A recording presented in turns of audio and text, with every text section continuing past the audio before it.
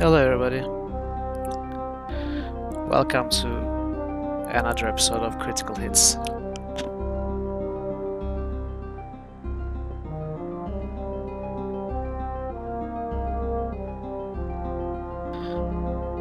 So, we are opening up with some terrible news actually. And I'm reading this because I need to get the words right. I was informed today that one of my favorite streamers, a well-known and loud member of the retro community in Twitch, someone I have been following for years, even if I had been not active in the chat but always lurked, and who goes by the name Sinatar, has passed away a few days ago. It was suicide, and it turns out he was afflicted by depression and insomnia for some time. I always felt like he and I were very similar in many regards. He had this no bullshit attitude always. Sometimes he looked grumpy and even acted annoying, I found, but every time he complained it was for a good reason. He was one of the few streamers who did not act, who was always himself and who made me feel like I could be like that and stream too. He introduced me to many of the other streamers I follow today. Also, he was one of the people I had a chance to raid in my very short time as a streamer a few weeks ago. I feel lucky to have interacted with him in such a way, however small it was. Also, he liked Betrayal as Krondor. I know he played it 4 years ago on stream and gave it a 4 out of 5. Perhaps because he had to read so much during the 37 hours it took him to complete the game. So I'm dedicating this stream to him, just as a simple thanks and remembrance, which is the least I can do after enjoying his content for years. And we'll never forget you, Snatar. Yeah, rest in peace.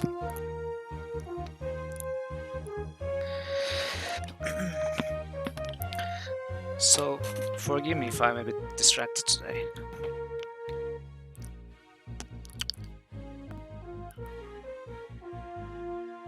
I'm still shocked by the news.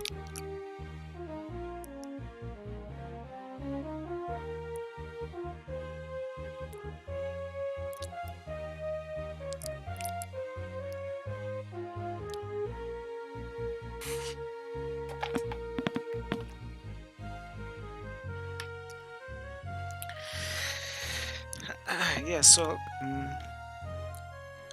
there are some good news also. I mean, nothing that balances it out, but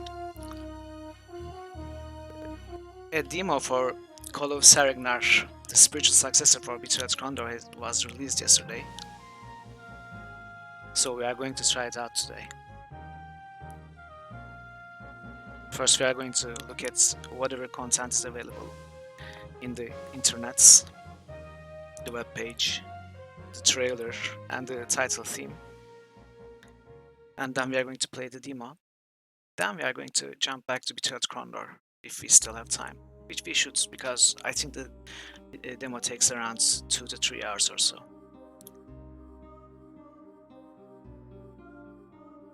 So let's get to it.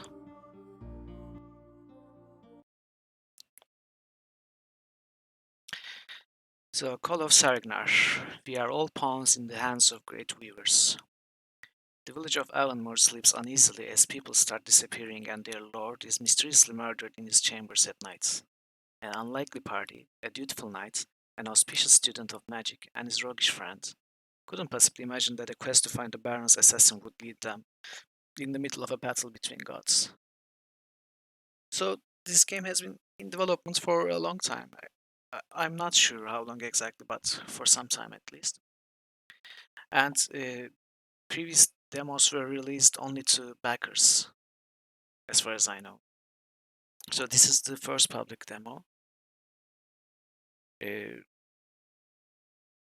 I'm happy that I have a chance to test the game out. Although I'm also a bit worried if it's going to spoil too much when I get to play the game for good when it's released. But I think we are going to take a look anyway. So let's see what the game is like. 90s old school looks. So you see the somewhat pixelated art. This style is preferred for this game, which is a reminiscence of 90s games such as obviously Betrayal Krondor, which this game takes the most amount of impression from, but also Elder Scrolls 2 Daggerfall, and and I think the developer also mentions Realms of Arcania Star Trail, the second game in the trilogy. I never played Star Trail. I only played Shadows over Riva, the third game. But I believe those are well-loved games also. So, Call of Saregnar features 19s-inspired low-poly 3D with a detailed handcrafted textures, while the characters you encounter are made of thousands of frames of real photographs actors. See, this is a lot like Betrayal Krondor in that regard. Though I took a look at the game to test out before the stream, it's a free look. Uh, it's not the step-by-step turning like Betrayal Krondor is. It's more like I think Daggerfall was like that free look. Some item magics. A believable world. Saregnar lets you roleplay through a deep and engaging story filled with murder, mystery, intrigue, and suspense. The world is an original fantasy setting inspired by a range of historical nations. You'll be pleased to find that giant rats and slimes have been evicted from this universe. So, again, Betrayal Krondor is somewhat like this. We also have other races like the giants, goblins, trolls, but you don't really fight, enemies like giant rats and slimes. But Might and Magic or Daggerfall or most of the other games would not be like this. This is a more realistic fantasy setting, I guess, akin to titles such as Song of Ice and Fire, one of them as a modern example, or obviously Witcher's Krondor. So, Grey Matters. Call of Saregnar challenges you to think and pay close attention to everything you read, because often that's the only way to complete side quests or even main objectives. There are no quest markers or objectives, but there's a handy quest log recording all your past conversations and actions. So, like Betrayal Krondor, there are no quest markers or objectives, but there's a quest log recording all the conversations and actions in case we need to take a look at them. Which is something I wish there was in Betrayal Krondor, because many times I find myself, wait, did the guy say southwest or was it northeast? So this is, I think, a great addition. Prepare for the journey. Be sure to prepare for a journey ahead. Food, a good pair of boots, also blankets for those cold nights are essential. Also take care of your weapons regularly by oiling the bowstrings, sharpen the blades, and fix those dents in your armor. Preparation is the key for survival. This seems like it's improved upon Tilt Grondor. maybe more like D&D, where you need to. I mean, obviously D&D is not a computer game, but other D&D inspired games where you need a blanket, etc. Otherwise, you are affected by the nature or the terrain. I don't know. I mean, we don't know how this works in game, but I like what I read at least. Freedom to explore. Despite being a story-driven RPG, the world is always open for exploration. So there's nothing stopping you from exploring the world's many locations and secrets, which is great, which is what we are trying to do. Exactly what we are trying to do in Betrayal Krondor, right? I mean, the game, the main quest or even the side quests send you somewhere, but we always try to go where we are not sent. Uh, Obviously, chapters have limits. There are some hard walls where you can't pass, like.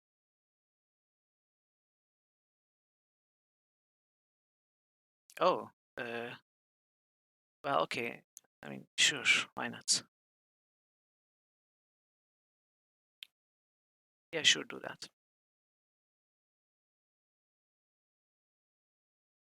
I mean, I would be grateful if you could do that. So I was saying there are some hard walls in Betrayal Krondor, like in chapter 1 you cannot go north, you are stopped, or in chapter 4 there's only one path you can take. It's guided by the story. Chapter 5 we found the limits were very limiting actually. There were only a few villages that you could stop by, and a small area, a playing area that you could be in. So I'm not sure how free we are going to be to explore in this game. Are we going to be able to explore the whole world in every chapter? Are there even chapters? I don't know. I mean, character development. While your character's attributes rarely change, their skills advance on a per-use basis. Skills can also be learned from a trainer or by reading a book. This is also another page from Betrayal Krondor, which is amazing. I was saying a few streams ago in the first stream, actually, first stream of the Your critical hits. sound card works perfectly. Oh, thank you for the follow, Rantalan. Very nice to see you here. And thank you for the demo release. It's really exciting to finally see the game.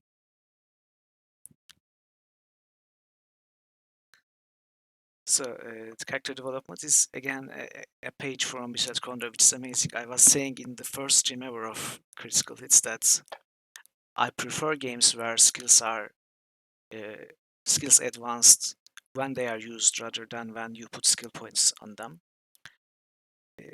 And I was quoting games like Elder Scrolls and Ultima Online. Oh, thank you as well. I'm happy to do whatever I can. It looks like it's going to be an amazing game. We're just looking at the materials on the web before we jump into the demo. So yeah, I love this about this game and obviously about Betrayal Krondor. Hand-placed encounters. In a land as rich as Marentar, you will run into enemy ambushes, discover unique places, meet traveling merchants or bandits, perhaps wild creatures. A set of game tracks. All of these events are carefully hand-placed for the best possible experience. So this also sounds very promising. I believe also in Betrayal Krondor, most of the encounters that you may come across are hand placed and very careful placed too. So I'm sure this game also does it like this in a great way. But we'll see what's available in the demo. Tactical combat. Battle through groups of varied enemies in tactical turn-based hex grid combat. Take your time and evaluate each enemy for the best tactical winning strategy. Again, a page from Betrayal Krondor or games like Fallout. Turn-based combat. I always prefer turn-based combat to real-time. Even when real-time is somewhat based on turn-based, like in D&D games, for example, Neverwinter Nights or Baldur's Gate games, they are not exactly turn-based. They are real-time, but based on speed or initiative actions. So it's somewhat turn-based, but these are actual turn-based, which is much better to think about it and evaluate your options and do the best move. Magic from the gods. There are 12 gods to please and gain their favor, each god being a source of unique magic spells. To gain divine favor, pray and give offerings in the form of money, food, or other values. But mind you, not every deity can be easily pleased. So we were joking about this dragon parrot. You probably remember in Betrayal Krondor, we were saying that we are now followers of Dala because we did so much. We, we brought the grain, we got our weapons enchanted by Dala priests, etc. So I think this game actually does that for real this time, which is very exciting. I wonder if you have to choose one of them, or can you please all 12 of them and get all their favors? It will be interesting to find out. It would be more interesting if you had to choose one of them and get one favor at a time, even if perhaps you could change it over time. Guess we'll find out. Items. Although the game has fewer items than the average RPG, we've taken the time with each and every piece, designing it to be detailed and really fleshed out. Finding new equipment now brings significant benefits, as the difference between the old and new is now truly felt. So obviously, we do not know what this truly means. We will have to see it in game, but again, it reminds me of Betrayal Krondor, the main source of inspiration for this game. There are not, I don't know, 30 or 40 different choices of armor or weapon in Betrayal Krondor, as we know. There are only a few, and each of them have significant improvements or differences from each other. Like some of them add accuracy, while the other ones are difficult to hit with but deal more damage. I mean, the armor suits are always upgrades upon the previous one, but weapons are not like that, nor are especially the crossbows. So it's gonna be interesting to see the items in this game as well, see what kind of customization they offer. Nostalgic soundtrack. Saregnar features a fantastic orchestral soundtrack that will delight your ears throughout the adventure. I agree with this actually. The title theme. We are going to look at the title theme, the composition later. So inspired by the classics, Call of Saregnar is greatly inspired by the classic RPG Betrayal Krondor, while also taking it from Elder Scrolls Daggerfall, Might and Magic 6, Realms of Arcania Star Trail, and other titles of the 90s, which are all amazing games. So the inspirations are a testimony to how this game, how this game might. If this game is half as good as any of these titles, it's gonna be amazing, I'm sure. So let's take a quick look at the trailer. It's not too long. Let's watch it together.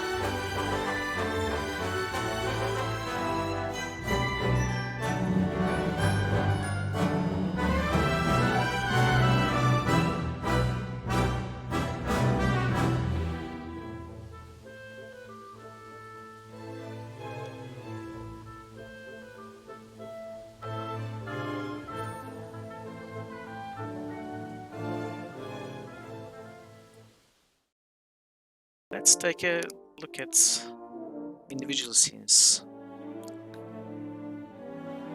So the scenery looks amazing, right? So this is a tavern. This is the first. This is where we start the demo. I'm not sure if where we start the demo is where we start the game because I just took a very quick look at the demo just to test and make sure it will work good with the stream. So this is the tavern scene where we start.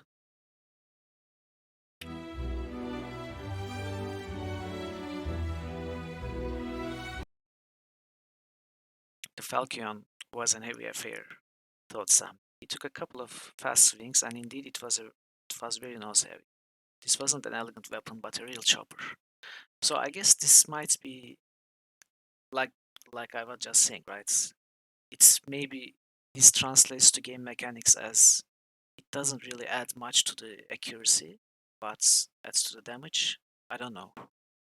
Yeah, I guess we're gonna see.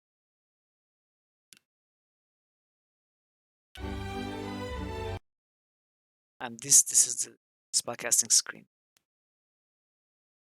There looks to be a lot more options than there were in Betrayal Krondor. I don't know what these are. Elden Hail, Agnosh, Saluni, Peraj. But the casting screen itself looks a lot like Betrayal Krondor, and it costs endurance. So if it's like Betrayal Krondor, I guess endurance is like stamina, right? Perhaps. Yeah, I guess they could be gods. But yeah, there are 12. Perhaps these are the gods. Indeed.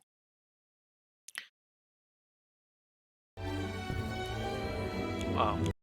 And of course, I mean, not Moradel wordlocks, but wordlocks. We will have riddles and wordlocks in the game, which is one of the best features that Condor offers, I think. I mean, for me, I love riddles, so I'm very happy to see them in Call of Saregnar as well. Yeah, it sounds like Ragnar, though. Always round and hollow I am. Though sizes and matters, I come in many. A children's trinket or a lord's signet, it depends for those I have plenty. It's gotta be a ring, right? I bet it's ring.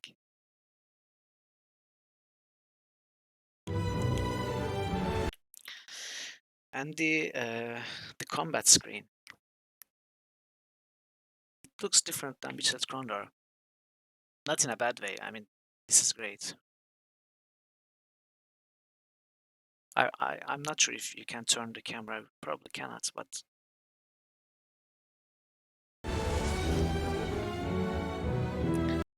and yeah, it's like free look and free walk, as I said. It's not step by step.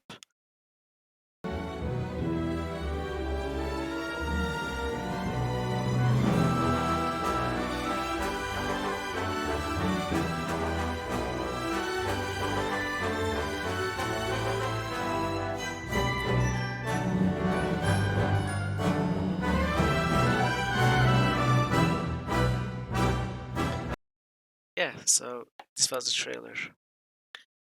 And I also want to look at the composer, Tony Manfredonia. I really love the title theme. And I had not heard of this person before, to be honest. Uh, but it's an amazing team. Especially an amazing orchestration. I was very impressed. So I also want to watch this too before we start.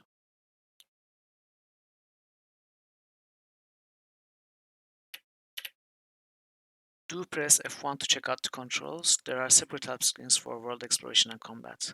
Okay, during the game, you mean when we start the game? In the game screen, okay, we are going to press F1 and see what's there. Perfect, thank you. Thank you for the tip.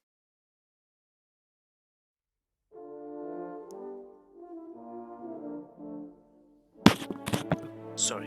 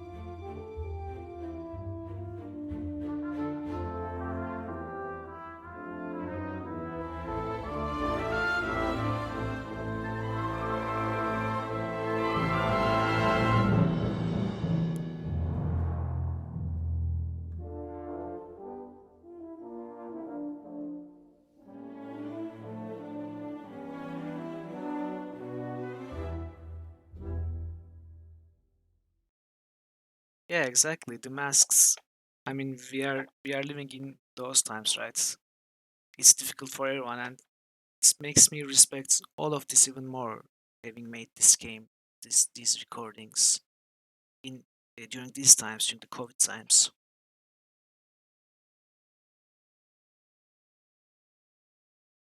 So yeah, uh, I guess we just hop into the game now. I'm very excited.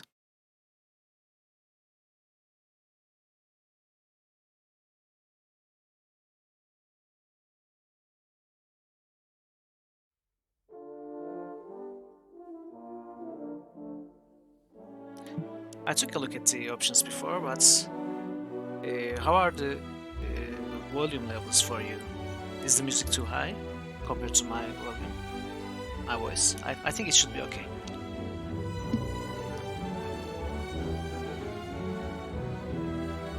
So we have mouse look, WASD. Okay. We have running. Interact is left out. Some inventory rests. Oh, okay. There's also free cursor and quick save. Nice. Okay. Okay. Let's see what the game is like.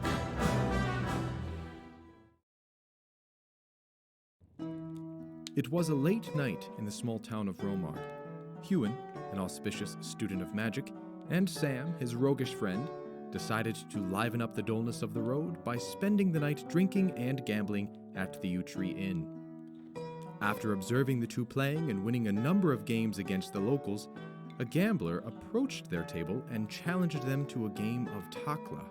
It was then that fortune seemed to abandon them, as the two friends lost most of their money and many valuables playing against the man.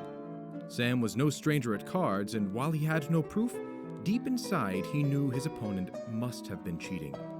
At that point, the young rogue confronted the gambler, and in the struggle that ensued, an accusing card fell from the man's shirt. Realizing that he couldn't bluff his way out of the situation, the gambler felled Sam to the ground, grabbed the pouch of winnings, and dashed towards the exit. In the chaos, Huan tried to stop the retreating gambler, but only managed to trip on his friend and abruptly join him on the floor. Meanwhile, startled by the shouts in the common room, Dina, the owner of the tavern, dashed in and found the two youngsters lying atop one another, being the object of merriment of a drunken, cackling audience. So we are not world-saving heroes as we start. The chat is covering too much. I mean, it's not very difficult, but I don't know how readable the chat texts will be if I do that. Is it fine? I think it should be fine. Or is it too small?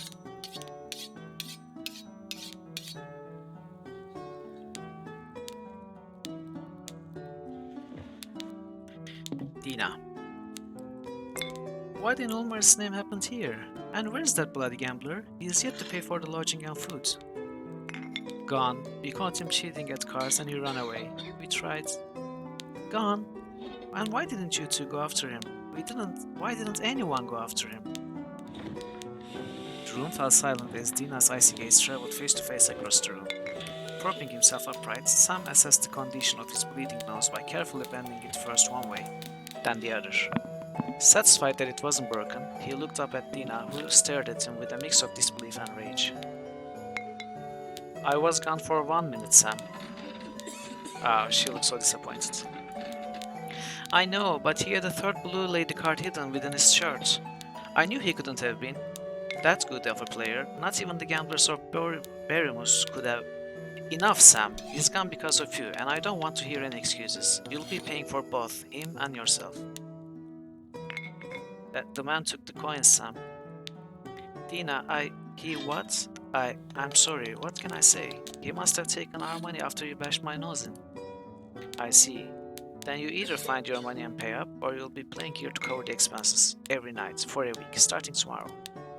A week? Come on, be reasonable, Dina. I can't be stuck in this hole of a town for a whole week. And where are we going to sleep? Do we at least get a room to stay in? No, you don't. And since you cannot afford staying, I suggest you start looking for the man now. I'm closing for the night. Dina, sweetie, you can't be serious. This is the middle of the night. We'll never find them out there in the dark. You're right. Here, take these torches. You'll pay for them once you catch the gambler and get your money back. Good night. But Dina...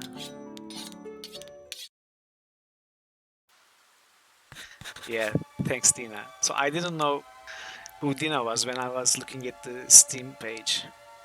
I guess I had never paid attention, but... Okay, let's press F1. Hold Alt to release the mouse pointer. This is the free look. F5 quick saves the game, F9 quick loads, M opens the map, I opens the character screen, cycles through the party members. Rests is the camping screen, Cast is the spellcasting screen, J opens self-annotating journal. F1 opens this window, Escape closes any open window. Okay, let's look at the journal. Raw marked, when it's sort of cell again.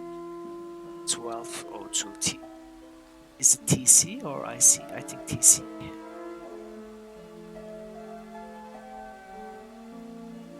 We got cheated at cards. First of all, the gambling bastard took all our winnings and disappeared into the night. Third change, okay. The gambling bastard took all our winnings and disappeared into the night. Now Dina, the owner of the Utrurian, wants us to recover the money and pay his expenses on top of ours. 1 villain total. What have I got myself into? This was supposed to be an uneventful trip to see the book Arthur required, not a manhunt. Okay, now we have to find the cheater thief. Also, something is mentioned here. Book Arthur required. We don't know what that is. I don't think he's one of our characters. Arthur, it's not. So we have Sam with the falcon we saw on the trailer, and these are throwing knives. Sam took a knife out of the holster and admired the scarred machine. It had a short handle combined with a very long double-sided blade that ran into a very fine tip. He thought that in the right hands, this was a deadly weapon indeed. Okay, we'll see how deadly it is. And we have torches that Dina graciously gave us, and some traveler's rations. A simple affair, the torch was commonly used as a light source in the open. It burned rather quickly, but was pretty inexpensive to manufacture and thus readily available and cheap. Unwrapping the small wax paper parcel, Sam found an assortment of dried fruits, salted pork and fish, and hardtack, a long-lasting bread made of flour, very little water and sand, and salt. Let's look at Huven. Huven looks like the spellcaster. Huven had the staff made of ash. Even though it was neither straight nor smooth, it felt solid in the wielder's hands, and he was sure he could crack some heads with it if the need arose. Damage 4, plus strength, accuracy, plus skill, okay. And we have health and endurance, like health and stamina. Speed and strength. Same as we said Krondor then. We have melee skill, range skill, magic skill. These are accuracy skills, and defense. Stealth, scout, repair, haggle, artifice. And perform. I wonder what this is.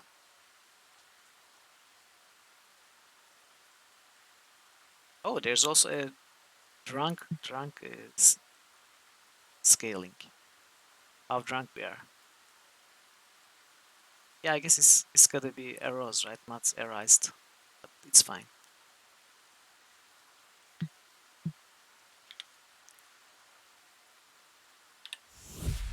And the casting screen. Brunner's gifts. Anga Anmo Isra. So these are nice. The syllables to cast the spell. Are we ever going to learn the meaning of those syllables during the game, I wonder? Like Ultima Online. I think all the syllables in Ultima Online had meanings. It was in Gargoyle tongue, right? I'm not so sure, but they had meanings, and the spells cast using those syllables were always a combination of those words, their effects. The caster directs the godly powers towards healing himself or another.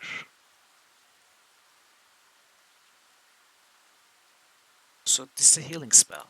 Can we cast it out of combat then?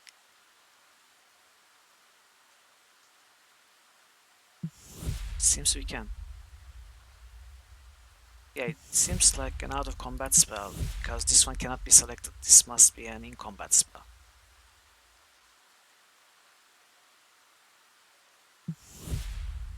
Yeah, yes, you're right. So the healing spell is like an anarchy symbol. Agnosh is the lord of the day, and Branur the father of life. Okay.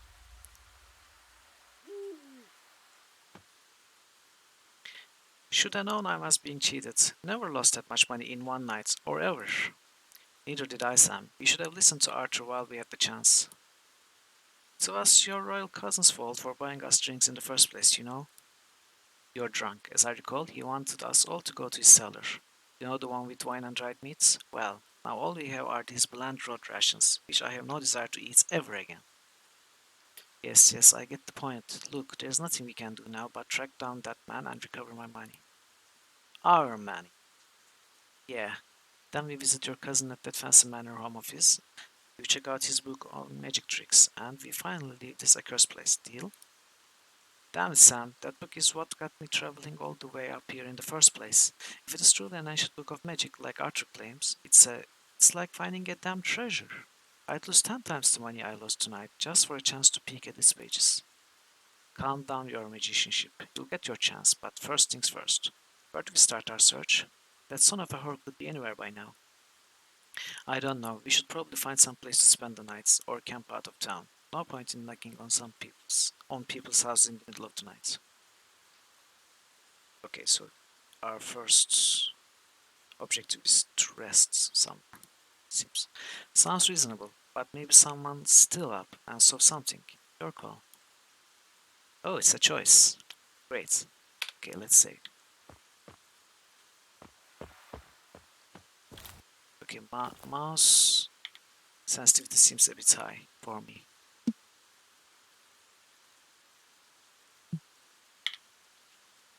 Wait, does it save automatically? It seems to. Okay. Let's look at the map.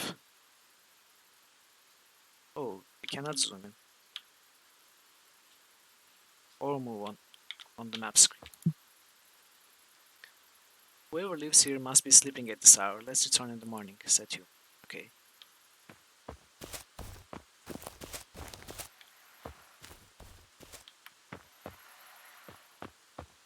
Oh, the village seems like a pretty big place.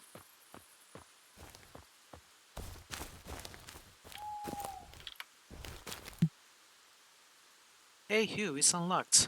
Looks like a cozy enough place to spend the night. What do you think? Okay, we can sleep here. But I think, while it's night, we have to look everywhere. Sam knocked and waited. When it was obvious no one was going to open the door, Hugh said, let's not waste any more time here. Let's leave. I'm not going to bang on my cousin's door at this ungodly hour, said Hugh. Let us return in the morning. Okay, so this is the cousin's house. Yeah, me too. I keep pressing spacebar and trying to jump. I don't know why. I guess it's first-person shooter habits.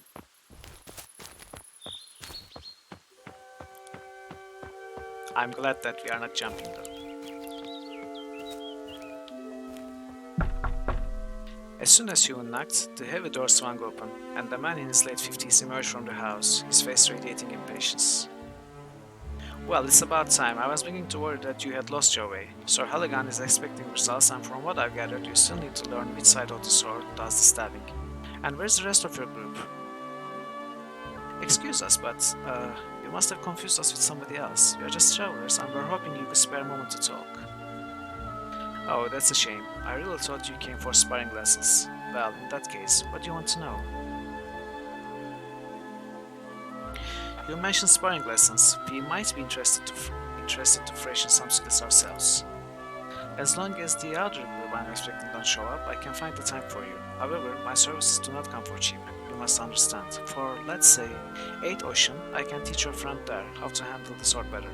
I can even show you a few tricks with the staff. What do you say? As intriguing as your offer sounds, how about you tell us who you are and why we should spend that much coin on training with you?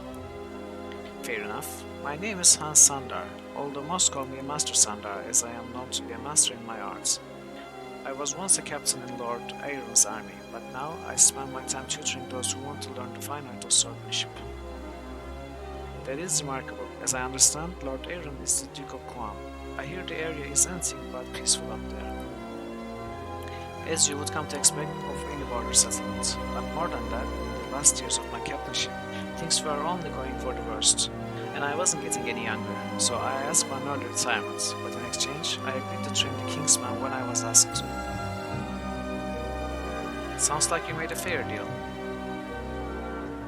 Works for me, I keep myself in shape, as my old most away from comes keep drafty walls. Also, I get to spar with many a Lord's son, and sometimes even Prince Nicholas himself invites me for a match. So, are you interested? Well, I'm not sure if we have the coin now. I'm sorry, but we need to pass on the offer, maybe another time. Yeah, I realize that I'm gonna lower the volume now. As you wish, you know where to find me. This piece of music is great though. I'm loving it.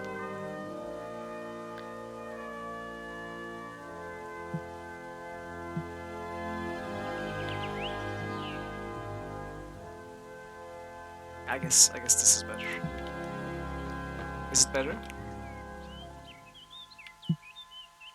The air tingled. Ewan halted as he approached the little moss-covered house. I'm not sure we should be here. There's magic about this place, but I don't like how alien it feels.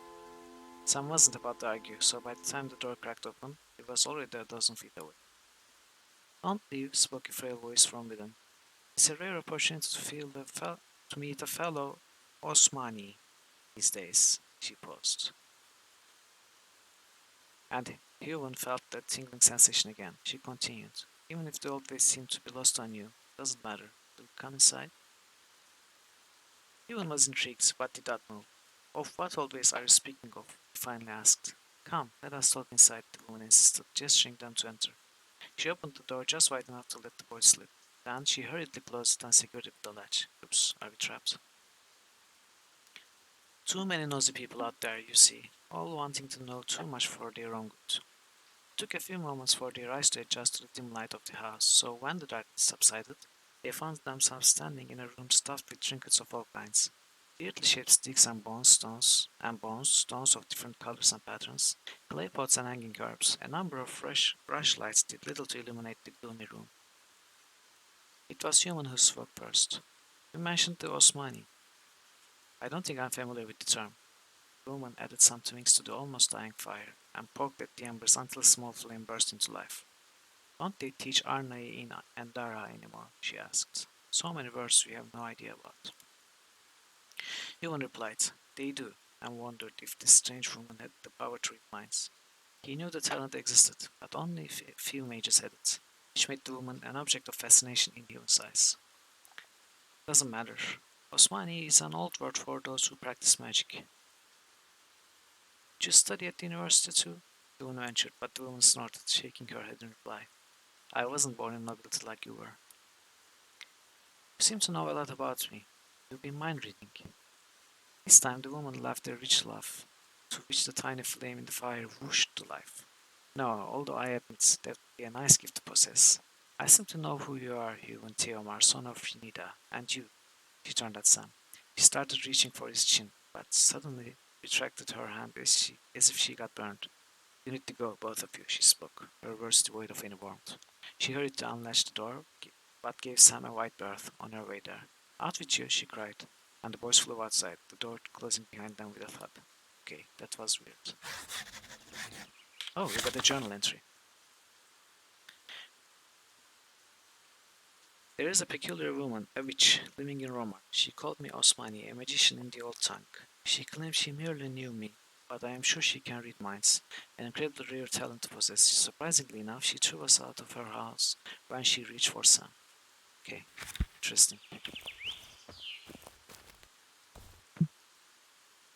An elderly man opened the door. "So you've already met my lunatic neighbor," he said, shaking his head. "Should have warned you once I saw you approaching her house." "That would have been most helpful," Sam replied, irritated. "She's always been a bit weird, you know, collecting strange things, chanting to who knows which long-forgotten deity, practicing witch-like stuff. It's creepy. I've learned to avoid her if possible. She gives me the goosebumps." They thanked the man for the information and that. "So, we have gone to that woman first, then came to this house. I wonder how the text would be different if we came here first." It would be nice to find out.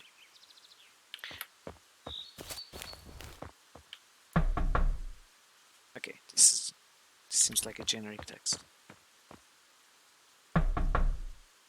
The air smelled of freshly baked pastry. Ewan's knocking was answered by a shushing voice within, and he threw a questioning look at Sam.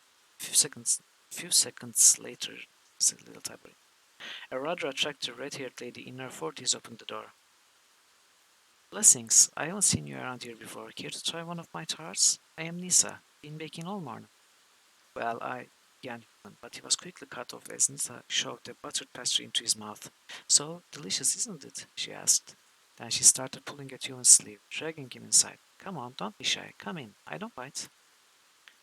The door closed right into Sam's bewildered face. Wildered face. Time passed, and just as Sam was starting to worry for his friend, the door switched open. A blushing Ewan walked out, followed by a rather cheerful Nisa who stopped at the doorstep. "See you again soon, Ewan. I'll have more if you ever stop by again," she said. Then winked at Sam and closed the door. Sam's mask of worry slowly faded and turned into a big grin. "So," he began. "Oh, drop it, Sam. Just let's go." So there seems to be a little encounter in every door we knock. Okay, let's look at the shop screen. Okay, we cannot free look here.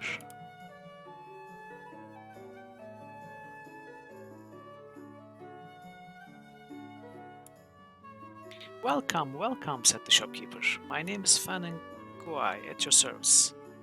What would you like to purchase today?" Short sword. Although the short sword was unremarkable and lacked the balance of spare blades, Huon knew that in the hard hands it was still a deadly weapon. 10 strength, 9 skill, as opposed to Falcon's 9 strength, 6 skill. There's a bug if you press escape to close the window, I was told, so what happens, I wonder, but I'm not gonna try it. Let's close it properly. Oh, we can reach the journal here too. This must be exits.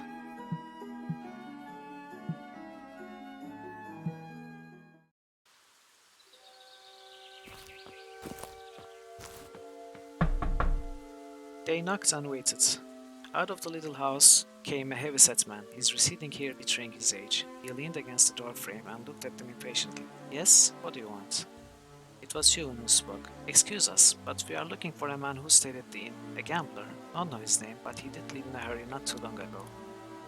The man took a long look at the two, then said, "Yes, in fact I did see someone, though I haven't seen his face. I just got up to take a piss, when someone ran past me like his boots were on fire." Huon brightened. "Did you see where you went?"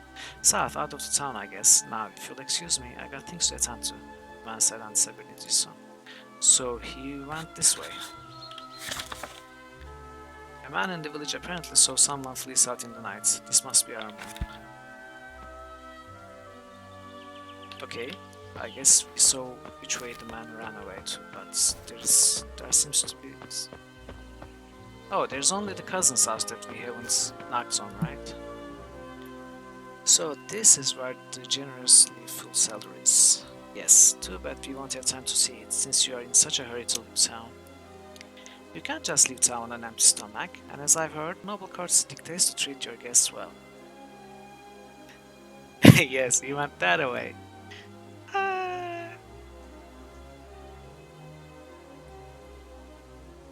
Oh, I love how Archer's dressed. "I knew I wasn't just hearing things. Father said it was the dog barking, but I recognize a rascal when I hear one." "You are offending me, my lord." "It's good to see you again, cousin. You won't believe what happened since the night at the inn." "Did you find the gambler? You know about the gambler? It's a small town, news travels fast. Also, Dina has been asking if I've seen you too. Although she won't admit it, she's been feeling a little guilty for chasing you out in the middle of the night. Oh, is that so? Just don't go telling her I told you. You know how she is. Noble or not, she'll have my head on a spit if she learns I've opened my mouth. Don't worry, you never heard anything from him. I can't vouch for him, but I'll keep quiet. Anyway, we are still searching for the man. He was not from this town, that's certain, so he must have fled somewhere else. I'd ask around town if I were you. Someone must have seen something. We will do that. Be careful out there. If you find him, return to me. I'll send some of my men to deal with him. Agreed. Just one more thing. Do you still have the book? Of course, I'll give it to you if you want it so dearly. It's of no use to me anyway. But first, find the gambler. Report to me, then you can have it. Good luck. Okay. So if this was Krondor, you would go north, right? Because we are supposed to go south. Let's see what's up north.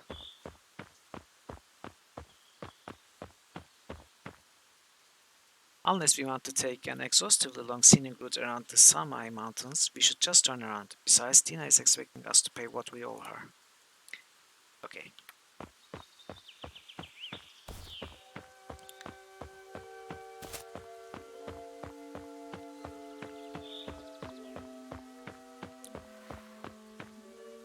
Did we knock on this door? The lady introduced herself as Mareth, and for the better part of an hour they talked, exchanged news and gossip. He even learned that she used to be a cook in Maronial kitchen, and in the years she worked there, she got to know his mother very well. Teary-eyed, she also shared that her husband George died just a couple months prior, and their visit was very welcome, since she had no one to really talk to anymore. At last, when they were done talking, she asked them if they could wait a moment, then disappeared into the kitchen. In a few minutes, Meredith emerged from the back carrying 2 small packs, one for each of the boys, and she also pressed a pouch of herbs into Ewan's hand. Just a bit of honey bread and nuts for the roads. Oh, you needn't have, Ewan said, but Meredith dismissed him with a wave. You two be careful traveling the roads. All manner of lowfolk prey on travelers these days. May Teirinan watch over you. They promised to be careful, thanked Meredith for the gifts, and bade her goodbye. Is there a source where we can hear the pronunciations of all these? I assume this is a god too. All these words. It would be a nice reference source actually. To learn the proper pronunciations of all those words.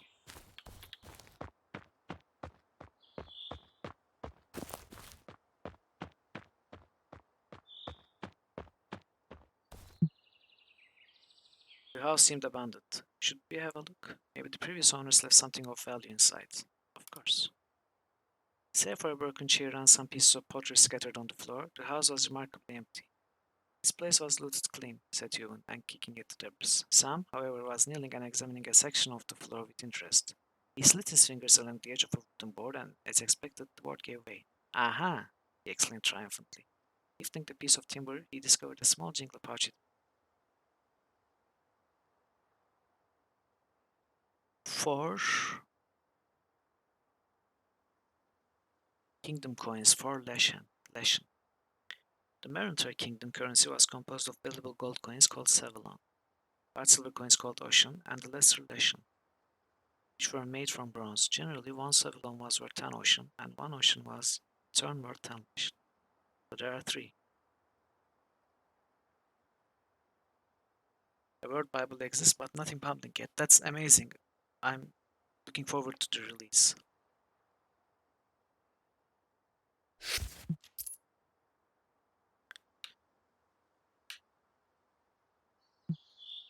The pouch was light. Unfastening the thin leather cord around the small brown bag, Ewan counted the petty coins within. There was a total of 1 Ocean and 7 Leshen inside. This is a nice touch, by the way.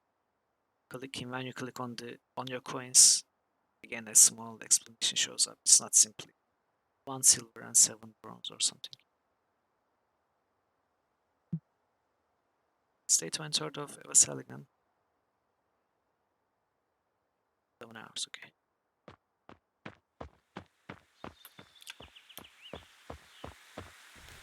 Wow, the scenery is amazing. Water was refreshing. Huon was glad of the drinking post the king had erected throughout the kingdom. They were a sign that the water was clean and safe to drink. Very nice.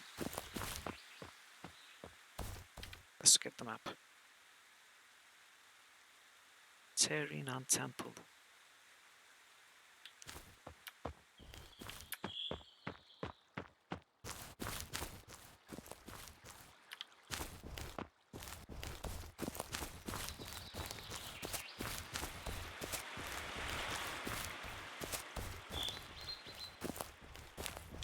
Oh!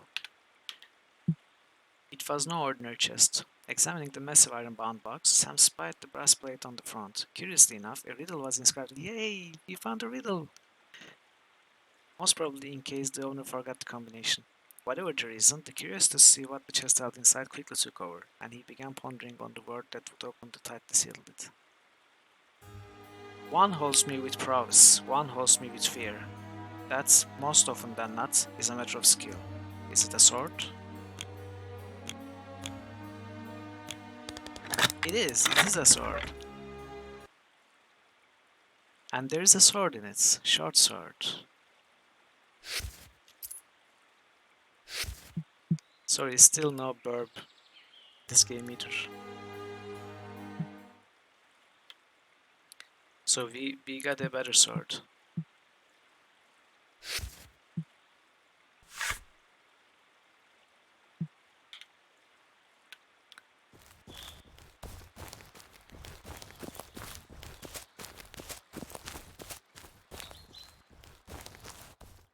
Okay, there's something there. Let's not go there yet. Oh, cannot go this way.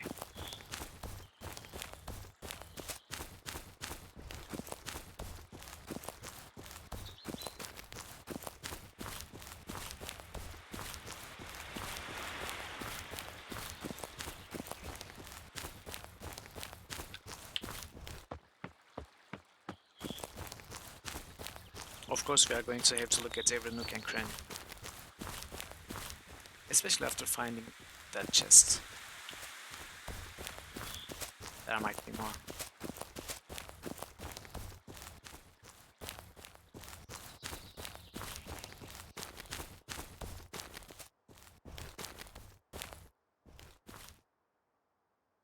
Are those turnips and onions?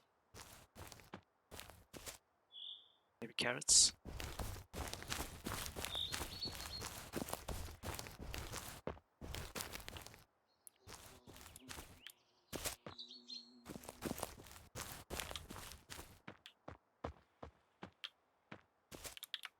Okay, we cannot collect them. They knocked and waited. After several minutes passed, Sam leaned to the doorframe to listen if anything was stirring within the house. Ding, another small typo. I can't hear anyone within. Let's just go.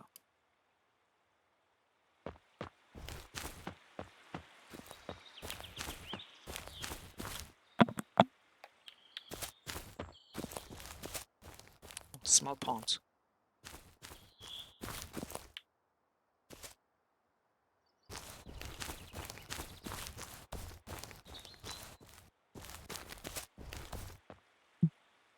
Temple of Saregnar. So that big building is a temple, I suppose. Okay, let's take a look at there. Let's take a look around first.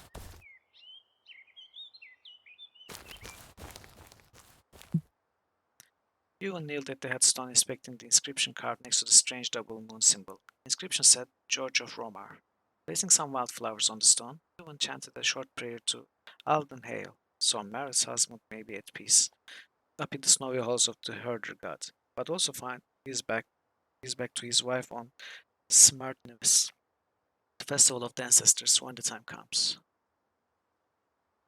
I'm proud of you, Hugh, always going that extra mile to make things right. Thank you. Martha has been so kind. This is the least I can do. Let's go, shall we? So I wonder if this little interaction would take place if we had not knocked on merit store. Probably not. It's a really old grave. These are really old EMI stones. Oh, it chooses one of them randomly each time you click. Nothing particular about this one.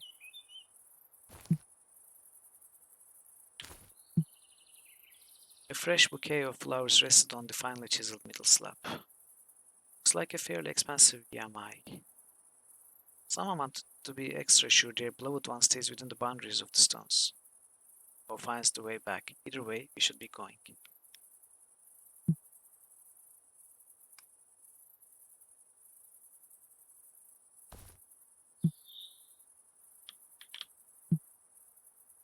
The grave was old. If there ever was a name engraved on the EMI, it has been washed away by decades. Only a sun-like symbol was visible on that stone, most likely due to the depth it was chiseled in when it was made.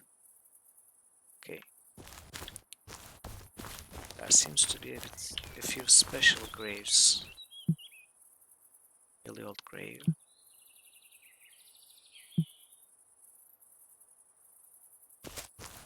Yeah, I mean, if I'm finding a shovel, I'm coming back here.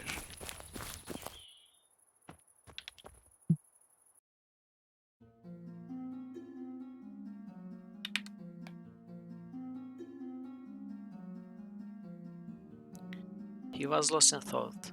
After exchanging a few words with the man, Ivan learned his name was Nomau and that he was a farmer from the outskirts of Romar. Oh, actually, let's listen to this music first.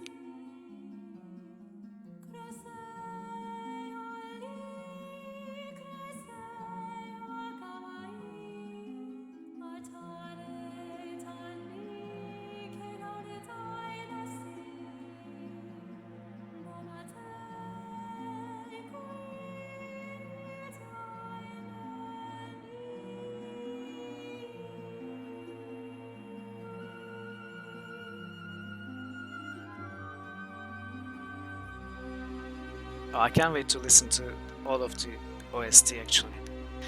I couldn't tell if that was a language from the real world or it was something new for this game. He told him that his wife disappeared 2 weeks ago after going to fetch some water from the river. He's been praying to Terrina since, so she may return safely home again. No one's found any trace of her, he told Huon.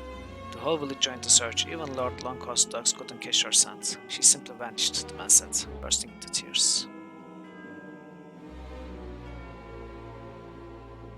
Huon stayed for a while longer, consoling the man as best he knew. Then he excused himself and returned to Sam.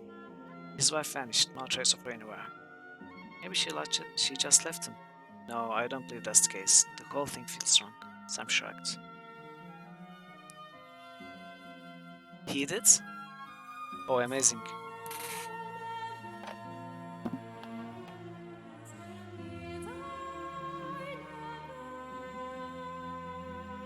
I'm definitely going to listen to it after stream today.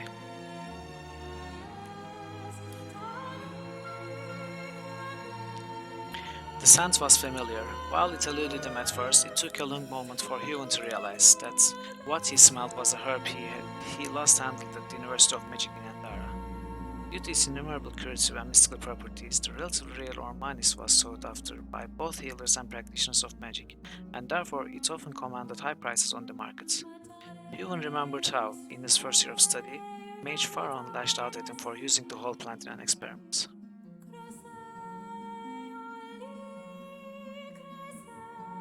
Arnai.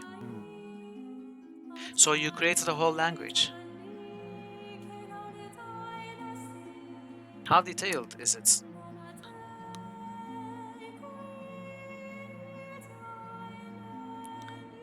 Snapping out of his reverie, Huon realized he must have been staring at the young woman the whole time.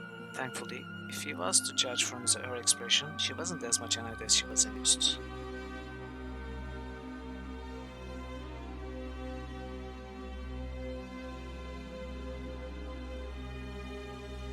Oh, that's great. I hope you release reference sources for the vocabulary and syntax. It would be nice to learn as much as we could anyway. Please excuse me, I didn't mean to stare, but the bundle of Romanians you're carrying brought back memories. Are you, by chance, willing to sell some? I could surely make good use of the nurturance. I'm sorry, but I swore an oath to see it delivered to the priest of Volga. But why the interest, if I may ask? The herbalist, perhaps? Can't say I often run into those who would have heard of, let alone know the herb. No, I'm not a herbalist, but I have studied about them in Andara, so I can make use of most if need be. Besides, the unique properties of herbs always fascinated me, so I try to learn of them whenever I can. I see. It's good to meet someone with a keen eye for herbs. If you are in need to purchase some though, you are welcome to my shop, Nature's Gifts in Argendon. My name is Lily.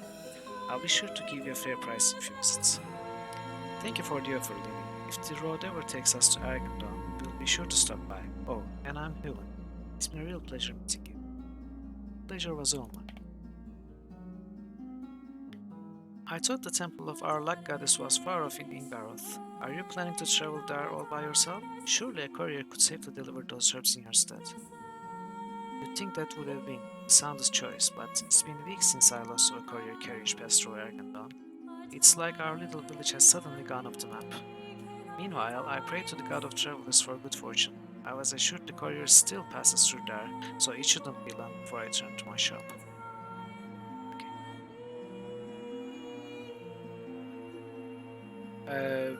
I think there was an option to make the UI bigger.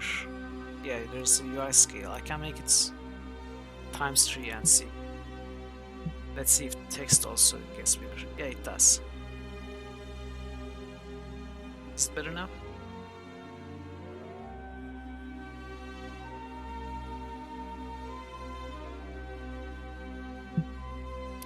A servant beckoned them to sit.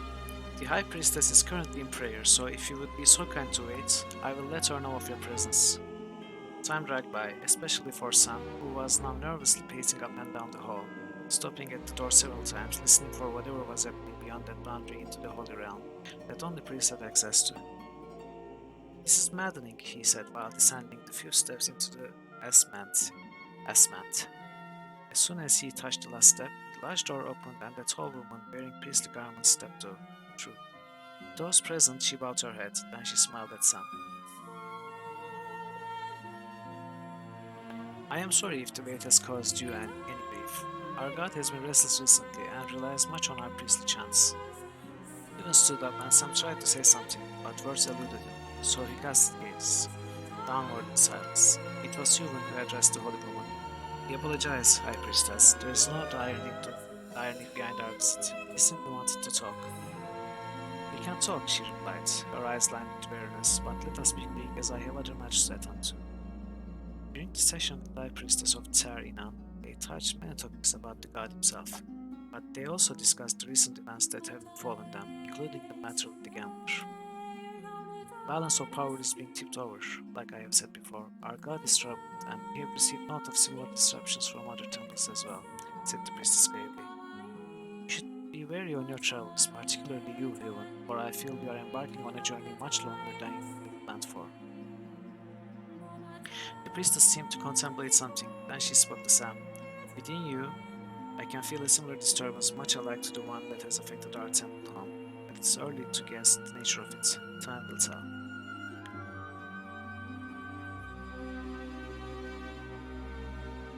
Alright.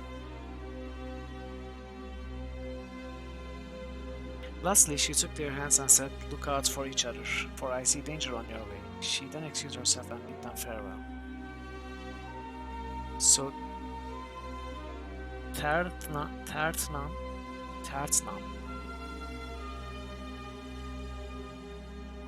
It's a bit difficult for me to differentiate between the I and T.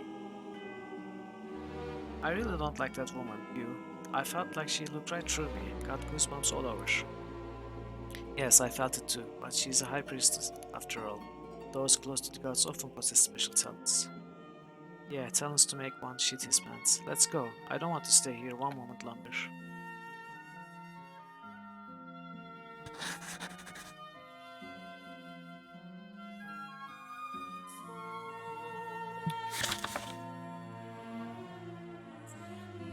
Priestess of Saregnar. Yeah, you're right.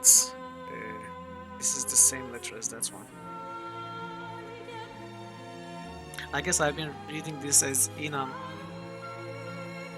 because of formulary. You know, in our formulary, it looks like that. The priest of Saregnar warned us of some danger on our way, but also scared the shit out of Sam. I never thought I'd see this day coming. Okay, so some interesting stuff here. Are there any new dialogue options with Lini? No. What about this? Okay. I obviously I love that sample music. So let's try to make camp. Also, I think we have been walking around for more than 24 in-game hours, but we did not get a message that we feel tired or something. Daybreak yield set hour. We have 4 rations. Wait. Oh, it's because it shows the one with the lowest amount of rations.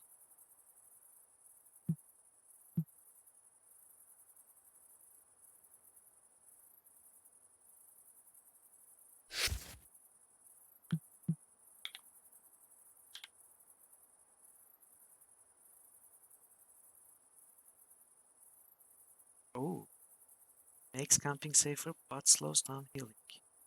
Reduce the chance of getting noticed but slows down healing.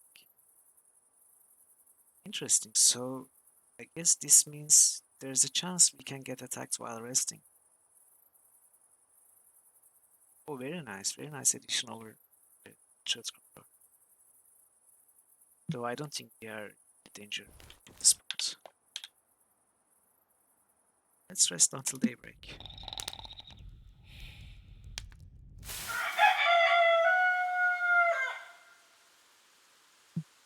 Okay.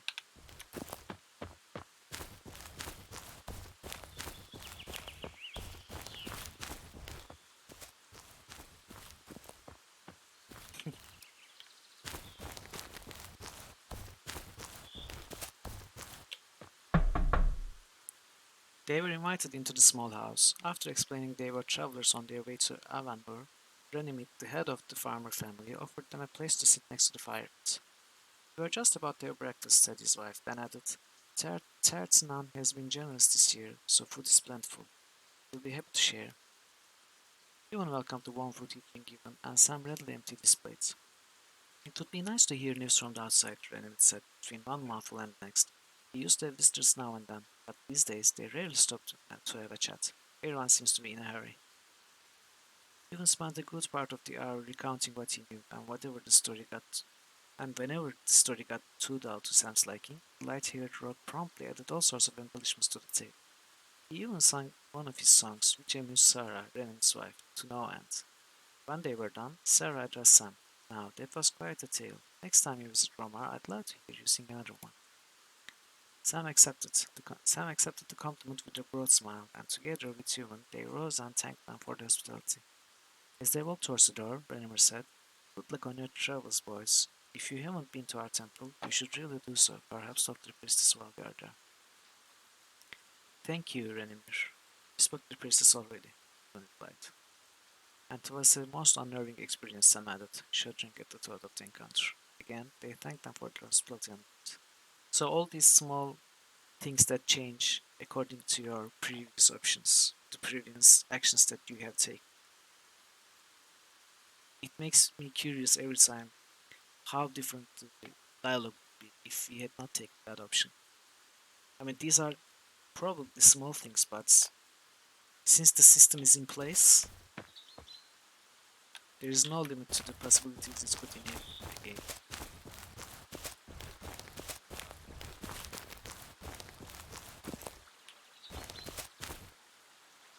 Oh.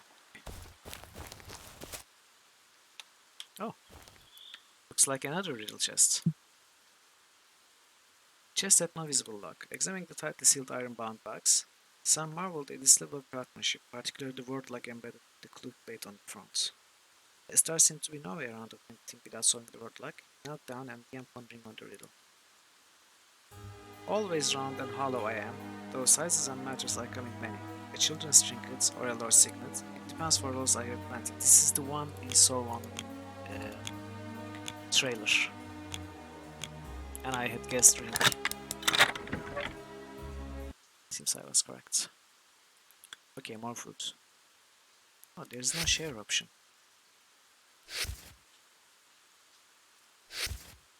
Was it ocean and lesion? Ocean and lesion, okay.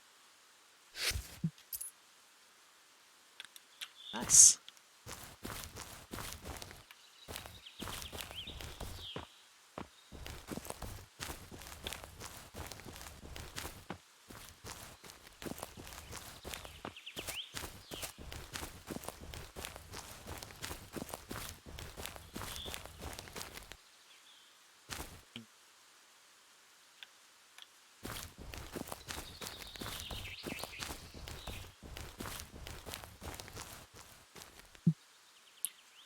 Strange, a grave outside the temple grounds. So, this part of the world, I guess it's not usual to have a grave outside of the temple grounds. Or whatever reason, maybe we'll find out. The door was ajar. Signaling for silence, Human crept towards the house and carefully peeked through the gap. The inside was dark and quiet, with pieces of furniture scattered about and nothing of any real value inside. No one seemed to have been here for some time. Still, careful not to divulge their presence to whoever might be listening, he slowly pushed the door inward, but the old door protested aloud. Yeah, you take the door and now you have a jar in your inventory. There goes our silent approach, shall we? Even offered opening the door fully, but as soon as he took a step in, a deathly stench invaded his nostrils and fought the urge to throw up. Lying in the corner, face down in the ashes of the fire pit was a man, his clothes bloody and soiled. His back was pierced by an iron rod, probably a fire iron, and two of the man's fingers had been cut off and cast into the pit. Is that our man? Asked Sam, his mouth and nose covered with sleep. I think so. Oh, so this is the gambler you're chasing. At that point, Sam pushed past him and took a closer look at the body. It is him, he said, but there's no money on the body whatsoever. Whoever did this picked him. Suddenly the sound of a sword leaving its scabbard came from outside, and a rough male voice announced, "You two, drop your weapons on the ground and walk out, slowly." Ewan turned towards the door, taking a step back, and Sam straightened, instinctively going for his weapons, as if making a point. A second sound followed, crossbow string drawn and blocking. "Let's not make them wait, you," Sam said as he concealed a throwing knife in his sleeve. "Got any fine spell to distract the bolt-firing warson?" "I do," he replied, alarm forming in his throat. "But I never used it to do harm before. It's forbidden," he added gravely, and closed his eyes in concentration. Oh, there was no option to talk or, I don't know, surrender. I was actually guessing it would be soldiers or whatever authority force the village has. And I was imagining we would have to deal with them, trying to convince them that we are not the ones who killed the man, and so on, but I guess it's just we combat. So this is the throwing daggers and this is a melee attack. Okay, let's try that. Alright, thank you for reminding me. Q and E rotates the camera. Oh, so the camera rotates, perfect. WASD moves the camera. R allows the character to rest a turn, recover some emblems. Okay, great. F allows the character to defend himself. I opens the character screen for the current character. I guess it would use up our turn. Cast opens the spellcasting screen. While hovering an enemy tile, hold Alt to choose the direction to attack. Oh, that's amazing. That's what I wished for in Krondor. F1 opens this window, escape closes any open window. So Q and E rotates, WASD moves the camera. This is amazing. This option is amazing.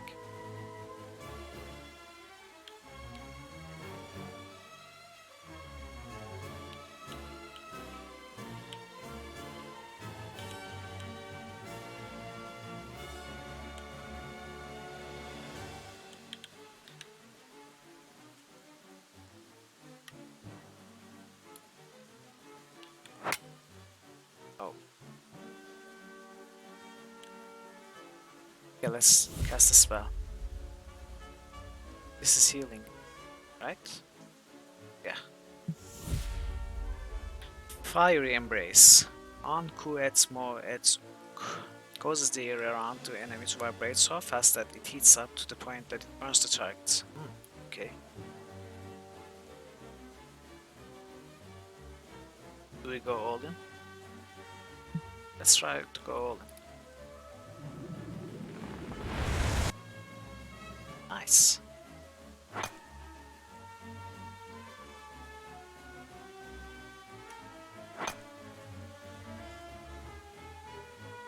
Okay, let's rest. Rest was R, right? Oh, we got a lot of damage this time. Ouch.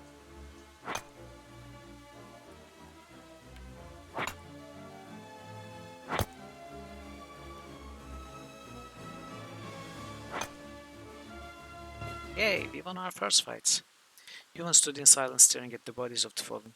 Just moments before, those bandits were trying to kill him, and now they lay motionless at his feet. Do not dwell on it, you. It was either us or them. I know, but still, I feel filthy. We could have, I don't know, negotiated or something. The only thing you'd have negotiated would be a trip to the nearest burial grounds. If they'd find our bodies, that is. Now get over here and help me search them. They've got to have our money on them. Okay. So we search each corpse individually, I guess. Okay. A lot of gold must be our gold.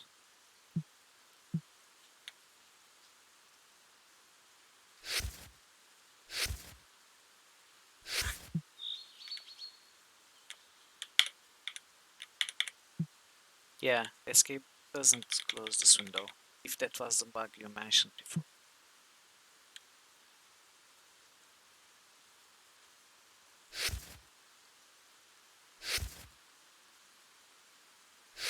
Crossbow.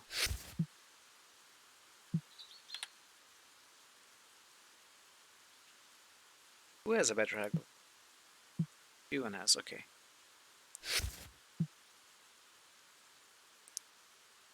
So cannot use a crossbow.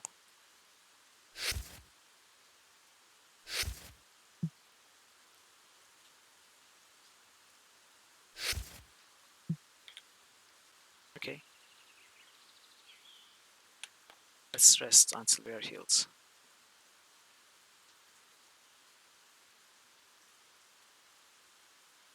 Oh, I cannot choose this one. Why not?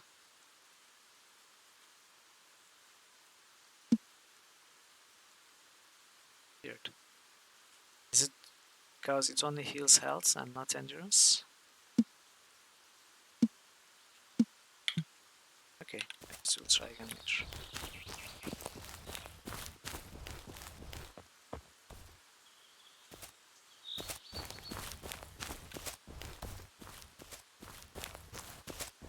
So I guess we got our money. And we are supposed to go back, but let's go forward.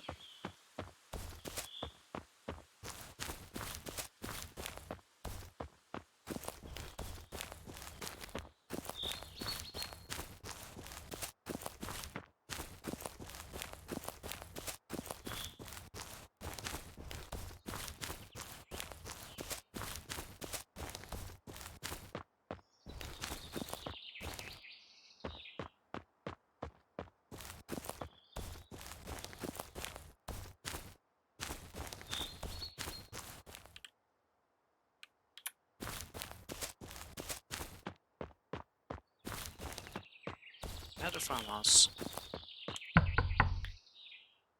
They knocked and waited. Yuvan was already leaving when a weak female voice called from within. Please come in, was all she said.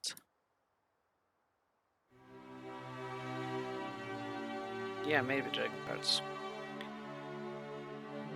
They entered the house and found a middle-aged woman tending to a man lying on a straw pallet. She explains how her husband caught the fever 3 nights earlier and has grown worse as time passed.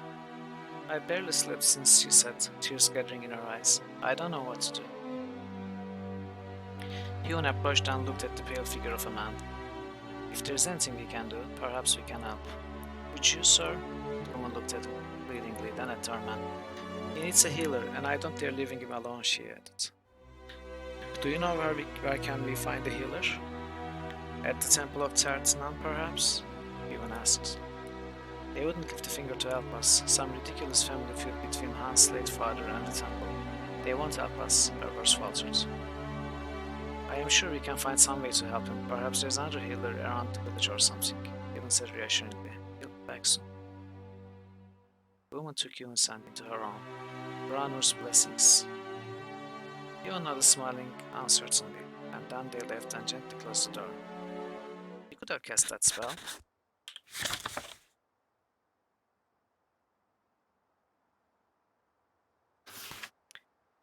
Oh, we forgot to read this one.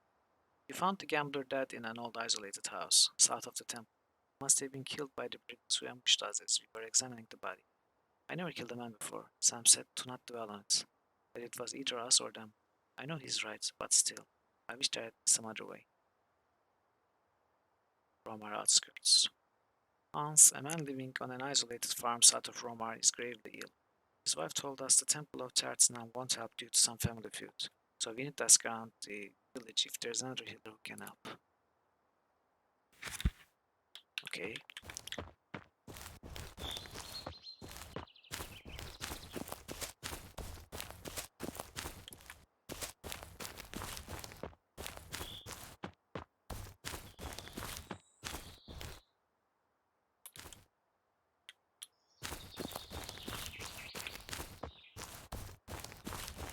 Oh, is this a mine? Looks like the entrance to a cave of some kind, Ewan said. Shall we go and have a look inside? Not yet. Let's look outside first.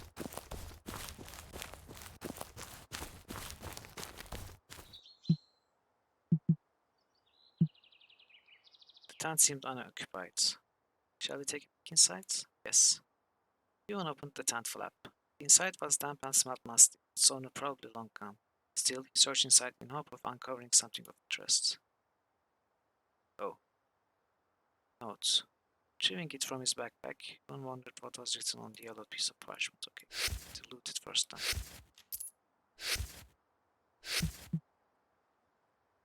Spoiled rations, so it looks different also.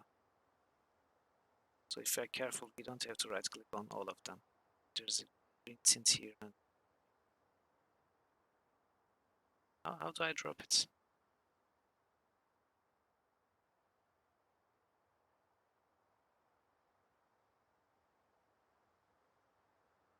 Is there a way to drop this?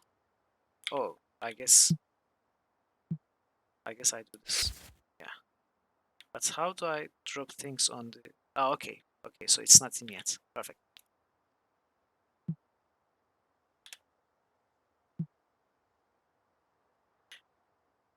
The locals were all taciturn about the cave's whereabouts, but I have found it anyway. I have cleared the brush surrounding the entrance and took a quick look inside. Sadly, I only have a few torches with me, and those fools in Romar won't sell me any, so I won't be venturing anywhere deep. Putting out of light in there would be a death sentence. We have plenty of torches.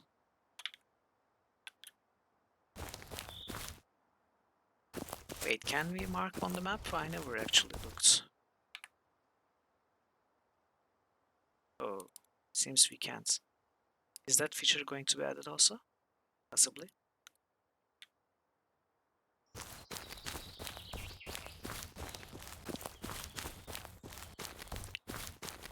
Amazing, perfect. Okay, let's take a look inside.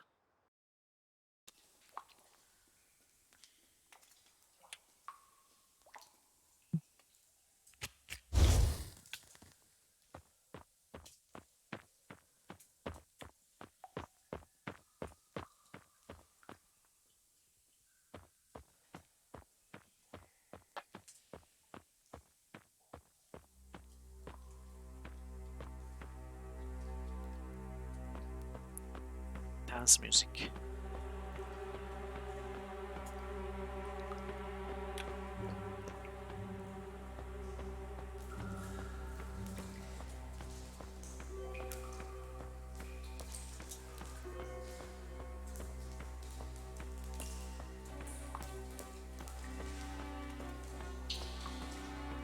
Is that a corpse? Yes, but...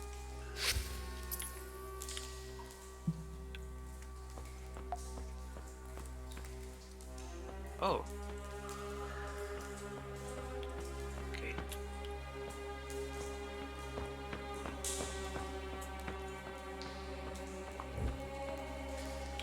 Did it just light by itself? Oh, it does.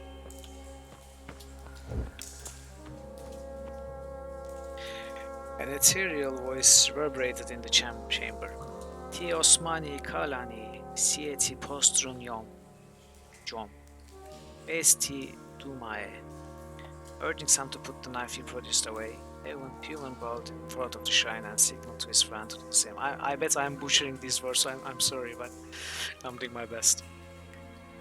Esti Mene, Human whispered, then lightly placed his index and middle finger on his forehead. Sam awkwardly mimicked the motion. I did? Oh, good. There are 2 gifts for you, Osmani, the voice said in the common tongue. Then after a moment of silence, it spoke again. Faith and devotion is commendable. So I bind you and grant you my eternal favor. While you may realize it yet, your need of me shall be great. We will meet just as it came, the voice echoed into nothingness. So I bear 2 gifts of you, your fates, and we will meet again, I suppose, the missing words. Who was that? Closing his eyes, Huon took a deep breath and held it in. He let the newfound channel to the god of magic seep intoxicating power into his being. He drew it in, drank from it, made it part of him until the flow stopped and the balance was reached on both hands. Silmianis was his, and he was Silmianis. At last, he released that breath and uttered a short prayer. Silmianis, esti hime, iasti asmente. Silmianis, you are talking weird again. The gods rarely come true this cleared outside of dreams, especially to those not versed in magic. You should be honored for this visit. Don't look at me like that, you. You know godly affairs make me uncomfortable. And on top of that, I have no idea what just happened, so you better explain. What just happened is that Silmianis, the god of magic, has addressed us, and for some reason he has granted me his eternal favor. I can channel spells through him now. So I imagine that's one gift. What about the other one?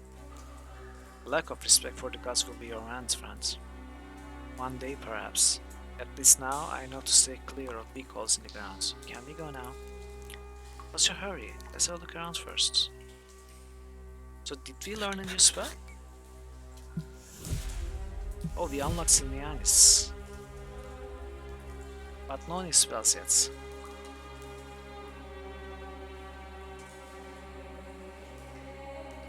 So we unlock these and learn spells separate ways. Perfect. The flame shone on unnatural lights. Huon examined the brazier and the strange heatless flame. An illusion, he said, as he passed the sand through it. Oh.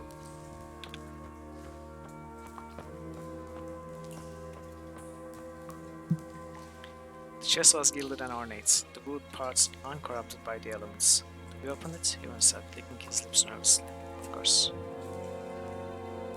I bet this is a spell. Wait, this is the wrong character.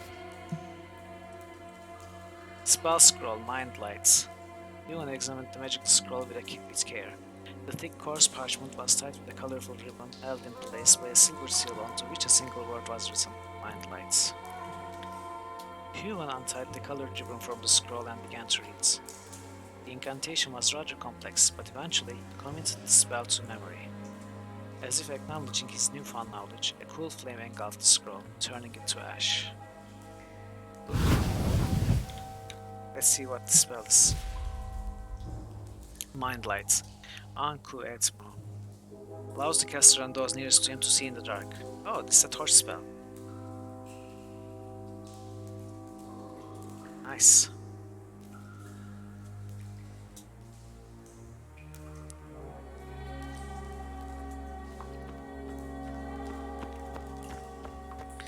Oh, forgot the journal. Cave near Romar. This is extraordinary. While exploring a natural cave near Romar, we discovered an ancient shrine dedicated to Silmianis, and god of magic himself. He spoke to me, to us, and he granted me his favor. Perfect. We spoke to a god.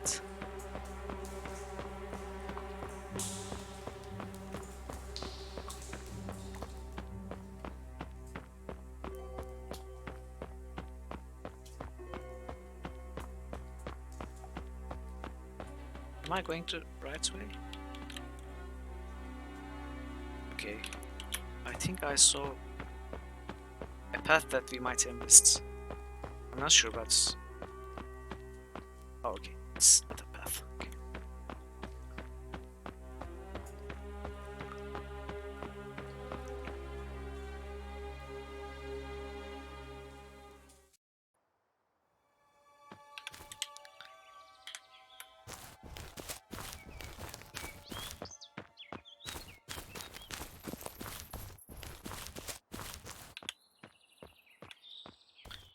Let's make a camp. Wait. Weak save doesn't seem to be working for some reason.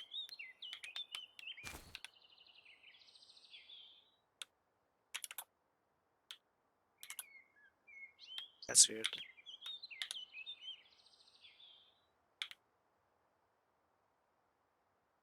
So F5 isn't quick saving. Any idea why that might be the case? Can I quick load? I can.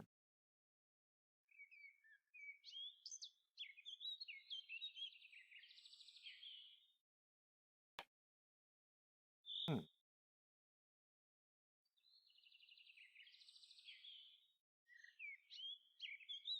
Really? We have to start all over again?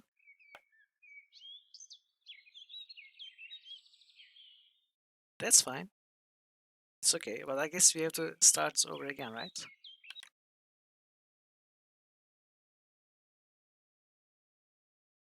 Maybe it's because I have been saving too much while running and...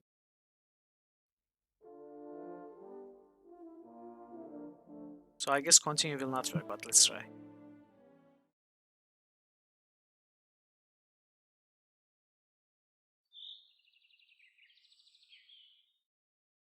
Yeah, continue doesn't work either.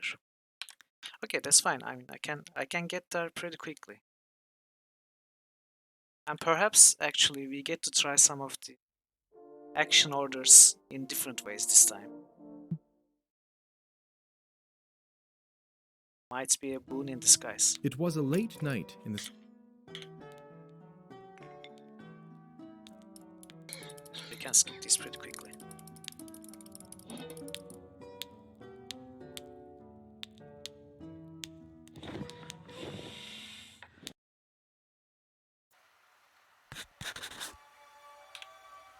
Okay, quick save worked. Let's try quick loads. Okay, got rid of our save, but at least it's working properly now.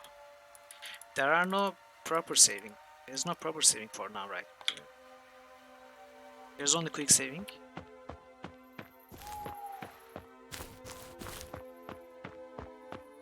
Okay. Okay, we haven't tried sleeping last time.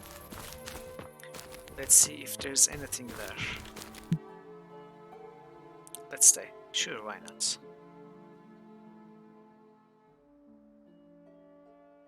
Okay, driver.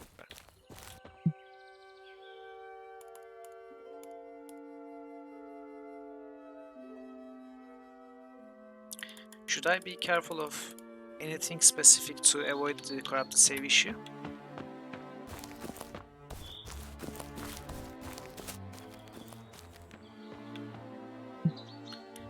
An elderly man opened the door. I'm sorry, I have something urgent to attend to, but let me give you a little advice. Avoid my neighbor, she's crazy.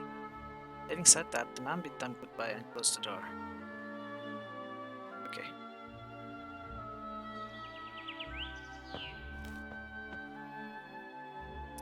I have been running around like this and pressing F5 quite frequently. Perhaps, I don't know, it might be related to one or the other.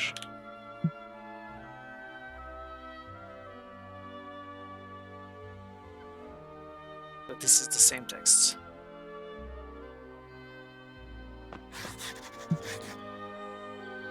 But the text for this house changed when we clicked on it before we clicked on the witch's house.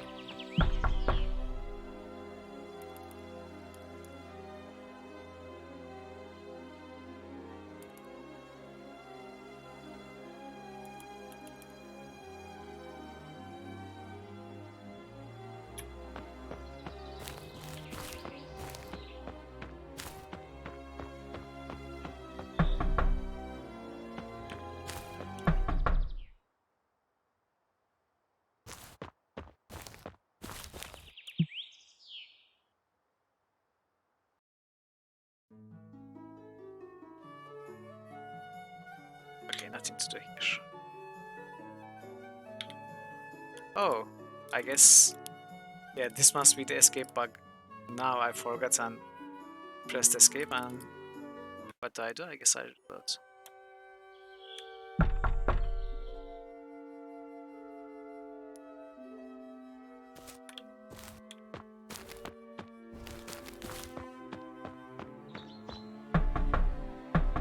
Oops, sorry.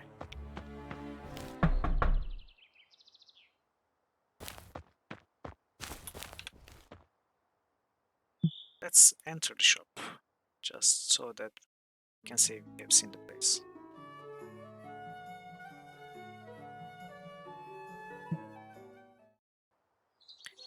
In case it triggers anything. So this was that woman's house, right? Husband of whom we visited. I mean the grave. Yeah, Maret. So we don't want to knock on this door for now, until we see that grave.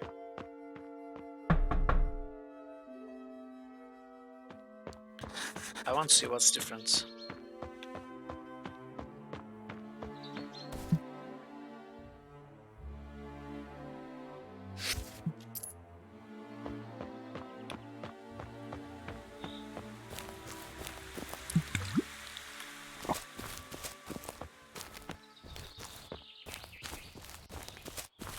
And the sword chests was right here, I think.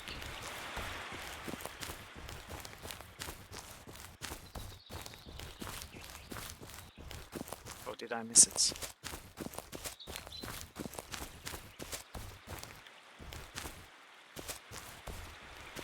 Wait.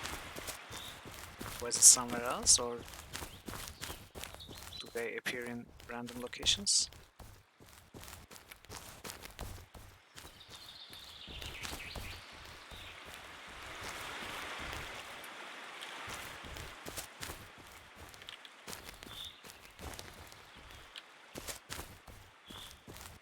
Oh, it's here. Okay, I was blind.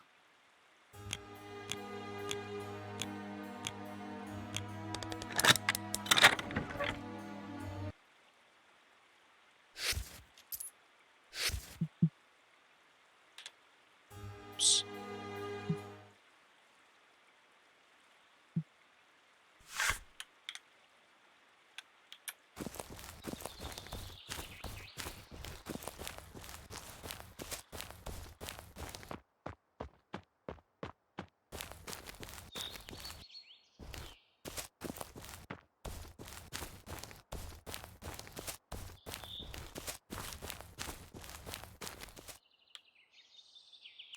It was one of these.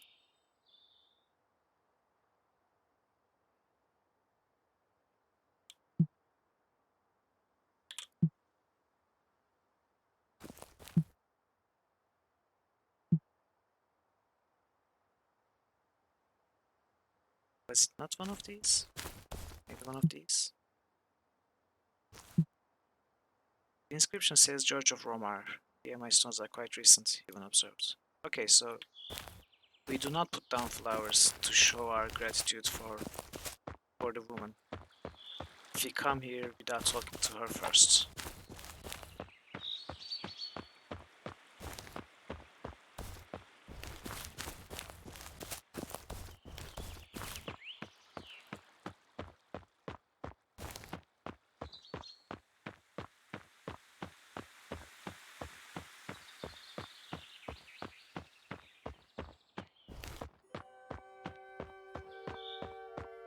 Sorry if this feels like a waste of time to some of you, but I just love finding little differences like this in the action and consequence setups.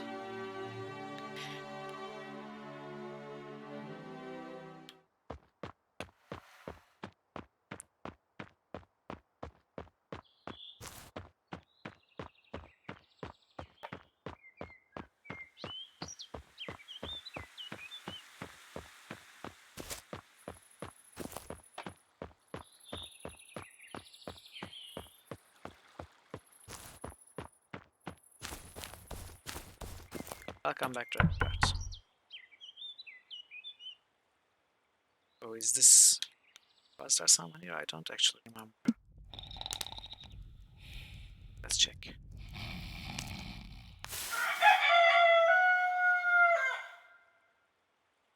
Weather is clear. Okay, no, there was no...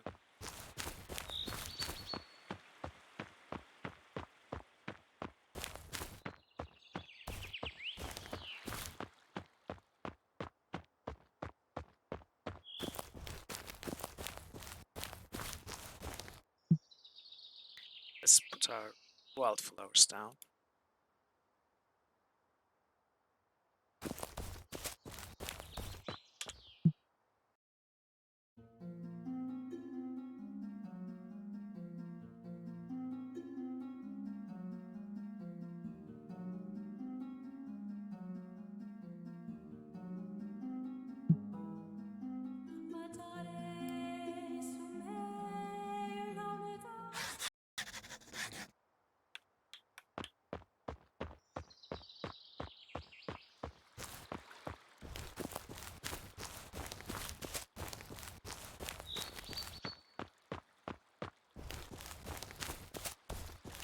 I don't really remember where the ring chest was. Was it...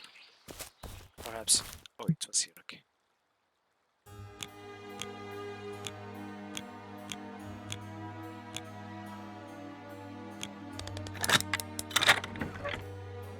Oh, thank you for stopping by. Really, I'm loving the game. I'm sure I'm going to enjoy the rest of it.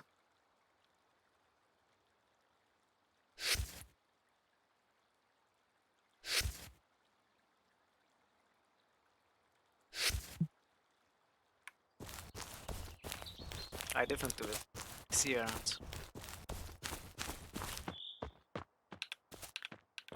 Oh, so the save bug. I don't think it was an isolated instance. I'm not able to save right now. So we are playing the rest of the game without saving. It's fine.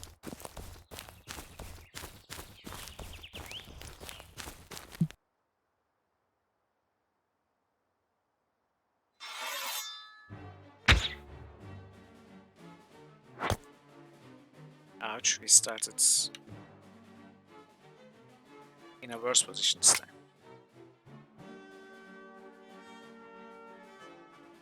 Yes, Iron Man mod enabled. Oh, thank you. He's kind enough to help us.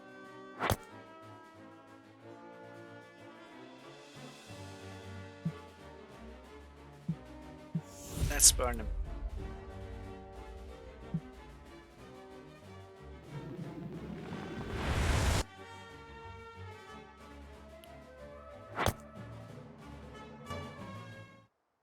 We win.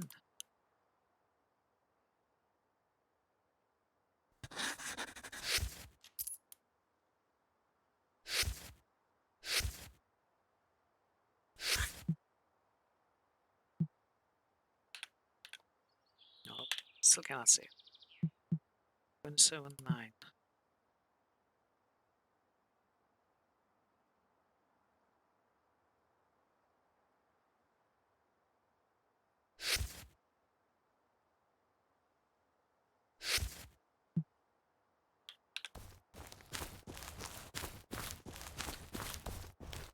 Let's meet the gods.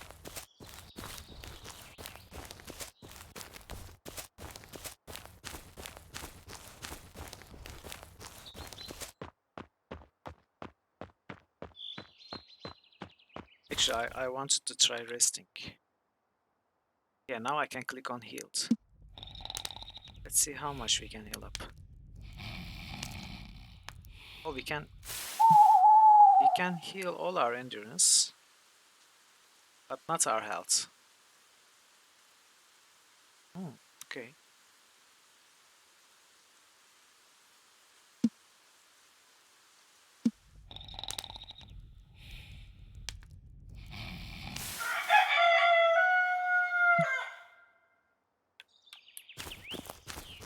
I keep pressing F5.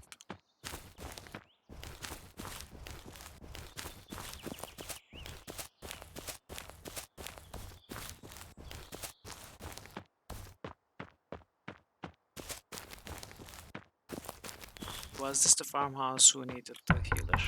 Yes.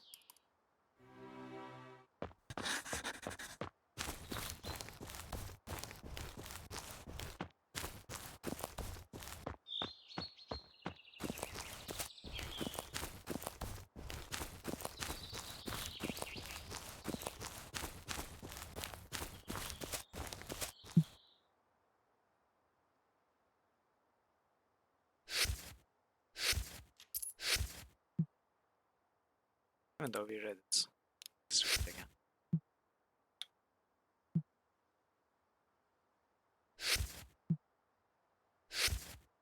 Let's give these to our seller.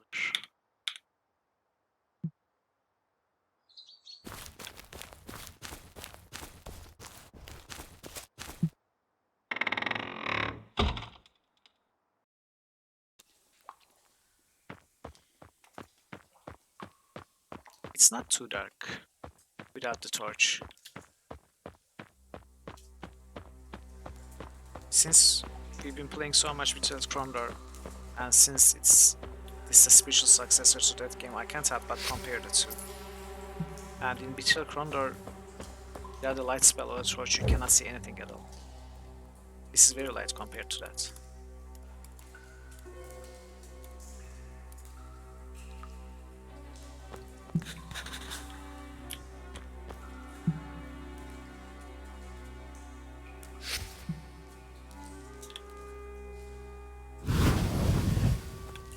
Oh, I was able to save the game.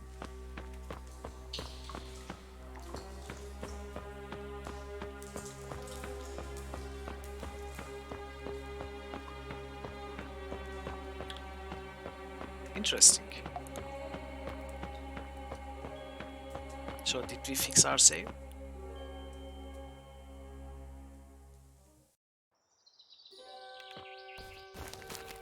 It works outside too. Okay, we might have fixed our save somehow.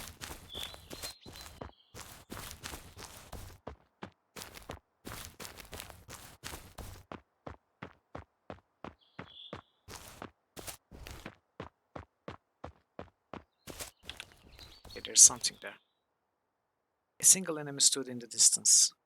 While very unsure of his observations, he still believed they'd be facing a somewhat skilled opponent.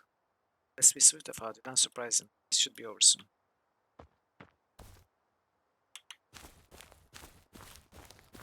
Can we try to approach from behind?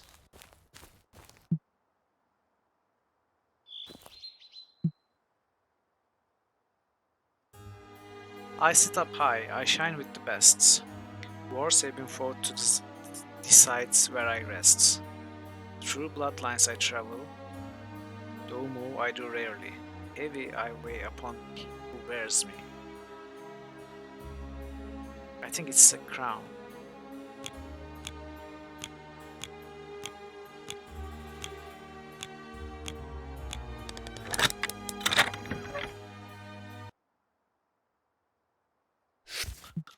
It was a nice riddle actually. It took me a while to get it. Oh, I cannot save it now.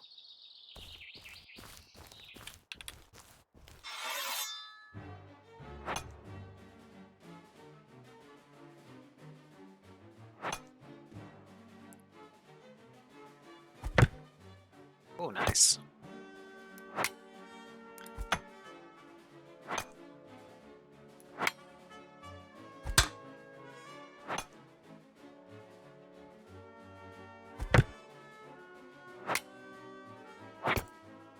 Wow. He's beating us.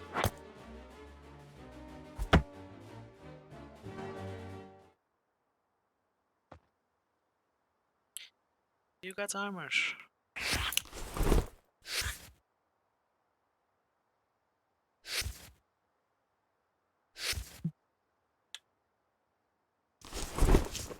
And in combat, when we are hit, we take health damage. Yeah, first suit of armor. Standard soldier armor. The kingdom issued armor offered good protection for the foot soldier, consisting of a long gambeson, chestplate, and a steel helmet with a large round shield. Reminiscent of the standard kingdom armor, Untitled Krondor. Similar description, as far as I can.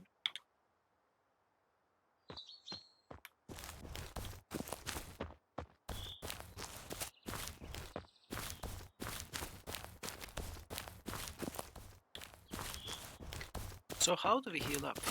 Do we have to rest at an inn, maybe?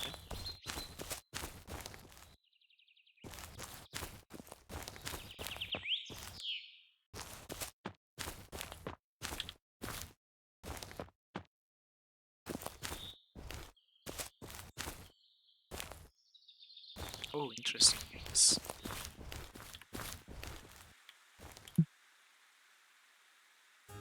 Everyone stares at me in the morning.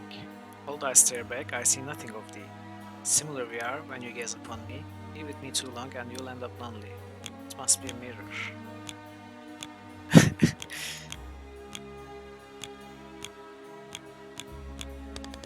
It's not parrot, it's not burp, it's not burps, it's not parrots.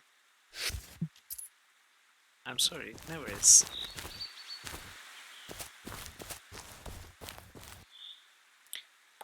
I get a feeling we are being watched. Yes, in a way. This was a temple once. A holy presence dwells within these ruins, but it's faint. Like a god? Yes, if the temple wasn't desecrated and but was simply abandoned, a god would still reside here.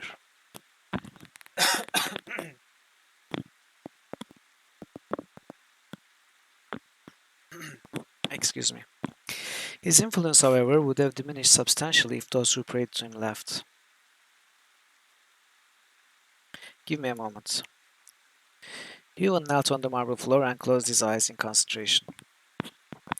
After nearly an hour of Sam pacing back and forth, Ewan stood up, shaking his head. You call that a moment? What were you doing anyway? Oh, okay, good. I tried to contact him. He is a god, but his mind is so chaotic I was constantly losing hold. Perhaps if I stayed here for a day or two, I might get a better understanding of his nature. To what end? I believe he's seeking help, but I can't figure out what he wants. If I could help him, we might get a favor in return. What do you say? Do we make camp? Of course. Feels like a waste of time to me, but I'm sure you know what you're doing. Hugh, I'll go pitch my tent. 2 days have passed. During that time, Ewan spent day and night in deep meditation, taking no breaks to drink nor eat, while Sam attempted to wake him from the trance repeatedly, but to no avail. Resigning to the fact that it's better to leave Ewan in peace, Sam took care of the camp, foraged for food, and did whatever he could to keep boredom at bay. Finally, on day 2, Ewan awoke with a cough. Sam ran to him and helped him to his feet. Hugh, are you alright? Yes, that's what I was thinking, Dragon Parrot. 2 days is nothing, we are going to read books for months. How long was I out? 2 days. I was ready to knock you out of it with a club, but thankfully you woke up first. 2 whole days? I swear it felt like an hour and a half at most. So, learned anything in your little adventure? Not much to be honest, and I'm struggling to make any sense out of it. The god I spoke to, or at least what remained of him, was so fragmented and incoherent, it proved nearly impossible to understand. However, even though I wasn't able to learn his purpose, I learned his name, Tewan Drosh. It's certainly not one of the greater 18 we know of today, but I have the feeling he was important. He was important date at the time of the Arnai.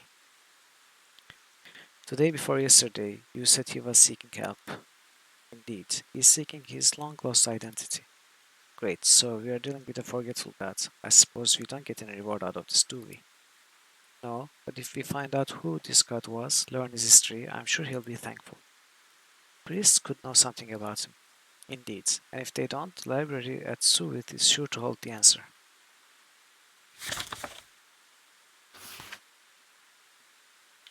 Oh, no journal entry for this one. Interesting.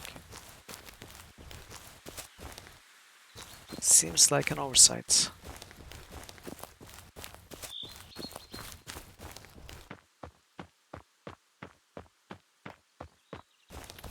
So how far south can we go?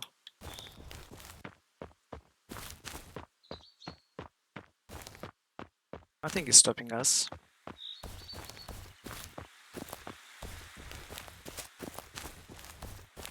Demo seems to cover a huge area. Oh, cannot go further, okay. Maybe this is the end. This road leads south towards Avonmore, but I think this is as far as Dina will allow me to go into the demo. Okay, Sam, okay. I know what you mean. She can be mean like that. Oh, Dina. Amazing. Damn you, Dina. How dare you limit our joy? I wanted to finish the whole game today.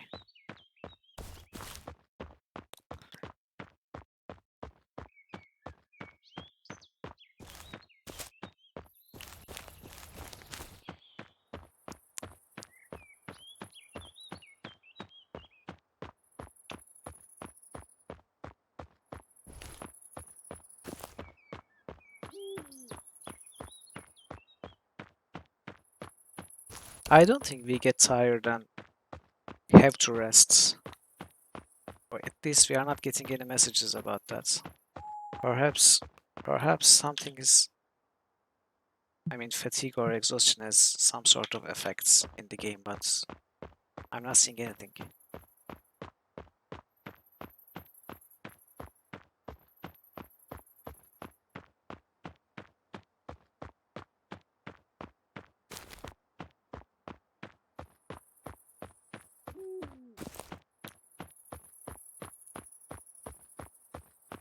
Perhaps so, yeah.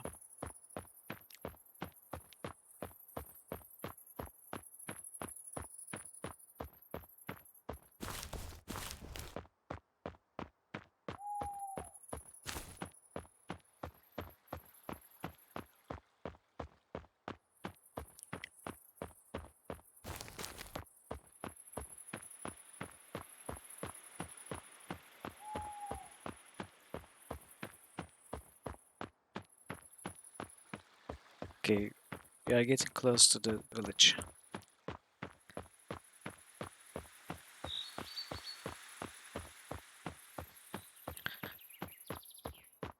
Let's get the sword training first.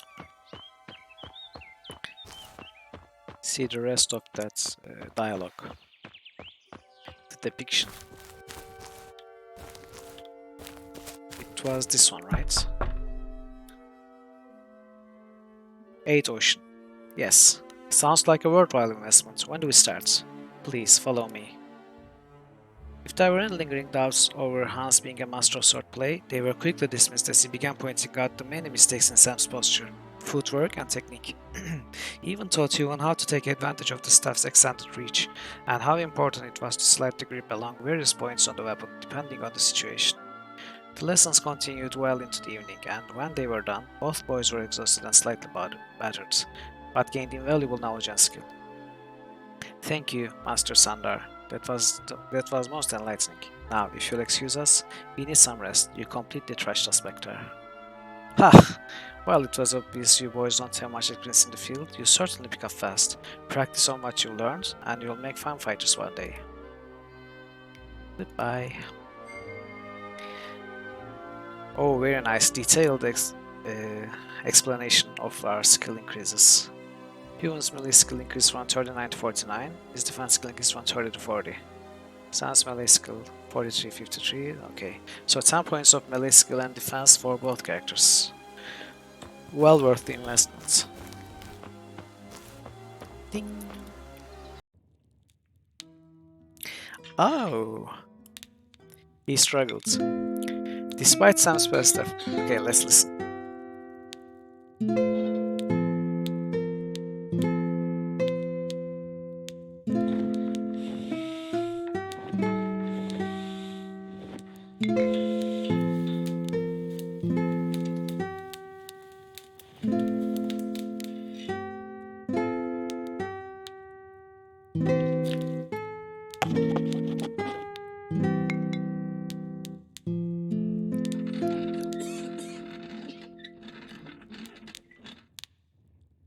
He struggled. Despite Sam's best efforts to translate the song that sounded so right in his head onto the delicate instrument, he knew he did rather poorly. You are lucky the patrons are in high spirits and demand I pay you. The innkeeper grimaced as he produced 2 ocean and 3 elation and passed it to Sam. Yeah, that wasn't as bad as Owen in his early days, right? Absolutely screwing up this kingdom mine.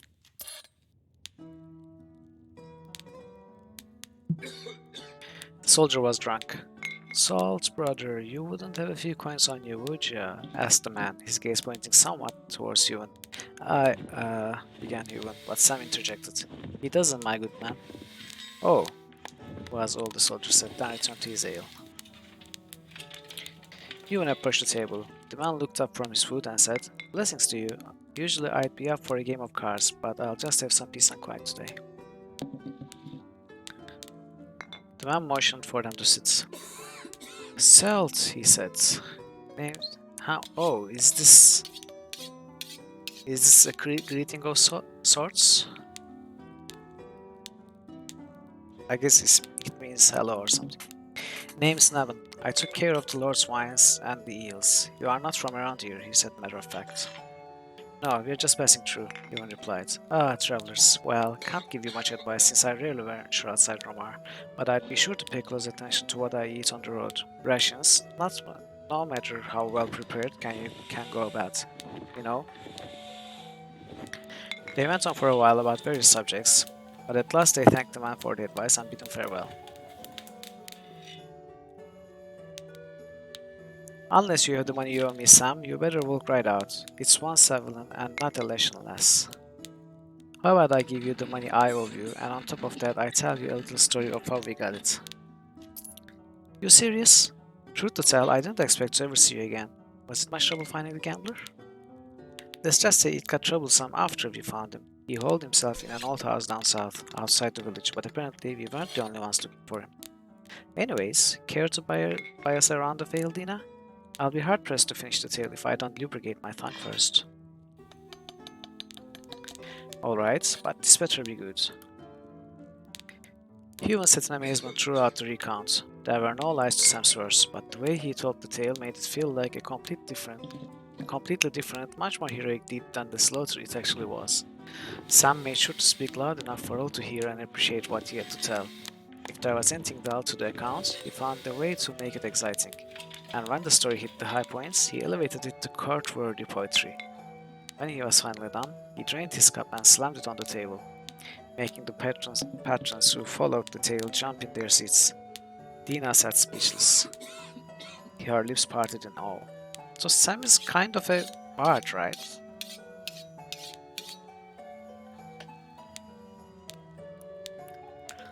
I find it hard to believe that you two did what you did, but I'd be glad to listen to that tale again. Some other time, dear, me and Hugh have urgent business to attend at his cousin's. I promise you I'll have more adventures to share next time I pass through these lovely parts. Thank you for the ale, Dina. Think nothing of it, too. And Sam, do come back again, alright? I promised, didn't I?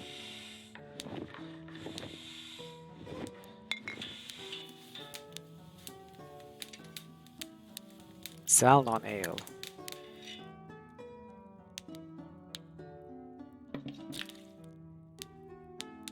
Yeah, you're right. But there's a T at the end, I think.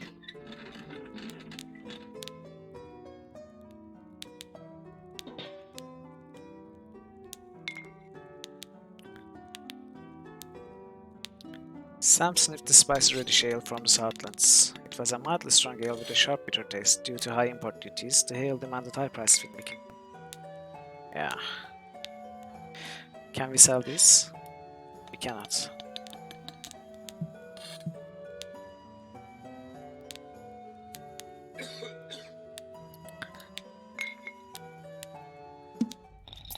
Oh, we can heal up at least part of our health. Yeah, it's 80%.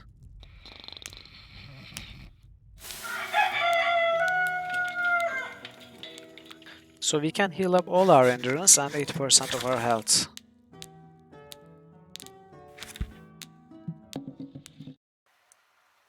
While resting. Save worked again.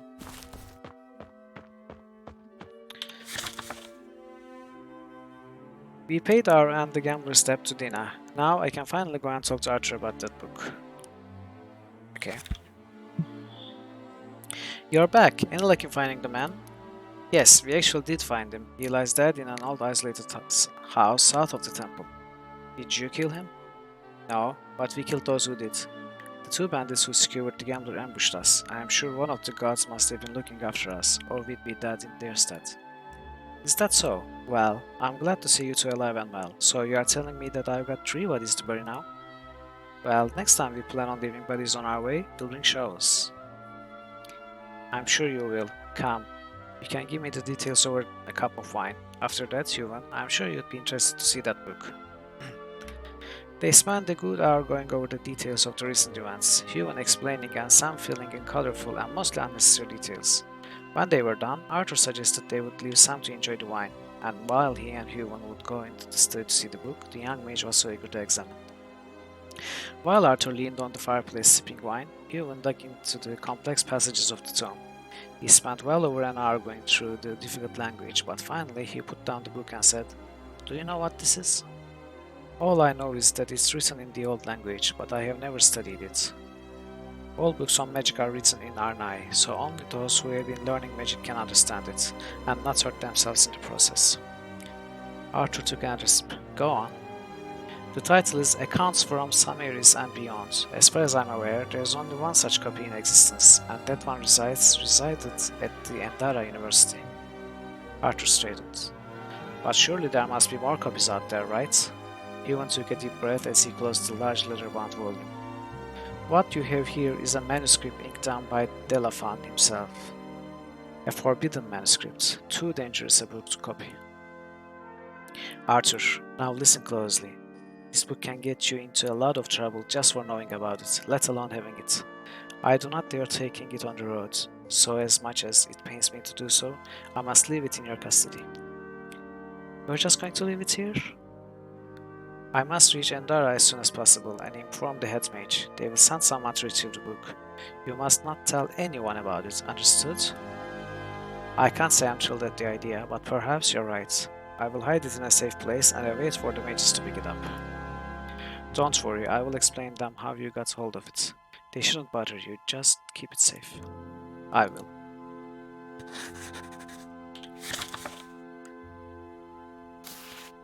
The book Arthur purchased is Delafan's forbidden book. I must go to Endor at once and let the head mage know about it. I can't trust anyone to do it in my stead.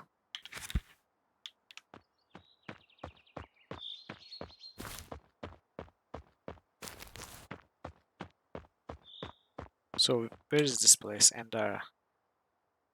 Wolf Hall. I can't move the map.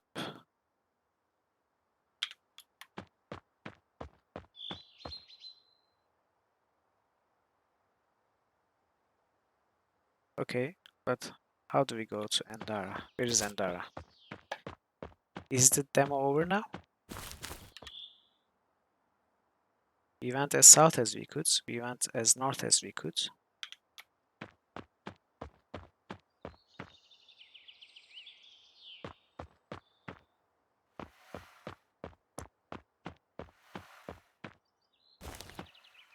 Perhaps there are some new options to talk about.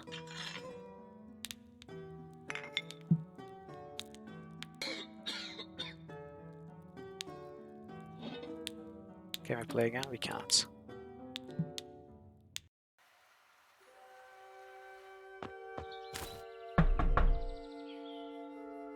So since there was not a confirmation about the end of the demo, I cannot be sure, but I think this is it.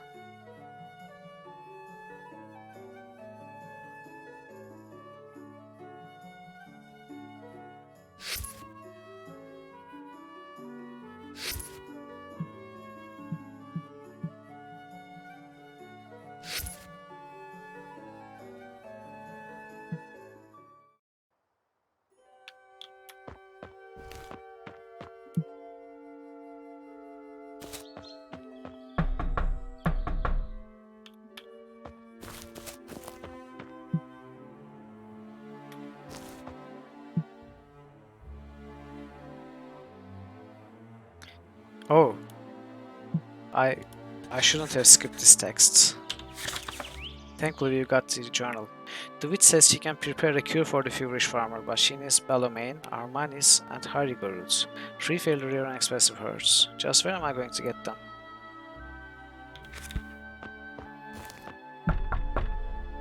From the herbalist in the temple, of course. There might be a bit more, perhaps.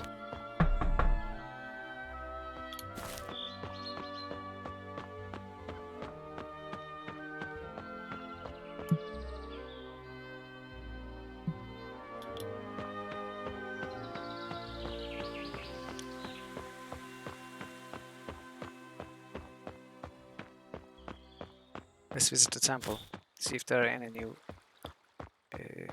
options to talk about.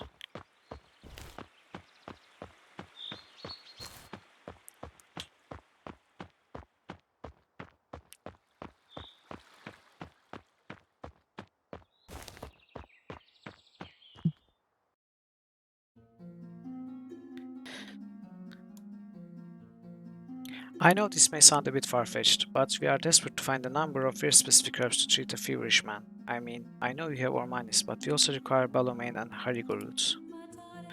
Oalia must favor you, because I carry all 3 on my person, but I must ask you, is that man in dire need? Let's say he's got 1 foot freezing in Alden Hale's snowy halls already. Without hesitation, Lynn reached for the bundle of Ormanis and snipped a few buds off the ends. Then she reached into her bag and purposely picked 2 small pouches supposedly containing the remaining herbs. Here, take these, and don't delay. You can pay for them when you visit me in Argenton, alright? Thank you, Lynn. May the gods favor you.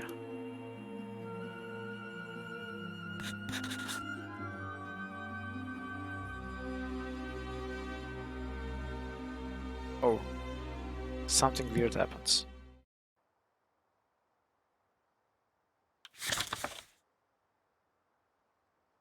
Lynn, a herbalist we met at the temple in Romar, gifted us the herbs required to heal Hans. We should take them to the witch. Okay.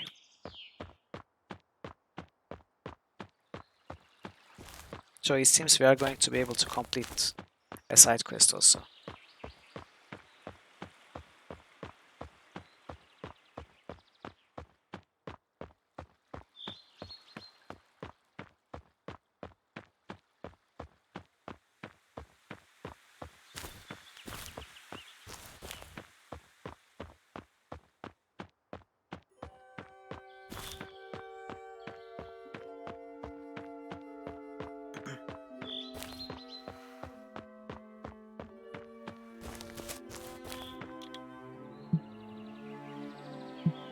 Uh-oh.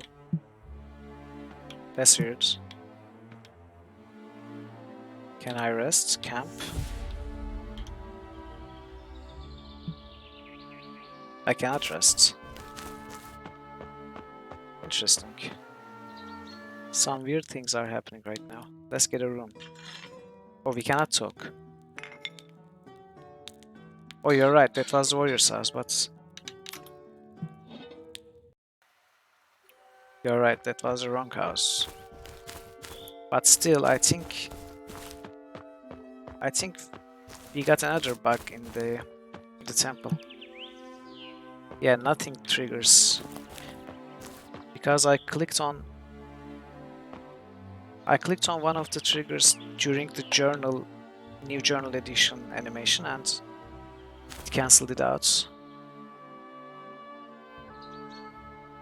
Well, we can quick save. Let's load. Okay, it's not a crap to save. Oh nice, it fixed it. Thankfully. We have the herbs you asked for, Huon said, producing 3 pouches out of his backpack. Good, she replied simply, took the herbs, then disappeared into the back of the room. A moment later, she returned with a very short, triangular, 3-legged stool, which she placed in the center of the room. She took a pinch from the contents of each pouch and ground it in a mortar, each time whispering some form of Ornai incantation Huon had trouble understanding. She poured each powdered herb in its own little stone cup, provided she placed in the corners of the stool. When that was done, She took a stone that resembled a snakehead and she circled it around the stool 3 times, uttering further incantations. Lastly, she poured the contents of each stone cup into another pouch and handed it to Huon. It's done. Have Hans wear the pouch around his neck until the night Saluni lies dark in the sky, the witch said. I'll have the remaining herbs as payment. Huon wondered how she knew the man's name, but decided not to ask. Thank you, he began, but the witch extended her arms toward the door. Good day to you boys, she said, leading them out. Excuse me while I have other things to attend to. This witch is really suspect. The witch prepared the herb powder, a charm to help the feverish farmer down south. We should take it to his wife as soon as possible. Let's hope she didn't just trick us to get her those herbs. Let's hope so.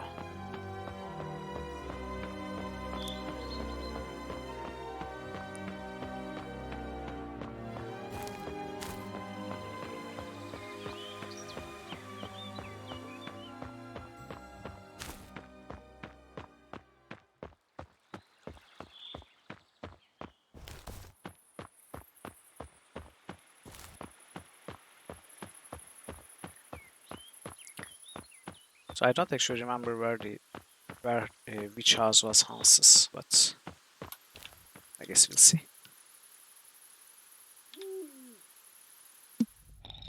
I don't think it was this one.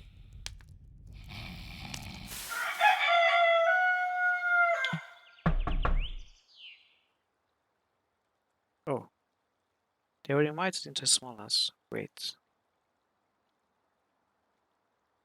Okay, we have been in this house in the previous playthrough for the corrupted save, but not in this one.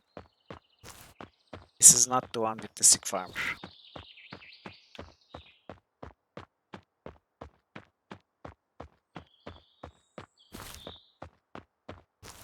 Neither is this one. It's the one where we fought the bandits.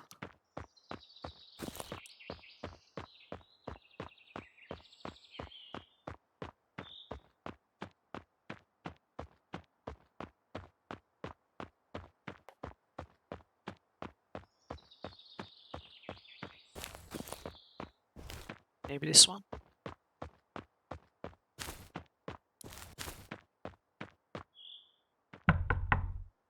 They knocked, pushed the door open, and stepped inside.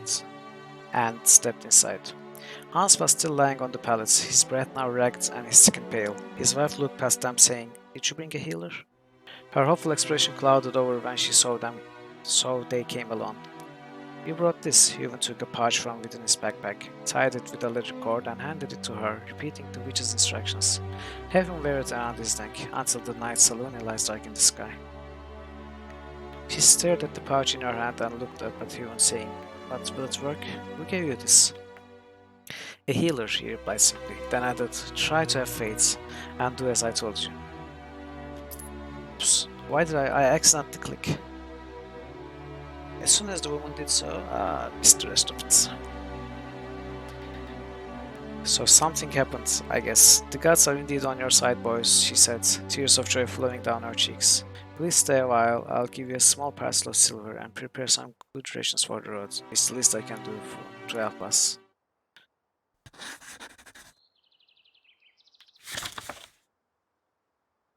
Hans, the farmer, miraculously recovered just instants after giving him the powder the witch prepared. I only wish I knew how to prepare such powerful healing charm. So it seems it works immediately. But I still want to read that piece of text.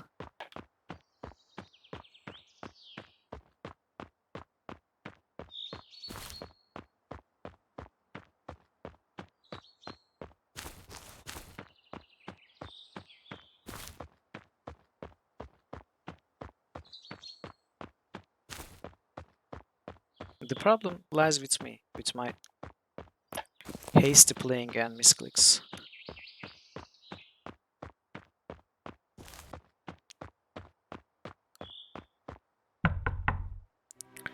As soon as the woman did so, the man miraculously opened his eyes, his visage turning to a healthier color.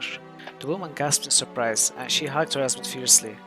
"Bronor, see you," she exclaimed excitedly. Huon took a deep breath in relief, as did Sam, who incredulously witnessed the amazing recovery that had happened before him. I guess this is all of the demo, right? Can anyone does anyone know if there's anything else to do? I mean, it seems we have exhausted all dialogue options, we have visited all locations, and we have gone as far south and north as we could. Does anyone here happen to know that something else actually exists in the demo?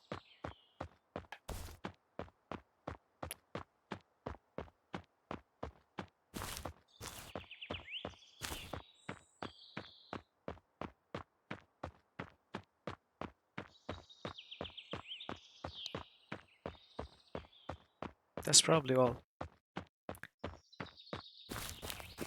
It does make sense too. I mean, we have solved 4 riddles, fulfilled the side quests, and first stretch of the main quest, the starting out.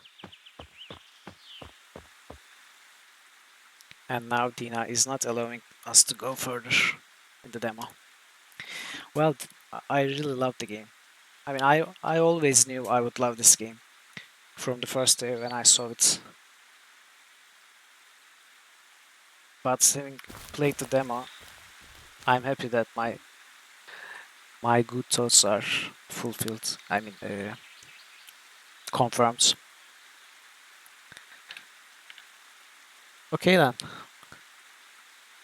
Hopefully, I don't know when the game will be released. I have no idea. I don't think it's announced, but I will be looking forward to it. Definitely, definitely, yeah.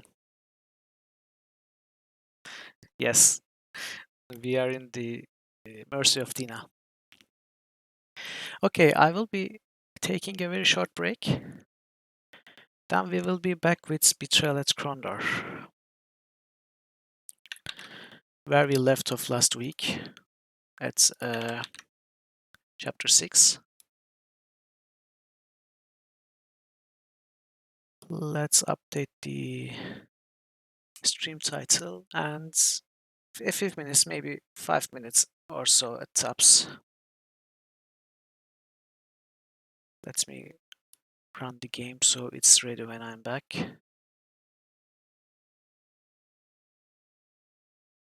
Alright guys, see everyone soon.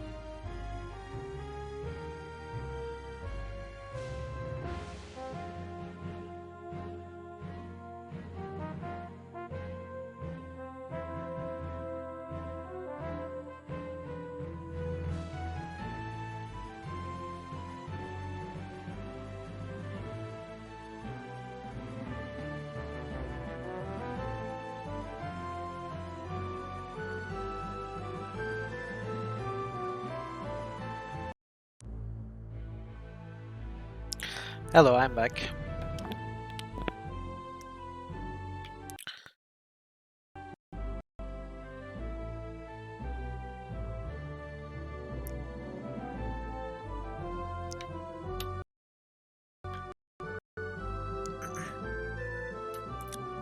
So back to Betrayal Krondor.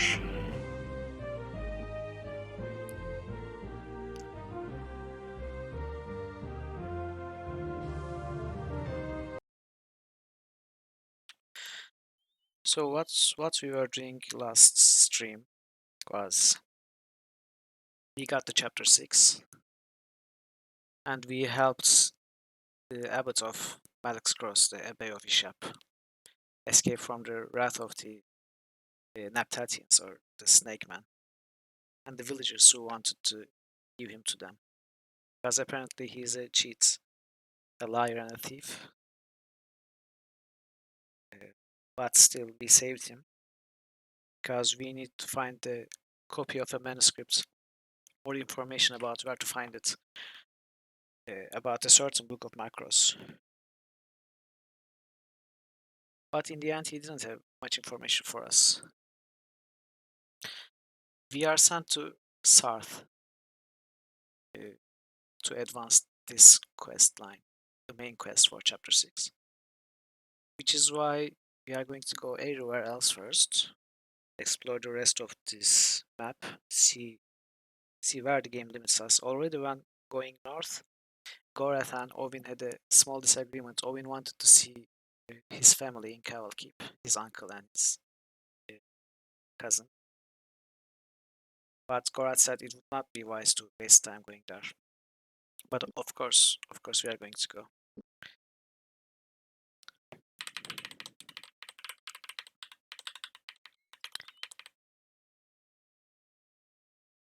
Yes, let's go.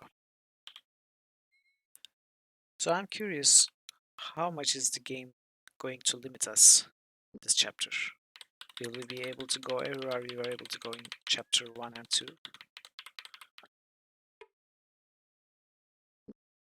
Because we know Luclier and James, along with Prince Aruta, they are fighting currently the Moradal in Northward. So it would be curious to see if we could go all the way up there.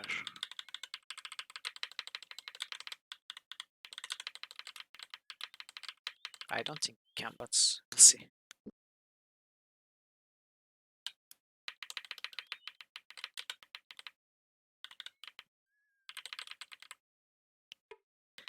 Okay, we are at Prankstone.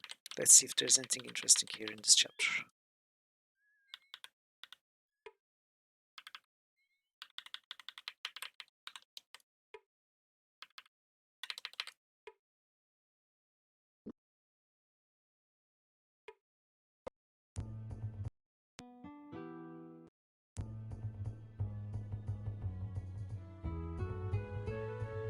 Yeah, these are all texts that we have seen before. Nothing new so far.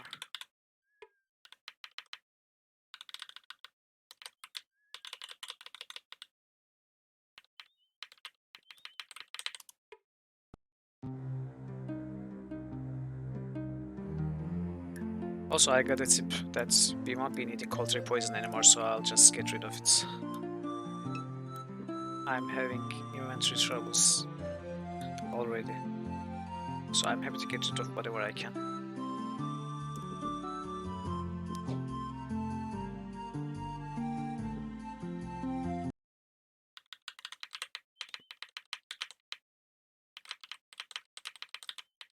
There doesn't seem to be any combat encounters so far.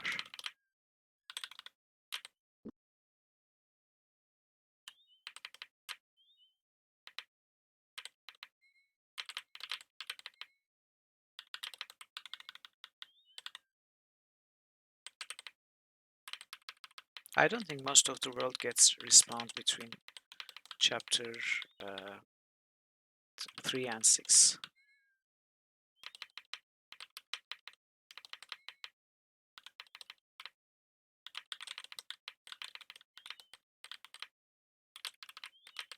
Like how most of the accessible map was refreshed between chapter 1 and 2. It doesn't seem to be the case right now.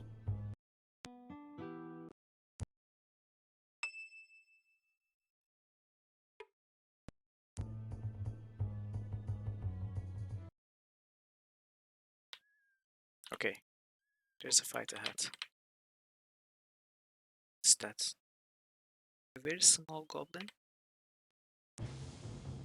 No, it's a. Oh, it was a dog. Okay. So we can open up with an evil seed because we don't have followers of Gliswa.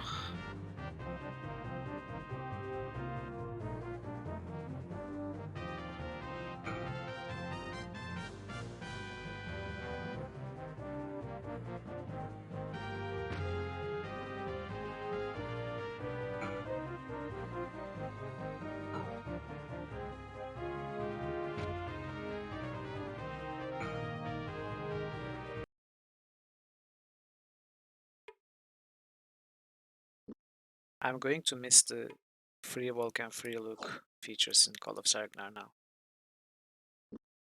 Especially while trying to loot different corpses. It is so difficult to kill Krondor.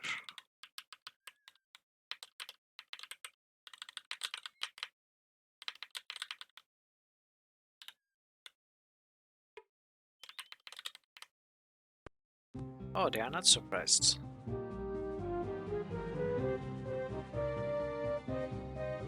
Unlucky starts.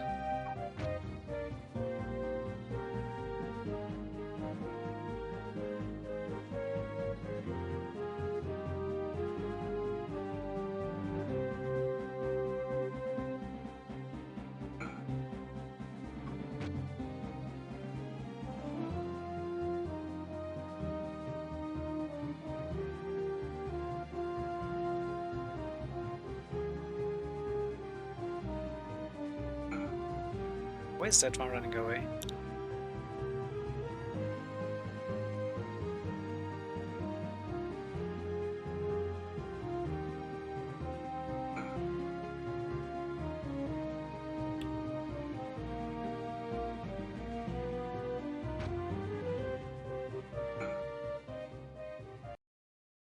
Alright, that's some serious damage output now.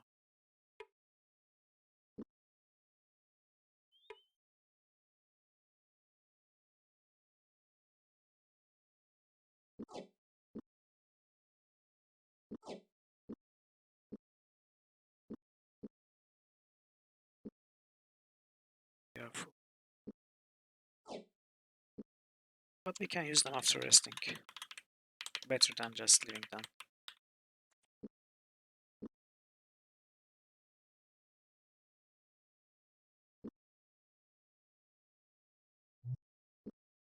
Okay. Oh, I've been forgetting.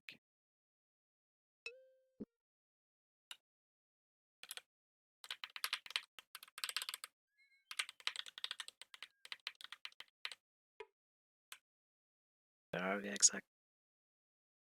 We are near Cowl Keep. So this has got to be to, yeah, this is the path into the keep.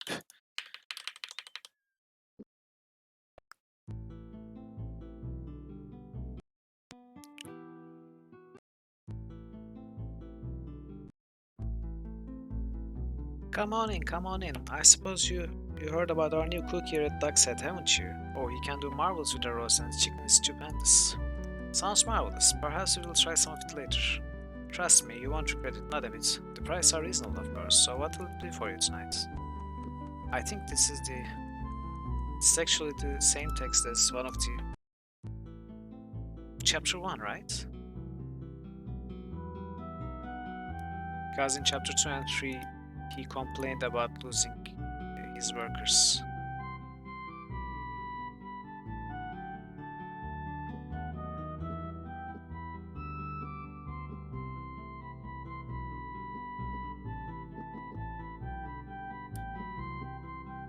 So I don't know why I'm keeping this. I don't think I have to. Or will I? Welcome back, Dragon Parrot. Do you think I should keep this for James? It's not worth it, right?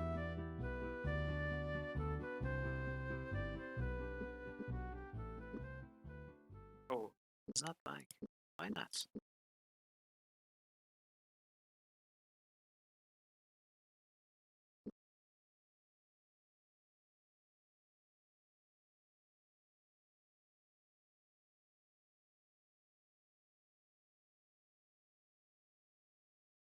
A cloud of dust greeted them at the door. "Sorry, sirs," said the young lady. "I just wanted to shake out Miss Dust Mop. Didn't know anyone was out there." Shaking dust out of his hair with the flip of his head, Owen replied, "No trouble. This is Corvallis' household, is it not?" "You're right about that, but Count Corvallis and his daughter Agni aren't here at the moment," she said. Owen smiled and asked pleasantly, "Oh, do you happen to know where they've gone?" The servant girl looked around, then said in a half whisper, They've gone to the monster in Canting Brush to take charge of affairs. Take charge of affairs for Lady Oswich. But you didn't hear that from me." They thanked her for the information. So we are going north to Canting Brush. What do you mean we are not going to meet Jimmy again? Oh, you mean Gorath is not going to meet Jimmy? Or are we not? Aren't we ever going to have Jimmy in our party again? That would be sad.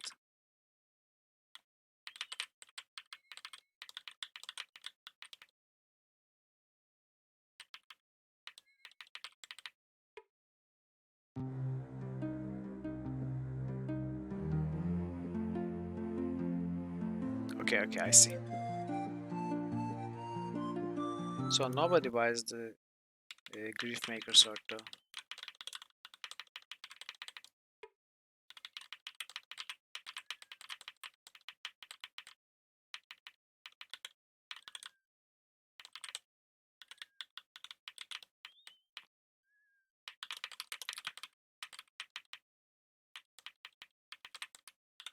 Where are we? Canting Brush, okay.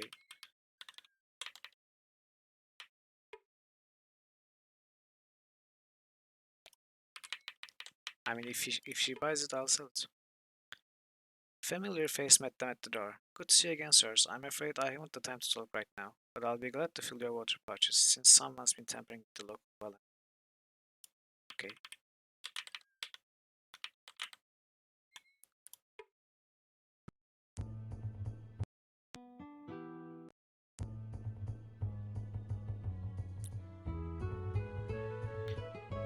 Oh, so I skip. They'll get like wild dogs and there'll be nothing to keep them from fighting amongst themselves. The same is true down at the Candlemaker's Green Tavern. It'll be a bloodier war than any fought at Northward Norhigh Castle. Sad state of affairs, Owen agreed. "What if we could get you the alcohol?" "Could you now?" the barkeep said with astonishment. "You know where there might be supplies?" Owen waved off Lurok's enthusiasm. "Not precisely, no. But we will look around and see what we can come up with. I know a few people around here these parts." Grabbing up the boy's hand, Luro kissed the back of it. "You'll be a savior if you do, boy, thank you. So we need to bring some alcohol for this guy, but what?" The bartender shook his head. Weaving past the hard-looking mercenary, he bent his head low as he spoke, fearing being overheard. "For all this fuss about the Mardell, I don't know that I could be worse off than I have been these last few weeks," Luro grumbled. "Had a group of soldiers come in last evening after last watch. They threatened to set the Dagger and Star alight if I didn't get them something to drink. Fortunately, Dabney was able to talk sense to them." Looking at the bar, Owen could tell that the mood had changed little since the run-in. He looked around for you.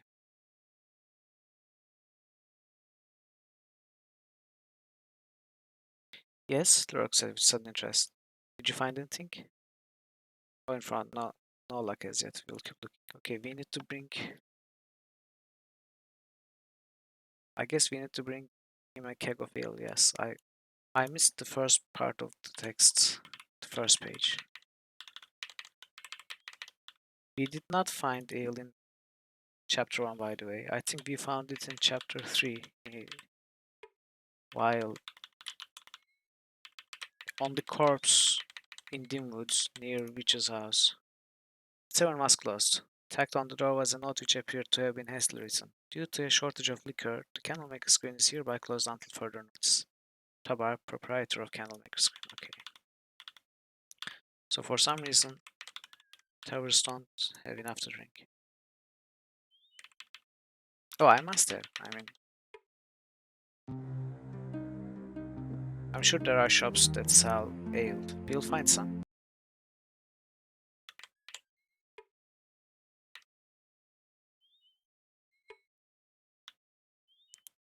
I have no idea, but...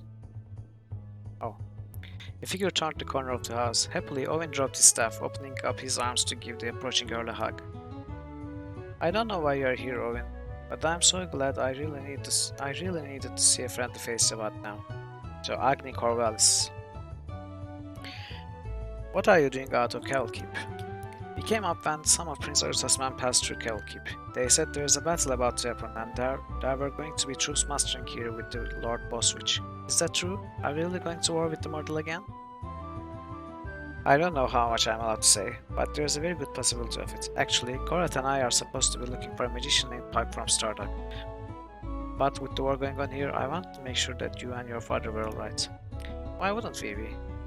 It's not easy to fight and we'll get this far south, will it?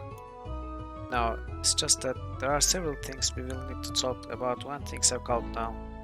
I'm just glad that you're safe. I was concerned that something might have happened to you.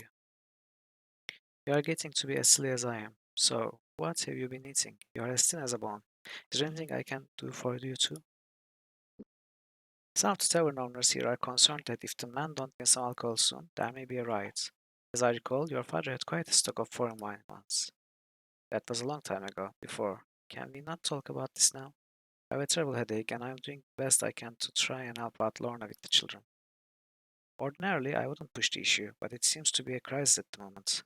The fight at North Warden might pale in comparison to what may happen around here if you don't get a few of these men drunk. You'll need to find Father and ask him. He might be able to speak to Lady Boswich on your behalf. I know that she used to send us wines from her secret reserves. Where is your father? I'm surprised he isn't trying to command this monster himself. I don't know. We had a parting of the ways. I don't know when I will see him again. I think he may be with Lady Boswich in the mustering area, but I'm not sure. I don't think I'm very sure of anything anymore. Why? What's wrong? I don't know who to trust anymore. I don't know who is telling the truth and who is lying to me. Do you remember when my brother was killed in the wine cellar accident all those years ago? Yes, I. He didn't die, Owen. Father found out Neville was a bastard, and so he arranged for the accident. But he didn't kill Neville. And then Neville was found by some bad man and they were going to ransom him, but Neville knew Father wouldn't pay. Then he found a way to use his spyglass against them, and Owen, he came back as one of my suitors. I hadn't seen him since I was a little girl, and he had changed so much. How could I have recognized him? He called himself Nevan, and I don't know. Shh, you are babbling, cousin. Maybe you can explain all this to me sometime after you've calmed down a bit. I think you need some rest. So, the leader of the Nighthawks was Agni's brother, and also suitor. Well, now that I know you are alright, I think we have to be going. I'm not sure how much longer we will be in the area. Do you need anything? No, I'll be fine, I think. You take care of yourself, cousin. You too, Agni. I promise. I'll come and visit as soon as I can. Okay, I think we are supposed to find our uncle now.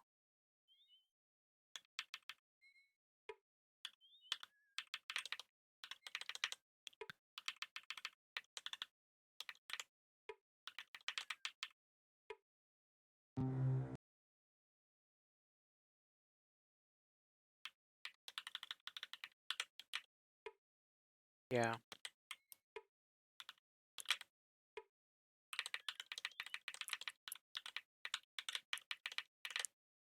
The man intercepted them, offensive in his body odor. The body who stood before them was brutish, his peach-colored hair clipped just above his heavy brows, and his eyes set close to either side of his lumpish nose. Sorry, no one is to see Milady Boswich except her advisors. Get along with you, the guard said, waving a huge hand at them. Mustering captain is elsewhere. He probably has need of a pair of scullions. Choosing to ignore the slight, Owen took a deep breath. I have to get in to speak to Lady Boswich. We are trying to make sure your master here doesn't turn into a riot. I'm not supposed to let anybody by, he said, as if reviewing the information for his own benefit rather than theirs. But I'll let you for 50 sovereigns. What? Owen blinked, startled that the guard would be so blatantly corrupt. How did you arrive at that figure? Easy. See, if what you got to say to Milady is as important as you say, then you won't mind paying that sum. If, however, Milady doesn't like the fact I let you in, I still have my commission for the month when she dismisses me. So, do we have a deal? Yes. Owen handed over the gold. Annoyed the guard had insisted on counting the coins before allowing them to pass, he tapped his foot in the muddy soil. In you go then, the guard said, rattling the bag of coins with satisfaction as he finished his inspection. Give me regards to my lady. Okay then. Yeah, it seems to be these kinds of bros are filled with practical fellas. Owen knocked on the door. For a long moment he leaned against the door frame as he waited, positioning himself. Wait, what? What the heck? Didn't we just pay? Oh, was it here? I guess it was this building. Guards escorted them inside. Near the pasture gates, and past some of the more offensive-smelling horse stalls, an older woman sat on a large oak bench, her gaze stern and unflinching as she looked into the faces of the numerous military captains who were seated on the floor around her. Looking up, she did not appear amused that her counsel had been interrupted. Yes, what is it? She asked of Owen. You bring news? Professors, Owen said awkwardly. Quickly, he summarized the things which he had been told about the brewing difficulties with the soldiers, and the need for supplies for the taverns. Angered, Count Cornwallis turned on Owen and shook his head. I can't believe you would interrupt this meeting for so trivial an issue. You do not have permission to speak, Count, Lady Boswich replied, an iron hard edge to her voice. If anything, their request is the most reasonable thing I have yet to heard from anyone in this room today. Most of you have been preening and prattling on like you were cocks in a hen house, but I'll have no more of it. It's time we addressed our problems here. Uncomfortable to witness to his uncle's humiliation, Owen said nothing as Lady returned her attention to him, her faint smile painting aged lines across her face. She motioned for the doors to be reopened for them. You will find that I have reserves of alcohol hidden in secret chests located near here. They are hidden behind an illusion of a mountain that was created for another purpose. Wow! So to hide her alcohol reserves, she created mountain illusions. She really cares about her alcohol. Owen staggered. The thought of an illusion of a mountain boggled his mind. The sheer amount of power necessary fantastically large. But who? It's not important, she replied. Go forth, go from this place and bear east into a small canyon. That which appears to be the canyon's end is an illusion and may be passed through. Beyond it you shall find the chest of which I speak. Nodding his head, Owen bowed respectfully to the lady and allowed himself to be escorted with Gorath back outside. So go from this place and bear east into a small canyon. Okay.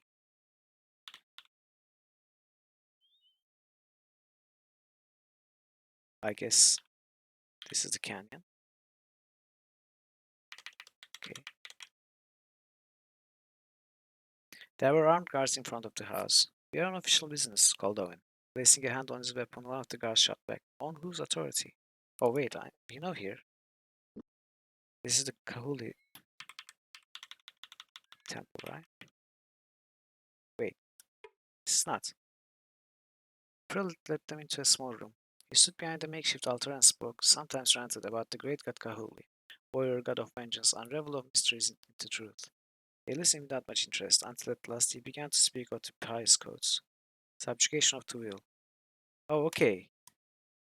This is the guy who teaches us the codes of Kahuli, so we learn the information we are supposed to learn.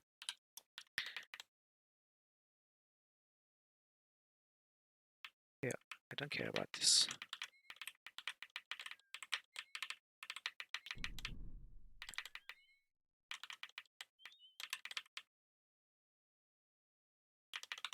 So go from this place, let's go, and bear into a canyon to east, here.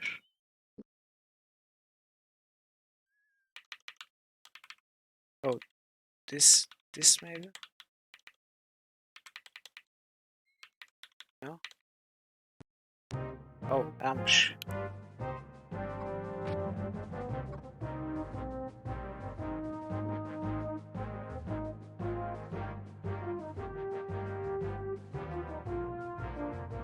What just happened? Oh, these are Wiswa followers, okay.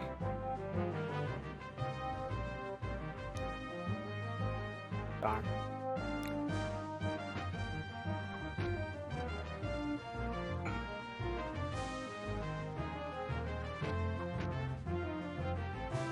Hopefully.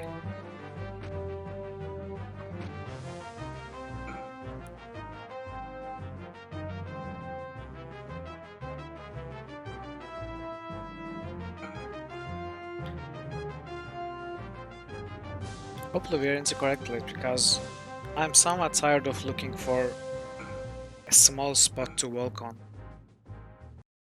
in the world from the previous chapters. It was challenging, really.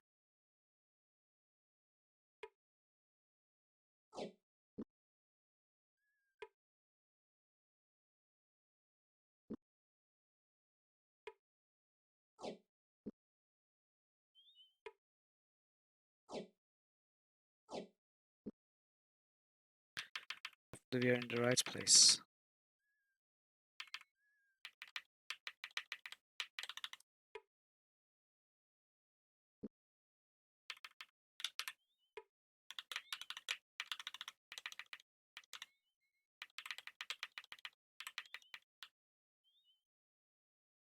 Maybe this.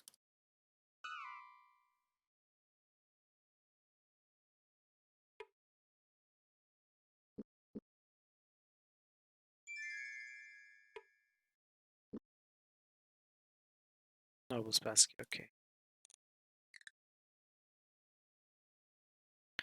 It's not what we want, but there are other chests.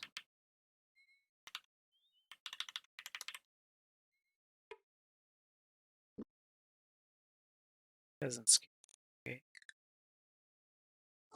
Notes. Priest of Kahuli. Whosoever it is that has stolen my pants, may he be eternally at the pot. Wow. Okay.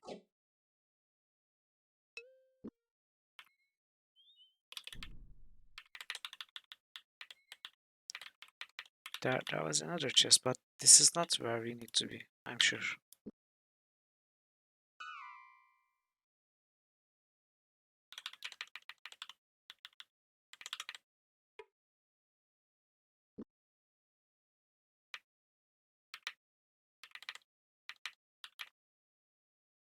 Where are we?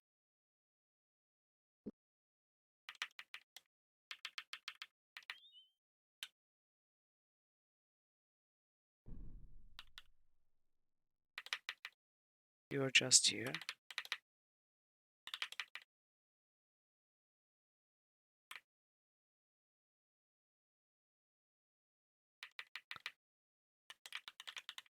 A canyon to the east. We are supposed to find a canyon to the east. Found any illusions? No, I don't think so.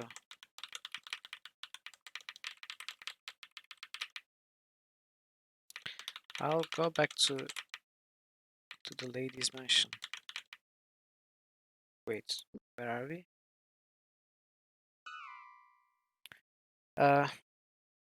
Sinatar seems to have committed suicide.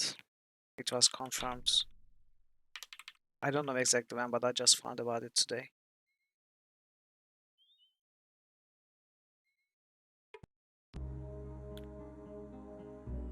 Yeah, he was one of my most favorite streamers, and I'm so sorry that we lost him. What has a mayor that the cow has not?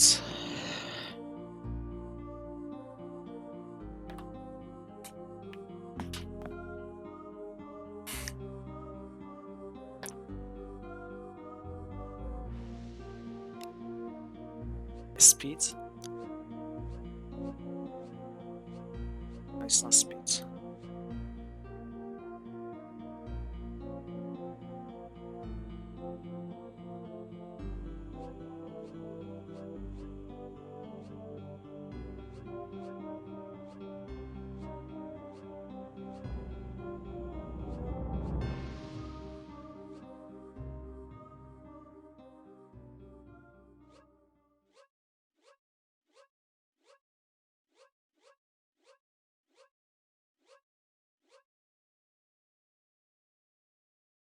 Yeah, welcome to the channel. Sorry, I got distracted with the question. So, what has a mayor that the cow has not?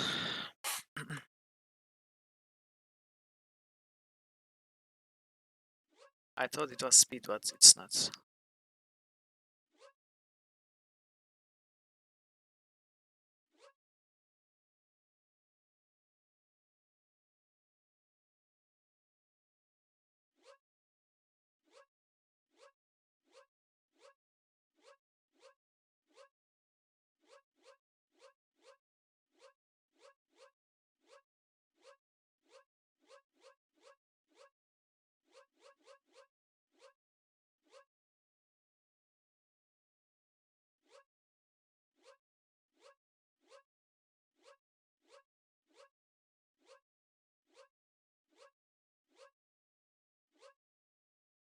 I can't really think properly now. Yeah, wanna see the letters?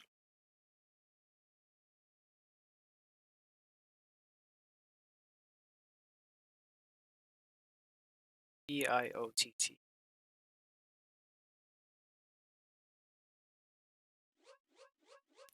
TLTEN.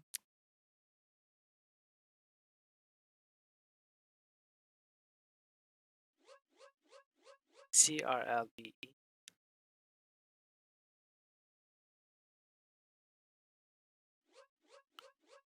SOANS.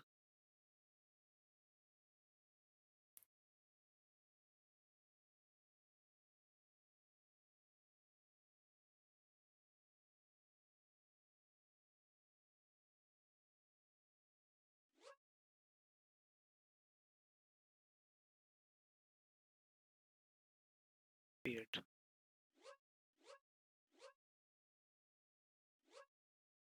What's the baby of a horse called? What was it? I can't remember. Something like this. Colt? What's Colt? What's Colt?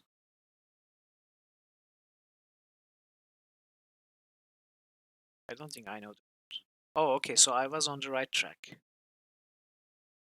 It's the baby of the animal, but I didn't know the word.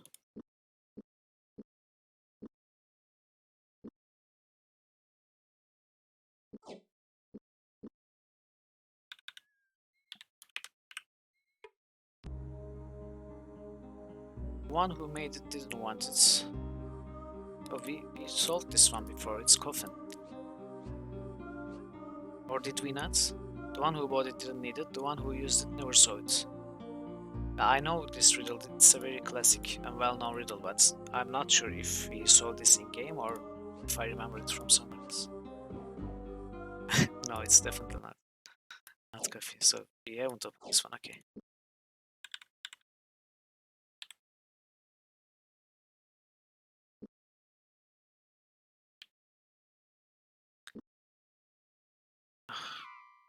Okay. So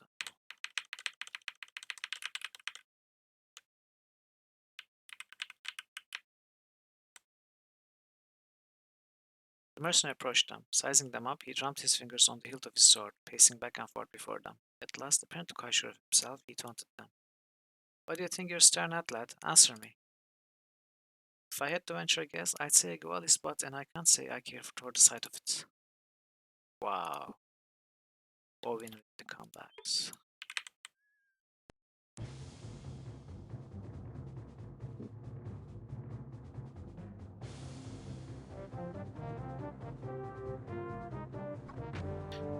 Why do I keep doing this? I'm so used to casting Evil Seek, I'm not even thinking.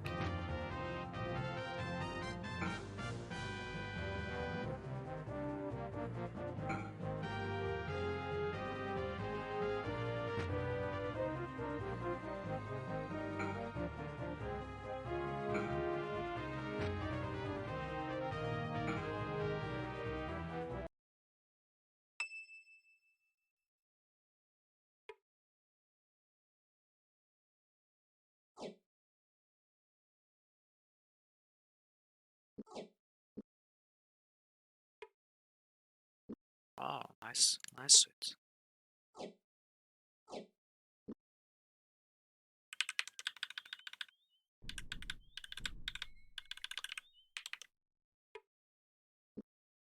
Are we in the correct place?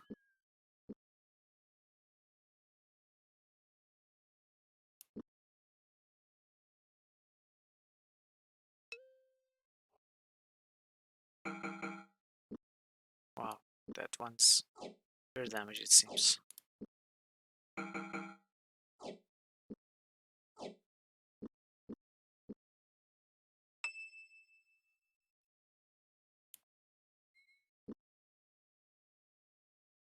Oops.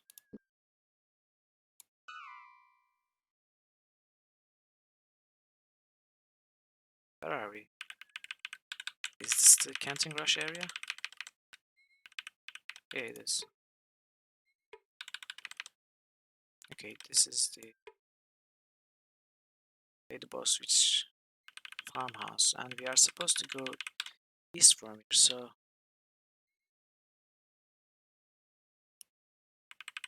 But weren't we just there? Oh, you mean push forward from here? Oh, or do you mean this?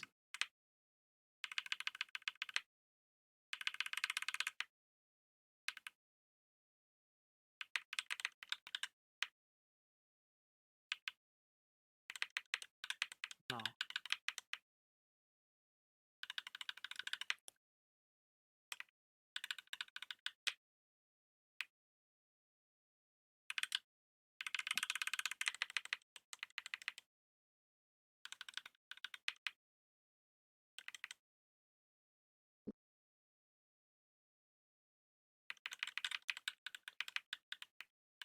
Were we here?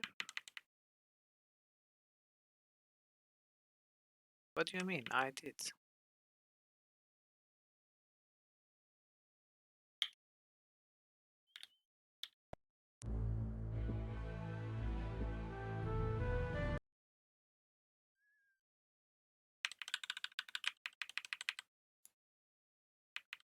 What do you mean by walking through mountains? I'm trying to walk, but it turns me automatically.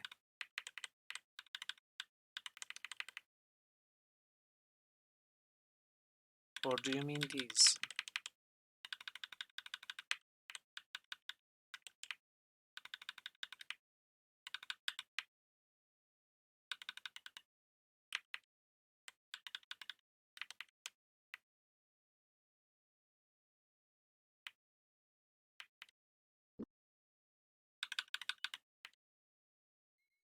Oh, okay. Okay, gotcha. So you mean these. Maybe we need to click on them? Doesn't seem so.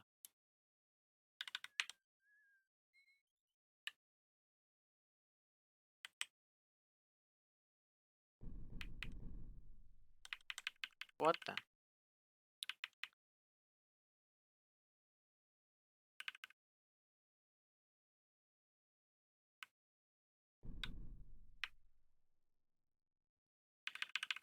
Okay, let's try going north.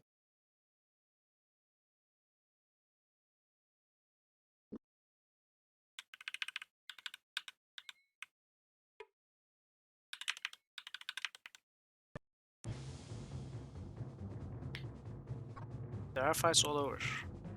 And with interesting starts too.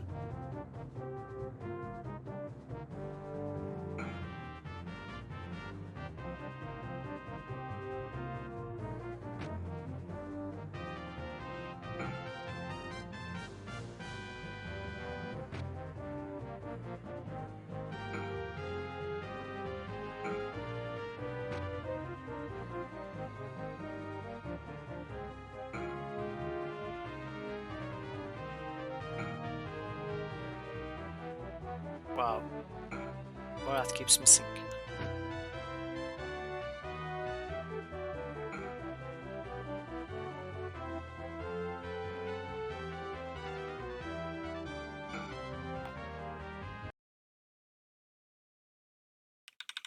Oh. So we cannot... This is an unending fight as well. Wait. These are the Kahuli guys. Why are they attacking us?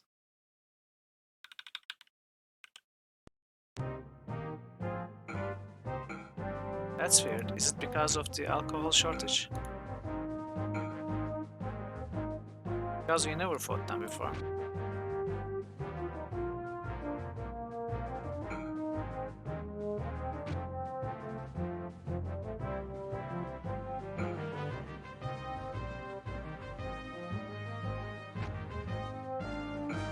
Or can we actually not go further north from here?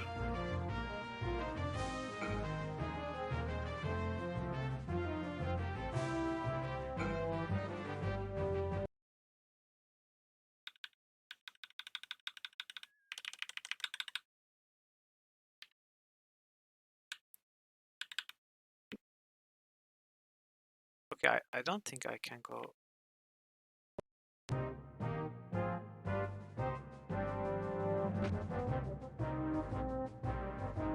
I'll try to push through once more, but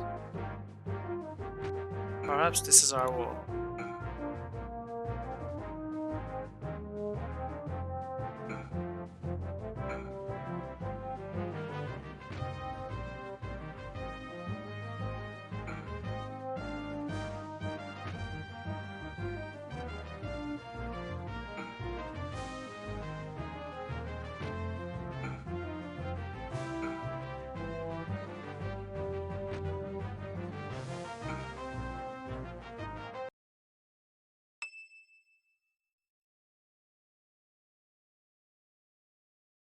Yeah, I cannot go further north. Yes. I'll just load.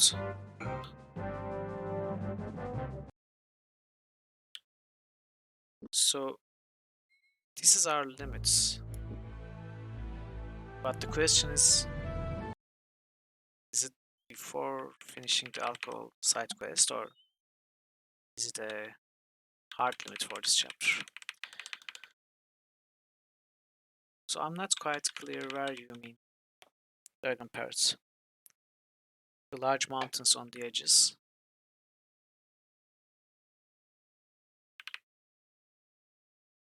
So this is the northeast alcove you mentioned, right?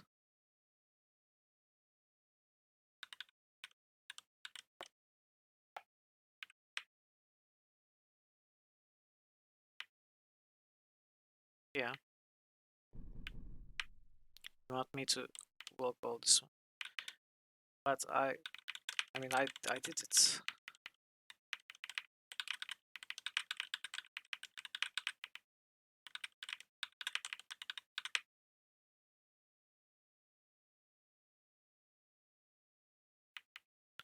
No, only saying because I thought I did this already. No, it's fine. Oh, it worked. But I thought I pushed through this. Maybe I skipped this part. So this is where we opened the chests, and I thought I pushed through here. Okay, so thank you. Apparently, I have forgotten to do this. Yeah, I was very distracted with the Sinatra question at that point.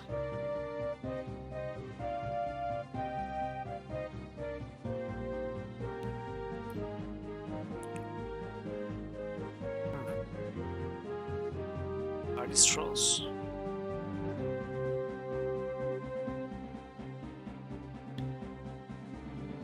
So they are not moving.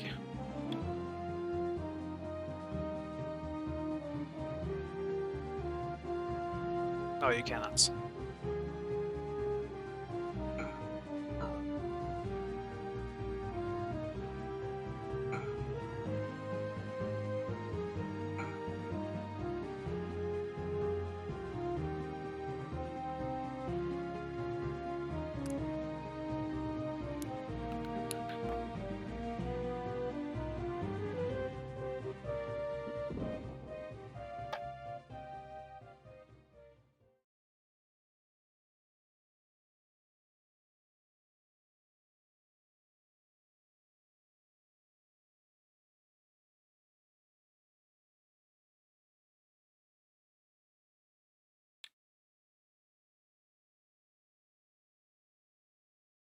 I could just cast Skin of the Dragon and pass through this, but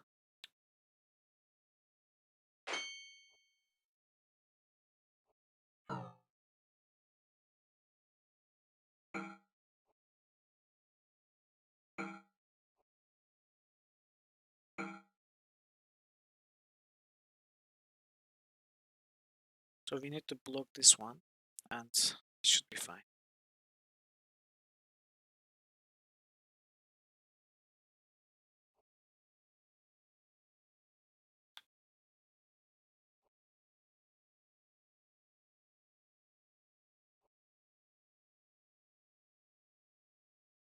Wait. Oh, wrong.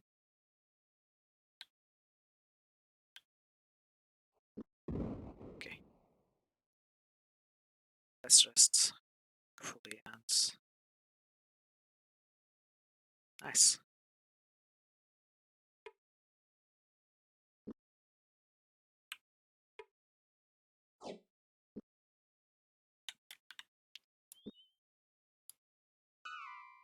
Wow, 5 chests.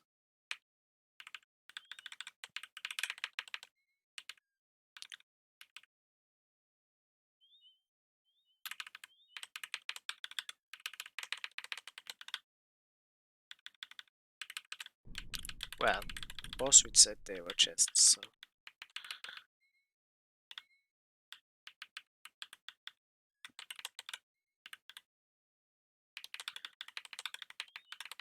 I'm trying to position myself so that I see all 5 and don't miss it. Okay, let's get these 3 first. No, I don't think they are riddles. So how many are we supposed to get? Will 1 be enough? Wow, there's so much. Can't carry all of these.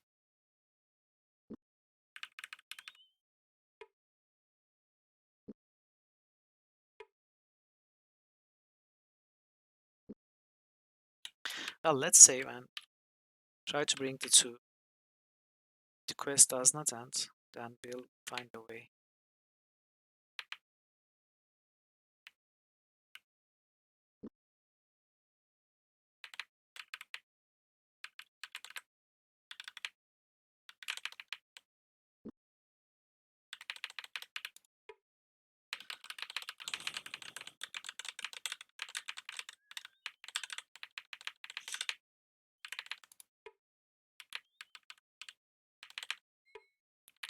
Where was the town?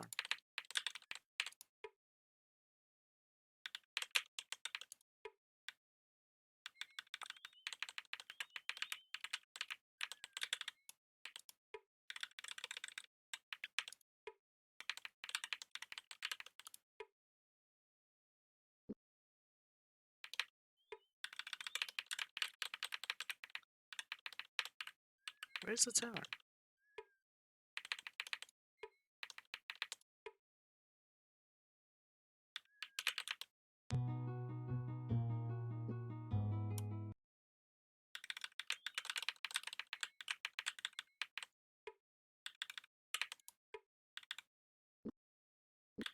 I can't find the town. Did I not click on every door?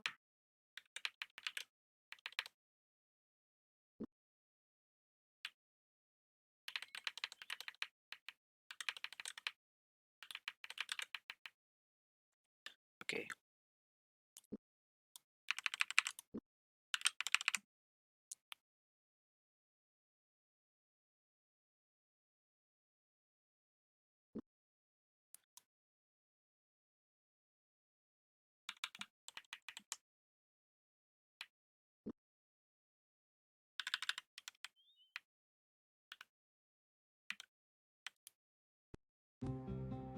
So there are mercenaries all over.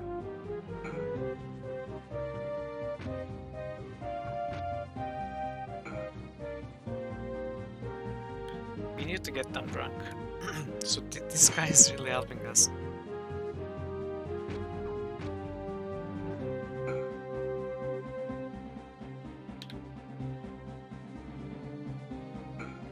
Seems so, yeah.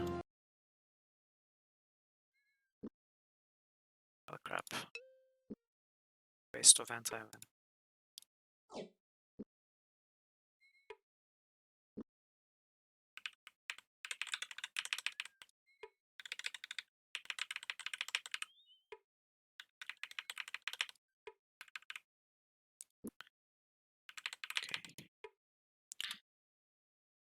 So we came from south.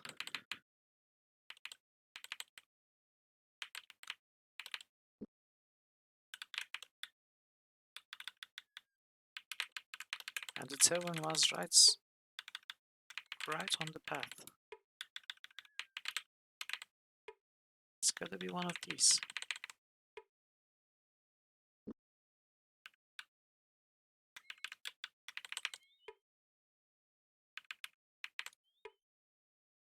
Okay, this one.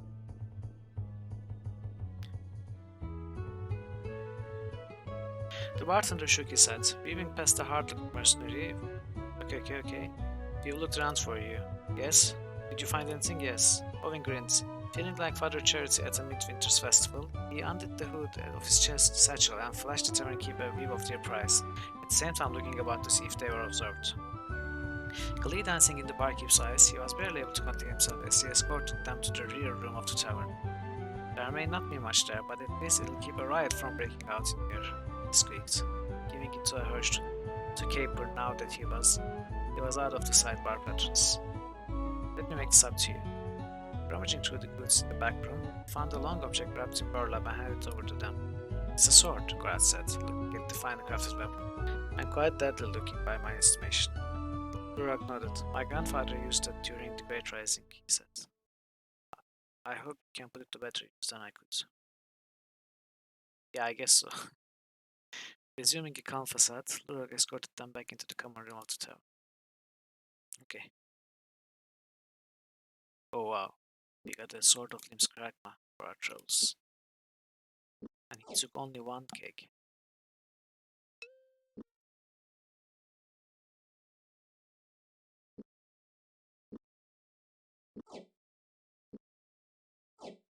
Okay, now we have not one but two amazing swords. Spare.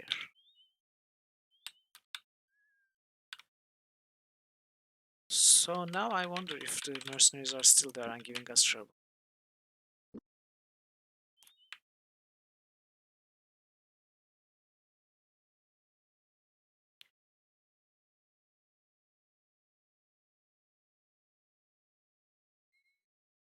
Okay, we cannot go. So we are stopped this way now.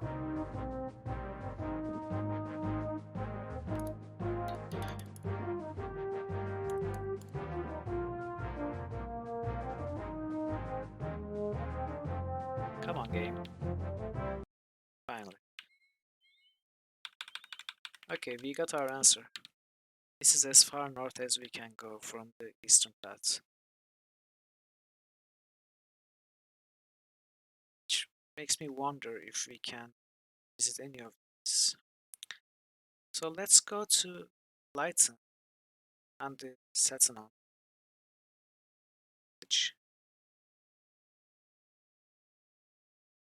And then Tenors, I guess. That may be demons. Okay, let's go south. I guess we can't just rush through that.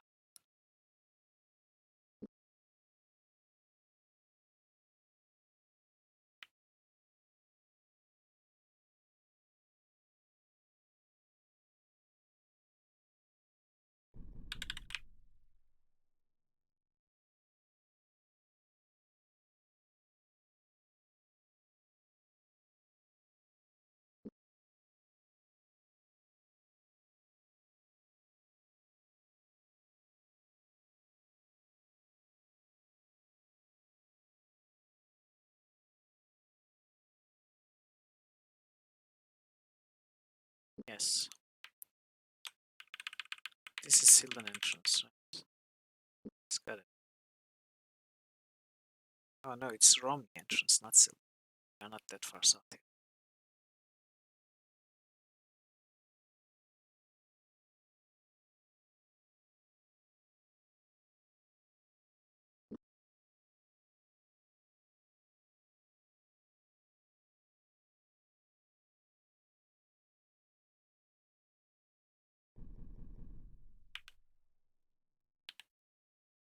Now we are at Sylvan entrance. This way.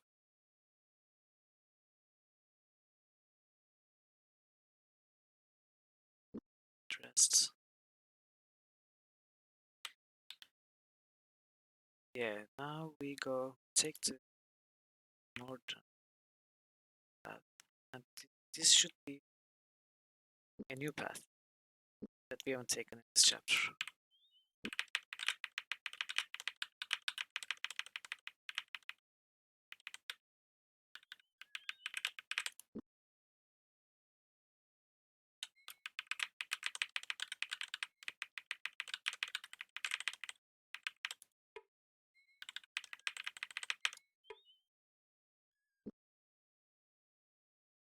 This is Nia's Tavern, right?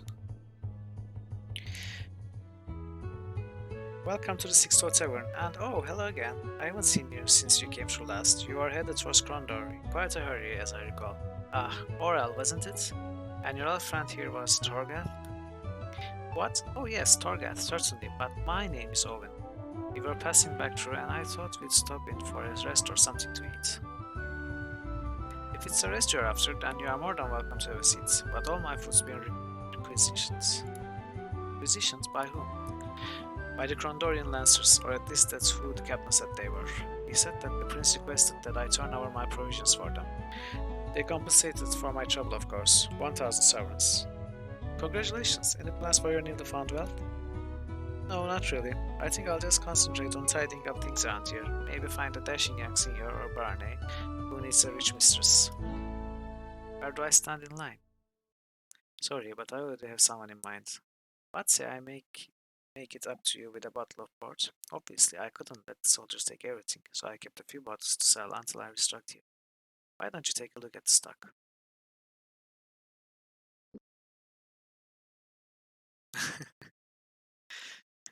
One bottle sounds good, doesn't it, Torgath? I could use something to get the dust out of my throat. Certainly, that would be no problem. I'm not certain that's wise, Owen. Oh, push. I'll fetch your bottle from the back. Oh, she's selling food. She said she wasn't.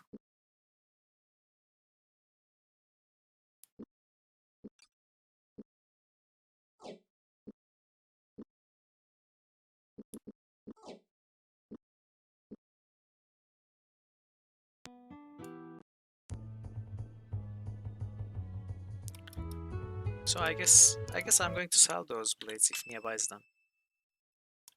There is no reason to keep so many blades.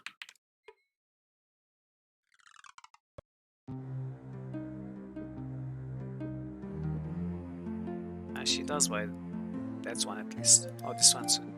Okay. Well, that was good.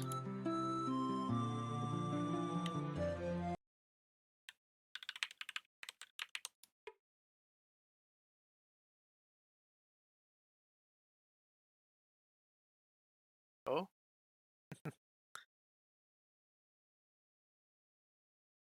Good. How did he pronounce my name?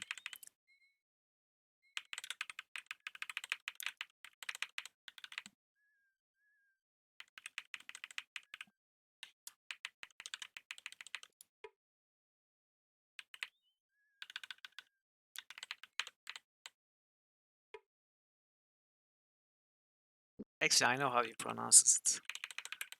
It's pretty close. Yeah, something like that. At least it's not Mitral or something.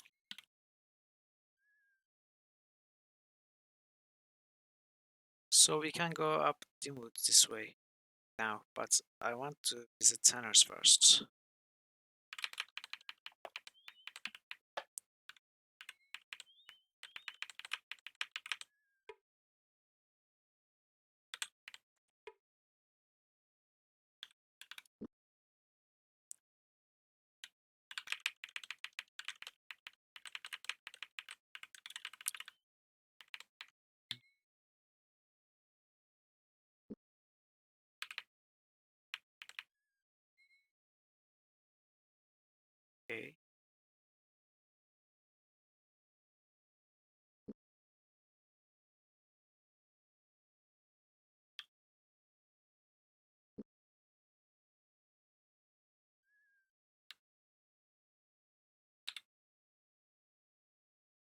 Okay, we should be right, almost right on top of Tanner's.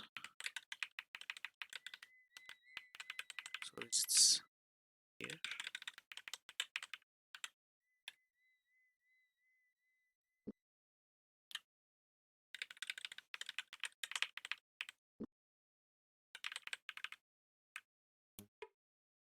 Morda.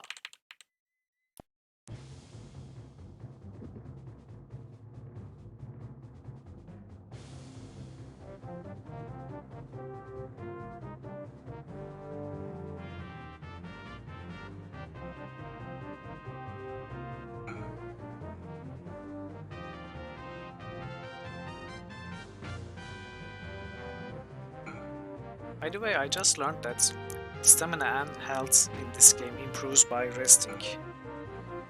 I think for every 5 days or 5 days or so rests, you gain a certain amount of health and stamina. Maximum health and stamina, obviously.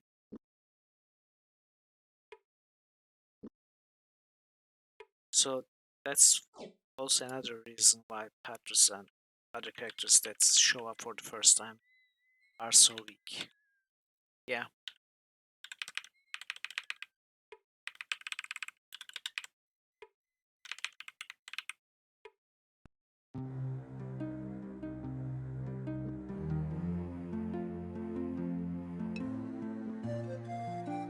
I guess you could.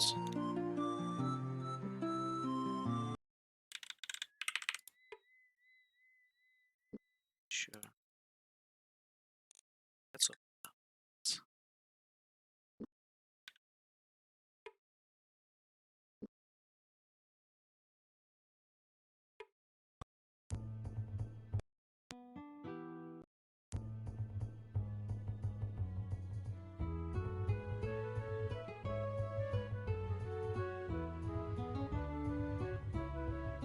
No, it couldn't be strengths because normally casters aren't supposed to improve their strength.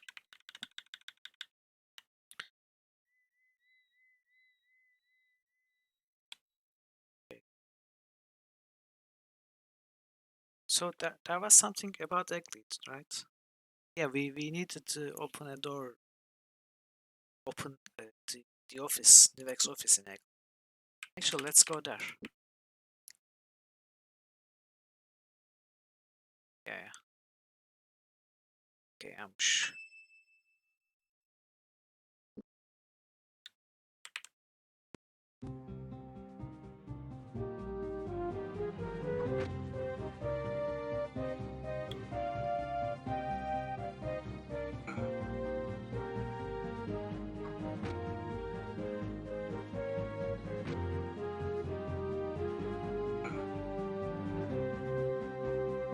Yeah, definitely.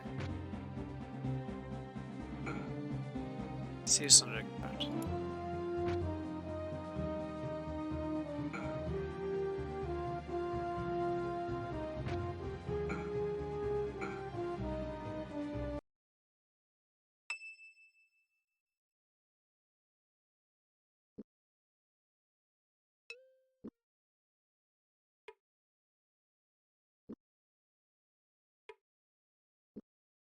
We are using up those anti-venoms.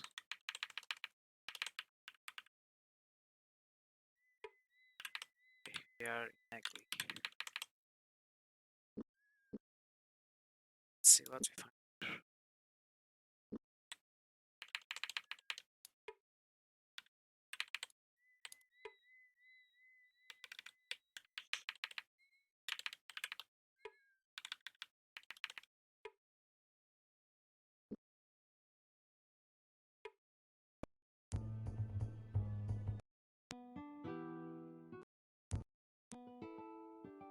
Devon spat, evidently less than pleased with the hand of a solitaire poker that he dealt himself. He glanced up at his newfound patrons who were milling in the door. Seeing Owen, he gave a half-hearted grin. I'm not sure if I like this town any better now that the people are coming back.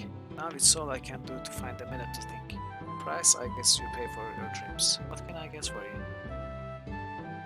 Oh, nothing new to talk, okay.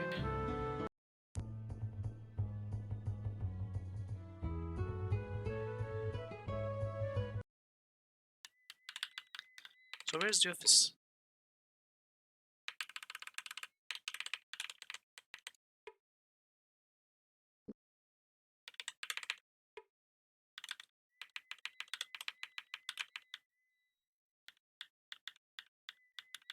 Am I being blind again?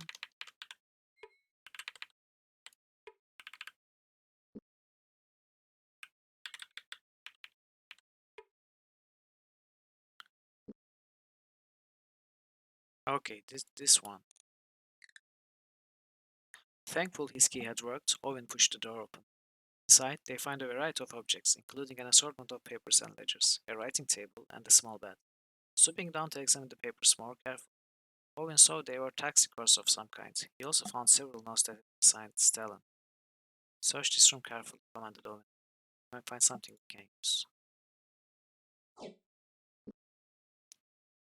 The mines of the Orgalandog are hereby deeded to Mehakar, Blackpatch, and all dwelt therein.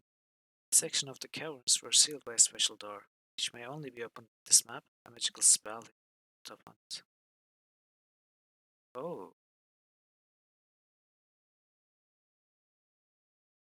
So this is the caves under Sarth.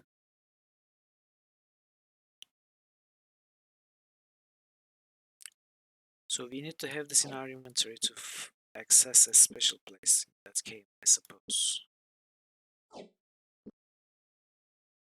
Interesting. Okay. Sounds like a promising lead. So where next? I suppose we skip Sarth. Go to Questor's View. I'm going to try to reach these parts. But first, Questor's Hawk's Hollow, Zun Lamat, L'Oreal. Let's see.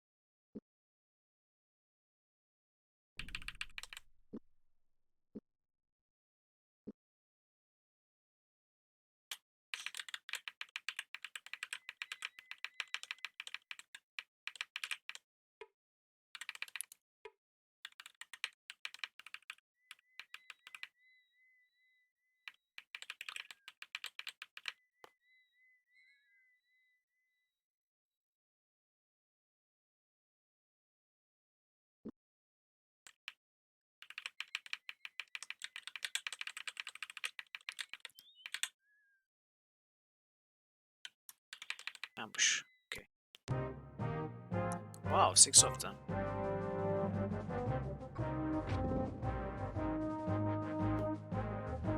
Flaming arrows.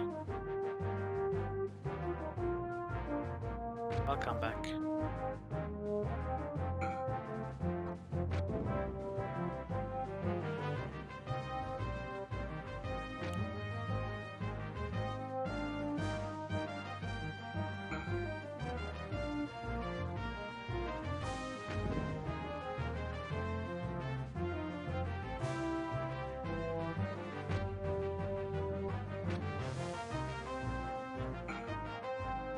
Sure.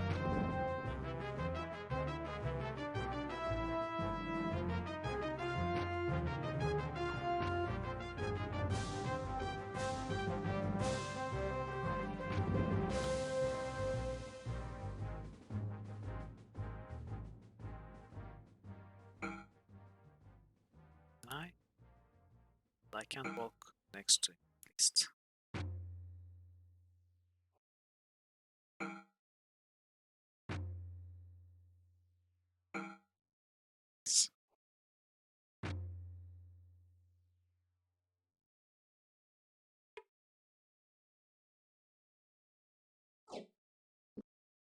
I need to remember to buy fruits. The next village.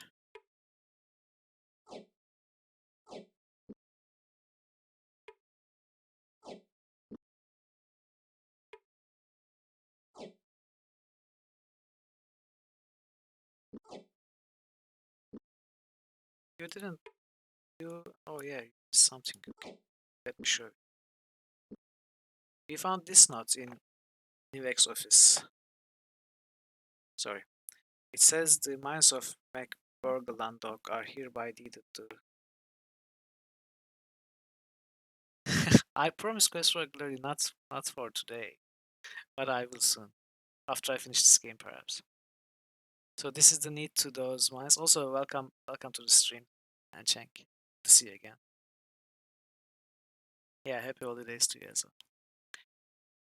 And the section of the caverns were sealed by a special door, which may only be opened with this map. A magical spell having been put upon it. So, mansion's caves are the caves in Sarth, right? These are the caverns that's accessed in Sarth City. So I guess there is a secret door there, secrets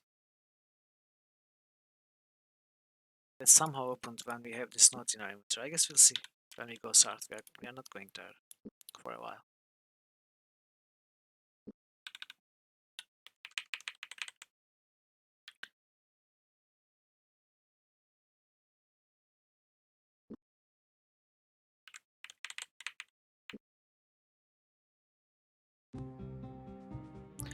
So many fights around here.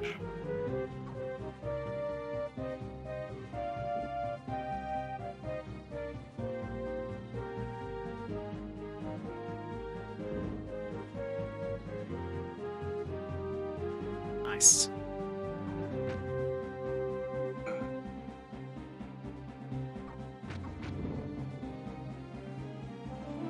These marksmen are better.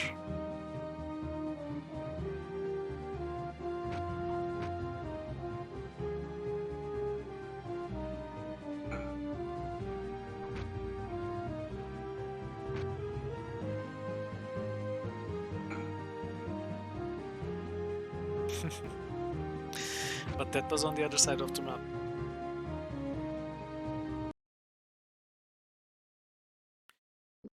We are using too much anti-venom. We are running out slowly, but surely. If we see any, we need to buy too.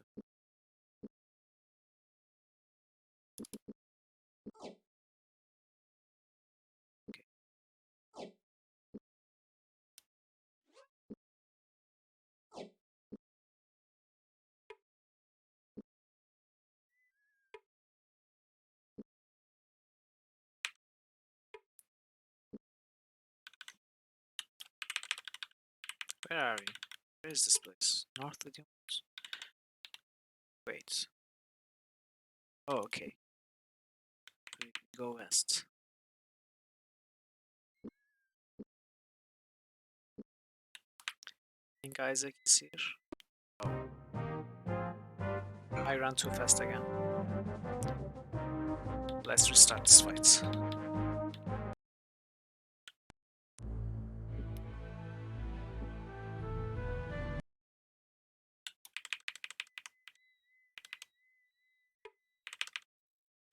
Nice.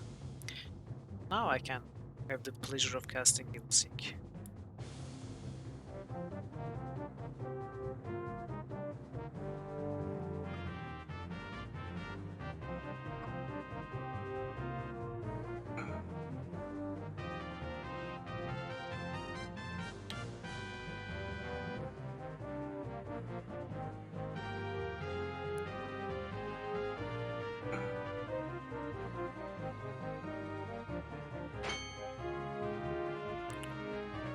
This guy is just standing there, either resting or defending.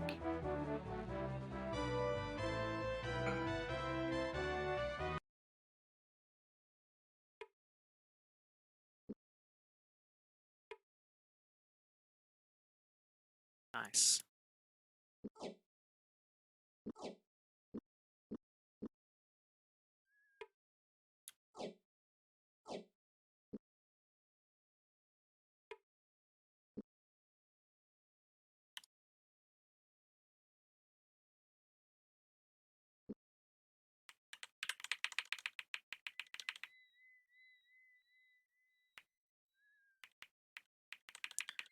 There was that quest we skipped in Dimwood.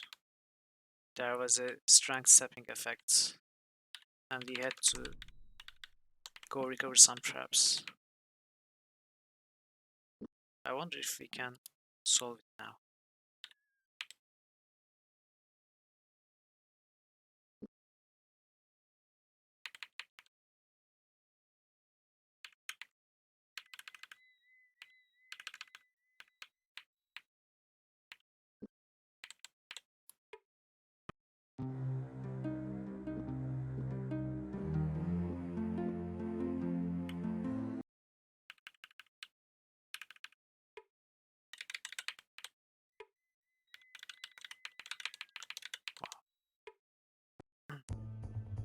Nothing. What? Oh, it's it's this guy that we cannot.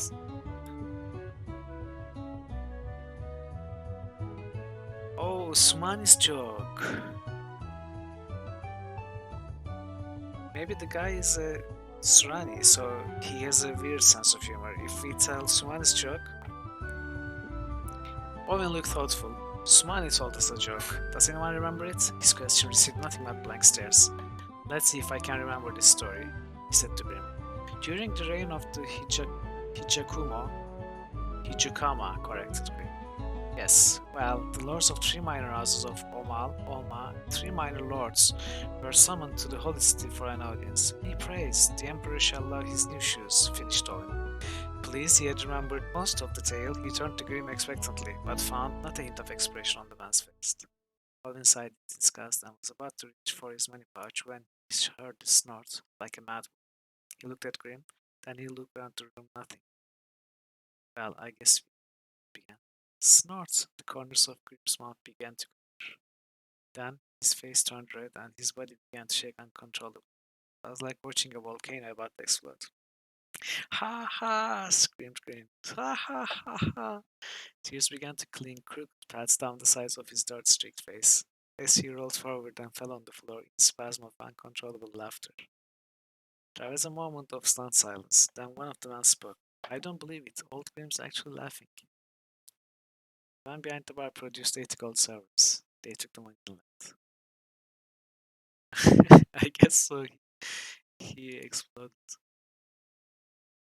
But yes, Sumani's joke worked. Nice. So this was a little very, I mean, it's far-fetched to call it a quest, but it's something. A quest to make someone laugh. And we solved it.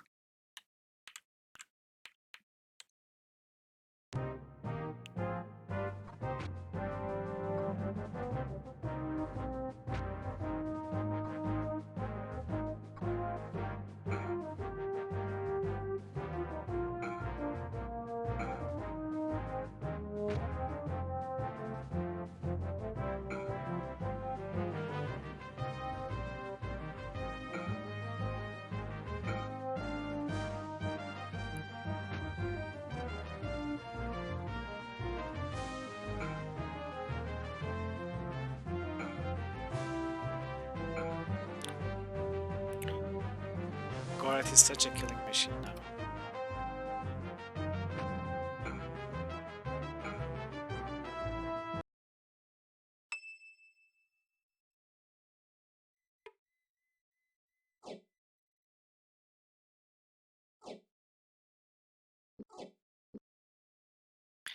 Also, I've been forgetting to repair and poisoning.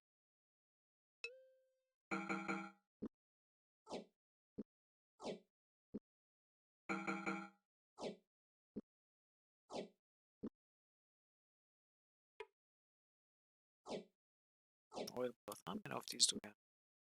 4.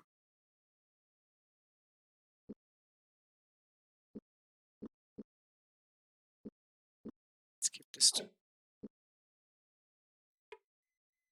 At least one.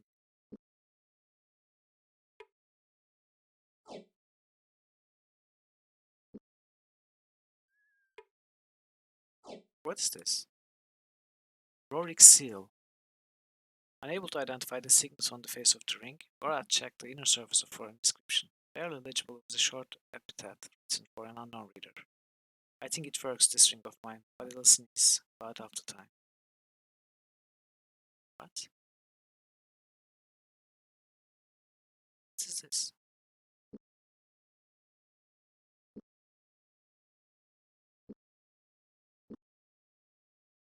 Where did it go? Did I not loot it?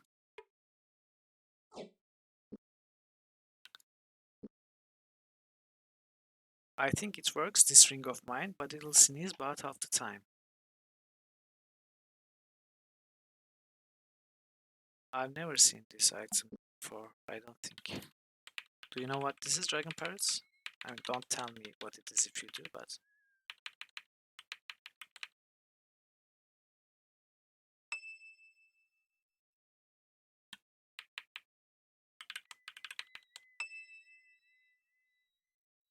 Interesting.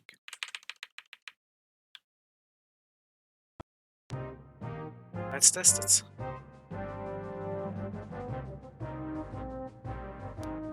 What? I tried to open my inventory, but I skipped my turn. Using the ring as a focus for his powers, Owen found that the words of a strange incantation were appearing in his mind, each setting his thoughts ablaze as he spoke them word for word. Frantic, he turned upon his enemy and sought to channel the hurtful energy elsewhere.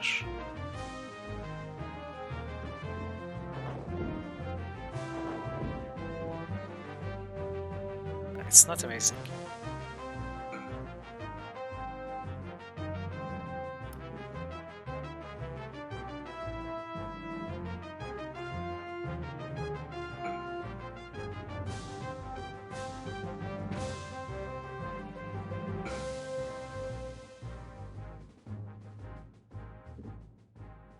I also want to try this.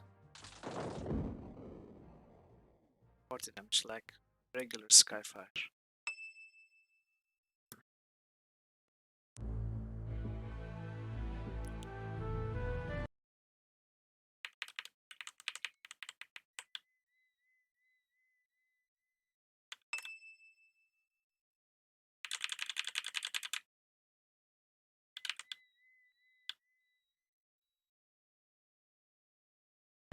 Okay.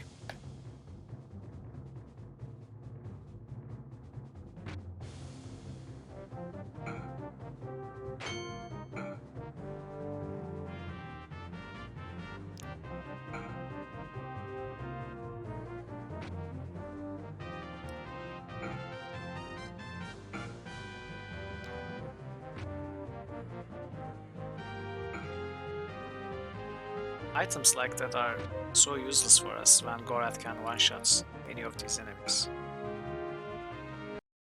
He's a beast.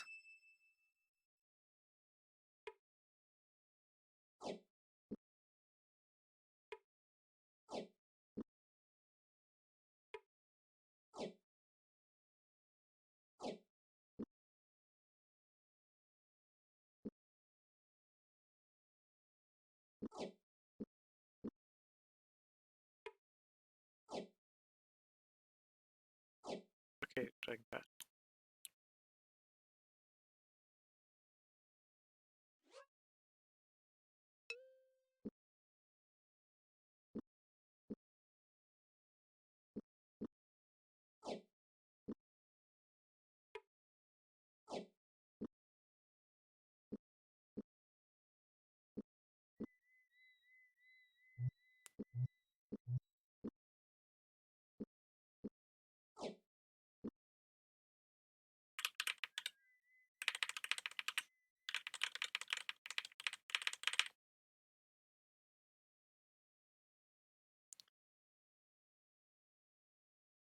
Let's go to Zoom.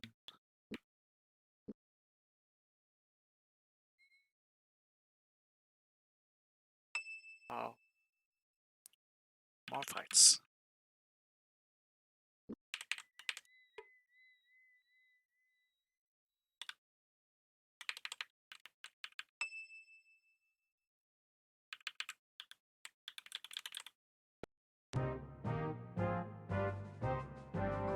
They are all big groups.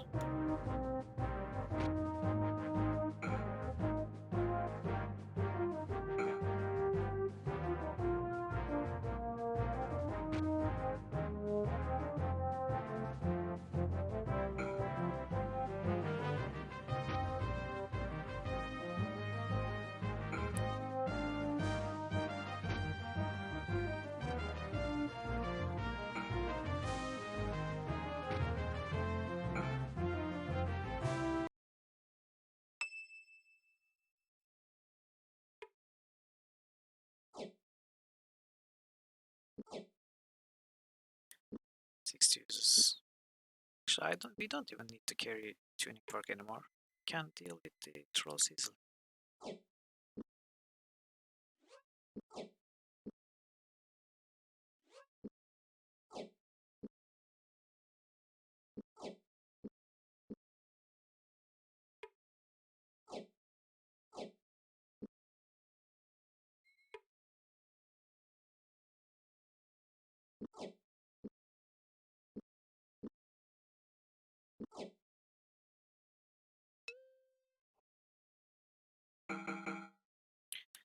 Oh, our hammer broke.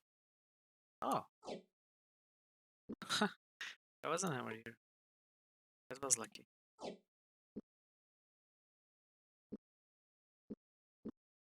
Still need to repair this one.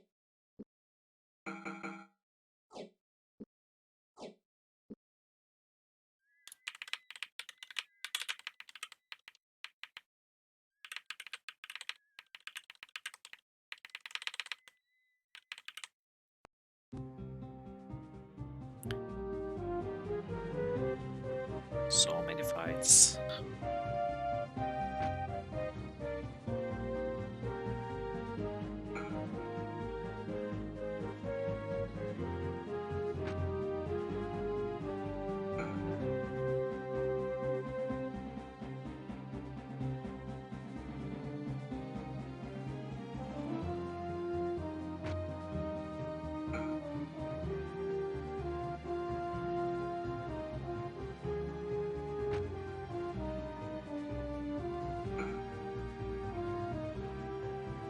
Oh, I thought that one had already ran away.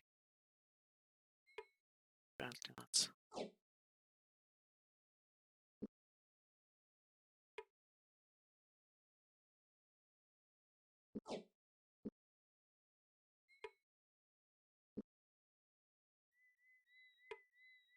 Okay, they're difficult to click.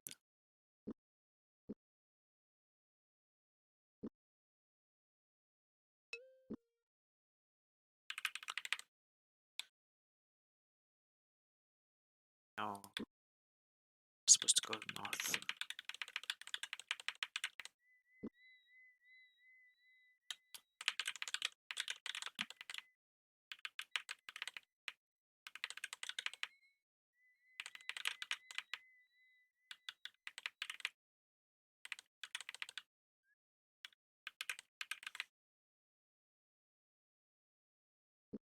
Yes, sure.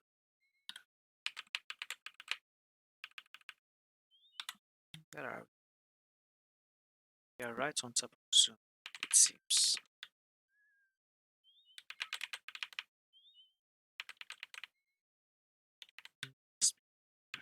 Yeah, I see. Okay.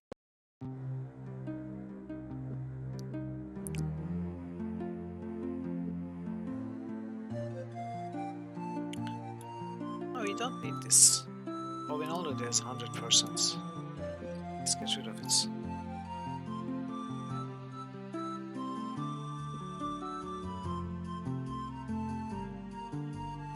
This is defense. We could use it perhaps.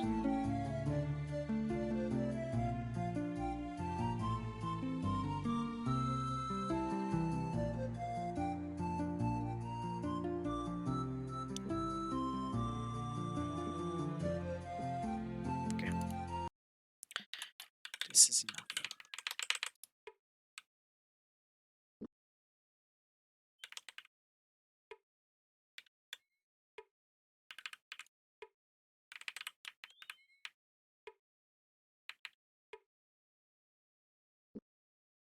Oh, right. Cannot play in this village.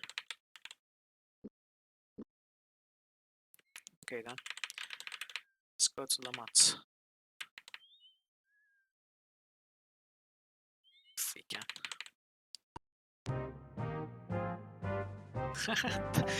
Doggos are ambushing us.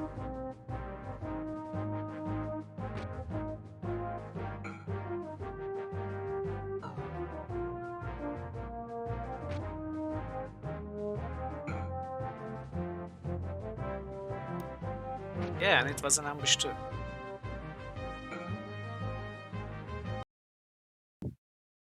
Enjoy your food.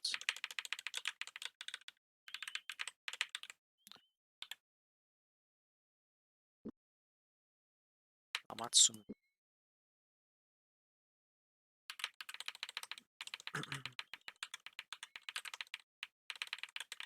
Get over here. Let's thank Sumani for teaching us the joke. I hope you will find your experience here at the Blue Villain a pleasurable one. You are Surani, aren't you? Did you belong to the garrison here in Lamont? I've heard that many of our Kasumi's troops were once from Suranwani. It is so. Why did you leave the garrison to run a tavern? Surely you would have had more opportunities for advancement in the garrison. You might have one day gained land for yourself or even a title. Well, Kasumi was gracious enough to dismiss me from my class so that my dishonor would not taint the reputation of the Lamashin garrison. What did you do? Forgive me, but I believe I hear my cook calling from the kitchen. I will attend you later. Very well. I hope I didn't. We shall speak again soon. Oh, you've done it now, lads. I'd be surprised if that old Surani even ever spoke to you again. Why? What did I say? Nothing wrong. Not least faced by the standards of the kingdom. But Sumani, no, he is not of the kingdom, is he? He is not so as he is not so he has kingdom way of thinking. These folks from Calawan have queer ways of looking at a thing, and by me reckoning, you just insulted his honor by bringing up his getting the boot from the garrison. I didn't mean to offend him, I was just curious. As any would be, but this Surani now.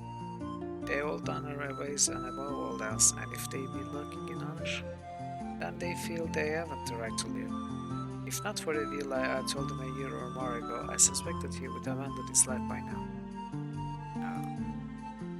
But what did he do to warrant such a dismissal? I can't say as he's been exalted about it, but as I am a dwarf, I have poked around a bit, and I think I pieced by the truth of the tale together. It seems about 3 years ago, Sumani was mistakenly assigned to the duty of standing watch over a Lamashin graveyard. Now, he had already stood a double watch that day, so that a friend of his could tie the marital knot, and he had been up late the night before attending to a laboring calf. Unfortunately, some cloud working for the Earl forgot to take note of the fact and arranged that Sumani stood watch for 26 hours. Try as he might, he eventually fell victim to exhaustion and nodded off this post. But it wasn't his fault. True, but this is not the end of the tale. When his relief came, it was a certain arrogant bastard captain whose family had some feud with Sumani's family. As punishment, he forced Sumani to sleep the next night in a freshly dug grave along with a corpse recently dead of consumption. The idiot clerk's mistake was eventually found out by Al-Kasumi. Sumani felt as if he brought the dishonor upon himself and his former house by falling asleep. That's terrible. He's still living with this on his conscience. That's the problem.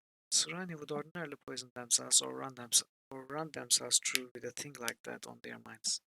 They simply haven't had the experience of knowing how to let go of a mistake and go on. Fortunately, he is learning the kingdom way of dealing with a problem. So no news about the ordained Kada Ragnar caves.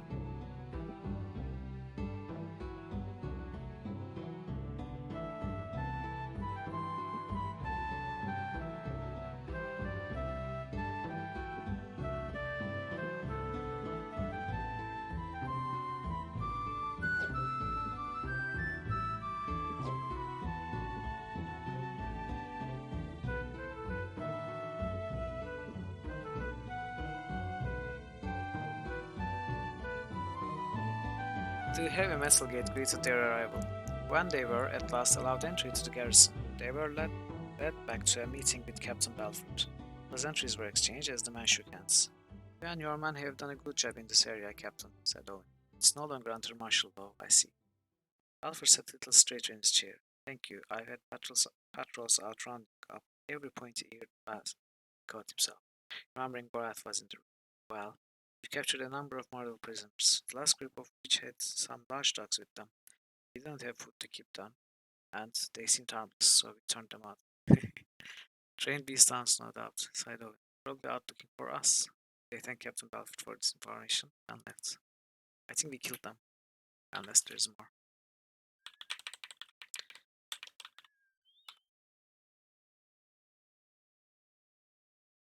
Yeah, I know. I know they are not the same place.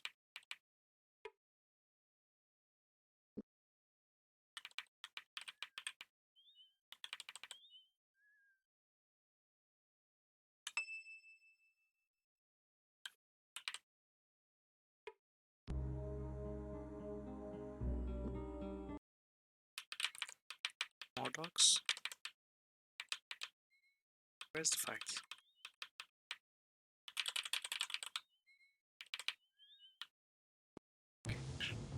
Yeah, more dogs.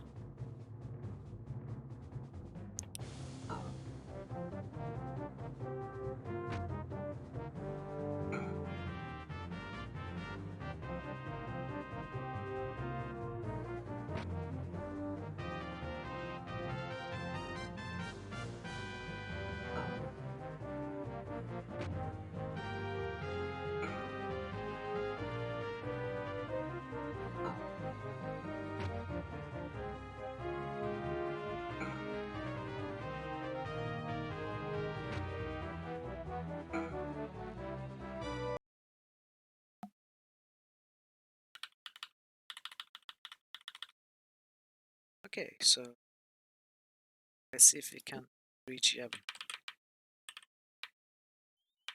Should be able to reach there.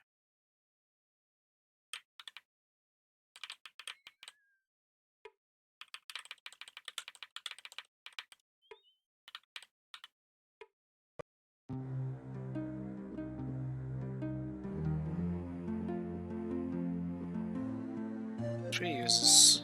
I think we need a new one. Let's get rid of this too.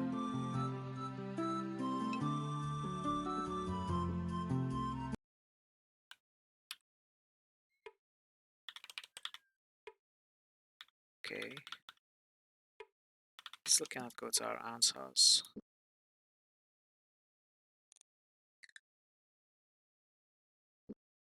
Okay. So, Tirsog. This is the real question.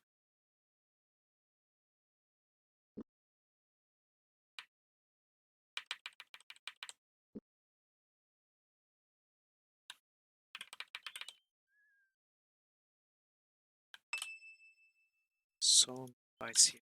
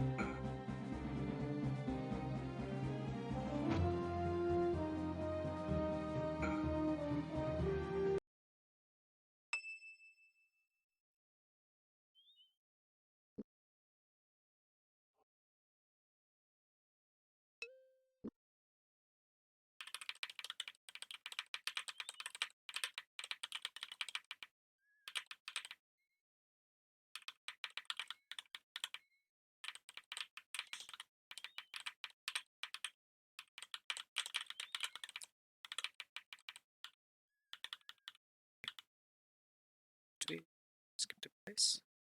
Oh, we are not there yet. Okay. We have to pass this bridge first.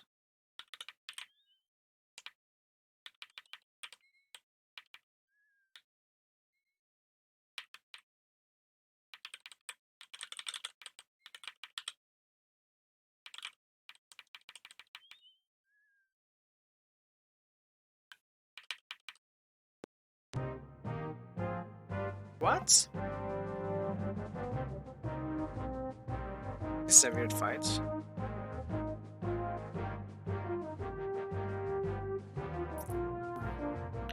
How do we do this?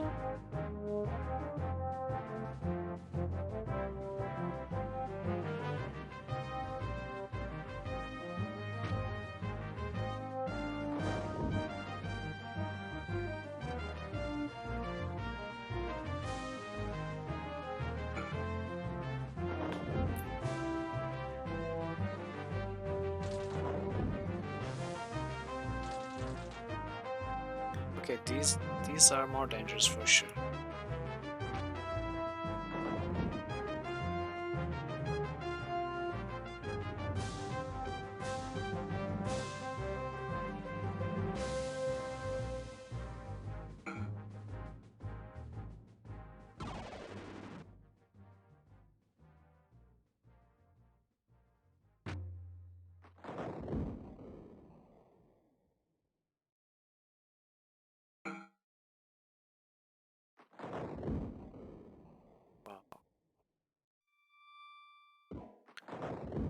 Tough fight.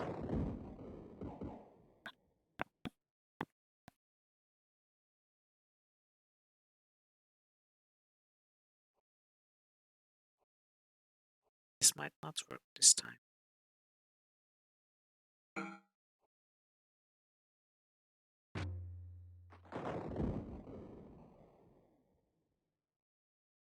Yeah.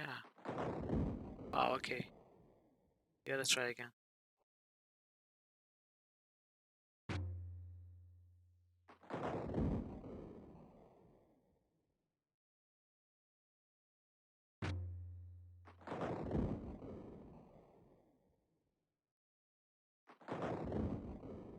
I guess we need to kill the ghosts quicker.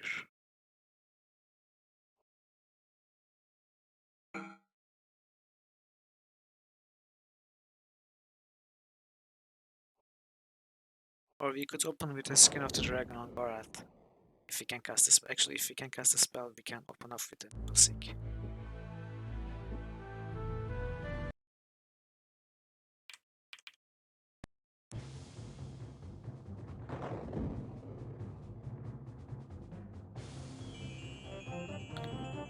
Oh.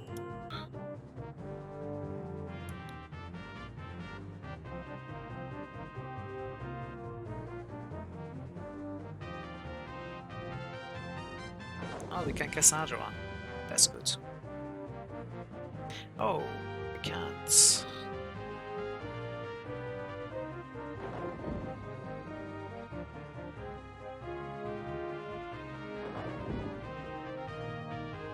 Now we can.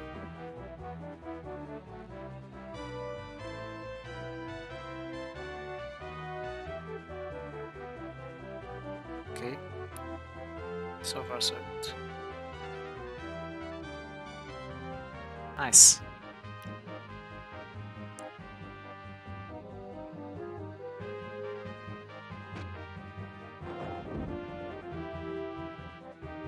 Wait, this won't work very well.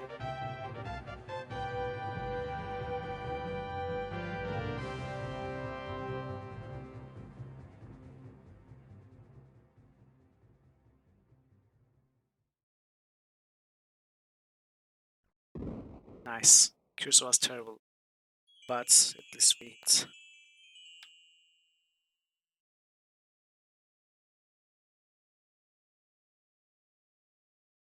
Come on, Gorath. Gorath. Well, we are back to full stamina. I mean, full health and testing up our stamina.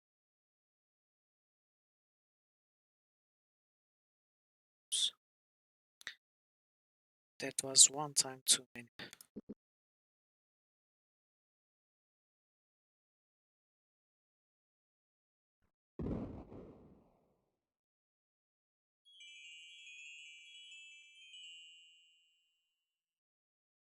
Finally.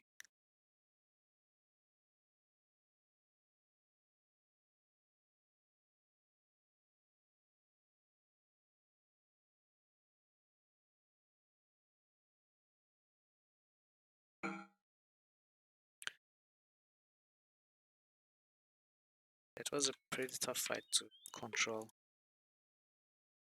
to begin with.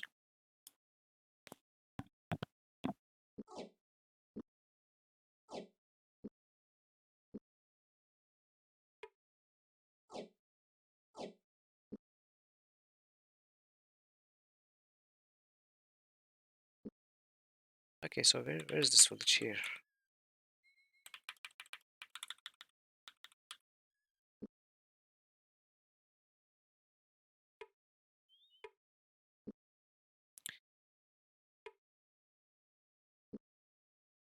Ah, that's unfortunate. We cannot play here either.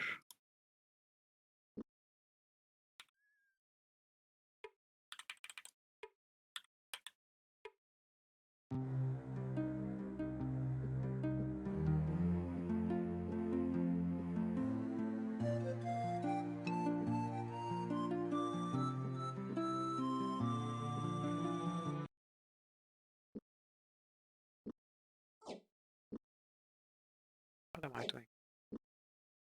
Okay, it's fine.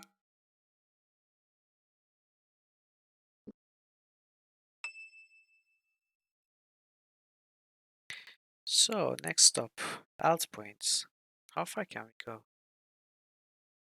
Can we go as far as then camp on the teeth? It would be nice if we could.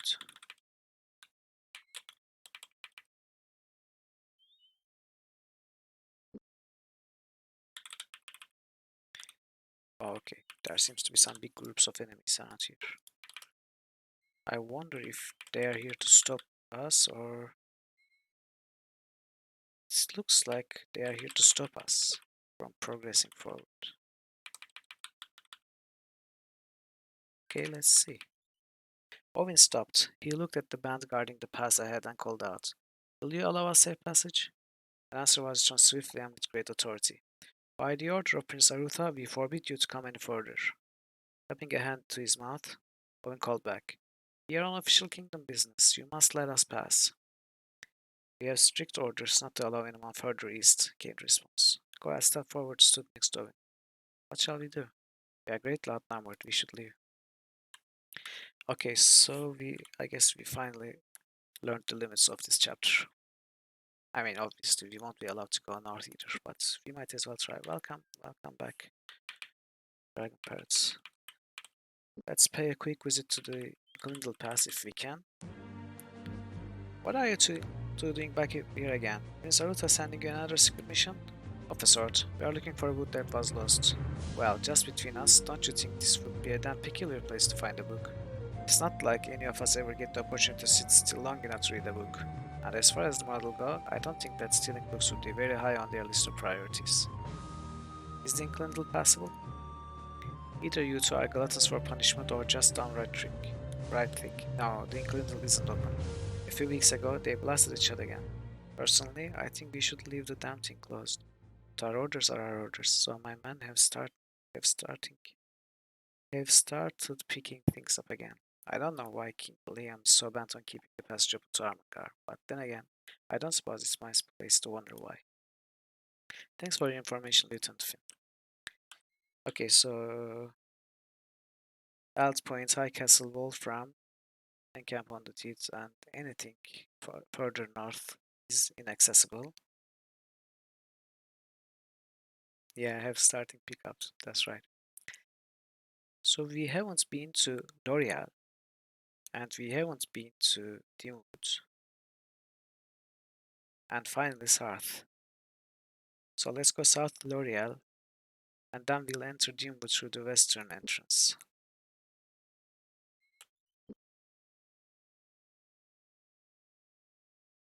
Oops. Oh, at least Evil Seek will work on this.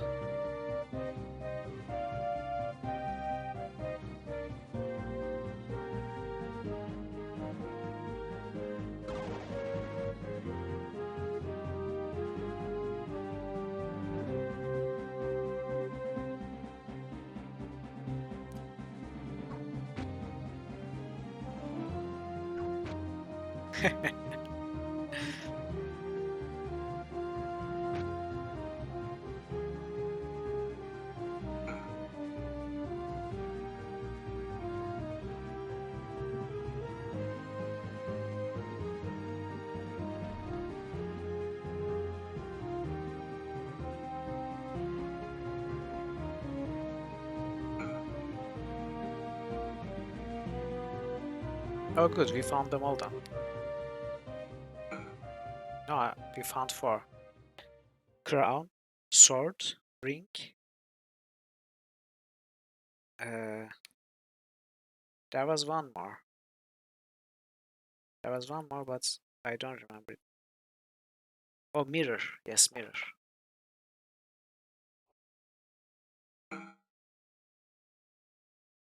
Not burp. Hurt.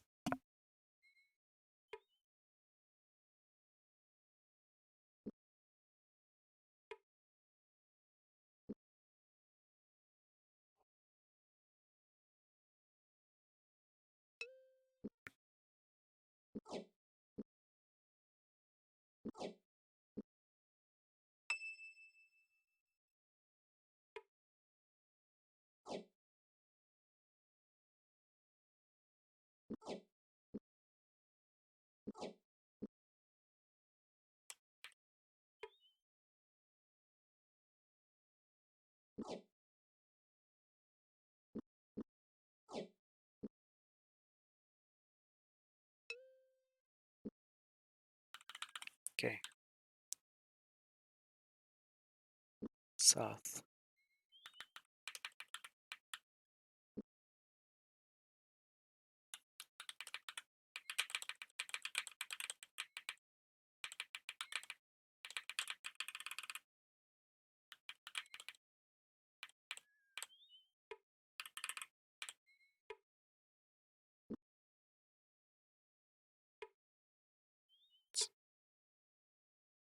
Okay. Tavern is closed.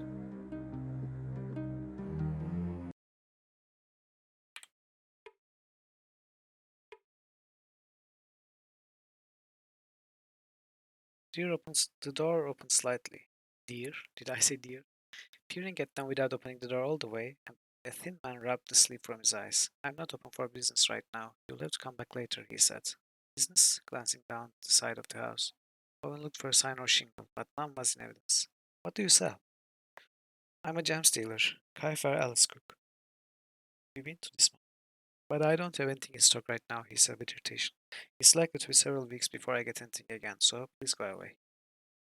Before Owen could say another word, Kaifer had closed the door. Yeah, I deserve that.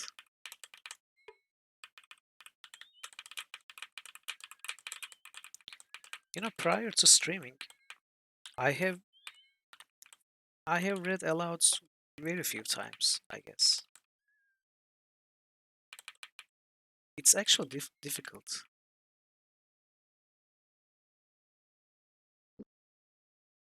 I mean, at school, in middle school and high school, we were made to read stuff aloud, of course, but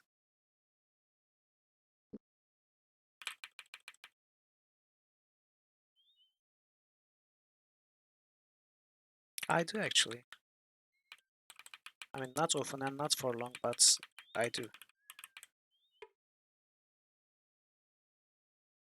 Oh crap, it's this guy. We are diseased.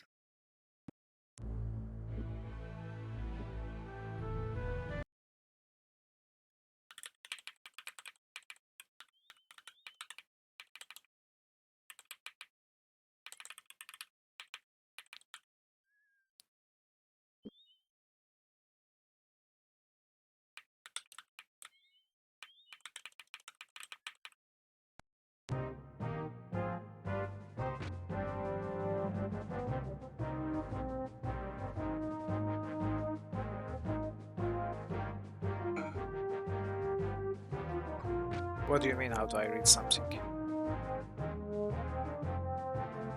I read it in my head, I guess. No, not really. I just see and process it, I guess. I mean, sometimes I pronounce it, but not always. It depends on what I read. If it's something difficult to understand, I take my time.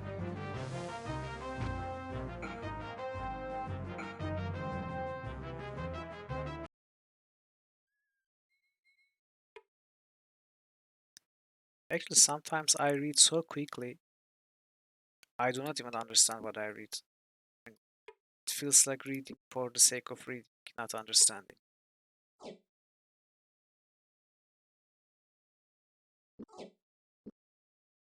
So once I realized I did that from time to time, I tried to slow down. But nowadays I do not read much to begin with.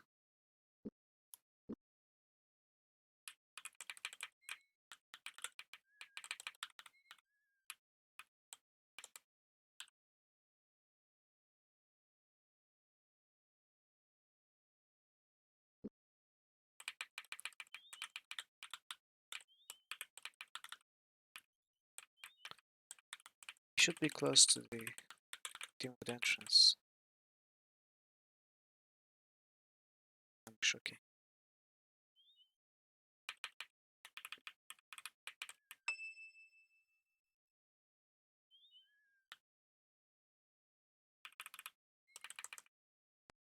Yeah, you're right.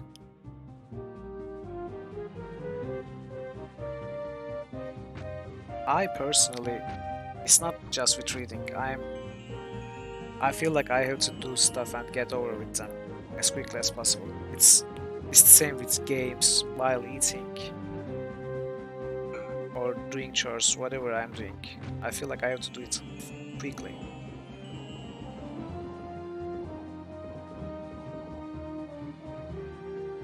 $101. Okay, we're screwed. This is not good. We have to start again.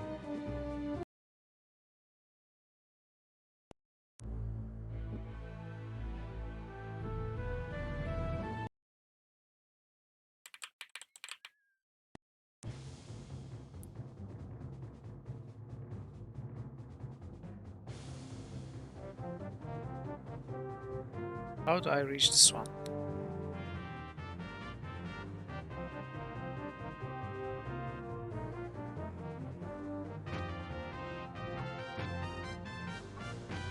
Oh, thank you. Ah.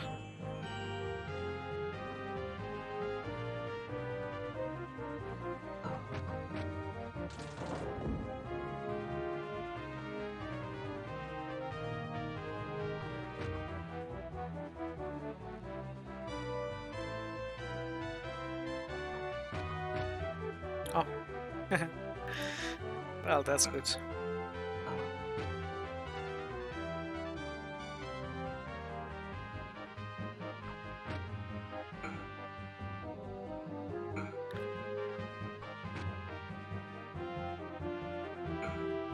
These are some difficult fights. It's all the crowd control and high damage.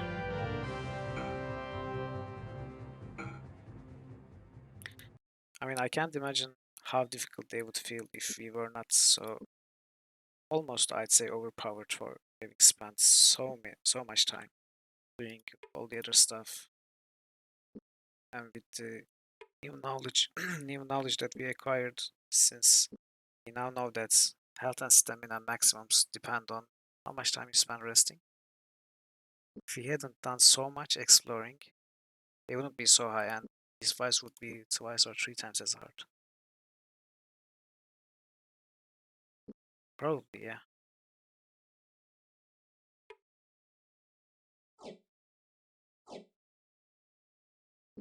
We need to set up the stream elements bot to timeout links automatically, I guess.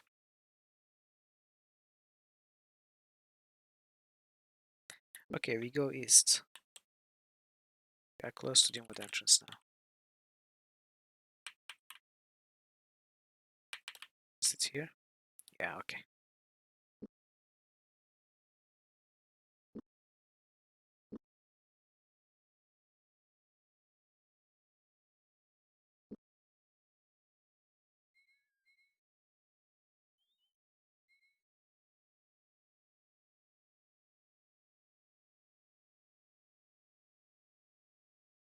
Yeah, you would?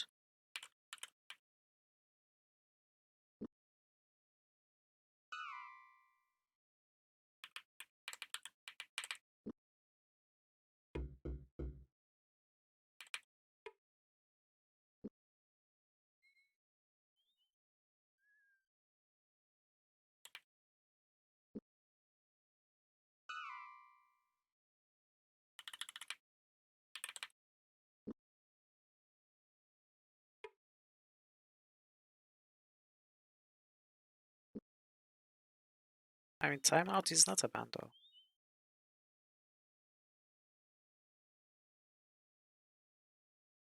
Oh, okay. I see, that might be a problem, yes. But also, you know, on the chat pane in the stream, when you delete a message, it's not deleted from there. So can have you? Oh, you banned it, but it's still there. That's weird.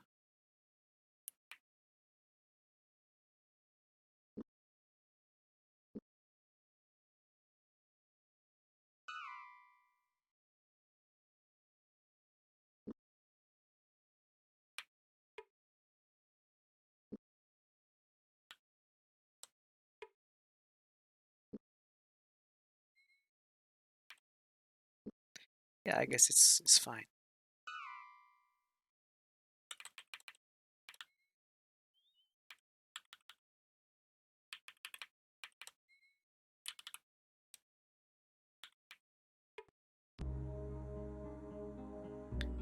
It's waterfall. I wonder if there are any new ones. There's gotta be some new ones.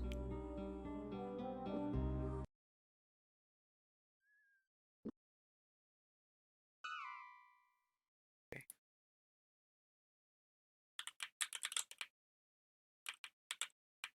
Oh, is this the witch's house? Yeah. Belinda met Owen at the door. I'm so glad to see you again, she said. How have you been? They talked for a few minutes while she conjured up some tea and milk. This is the same text as before.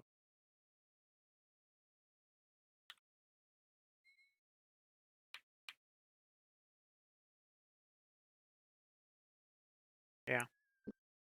I guess they are not easily banned altogether from Twitch.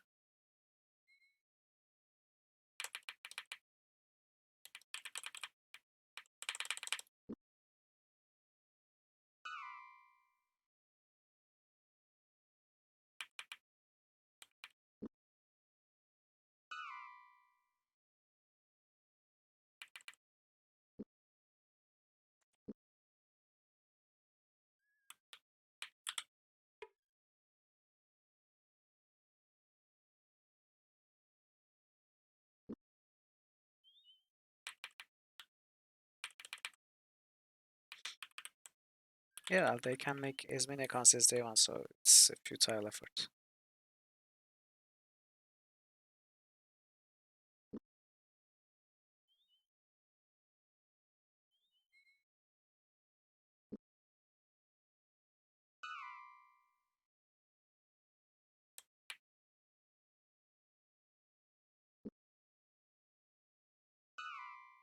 Could be.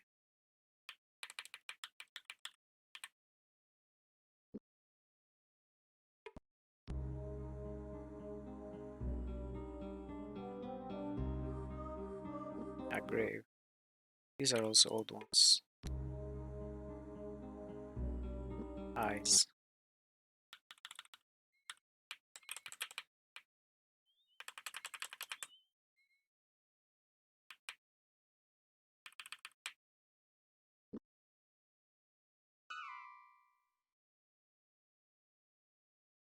Yeah, that's also a possibility, of course.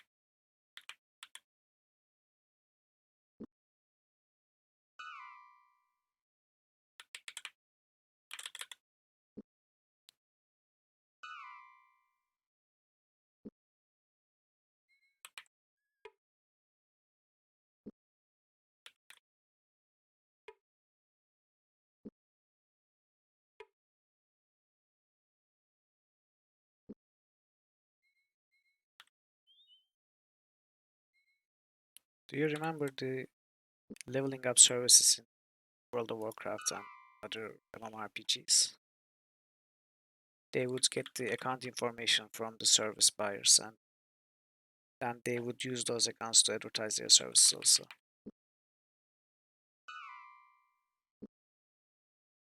Also to do trades.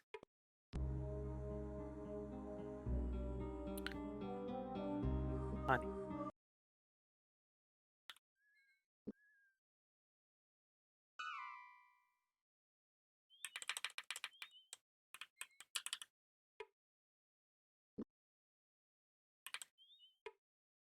Okay, I guess at least in this part of the forest there's nothing new.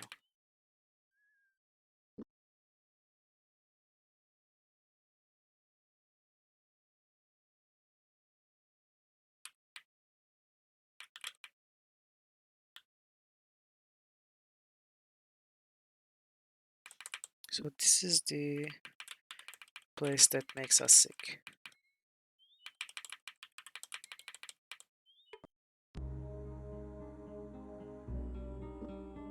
Grow weary.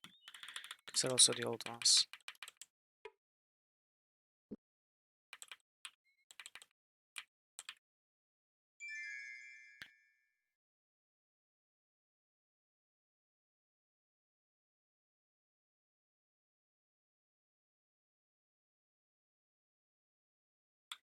You know, I'm not sure if we are going to be able to find the coast, so I think I'm going to push to get the chests.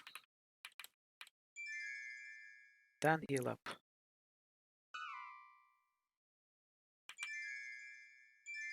Wow. Hopefully we won't die.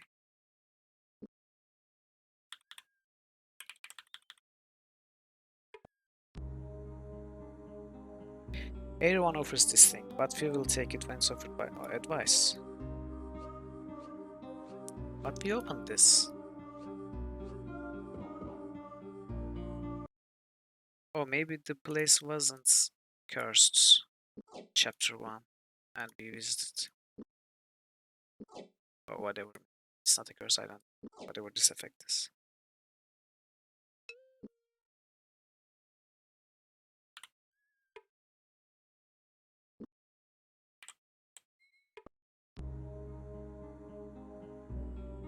Yeah, and this is lake, right?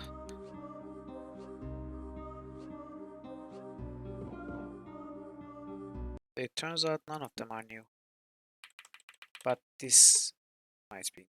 Yeah, it's the traps that we need. Okay, let's go to that guy and see if we are able to complete the quest this way. Then we'll find a way to heal up.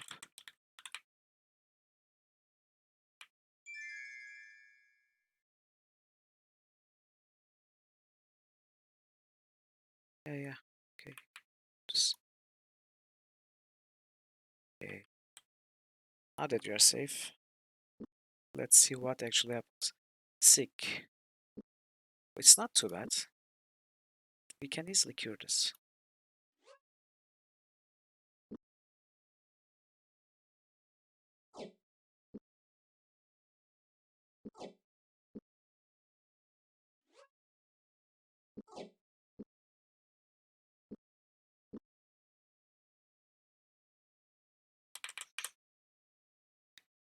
And now let's find Greg's house. I think it was somewhere here. Yes, it must be this one. Owen knocked on the door and waited for a reply. After nearly 11 minutes, the door cracked open. We have, he said, producing the trap. Bless you, sirs, wheezed the man. I hadn't the strength to retrieve it myself, and without it, I would sure die of starvation. Trap in hand, the man went back inside his house. He returned a moment later with a something clutched in his fist. This is for you. Drop the golden ring onto Owen's upturned palm. What's this thing? Oh, ring of the golden way.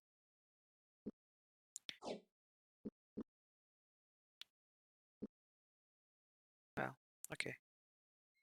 I mean, I feel like we did only half of the quest.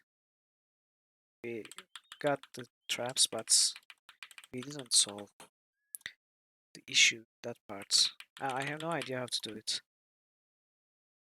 Let's go north.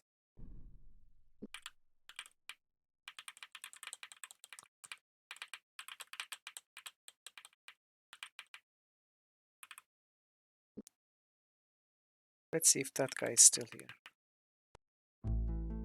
Skyflip, yeah, he is.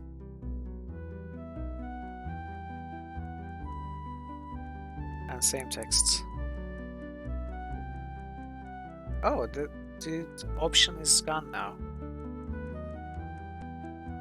The option to talk about that place, about the traps, is gone. So maybe I mean, the game thinks we solved the quest now that we have turned the traps back in. If it's good enough for the game, then it's good enough for me. He probably, I mean, obviously skipped some content. Maybe we should reload.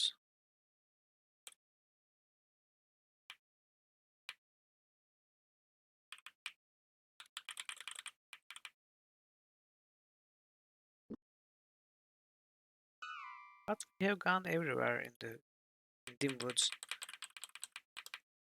and out in the world since we first encountered that quest, and we found no solution. We have been practically everywhere.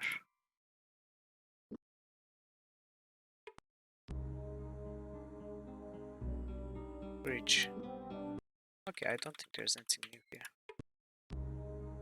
I think this is exactly the same as it was in chapter 3. Snaps.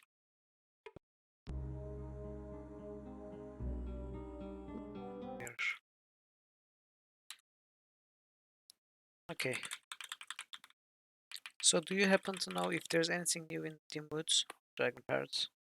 Because otherwise I'll just leave.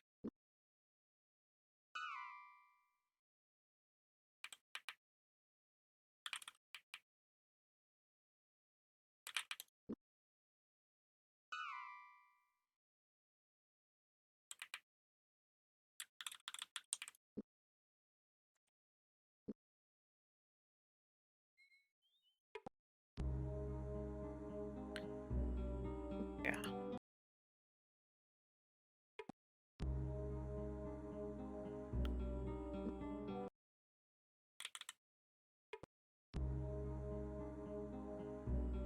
Yeah, okay, these are all old ones. Okay, I'm leaving. I'm leaving through west and going south.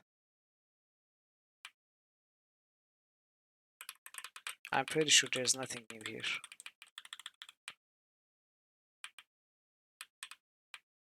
But I'm not going to walk to every pixel.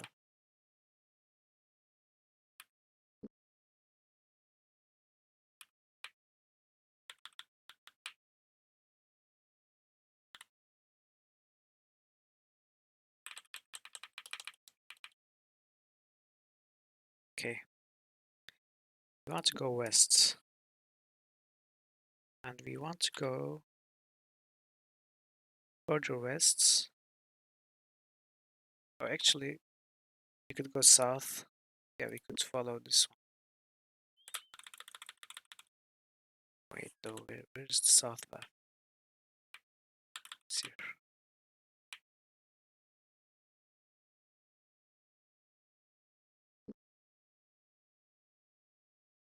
Did I go to the right place? Oh, I did. Okay.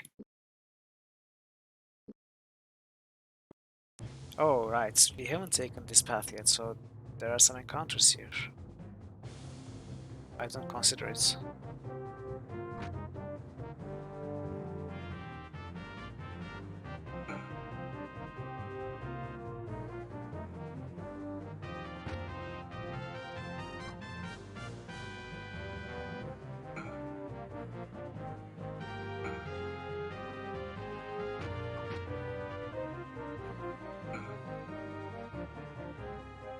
Owen is chasing the other caster with his staff.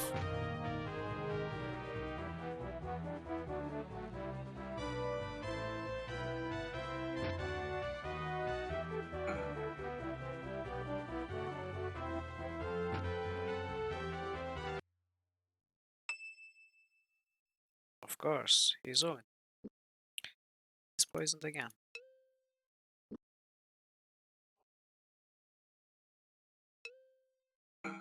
Let's repair these.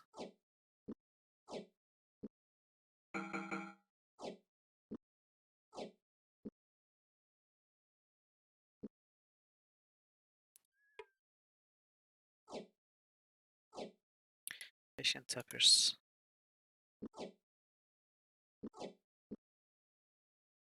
Or tappers singular. Yes.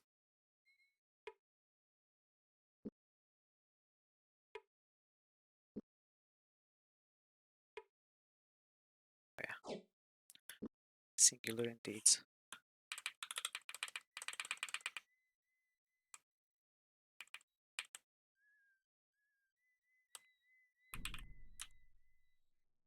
So we can port closer to south now, but we haven't taken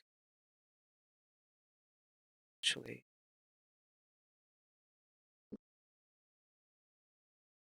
Oh, was there some anti-venom on the corpses?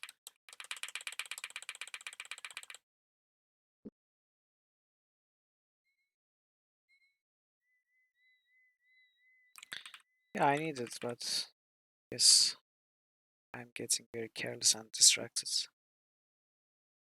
Oh well, it's okay. Silban.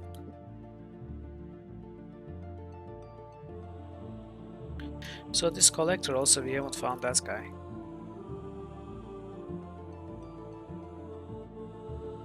Oh, look at that. I mean, this is a good way to see which parts of the world are accessible to us, right? We can just visit a temple and see where we can teleport to.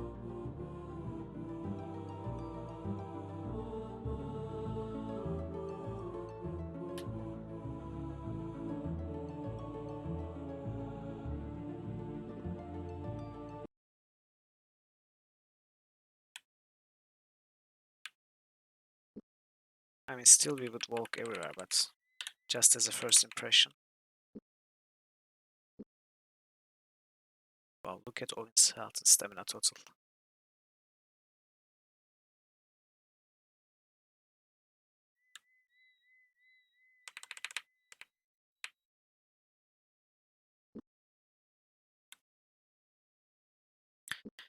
Okay, we turn west when we can. Here, okay. Now we are on our way to Sarth, right? Are we? No, questers, then we go south to Sarth. So we have taken this path. Now we are on our way to Sarth.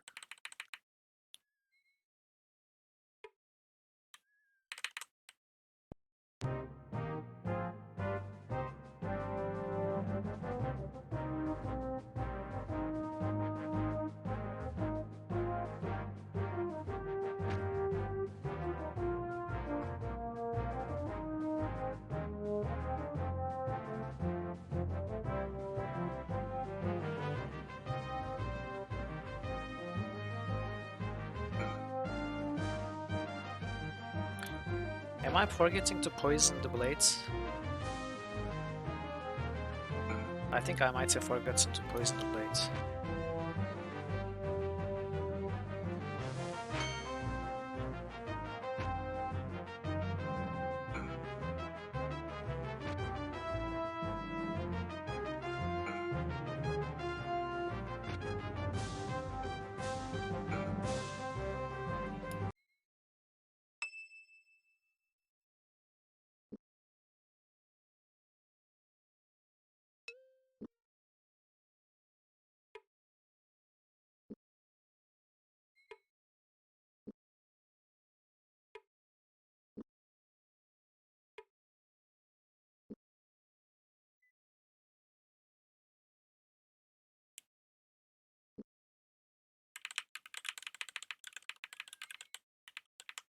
What's this?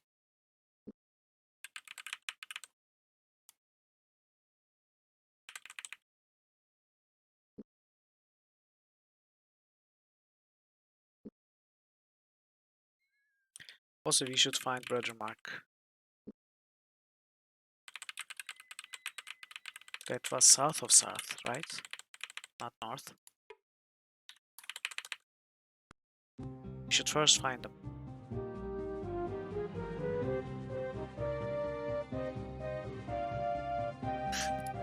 South of Sarth, yes. South of Sarth.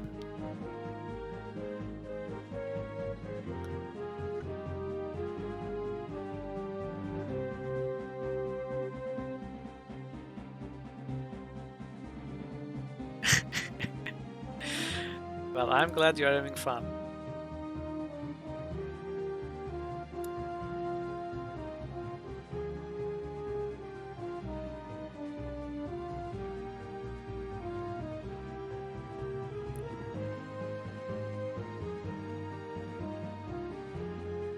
Are we there?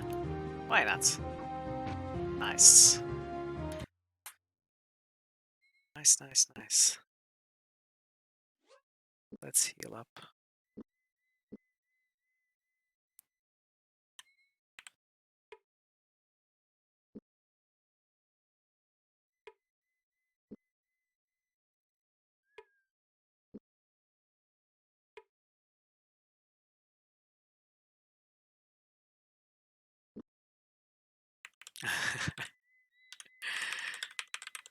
Well, if I tell him to shoot one, then he's going to have to shoot one.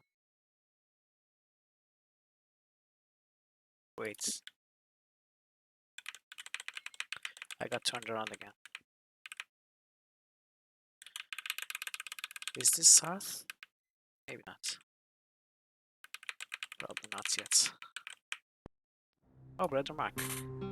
I would advise you to stay well clear of south. Our brother Dominic has fallen ill with quaking fever. Why didn't anyone treat the fever before it became serious? None of us knew he was infected until this morning. When he woke up this morning, he reported to the brother's herbalist that he was experimenting dizziness. It is one of the early signs of the fever, but I wouldn't be overly concerned. Quaking fever is rarely fatal to adults. It's not the fever's primary effects that concerns me. As keeper of the gates, Brother Dominic is the greatest wielder of the magical arts among us. Should he begin to hallucinate, he may lose his capacity to discern between real and imagined threats. He might view other members of the Brotherhood as enemies, or perhaps he will see a threat in the outside world. We know from Pug of Stardax that things of this nature can occur when magicians fall. No one can break his fever. I am sure the herbalist will do what he can, but our best hope resides in Brother Dominic's iron will. Until such time his fever breaks, the Abbey of Bishop at Sartre will be a fearfully dangerous place, and I would advise against going any closer. Is there something you need from the Abbey? My grandfather used to tell me stories about the chambers beneath Sartre, and that he said were once part of a rich dwarven mine. He called it Macborgalandog, I believe it was called. Yes, at one time it was quite an impressive emerald. He suggested that there still be tunnels that connect with those directly beneath the Abbey. If you have any of the old dwarven maps or deeds, we might be able to get in through the old. Unfortunately, those maps are not in the hands of the brothers of Sartre at the moment. He gave it over to the distant tax collector who lives in Egli, a fellow named Stella. I understand that there was some confusion in regards to how much the Abbey could be taxed because of its connection to those old maps. If you stick to him, I am sure he could show you those documents. At least it sounds like a way to be able to re-enter the Abbey. Do you know anything about the Book of Macros? Of Macros, no. About Macros, I know we have a few of them in the vaults, most concerning the legends about the Villa Beta while he was living on Sorcerer's Isle. We might also have a few things by him there, but I couldn't be certain without checking. Wait, do we have to speak to him again about the map? Because we have the map.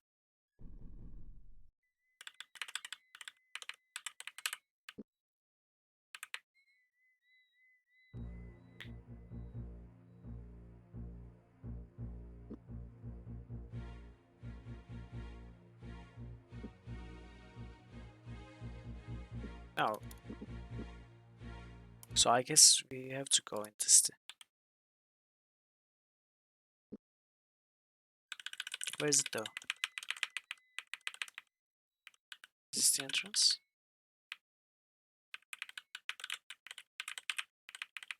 No, it's not. Yeah, I always have a problem finding south entrance.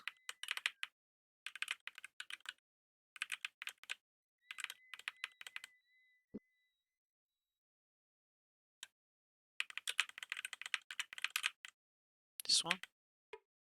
South the Krondor.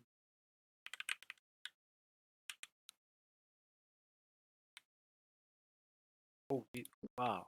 We have gone too much.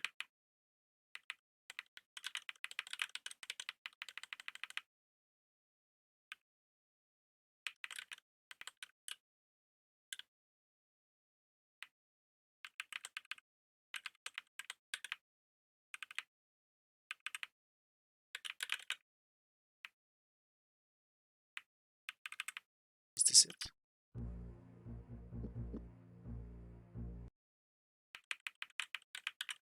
Okay, this is it. Let's save.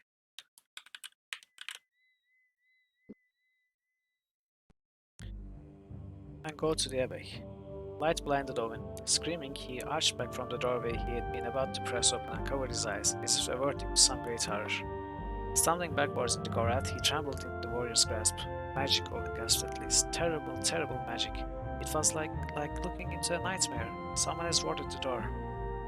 Releasing his hold on the boy, Gorath stared at the doorway doubtfully. Is there any way you can banish it? Owen shook his head. No, no, it's far too powerful. We will not find another way in if we are to enter this place.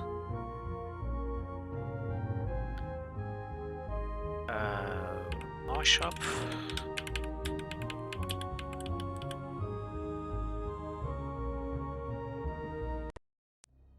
Okay. Now we find the secret chamber. We have, of course, explored this place before, but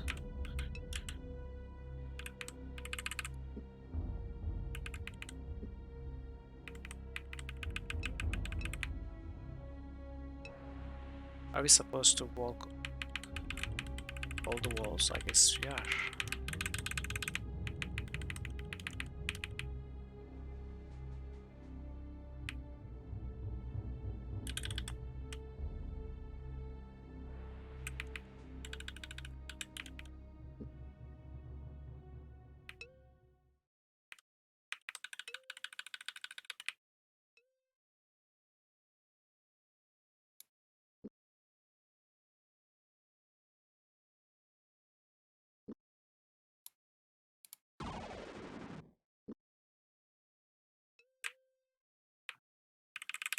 So these just must be the old ones. Walnuts. And okay, this wasn't a riddle.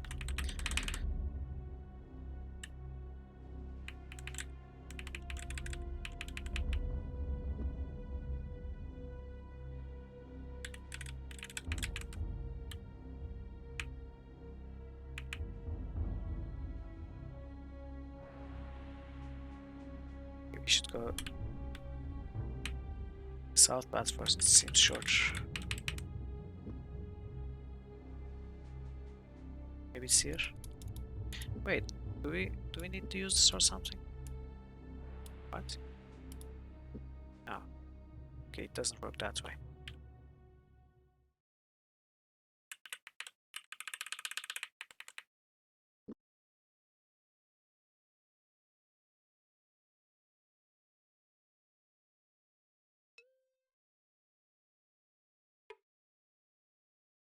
These stairs must lead to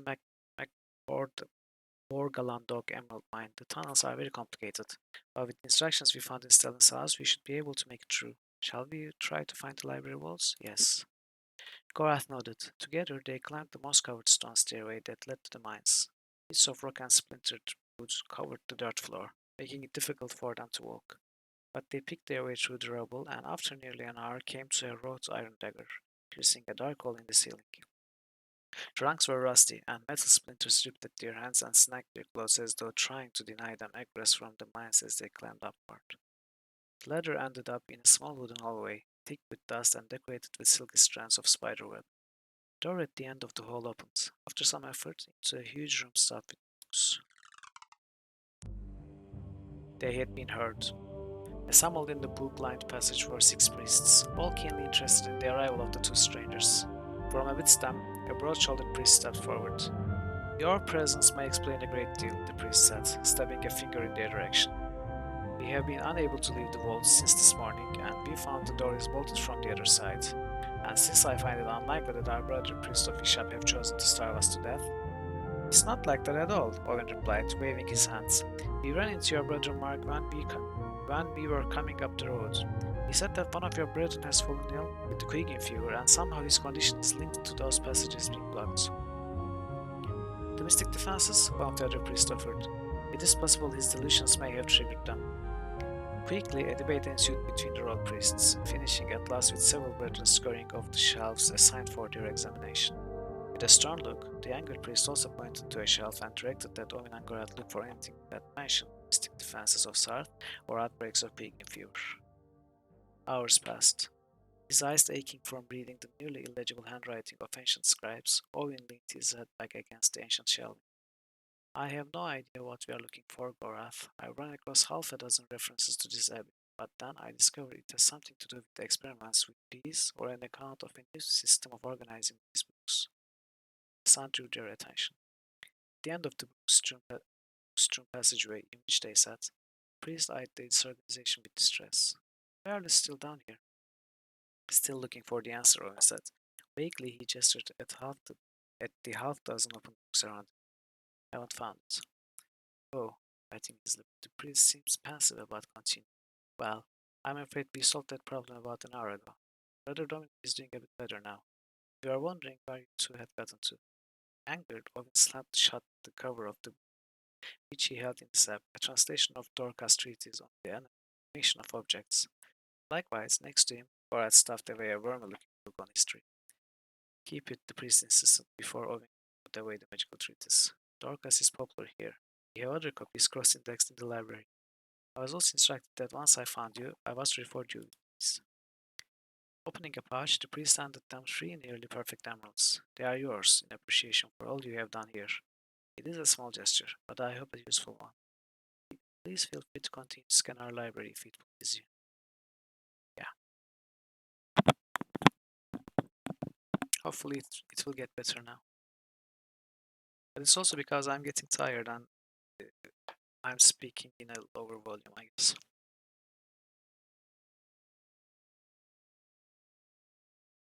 Owen pulled down a book, a text of interest.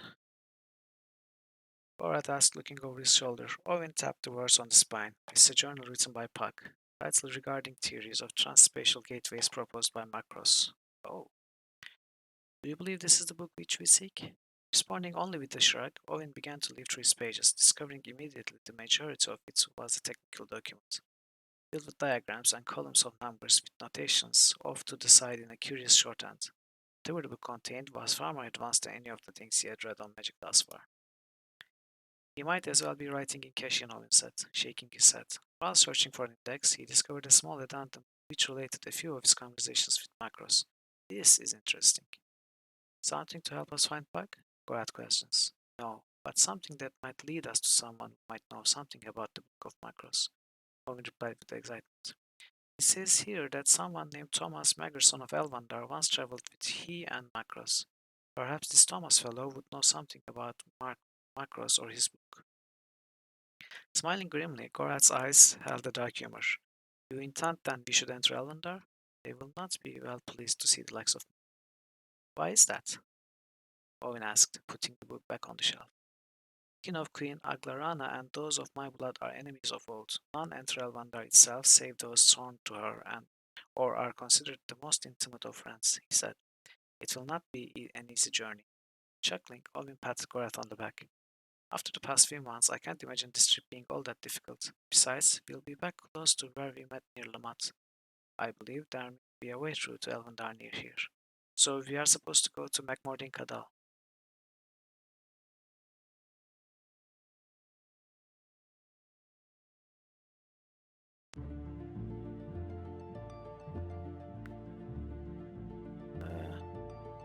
Nothing new, okay.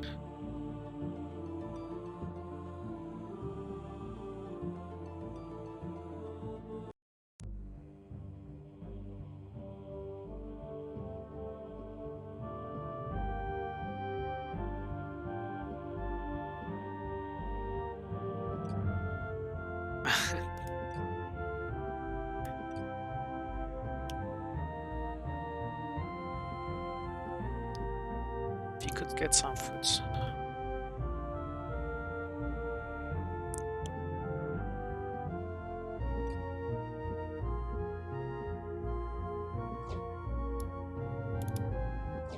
Okay. We have quarrels. 24. 24. This is also enough to. Is there any antidotes here? No. We could refresh our ring of Krondor, get a full one.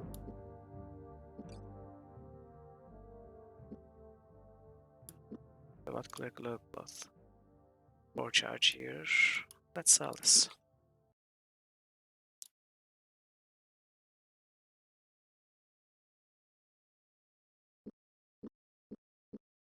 Okay. We are as prepared as we can. Oh. Dorcas Treatise. It was a book on magic, right? So perhaps accuracy casting, but it's only 100%.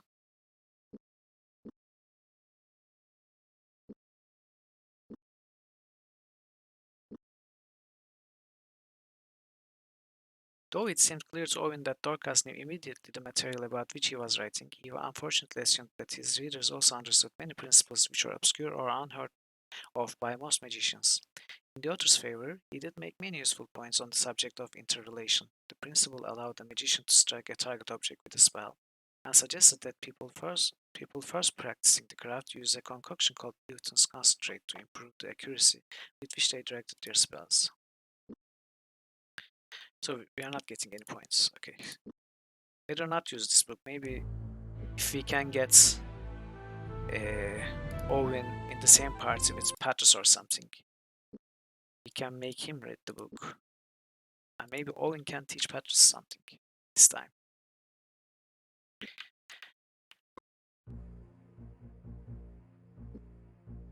Let's keep that book. Owen doesn't. So I don't remember where Macmordian Cadal was. I know it's to the north, towards Lamat, as it was mentioned, the dialogue, but not where it exactly was.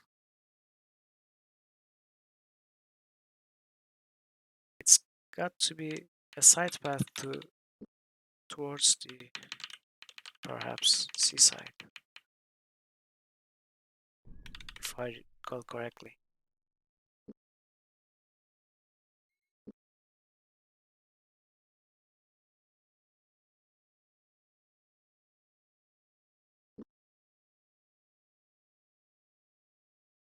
I mean, not seaside. I saw the sea there and said seaside, but I meant to our left, and it's got to be this one, leading into the mountains. Okay. So are we actually going to Elendra in this chapter? That's very nice, and I'm surprised. I hope we didn't startle you too badly. We were just looking around for a way to get to Elendar. I think I thought once it was the other side of the Great Towers. You found the way. These mines stretch all the way from one side of the Great Towers to the other. We had a collapse here, but we broke through about half an hour ago.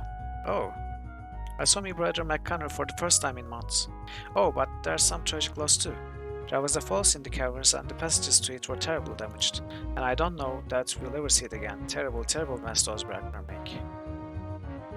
But we can get through to Elvendar? Aye, but I advise you to stick to the main passages as there's some wind abyss that can cause some humans distress. As a common, we wouldn't let you go alone as you'd get lost, but only the major passages have been cleared. You'll be safe now.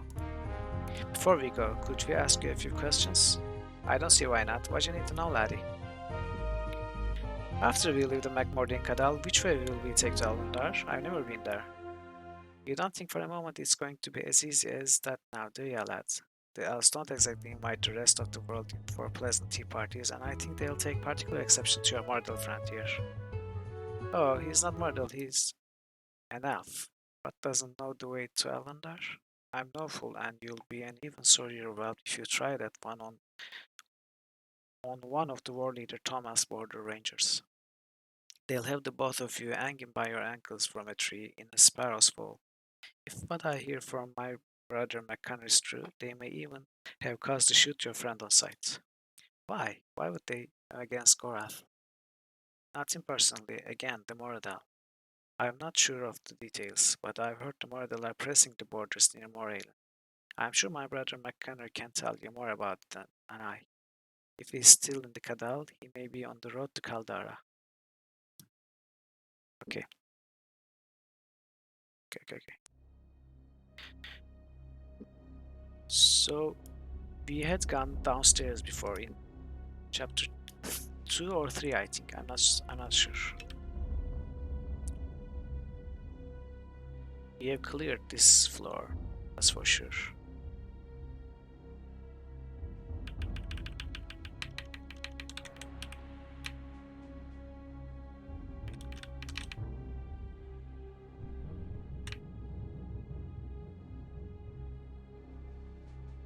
Was it this way? Yeah. Okay, now there needs to be some new material that we haven't seen before.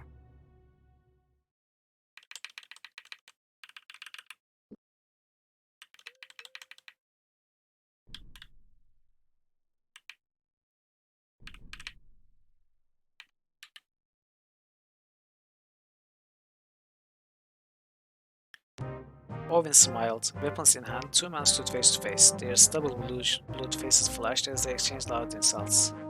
You may quit now, fellows. I've seen it before, Owen said. I'll not be jumping in to save either of your necks, and consequently, I'll not be giving either of you my pouch. Very well then, smiled One Way. We do this third way. It's weird, someone tried to trick us in the mines.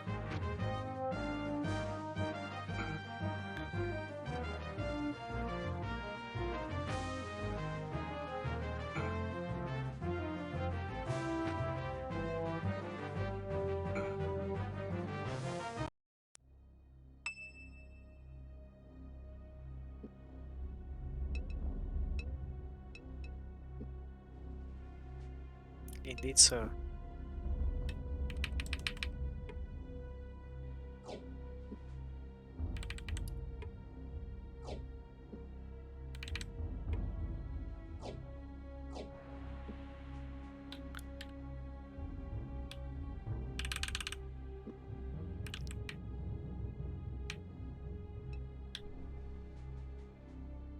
Okay. So it's either this or this.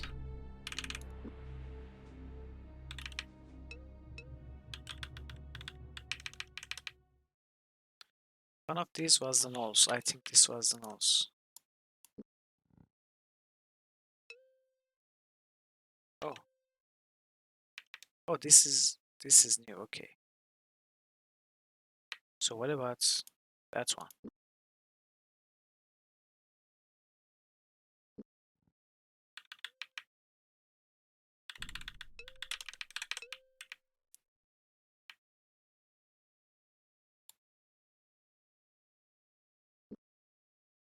Yeah, this one doesn't go anywhere.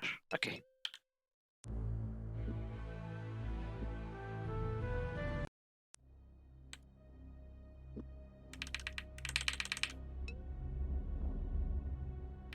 Maybe we find some chests.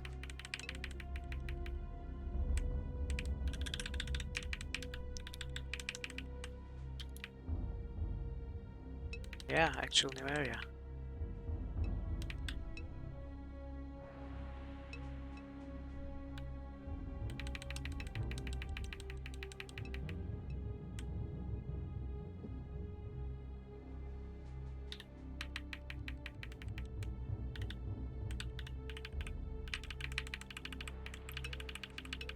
Game, please, game. We are hungry for reels. Two corridors.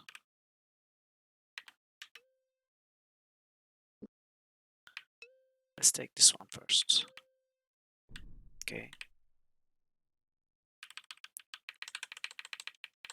Game, don't disappoint us.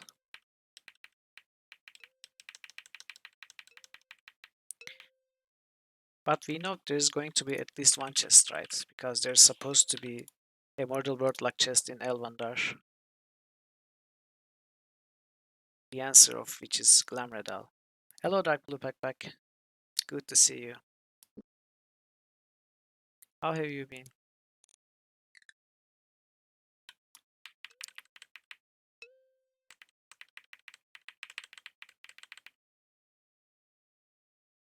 I see some chests.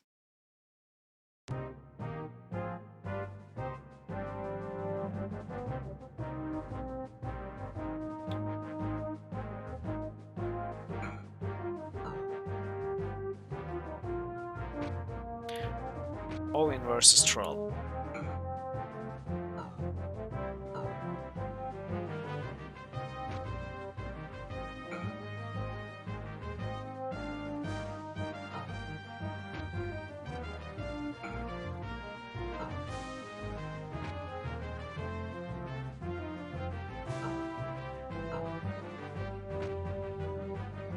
So far, it seems so.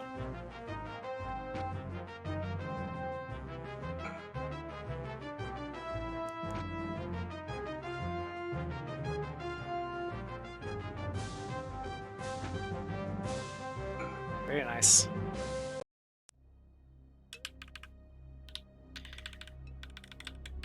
I spot several chests.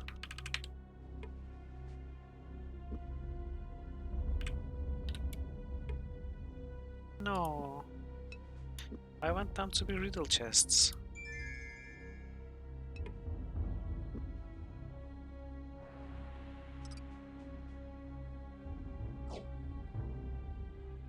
Touch of Limbs Kragma.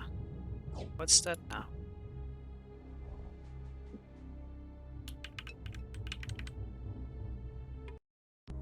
Yay! Flat as a leaf, round as a ring, has 2 eyes but can't see a thing. Flat as a leaf, round as a ring, has 2 eyes but can't see a thing.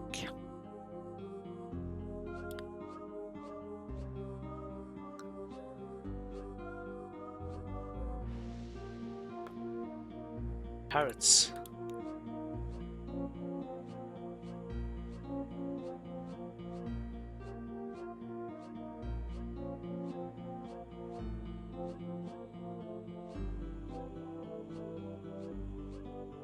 That's it.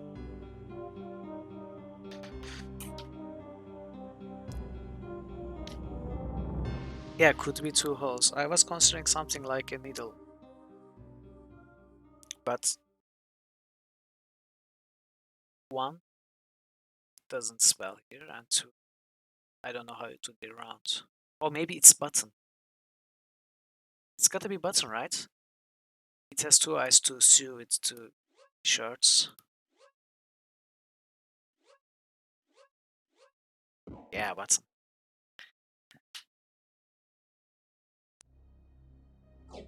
Nice. New chest. Gambit of the 8. We know this spell. Black Tempest, we know this spell too.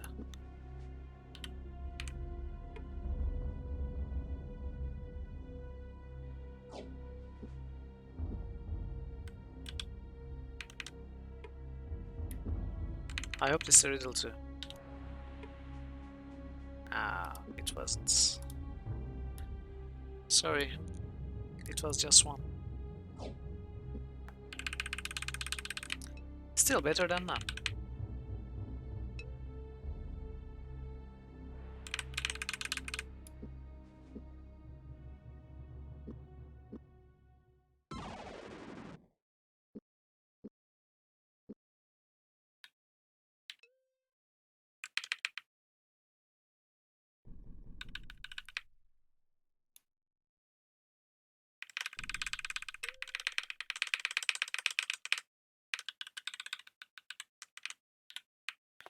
There might be more here too.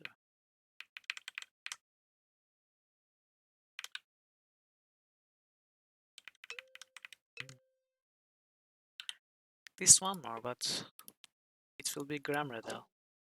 We have seen it's the answer from the, I think, Waterfall Cave.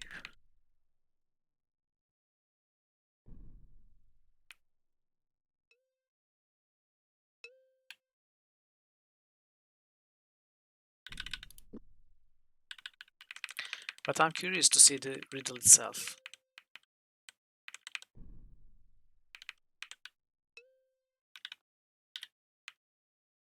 Oh, I actually jump scared myself.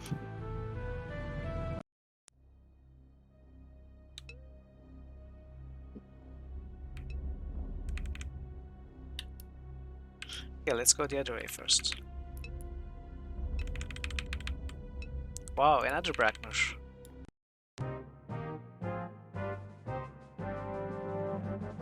I think we had blinded him.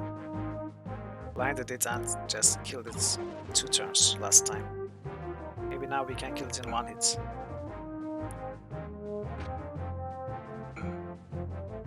Yeah. Still as easy as ever. Oh, this is the exit, so maybe there's a chest there? Maybe? Game?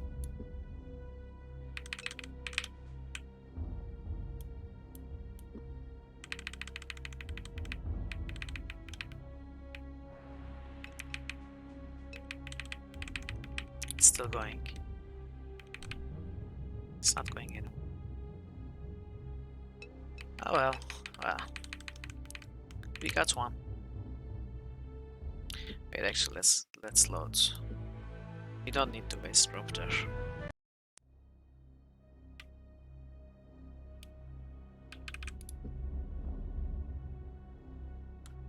So, a long corridor stretched before them. This must be the passage to Elvendar, noted Owen. If we go this way, it may take us a few hours to get to the end. Are we up to the climb right now? Yes. Hours passed. Just as Owen was beginning to wonder if they would ever see the light of day again, the walls of the stairwell widened and were illuminated by dim shafts of light piercing the darkness through an oaken door. Pushing it open, Owen gasped at the marvel of the leafy canopy which spread above them.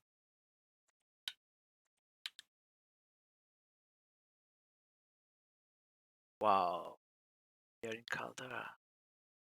I wonder how big this area is.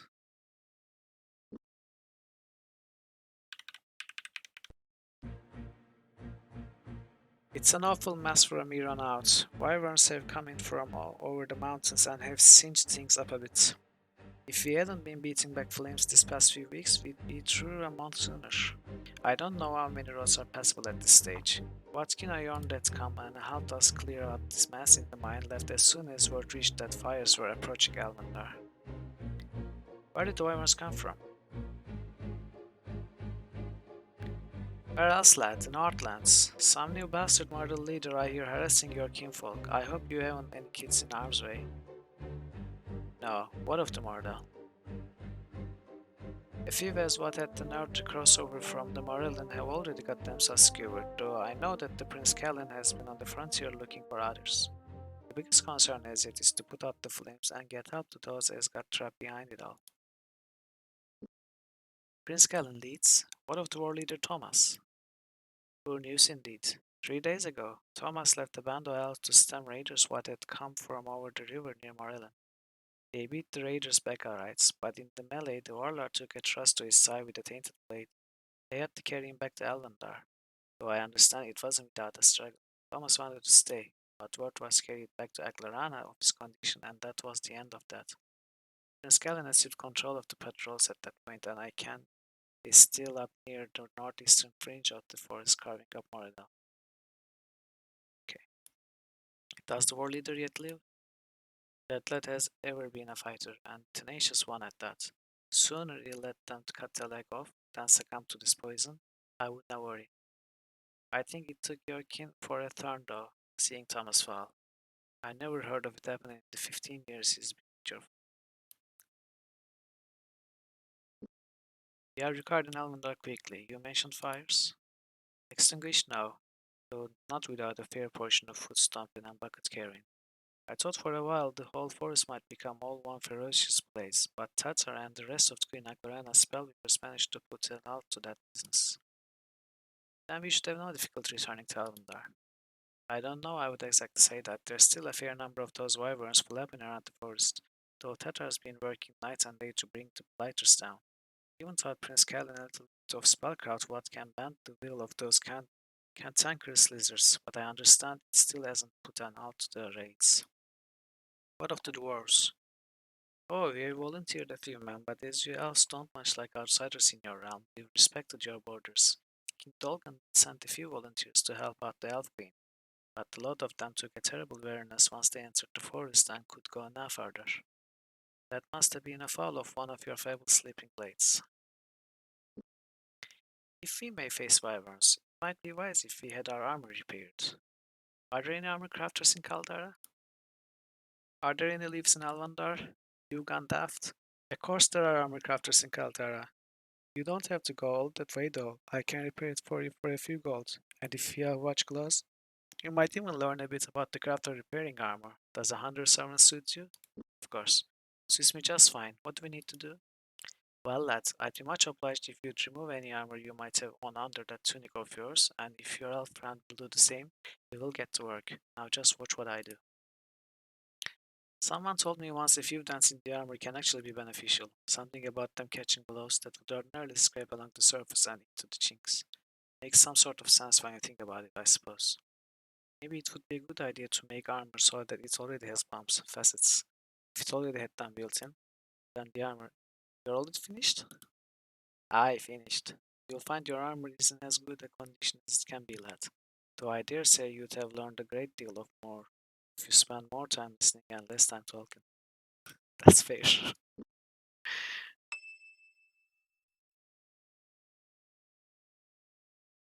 Yeah, it's a good idea to use the spyglass as much as we can.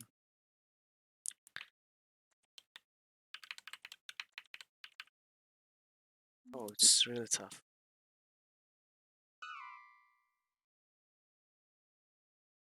So I guess the best strategy is walking to the red spots. Owen knocked over the door. Hickory scented pipe smoke slid underneath, curled gently around his feet. The smell had barely reached his nose when the door was flung open and they were greeted by a smiling dwarf. Great day, come in, laddies, join us.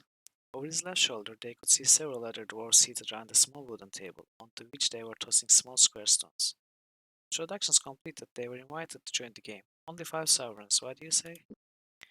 Standing around the table, Owen was given a stone, and after a count of 3, all were thrown onto the table. Klapka, yelled one of the dwarfs, grabbing the stone thrown by Owen. You lose, lad. He scooped all the coins into his lap. What? Cried Owen. There was a double dragon. Double dragon? The first to yell Klapka and grab the other stone is the winner, said the dwarf. Care to try again? Yes.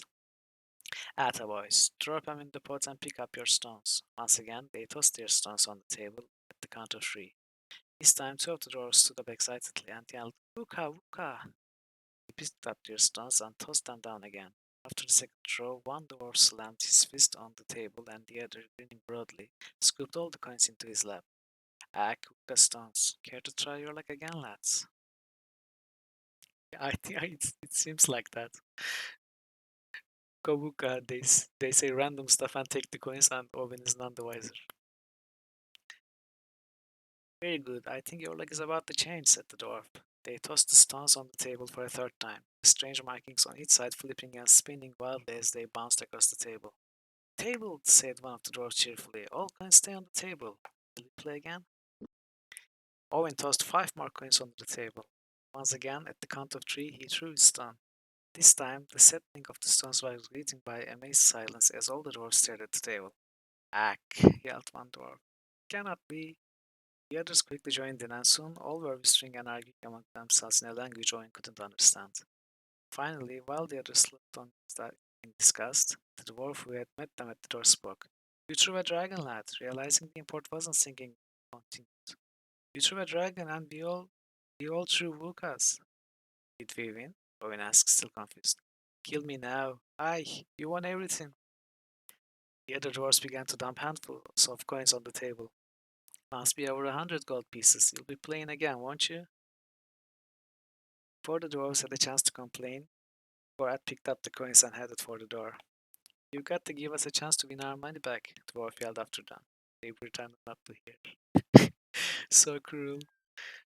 Yeah, critical hit. Owen rolled the critical hit.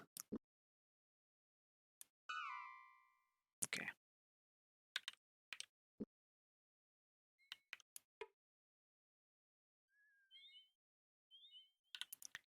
See you soon, dragon parts.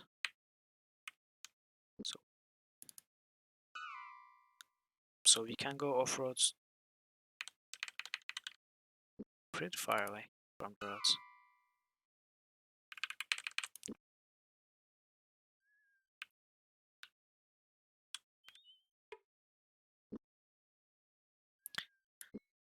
Let's cast this spell.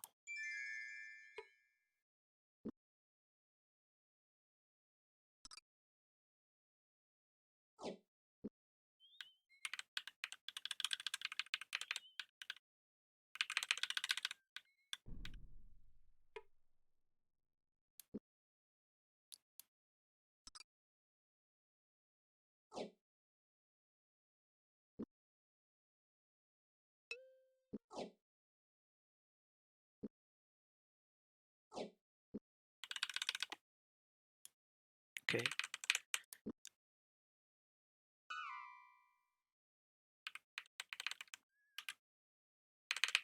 Well, I bet we are going to be attacked by wyverns now. Yeah, of course. As soon as I start playing on the map.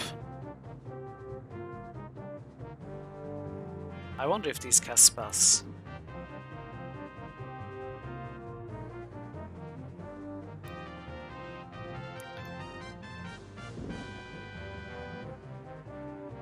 Let's freeze this one and kill this one.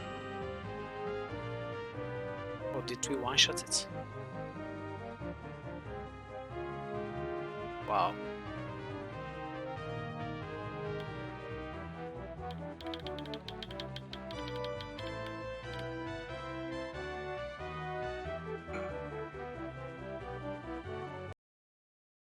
So they are not difficult then. 4 dots.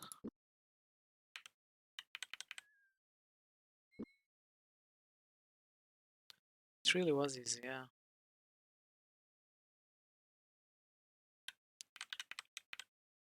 Ah, 4 stumps.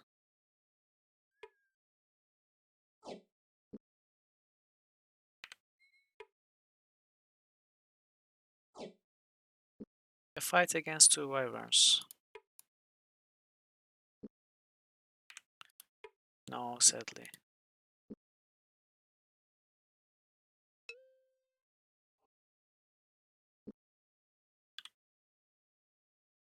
Well, they are. I mean, Korath one-shot them. Ah,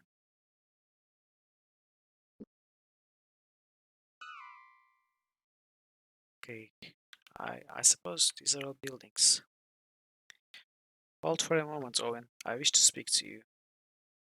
Why? What is it? I merely wish to prepare you for things that may transpire before we reach Elendar. There are magics, things ancient, which have kept Mordell from crossing into the forests of Eledel, but I feel those things have been awakened. I may have some difficulty in completing our journey. Difficulty? What do you mean? It was not my intent to alarm you, only to reassure you that no matter what may happen between here and Elendar, I have come to consider you a friend. Ah, Gorath.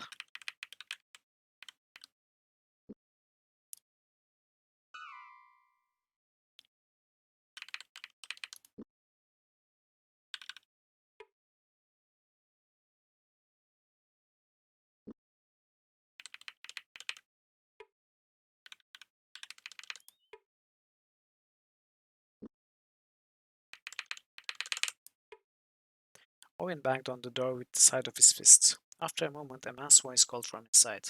What do you want? Could you give us some fresh water for our pouches? There's a well just down the road. Now leave me alone. Or the conversation didn't seem much worth the effort, so they left. Okay.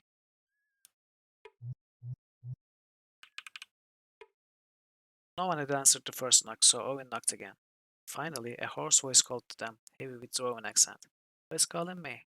We come from the kingdom. Can we come in? Owen asked. Aye, the door's open. Do as you like. They opened the door and entered the dimly lit room, sparsely furnished. In one corner they could make out a shape, apparently laying on a bedroll. Come in, come in. Rest your bones a minute, said the dwarf in a tired voice. His eyes closed as though he were seeing the event on the inside of each lid.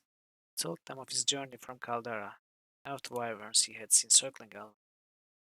Bloody Moradella roaming about too, took a sword in the side from one. He rolled over and they could see the deep gash extending from his hip halfway up his hairy back. Can we do anything for you? Owen missed at the gaping wound. Now it looks worse than it is. I just need a few more days to rest up, that's all. He wished them well and left quietly. Okay.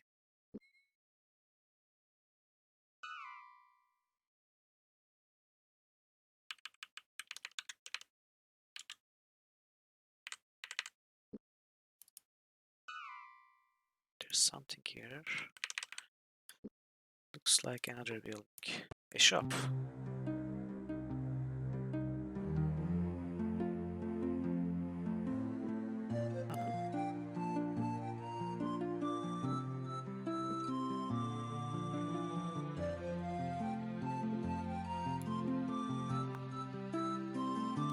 We're actually running low on foods.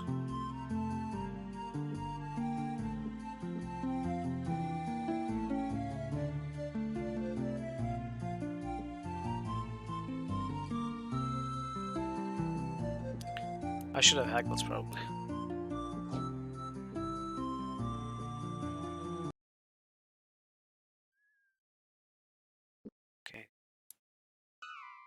there's something on this side path, but I'm going to go off-road for a bit.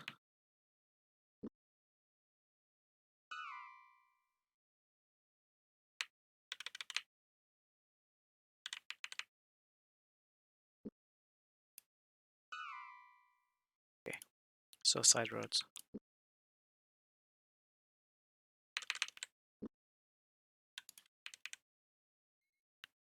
Where was it again? It is really difficult to find things here.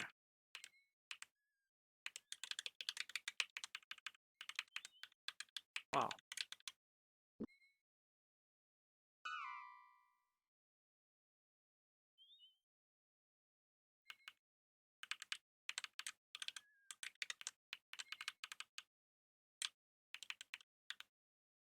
Oh, it's this stump. Well,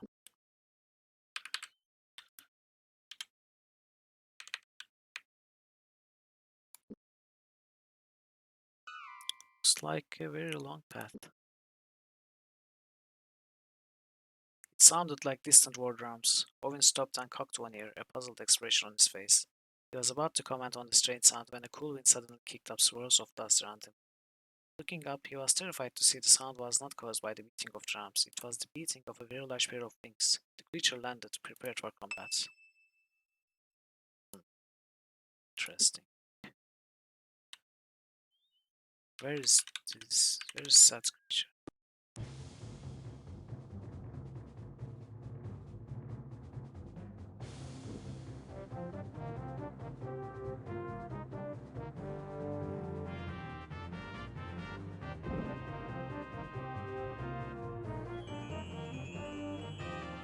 Ah, cannot reach the wyvern this time.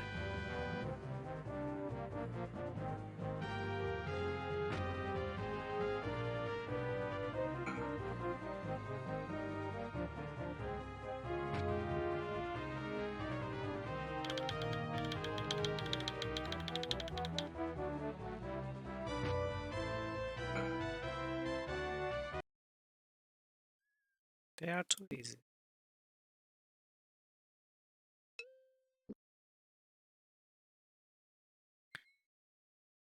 Okay, this looks like a side path, being bluish gray and all, but I think it might actually be the main path. Or at motion for silence. I thought I was hearing something, a high-pitched sort of whine coming from the north. It's the same sound. It might be to our benefit if we were to see what the source is. What if it's something that thinks we look like dinner? If it wishes harm, better that we know what stalks us and have the advantage in attack than to allow it to come eat us when it chooses for the moment.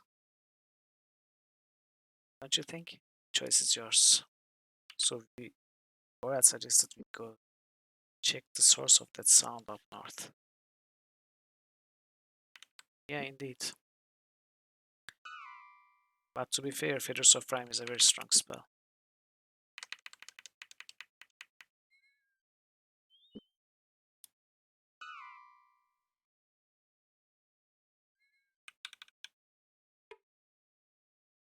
Oh, these stumps are very difficult to see. And doesn't look like they are worth the effort either.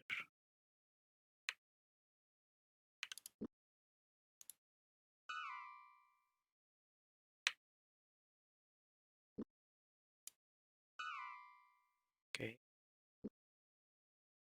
I don't think so. I think by north, they might have meant the end of this path. I don't. Oh, there's a lot of stuff here.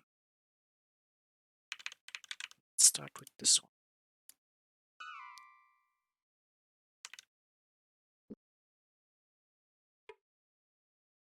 Still panting from the climb, Owen studied the treehouse. I think we just wasted our energy climbing up here. There doesn't seem to be anyone about. So I don't know, but I think I clicked on a treehouse. In fact, I had just randomly clicked.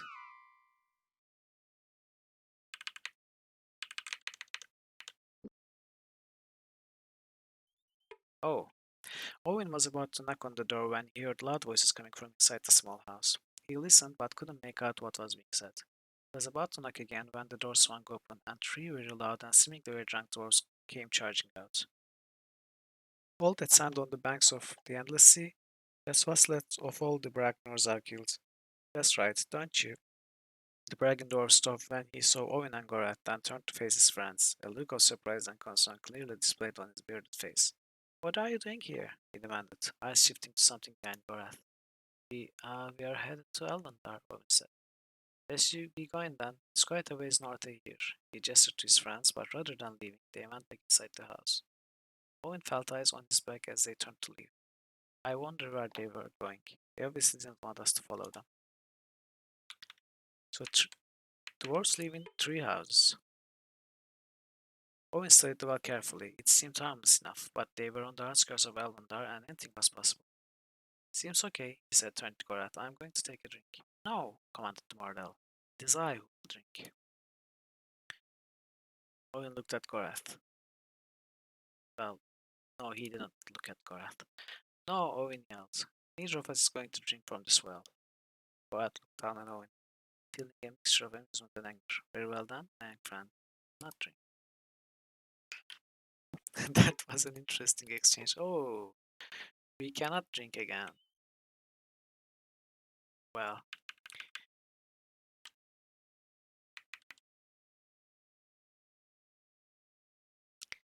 if I cannot drink from this well, then no one can. I guess I made us lose our chance.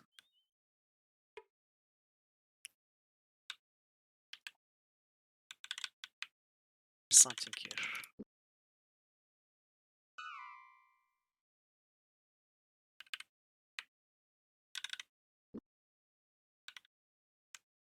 A chest.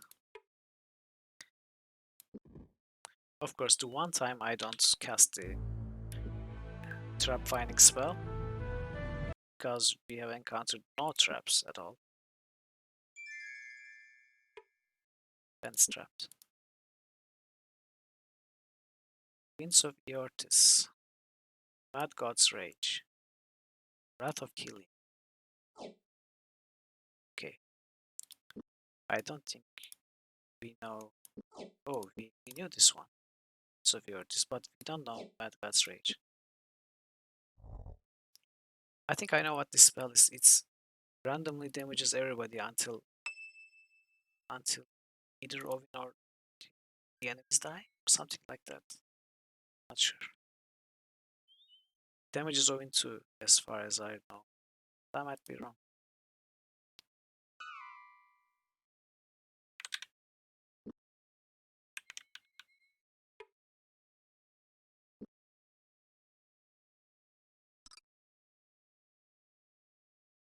Oh, Wyvernac. So we have this egg, but we don't know the spell to control the wyverns. I always thought it would be a quest thing.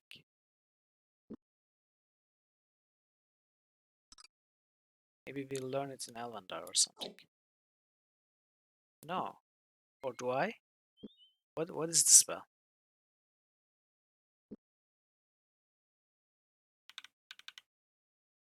What is the spell then?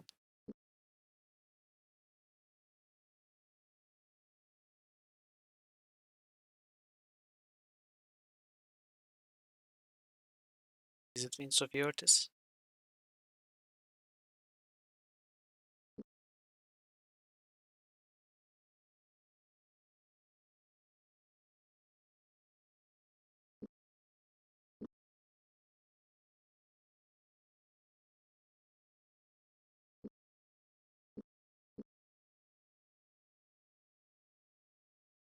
I have these marks all wrong.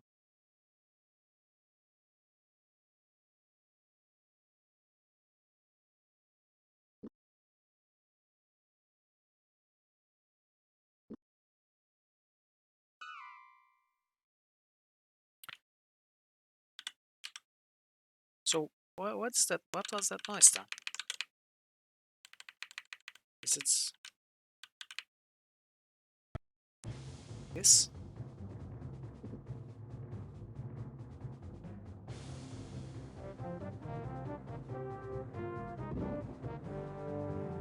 Yeah, probably.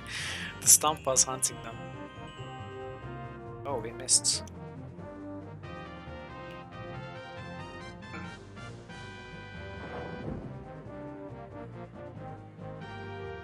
Oh, this one is feisty.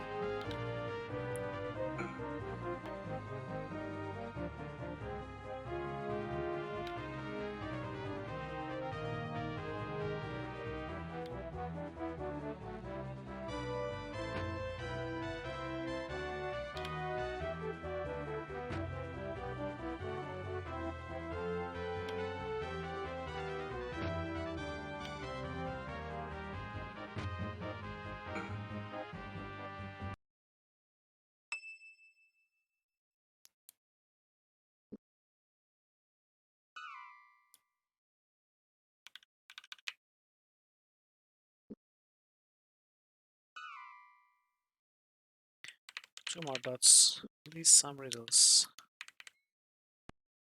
Oh, wow. Four Salki. I wasn't expecting this at all.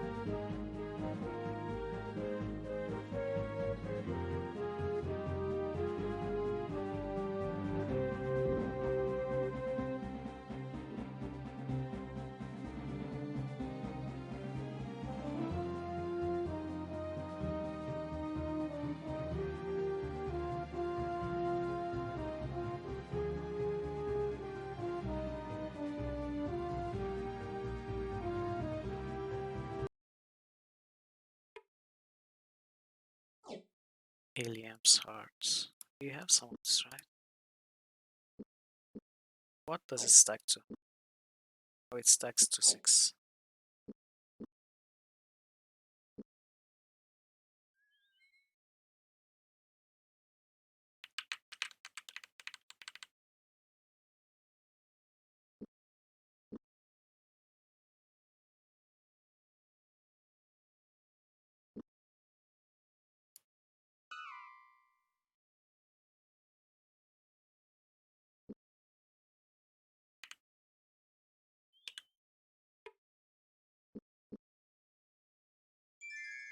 I can barely see anything.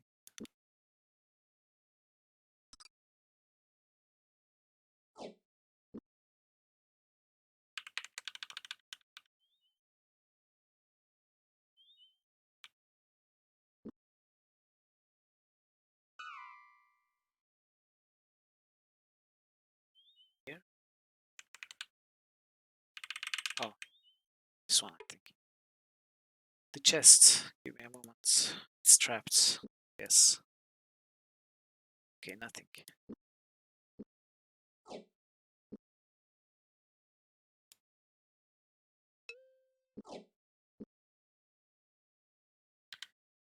Well, so there was nothing here. So there's this path up north. And then there's that village looking thing. The other path going up north.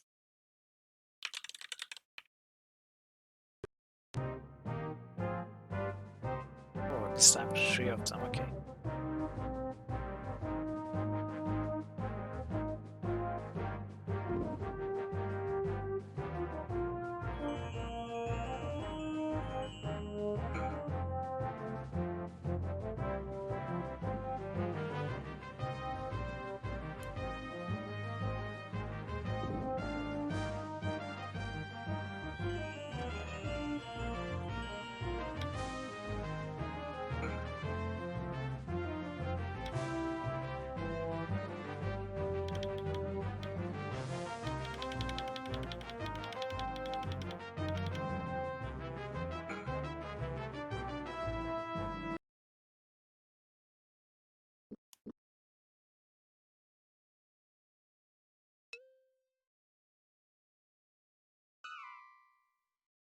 Did we look at whatever this was? I don't think we did.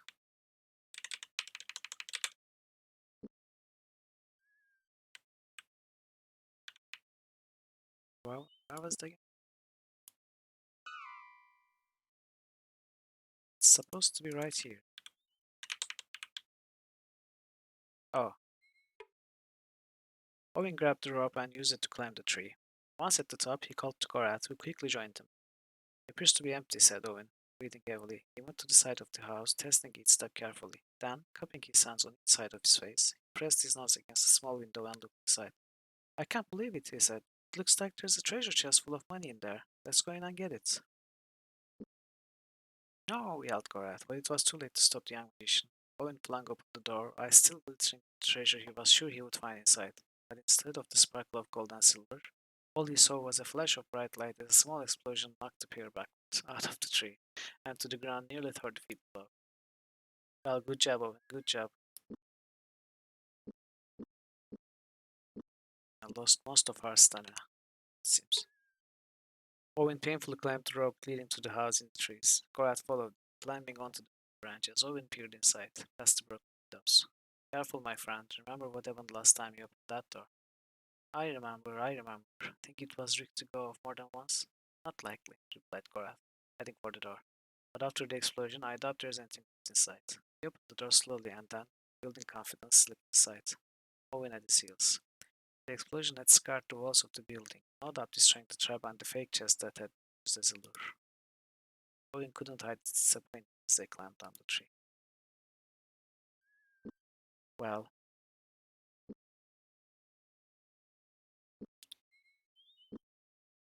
it's not every day that Owen gets fooled.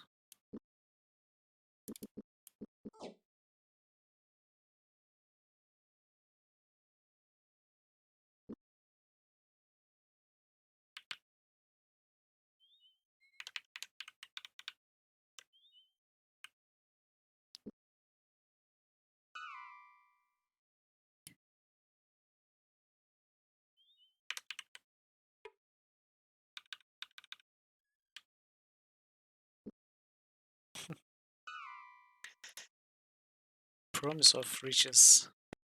Oh,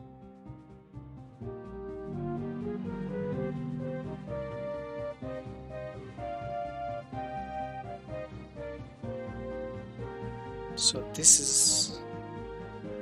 Are these on the same line? Okay. Well, this is pretty easy. Oops.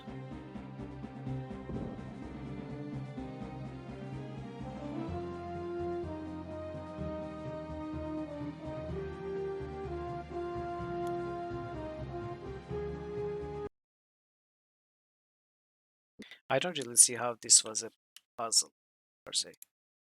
Maybe they expected some people not to spot that diagonal rods, right? Otherwise, it's the simplest one we have ever seen, including the tutorial.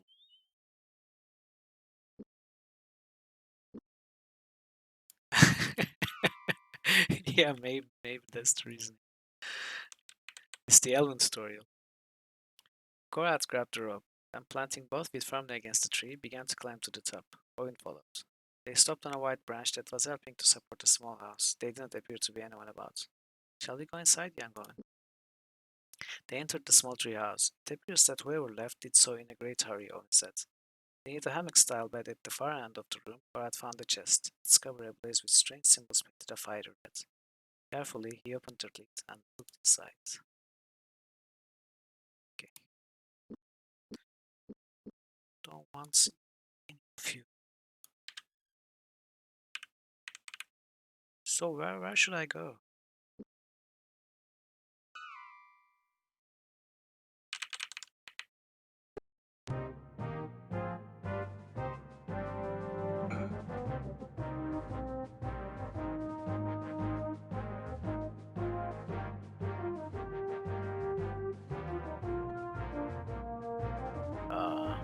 That was not good.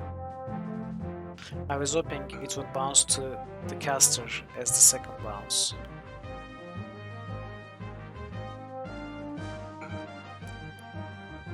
Not that it matters.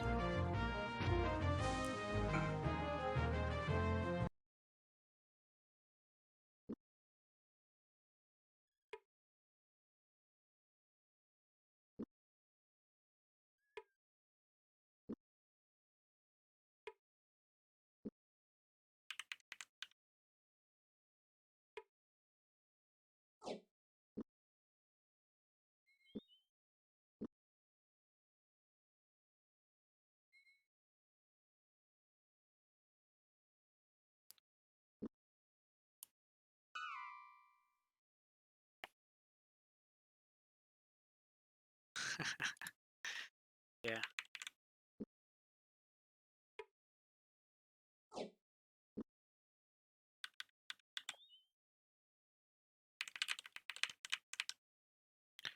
Quiet motioned for Owen to join. Staring into the distance, then turning to look the other direction, the mortal finally began to speak. If the adversaries we faced are any indication, we can expect hardened opponents as we near Elvendar. Perhaps we should try to find a less combative path. Really?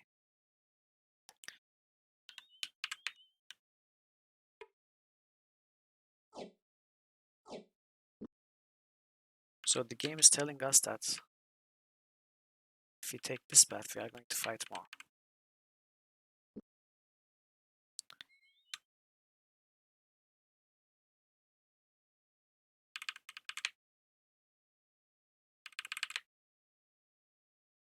I want to know if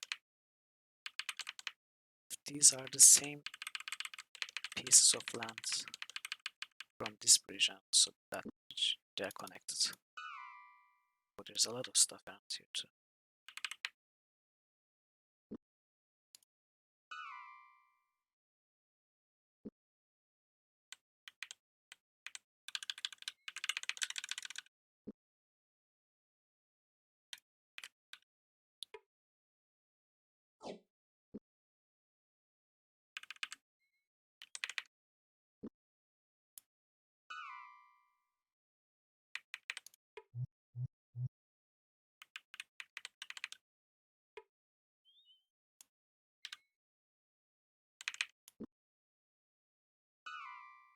Wow, are these all tree houses?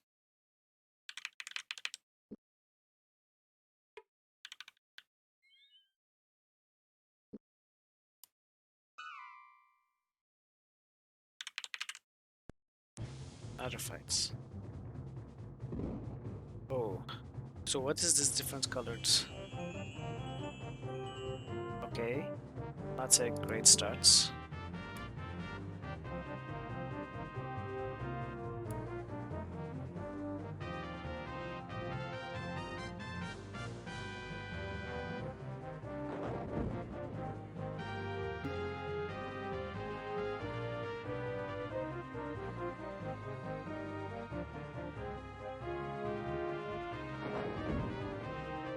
Okay, this wasn't a great start at all.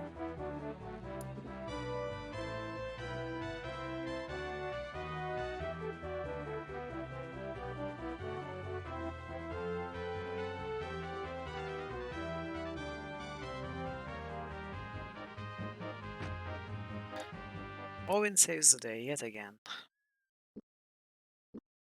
but we are running low on rations. Maybe we should heal up faster this time.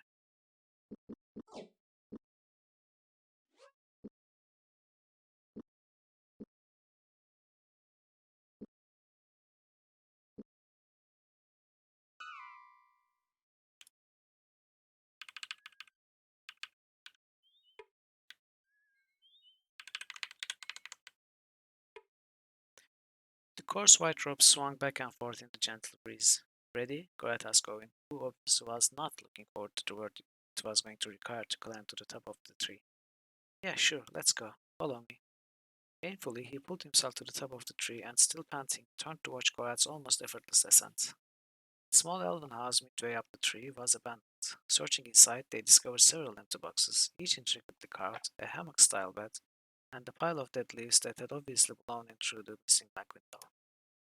They were about to leave when Gorath spotted something in the trees above them. He climbed up to take a closer look as Owen carefully scooted out further on the branchy west wall. Pulling back a handful of scorched leaves revealed the badly burned body of a young male elf. I'd say this one fought a losing battle with a wyvern, Gorath said grimly. They descended the tree in silence.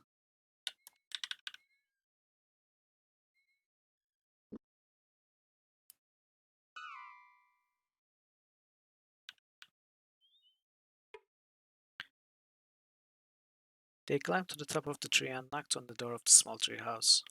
The door opened slowly, exposing a dark-skinned elf with wrinkled skin. He looked at them with only mild concern, and after a moment allowed them inside the house. My name is Fallon, he said, introducing himself. Then he turned to Gorath and said, I have seen many returnings in my years, but none such as yours. Gorath nodded slowly, but didn't speak. Felon told them of the wyverns attacking Elendar from the north, and of the elves who were desperately trying to defend their borders from a mortal invasion. As they left, Felon pointed them towards War Leader Thomas. He's due north of here. Good luck.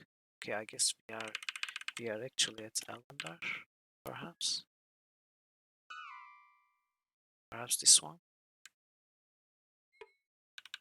Perhaps not this one.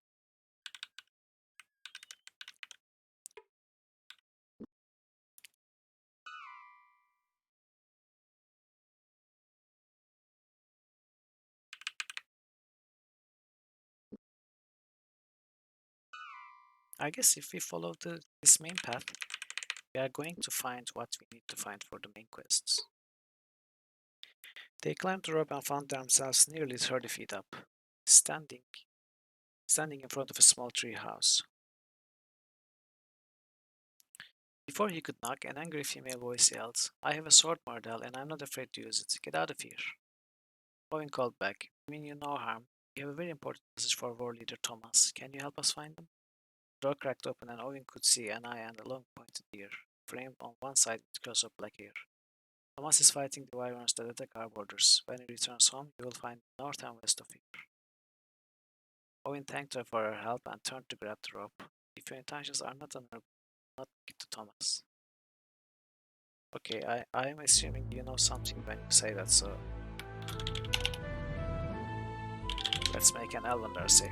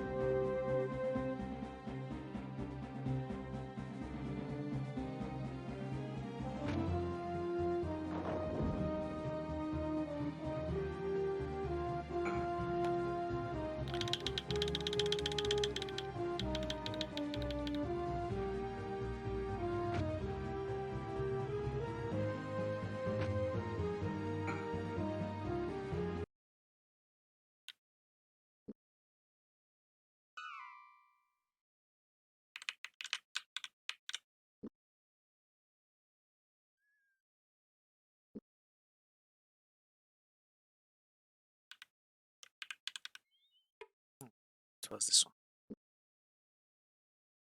A lot of these eggs. But we don't know the spell.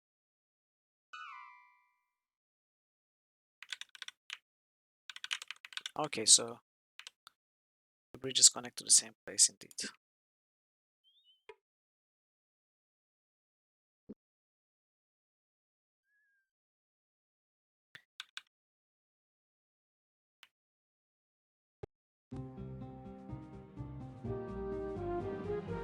This place is so big.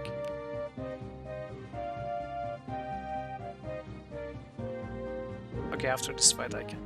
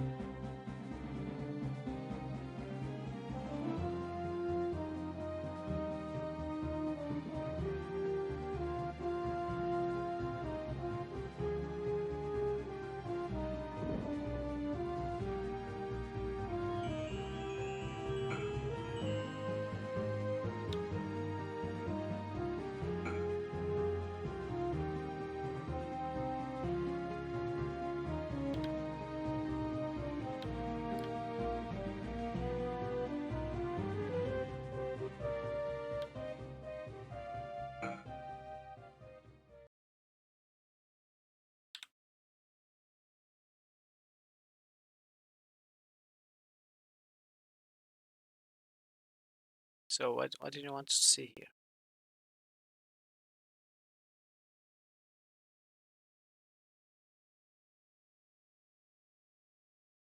Can we go here? I wonder.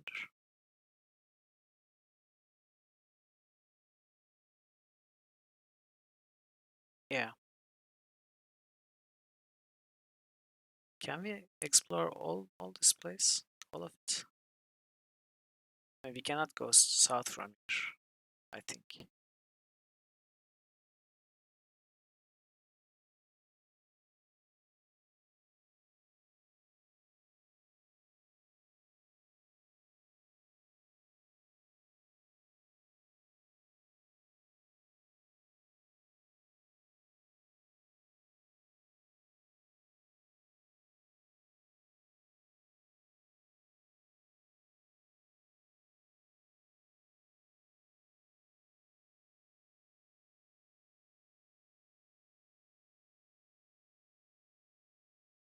For I don't think we could go that way though. I mean, I can go back.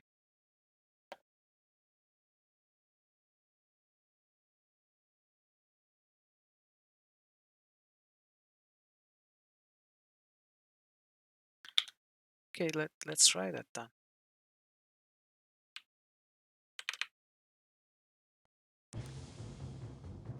Also, do these fights ever end? I mean, are we fighting a limited number of fights, or does the game continue to throw fights at us? I wonder.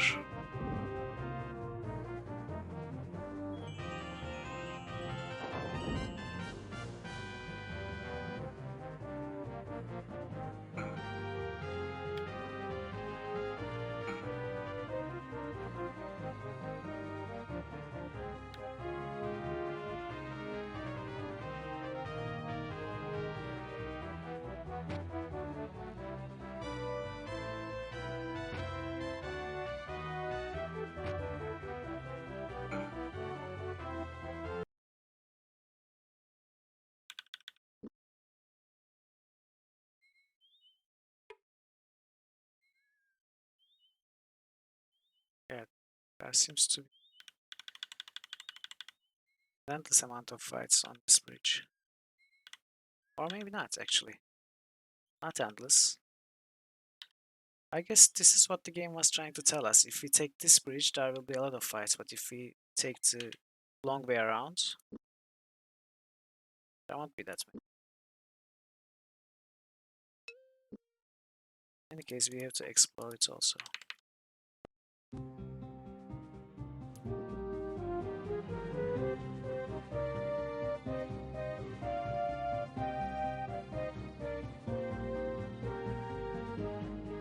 Okay, not good.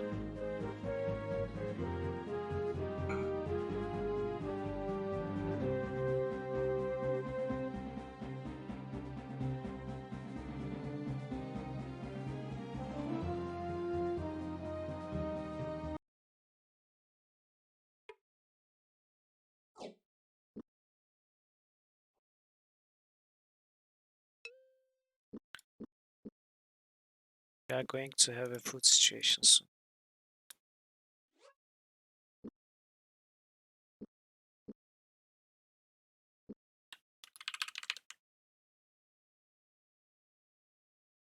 Okay, said that before, Gorath.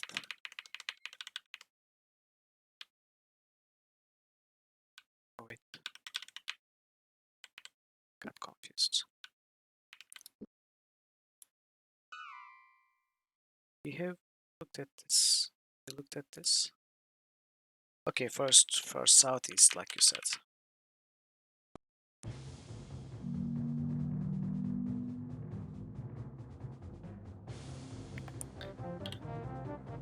Okay. So we can.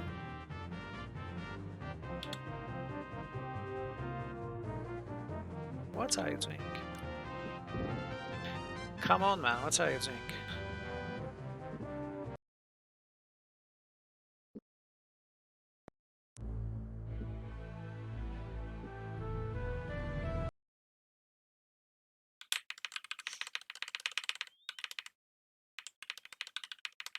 Where was that again? Going the wrong way again.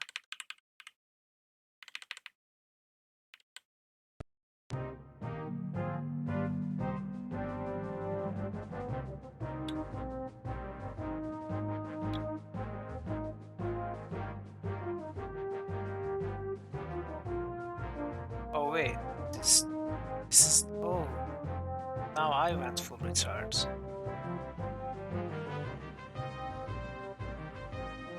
I thought these were in line. They are not.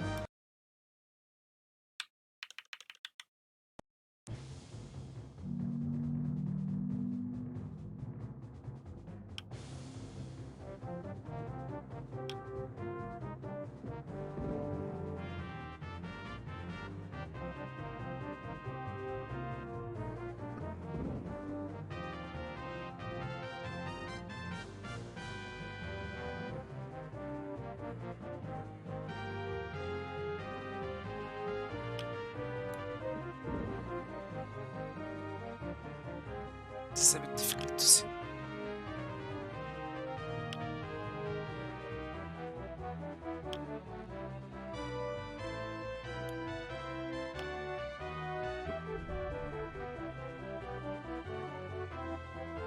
Yeah, this was one.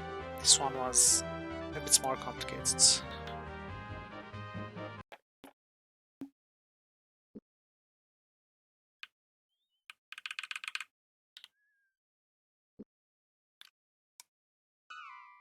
Okay, so southeast, you said.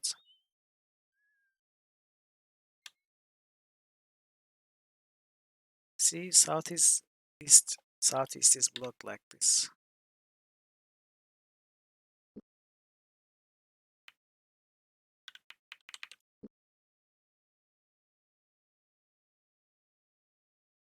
There is no way to go south from there. It's impossible, impossible.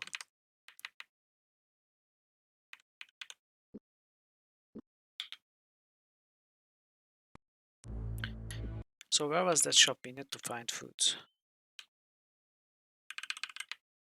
Oh, where did you mean then?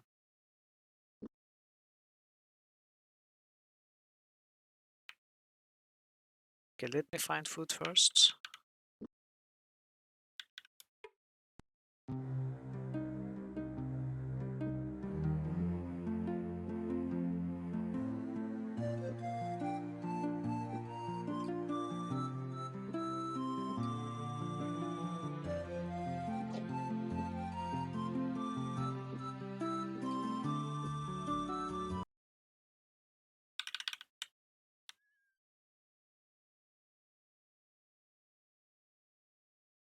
I never followed the river up, but from the first side before the crossing.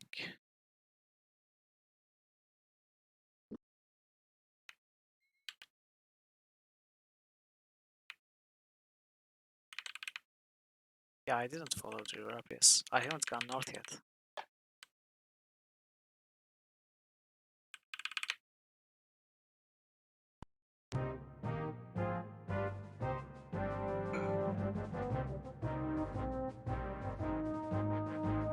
Okay, that's a great start.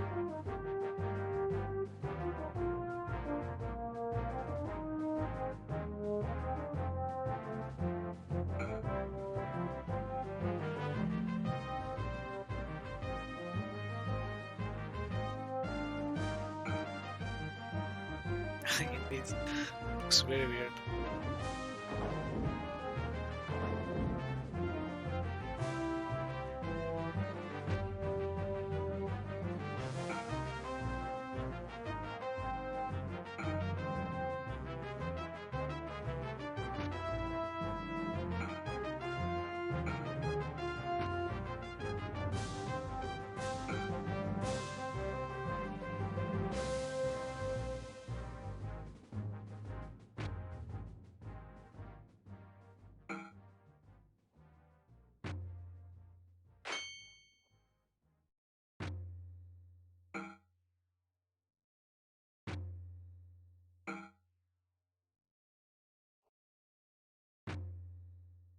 That one had a pretty high defense.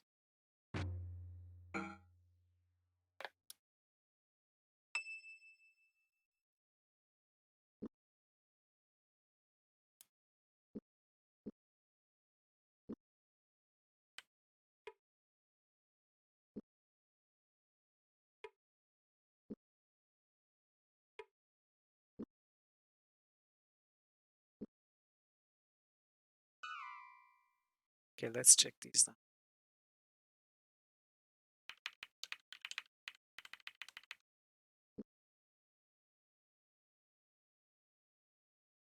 Remar formulary.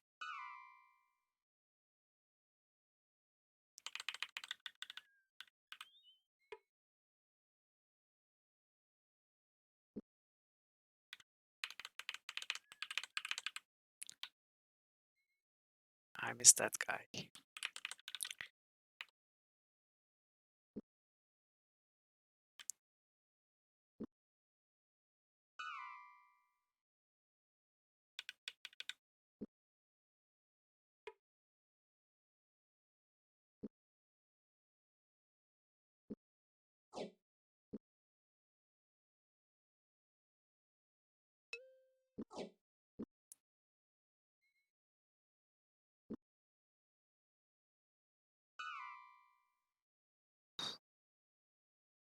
A lot of stuff.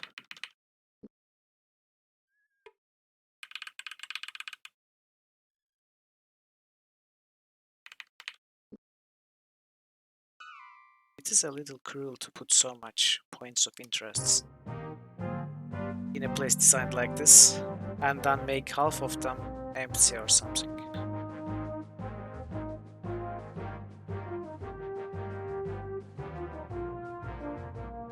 Okay, so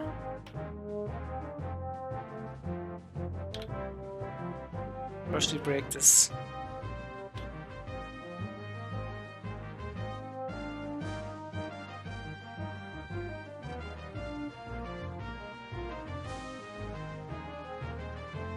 Then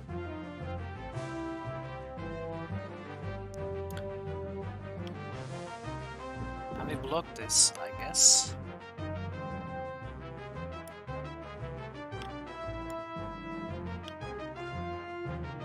Wait, no.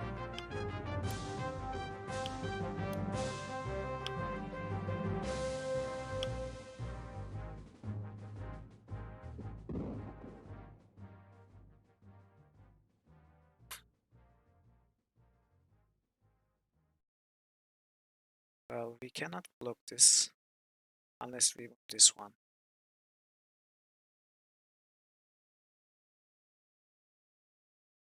Okay, maybe we might have made a mistake actually. I think we made a mistake. Let's try again.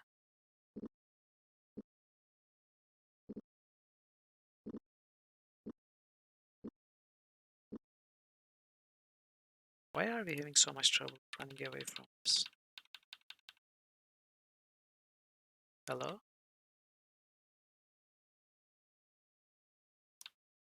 Wow.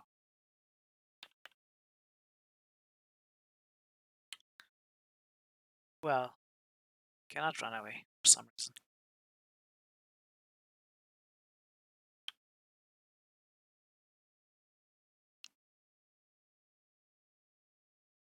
So we need one here, we need one in front of this one. And we need to pass from the right side of this broken coil.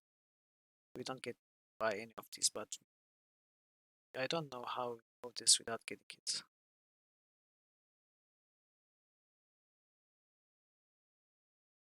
I don't think it's possible, and we cannot run away for some reason. Maybe we take the damage? Yeah, let's take the damage.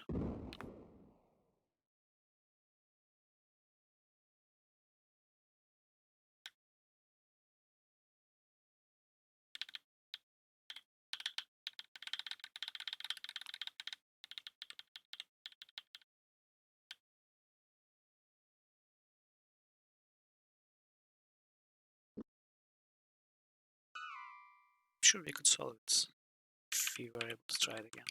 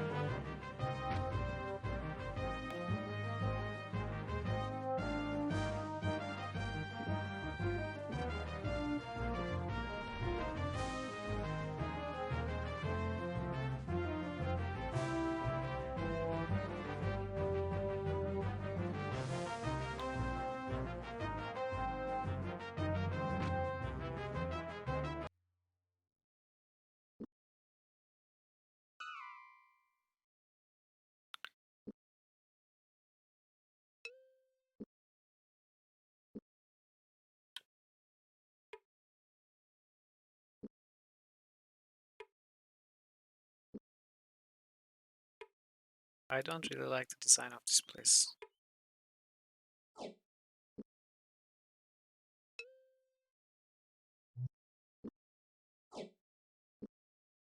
When you're trying to explore everywhere, it's very tiring.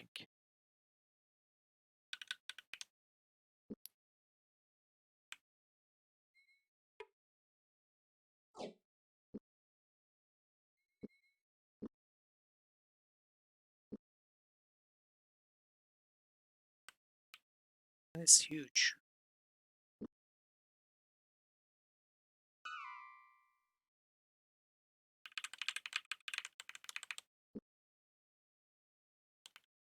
Oh goodness.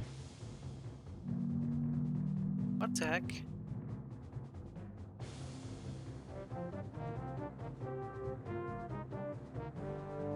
This is overly crowded.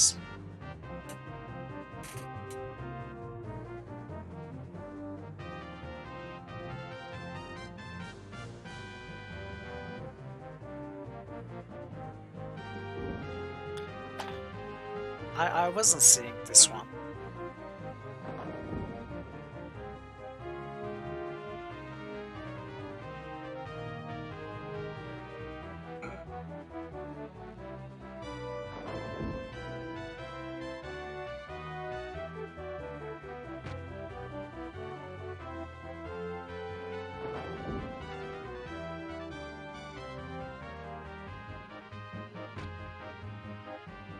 Gorath is going to die now. I'll have to restart the fight.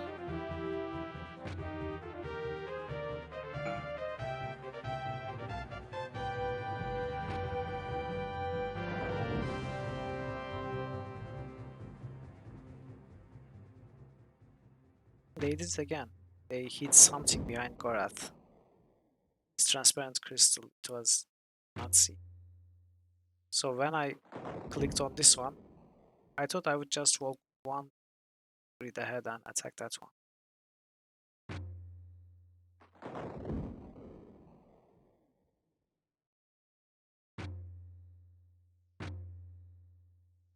Wow.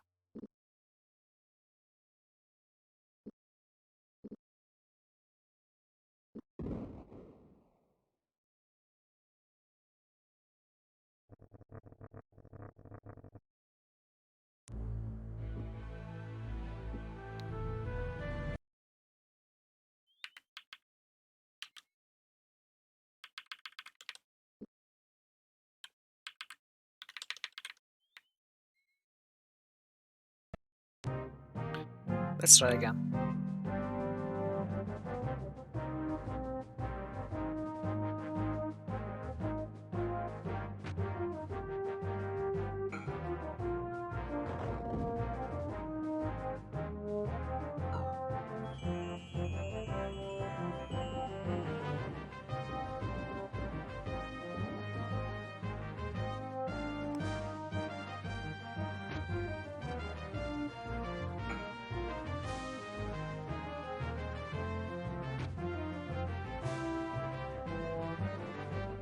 What the heck was that now?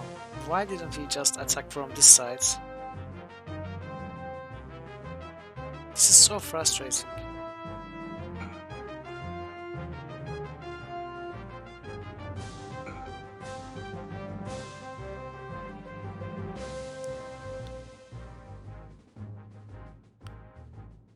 Okay, at least we can heal up.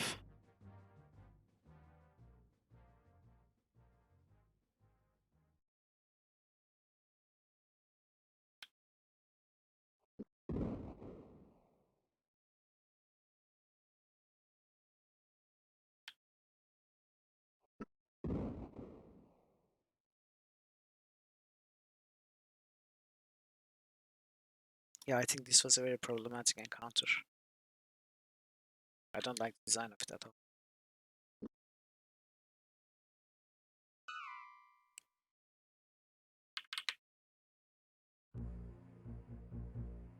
If you had not slain that wyvern, I am grateful, but I beg you, go from this place, cousin, and take with you the evil you have brought. You may not take what will not have you. You cannot harm what will not be harmed. You and your people belong among your own. I do not raid with my kin. Grant me passage, Eladel. I have come to look upon the face of the Shining One. The old tongue. I think then your coming will be well received in Alvandar. Tell my mother and war leader Thomas I am well, and I will continue on toward Morelin to meet the mortal there. Perhaps we can yet put a halt to their raids. What's the Shining One? Is it in Alvandar? She, not it, young human friend. Your companion refers to our queen Aglarana. In your tongue, it means something like Shining One. His way to Alvandar passable. The attacks directed by the Moradal have made travel a difficulty. Fires are burning all across Elvandar, and the spellweavers are hard-pressed to attend to them all. Most roads are impassable, but the western path was clear last I heard of it. I'm surprised you've been able to survive along with the Moradal raiding over your borders. How have you escaped? The Moradal can do little harm to the Eladel within Elvandar, and they would be fools to try. It would take remarkable strength of will for a Moradel to enter the forest with any evil intent, and even more remarkable for him to survive such an attempt. It is part of the magic that protects our home. What about Gorath? He hasn't had any problems entering the forest. You have not told the boy? My returning is of no consequence to him. He has his own quest to fulfill. Returning? You mean you've been here before? You will understand certain things later should events unfold as I imagine. There is still the matter of your survival to deal with, however. Though our cousin Gorath moves with great grace, you are not so sure-footed. For your part in my rescue, I should like to teach you how to move the elven. What about Gorath? It's not custom between our kin, but if you wish it, I will teach him what I know of using a crossbow. Come, you cannot be long at this. Helen waited, seated cross-legged on the ground. He watched through half-lidded eyes as Owen approached from a thick copse of trees. Although he still moved with little grace, he had made remarkable improvement in a short time. Do I move like enough now? Owen asked, a look of anticipation written on his face. I wouldn't try to sneak up on the war leader as yet, but yes, you have learned of it, the elf replied. Why don't you go around and try it again? You were still rustling the leaves as you approached. Once the boy was gone, Calvin shifted his gaze to study Gora's progress with the crossbow. It was readily apparent the mortal was capable of doing great damage with the weapon. His concentration was elsewhere. I am told the cold can be painful if one is uncertain of their feelings, Calvin said. We need not endure the pain. We will welcome you no matter who or what you might have been to us in the past. Gorath nodded without looking at the elf. His gaze fixed straight ahead as he recited his crossbow with trembling hands and fired into the undergrowth. Hey! Owen shouted in the distance, crashing back through the brush. He re-entered the clearing. Would you be a little more careful where you're firing that thing? That last shot came far too close to me. Rising to his feet, Callan shook his head. Then it's time the lessons came to an end. How have you been holding off the wyverns? I would have thought this many of them could have burned Elvandar to the ground. Fortunately, the spells the Mardal have been using to control them weren't too strong or too complicated. Even with what little knowledge I have about magic, Tatar managed to teach me a cantrip that will turn them away. Sounds like it might come in useful. If you have time, do you think you could teach it to me? You can have the scroll I studied. I don't think I will need it any longer. Though I warn you, you'll need to find one of these beasts each time you cast a spell. Tatar tried to explain the principle to me, but I had trouble following the complexities of it. What way will take us to the most quickly to Elvandar? If it were merely a matter of which way would take the least distance, I would suggest you take the northern bridge. But I understand from my scouts that wyverns have been delighted in heavy numbers near there. It would be far less dangerous to travel to the far western bridge and there cross the sleeping glades, though you may have some difficulties dealing with them. From there, bear directly north until you reach Greyhorn. You'll find an entrance to a subterranean ancient ruin there. Once you emerge from it, you will be very near the heart of Elvandar itself. Okay, we are supposed to enter ruins. One nice thing about traveling underground, at least there is less chance of something dropping down on us from above. With all these wyverns flying about, I half expect one to come flapping out of nowhere anytime I turn my head. You may not find you are quite so enthusiastic about the ancient ruin once you pass through it. Do not use it much. Please tell me it's infested with a Brackner or something equally repulsive. Infested? Interesting description, but not in the way you may think. None of the elven blood easily walk its corridors without some measure of dread. It is of the Valheru then. The war leader assures us none of their ancient essence may touch us here. but the malevolence that permeates that place cannot be easily dismissed. We have not been so foolish, however, to leave it open to anyone that wish simply to enter it. There is too great a danger something there has been unfound that is beyond our control. Only a few of the keys have a key. Only a few of the elves have a key that will unlock its doors. How are we going to get it then? I will give Gorath the key I carry. That is all that is required. As simple as that? There is nothing simple about it. The force of will it has taken for Gorath to have come even this close to Elvandar is monumental. Unless his reason for being here was of the utmost importance, he would have fled this force long ago. I trust him. You said we might encounter some difficulty with the sleeping glades. It is one of the Elvandar's natural defenses. Those who enter them suddenly find themselves quite drowsy and will sleep for days on end. Many die in their sleep from lack of nourishment. Effective, if not selective. I assume there's a way they may be crossed. It wouldn't be practical to live in a house for which there is no door. Though the size of the glades are variable, when you approach them, you'll experience a slight feeling of disorientation. There is, however, a little known path that can carry you safely through them.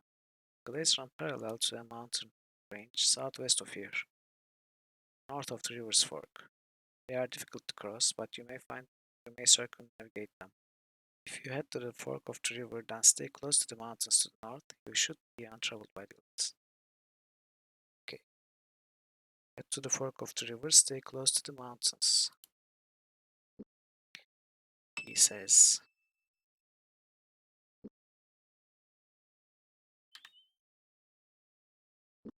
There was something here, right? Yes, 2 dots. Oh, a shop.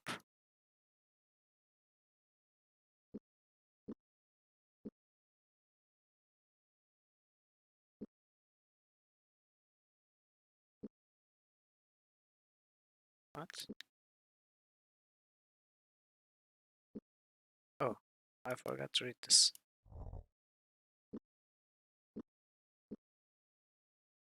I think we should get some anti-venom.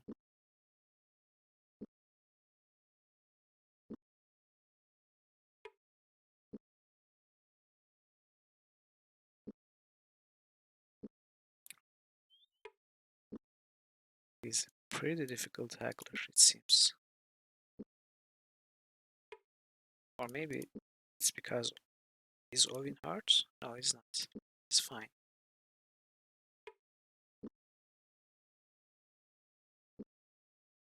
Weird. Perhaps so, yeah. Okay, I guess we are buying at full price. Let's try one more time. It's not working.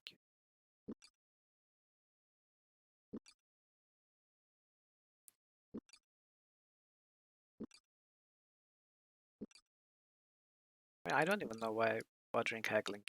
Look at how rich we are.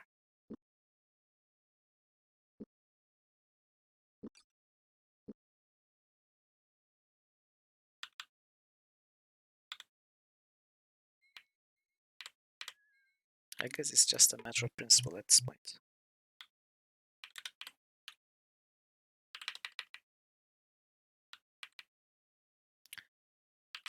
Okay, it seems we have found something of interest in this part, which is good. It was kind of tiring to walk around, find nothing interesting.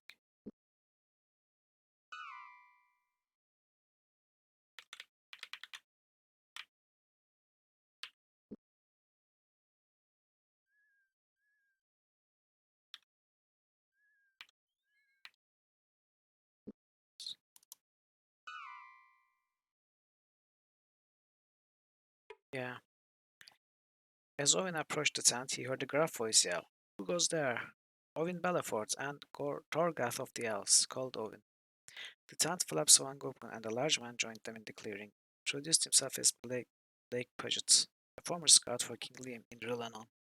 "What brings you all the way out here?" Owen wondered. "I was treasure hunting in the Cadal when I heard news the Mordor were advancing on Alvandar.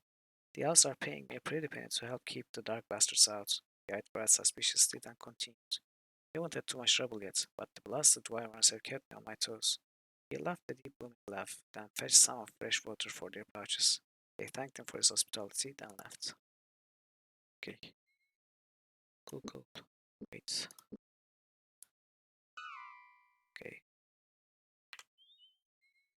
Oh, these are all tents. Are these all tents? Where's that one? Can't see this one. I bet it's the tree stump with the shell in it.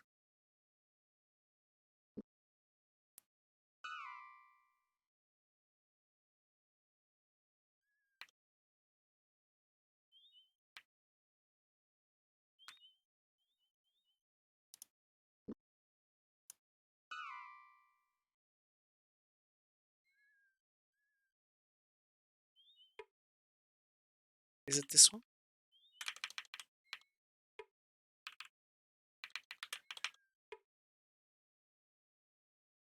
The small military-style tent appeared to be empty.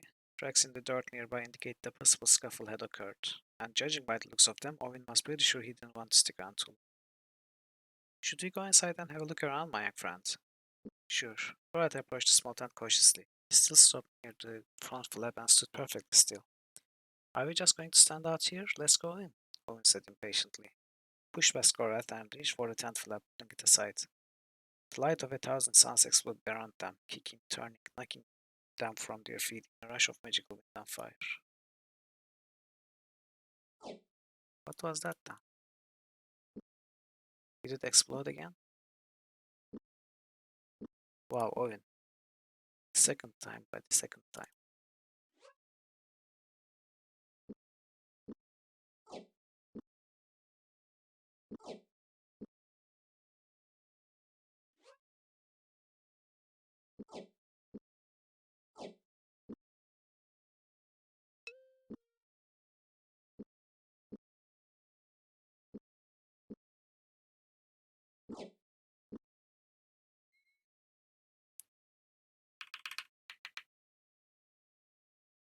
Okay, so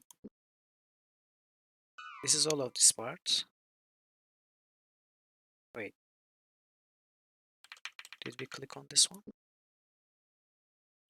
Oh no, it's a chest. Come on, game, give us a riddle. Nice.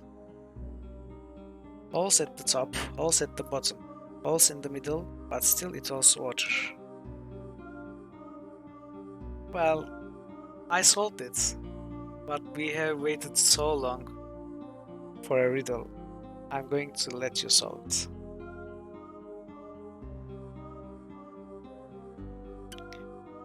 I mean, after looking for it so much, I don't want to pass it in 5 seconds.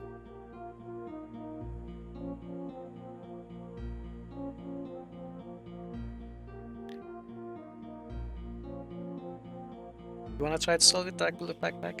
If you haven't already.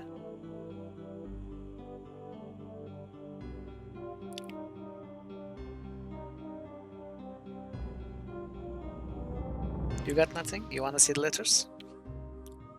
Okay then. It's sponge.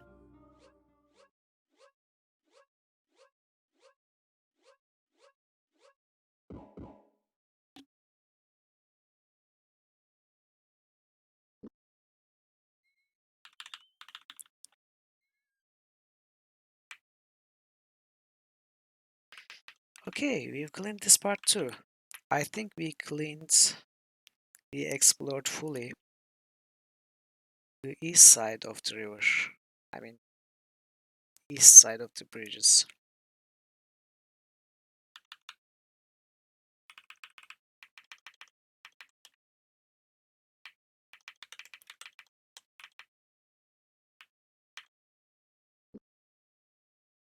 Yeah, it was a nice one indeed.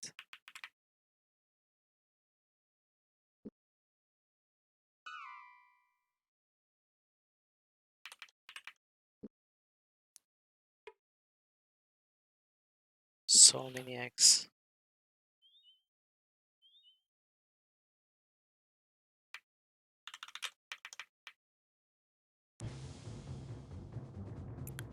Wow, a group of 4.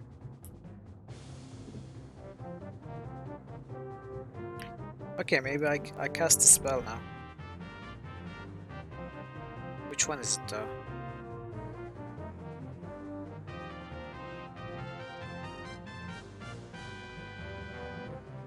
Strikes all opponents until dead. Would kill caster. Wow.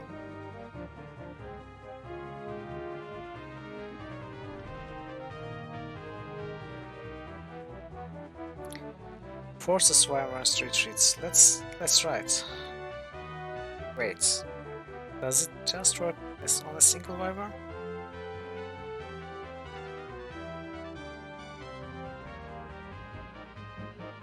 It does. So why would I ever cast this one? And I can cast so many other crowd control spells. Yeah, it seems terrible.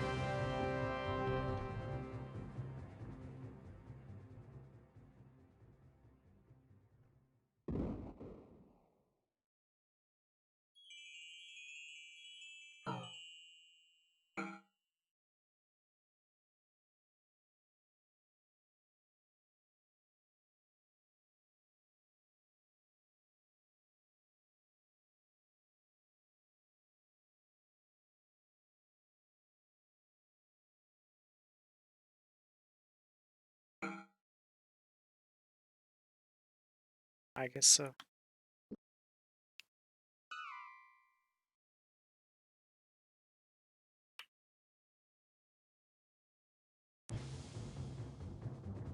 Wow. So many of them.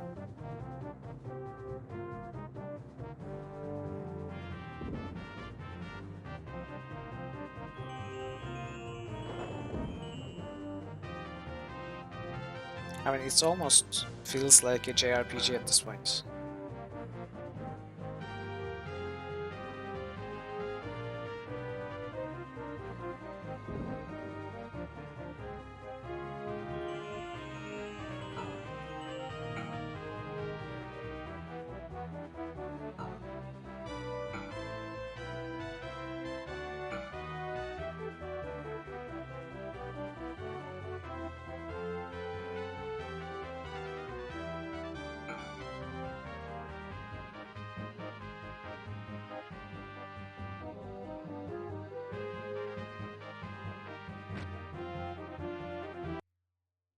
You think so? I don't agree actually. And especially writing has nothing to do with how JRPGs are written.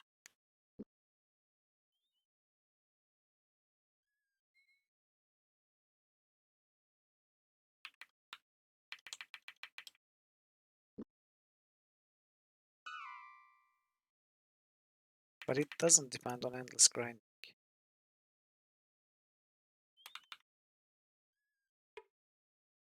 Approaching the tent, Owen had heard at least two strange voices coming from inside. Now Gorath had drawn his dagger and was poised cat-like next to the entrance. He motioned for Owen to stand back. With the skills of an accomplished assassin, he threw back the flap of the tent and rushed inside. Owen followed, ready to help. But by the time he entered, one of the two modern soldiers was laying on the floor, clutching weakly at his throat as blood spurted on the dirt floor. The other soldier, though caught by surprise, had managed to grab his own dagger and stood with it drawn, facing Gorath. He faked a couple of jabs, then lunged forward, slicing into Gorath's arm. The same arm that grabbed his coat near the elbow, pulling him forward and into Gorath's thrusting dagger.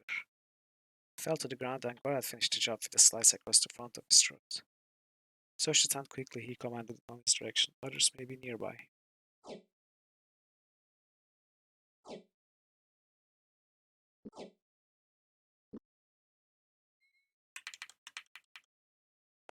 Okay, another fight.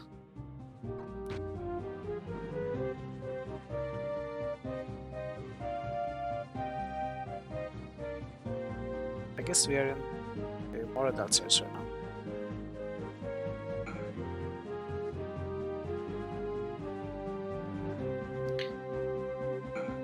I don't know where it is.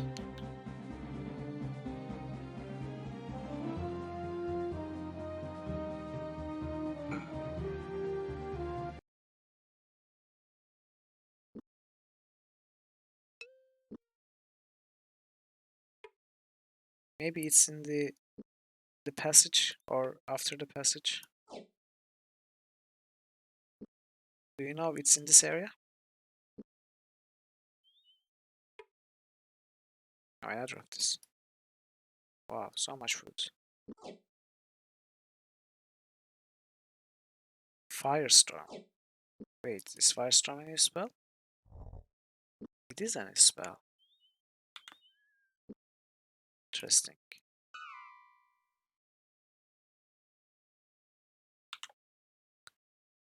So 3 chests here. And hopefully they are chests. Obviously I don't know if they are chests, but well, nice.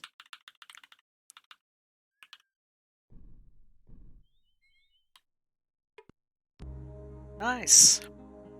The wheel is steered despite the night. They prefer our leads more than the lights. Hmm.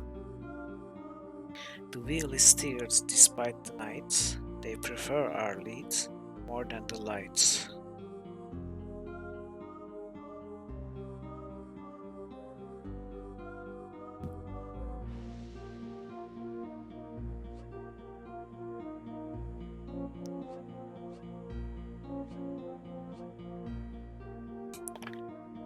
What does it mean the wheel is steered despite the night?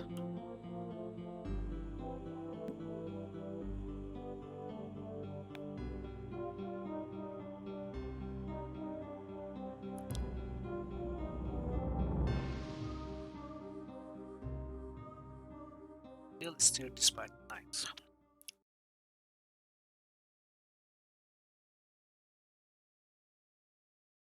Oh, it's gotta be leads.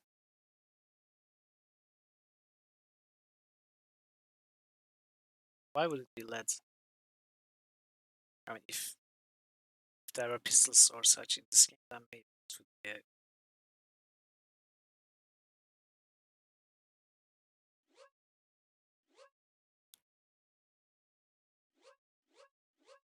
The first thing that I thought about was the... but it doesn't make sense. And then I thought something like compass. But it doesn't make much sense either. Chart. Charm.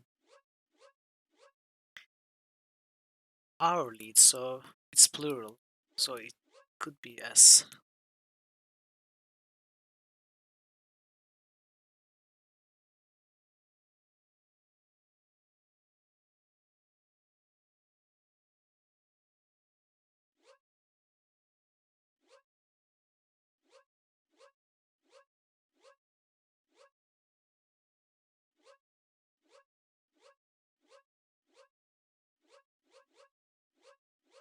It's not strong, no, it's not.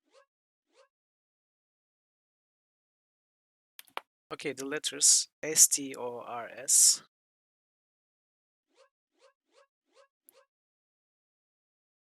TARDL, ELASM, CHTYA.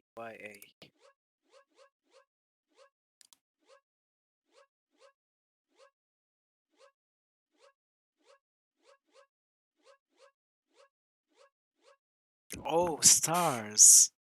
I wish we had solved this properly. I just came across it while random turning the letters. But yes, stars. It makes a lot of sense. They prefer our leads more than the lights, so starlights isn't, I mean, it's not very illuminating. It's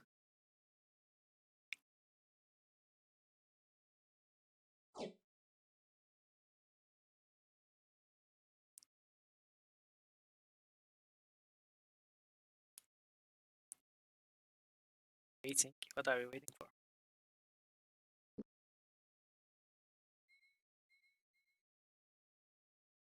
No, they are not waiting for our leads. I mean, yeah, yeah. People to find their way the night, you can use the North Star or maybe other stars if you know the constellations. But they do not give out much light, but if you know their place, direction, then you might be able to find your way. When it's down, it's lower than a horse's belly. When it's up, it's higher than a horse's back. What?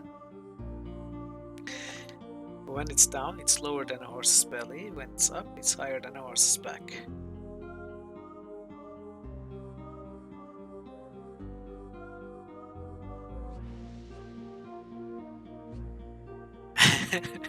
Horses said, yeah.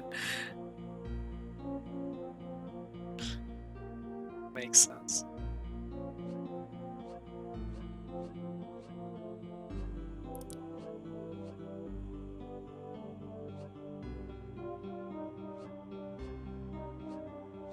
Oh yeah, it's looked like 7. So, when it's down, it's lower than a horse's belly. Does it mean it's on the ground?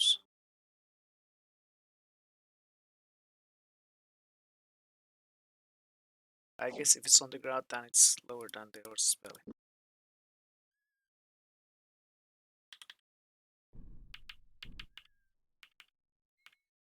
Okay, there's supposed to be one more.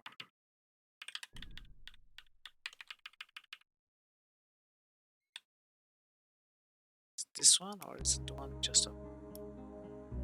With flashing sword and booming cry, with darkness staining land and sky, the army comes, prepared to die. Soldiers fall in glistening dress, as battles are joined without regress, save comfort, the earth's caress. Wow. That's a nice poem. The riddle itself is very good, but what does it mean? With flashing sword and booming cry, with darkness staining land and sky, the army comes, prepared to die. Soldiers fall in glistening dress. As battles are joined without regress, save comfort in the earth's caress.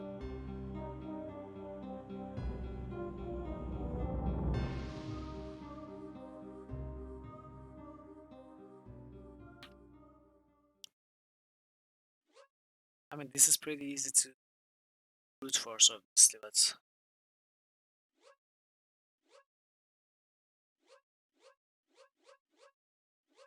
maybe the answer is dark. Ah, sadly, no.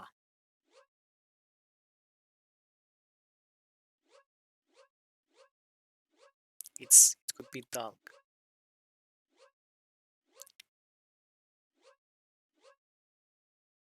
So I'm not sure what we are trying to find out here.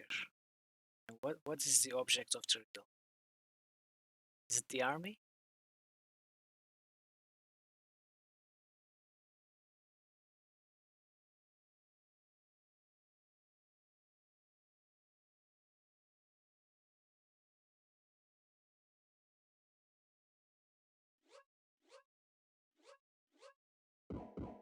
Rain? I didn't expect it to be rain. Oh, okay, it does make sense actually. Let's look at it again. With flashing sword and booming cry, this is thunder and lightning. With darkness staining land and sky, the army comes, prepared to die. The army are the raindrops. Soldiers fall in glistening dress, as battles are joined without regress, save comfort in your caress. So it sounds like, yeah, it's a storm.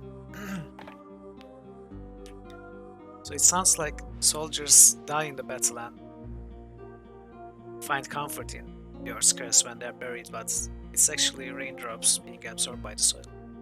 Yeah, it's great. Very nice to mean poetic riddle.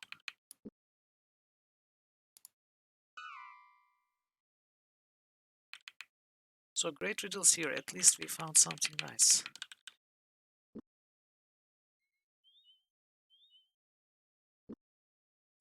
Now to find Glamredel.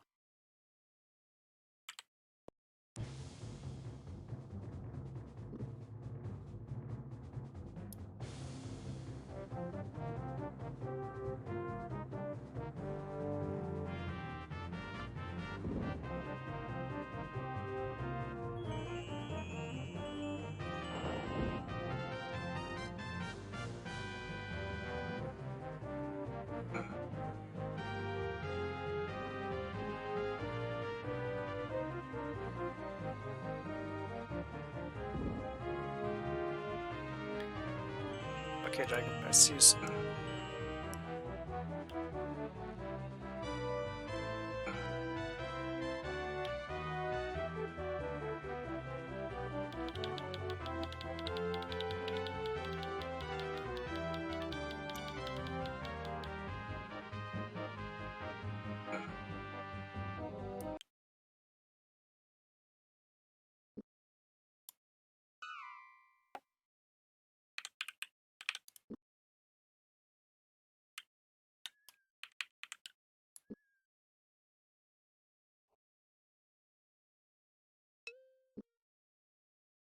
Where's that?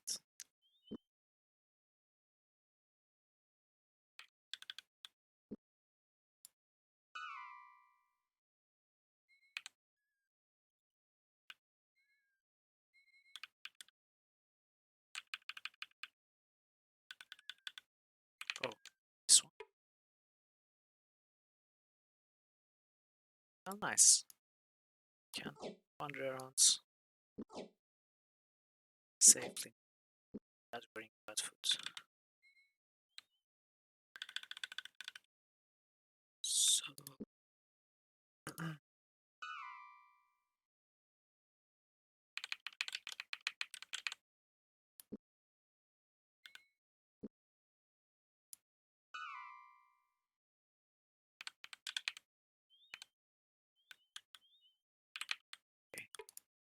These stumps are so hard to see.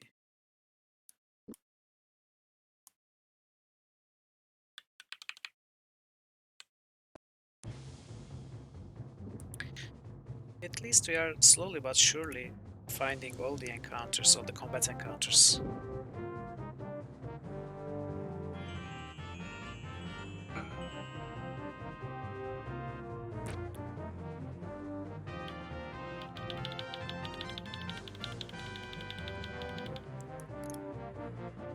And they are rather straightforward, so it goes somewhat fast. Most of them, at least. I don't remember if you looked at these red dots.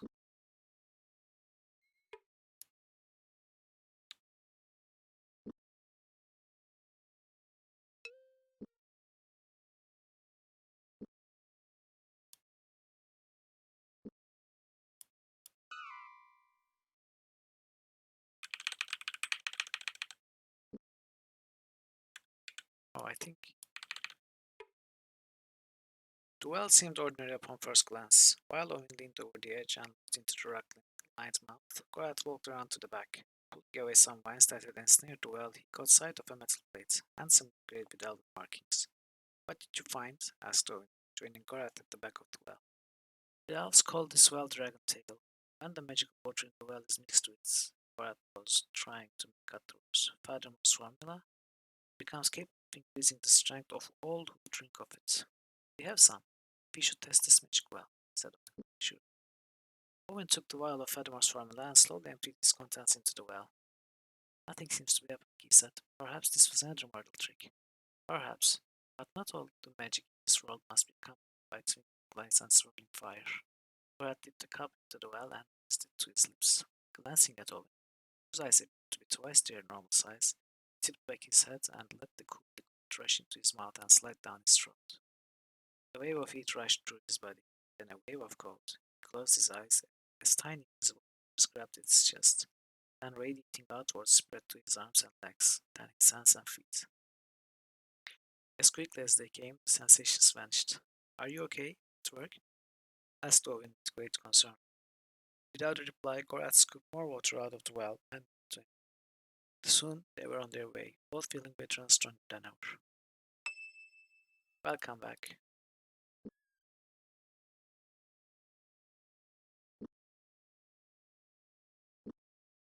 "You found a special well?"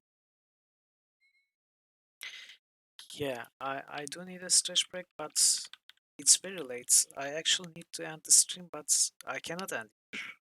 Not in the middle of this place, so I'm trying to finish here and I'm going to take a few days break. That's my intention. I mean, this chapter was intense.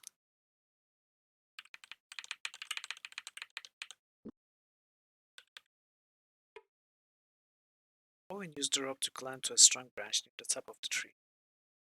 Goat quickly followed, pulling himself up just as Owen knocked on the door of the small tree house. The shuffling sounds that had been coming from inside abruptly stopped. Owen knocked again, holding onto a low-hanging branch for support. "Please go away," called the young elf from inside the house. Owen stepped closer to the door. "We aren't going to hurt you. We are friends of Thomas, and we need to find him." The door opened slowly, and the young elf emerged. In the room behind them, Owen could see a box and several vials stinging the small table. The young elf, though obviously intimidated by Gorat's presence, told Owen of the Moradel and Wyvern attacks on Elven. He went on to talk of the Elven army and his mission to bring several vials of water from a nearby well. The well purported to have a magical water that could permanently strength. He seemed anxious to leave, so they wished him luck as he picked up the remaining vials into the box. Barely a sound, the box underwater. He slipped to the ground and set into the trees. Okay. Didn't really help us much. Just a bit.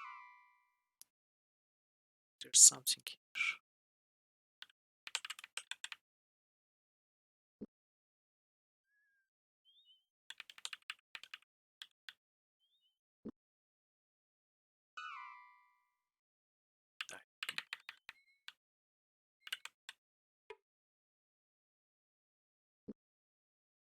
I don't think I'm ever casting that spell.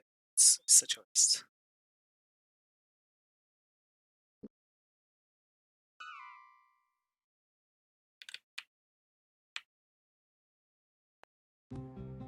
Oh, new trap? I was under the impression that we had walked through here, but it seems not. So, what do we do?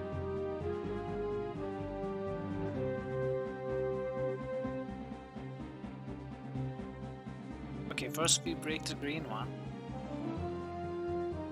Then we break the red one.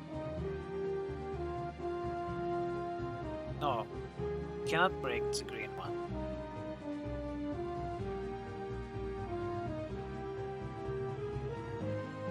But we need to break the... How do we break the red one if we cannot break the green? Wait, okay. First we break the great one, okay, I got it.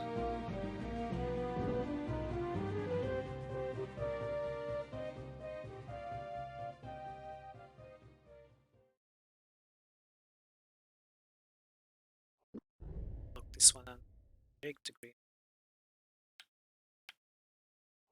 I mean red one.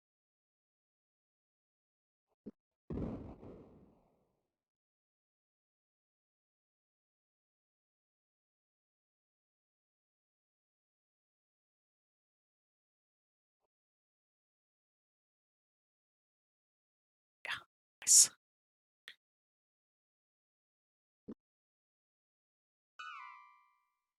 So I was under the impression that we have walked this road, these parts, but turns out we haven't. I think I may have clicked on these red dots. Maybe not all, but I think we have. So let's go west first. Oh, something's happening. I'm beginning to feel strange. I feel like laying down and taking a nap right here. We must be nearing the sleeping place that Prince Callan spoke of. I recall he said we should remain close to the mountains once we pass north of the river's fork. We should be able to avoid the effects of the spell if he spoke true. So we hug the mountain, right? That's what was expected of us. No? Oh, maybe we hug the mountain from the north side.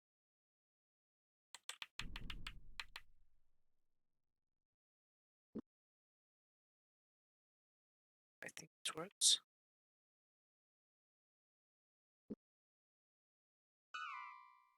Is this the entrance?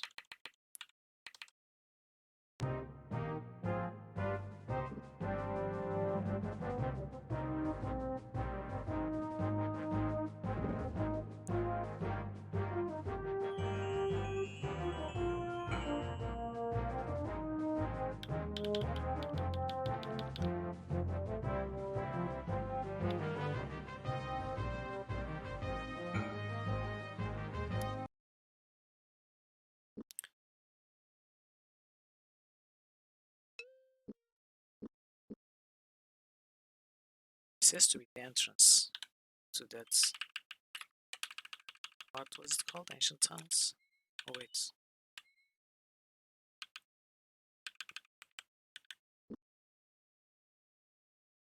Okay, let's save here. Then keep looking for the chest, Glamriddle chests.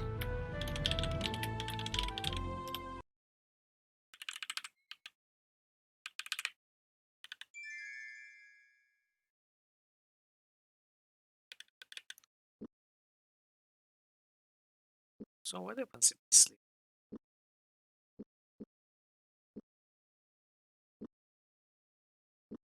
Just lose rations?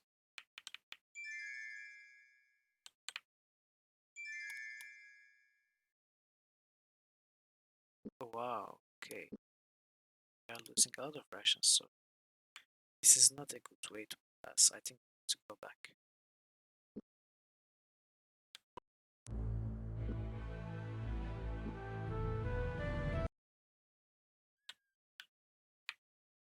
You have to follow the mountain.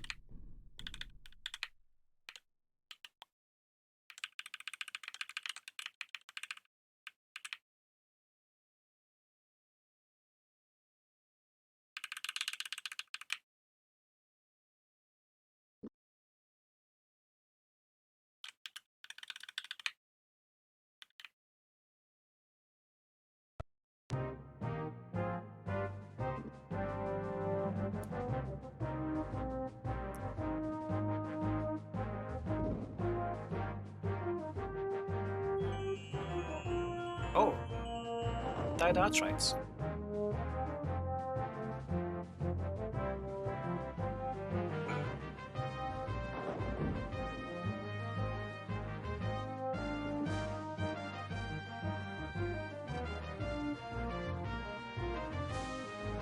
Okay.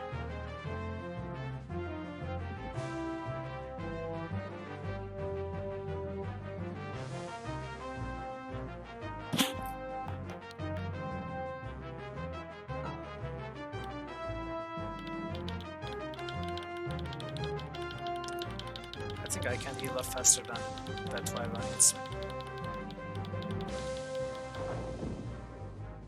Unless he does this.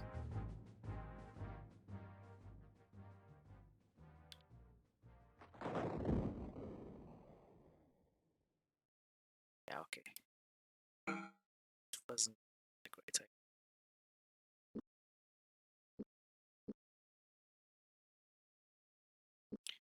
Don't need this anymore.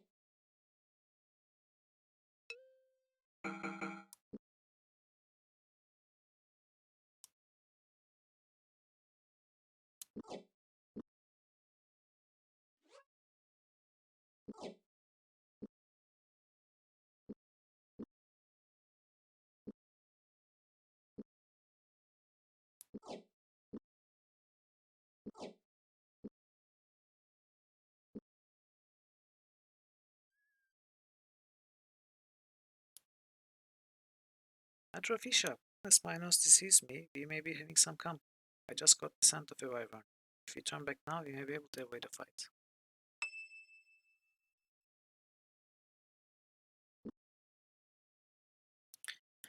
Yeah, I mean, it would be nice if you could confirm that chest is in this area.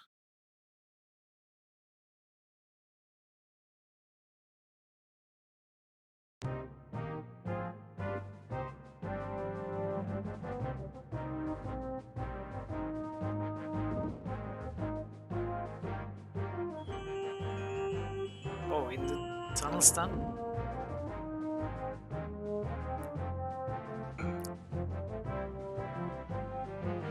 I did.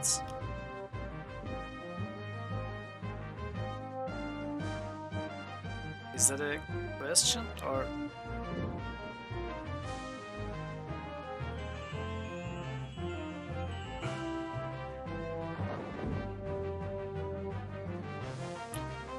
I haven't gone everywhere. I know that. I'm in the process of going everywhere, but is what I missed in a place where we have explored? Okay, let me finish exploring first. There's a bit that I haven't gone. And I know I haven't been there.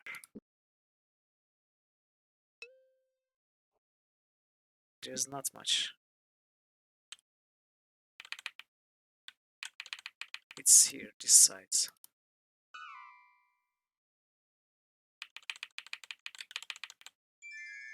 Oh.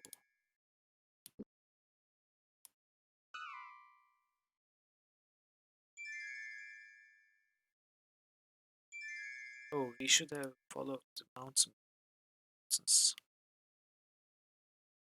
Well, let's actually a lot of it doesn't matter.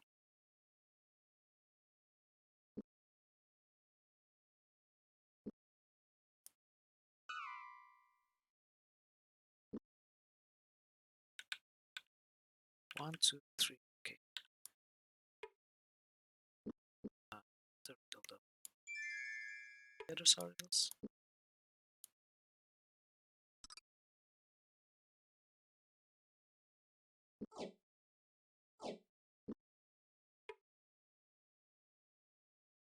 Traps. Wow. Oh. It was a tough trap too.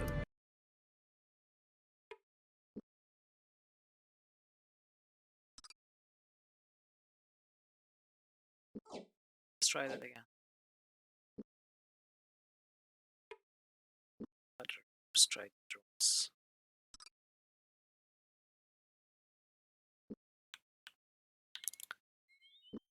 Are we fully healed? Somewhat.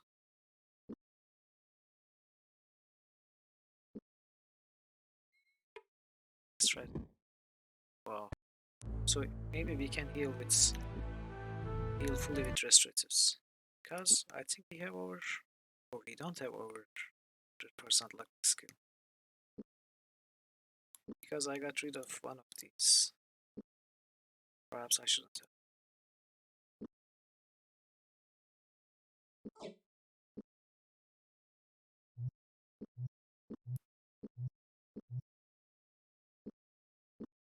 Let's try now.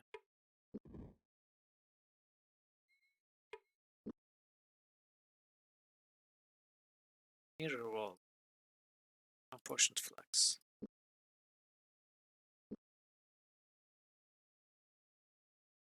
Do we have the mirror wall spell?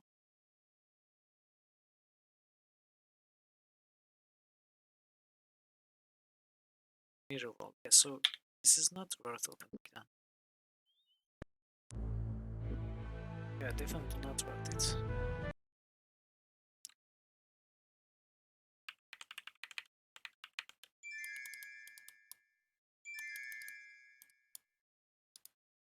Wow.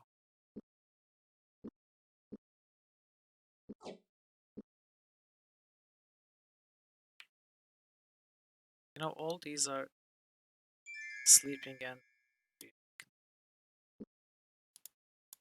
I don't know if we can make it here without dying.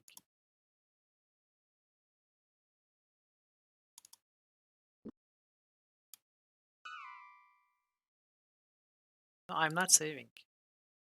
I just want to see what's in this, what this is. Okay, weren't able to. Maybe if we try to approach from the other side. Let's get out. If we can. Yeah, okay. We could get out. Might be able to approach from here.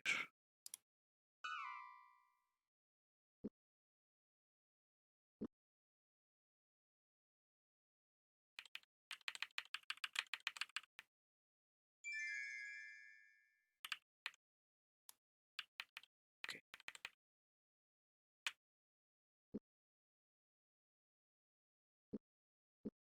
That was a few sleeping sessions.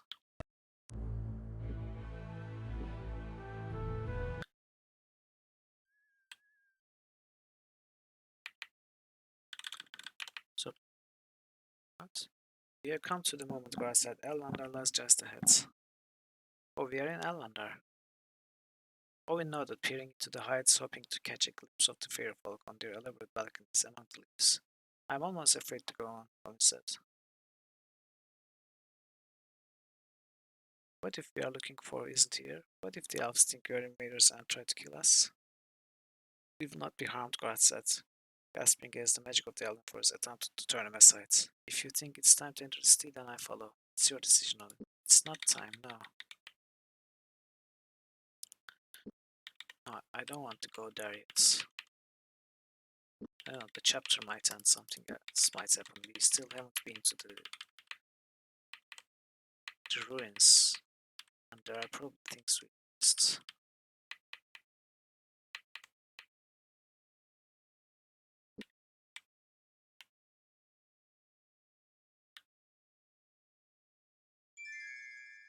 Okay, so I don't think there's a safe way to.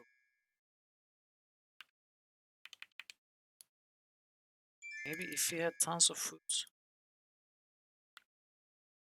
then we could brute force it, but it seems impossible.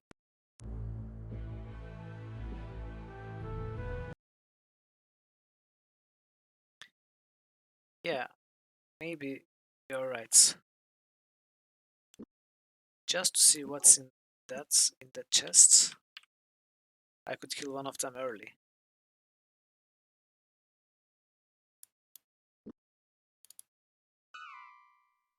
Okay, here.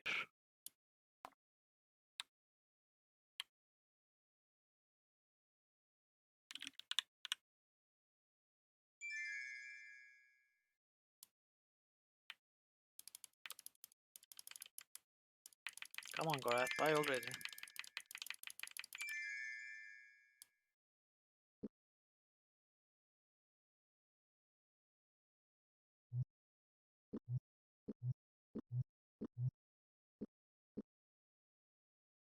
It would be funny if I accidentally saved here.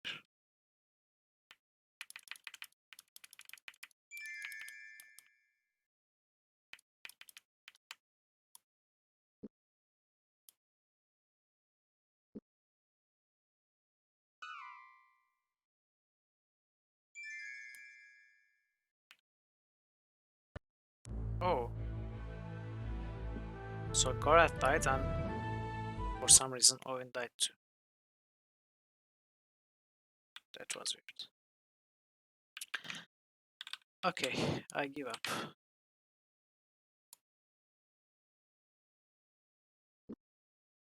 I need food for that. Extra food, a lot of extra food. 5 of them.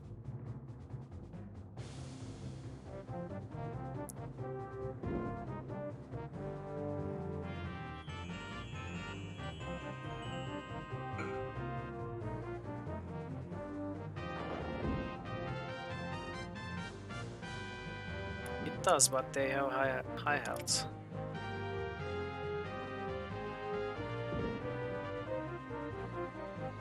And I want to rest up while they are crowd controlled.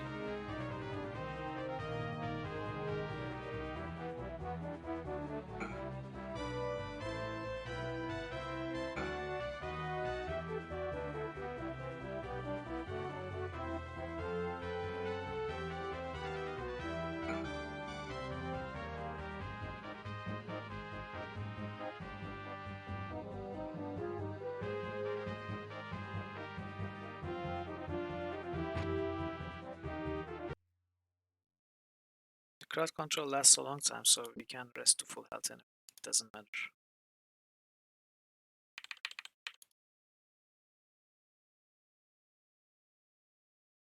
What?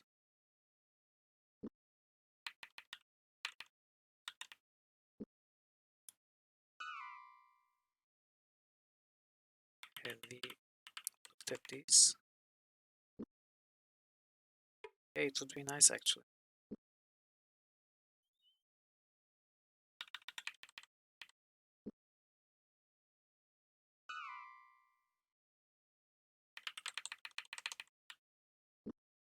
Not technically.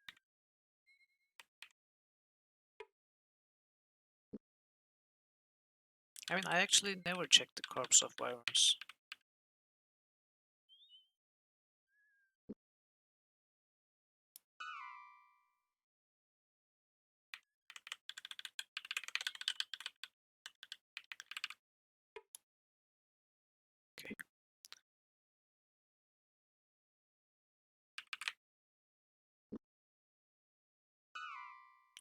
Okay, I think I have been to everywhere that I was planning to go. If there's anywhere I have not been, then it's because I accidentally skipped it.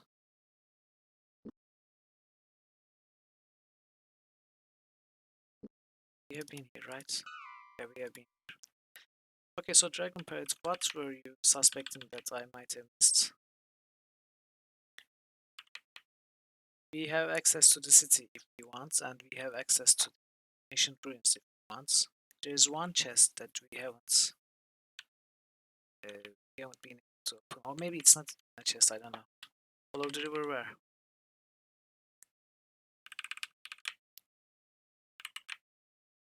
Okay.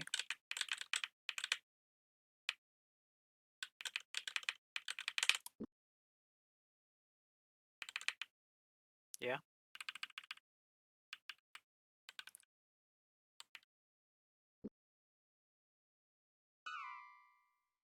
I am between the two bridges.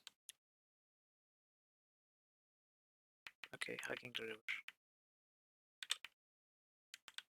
This way.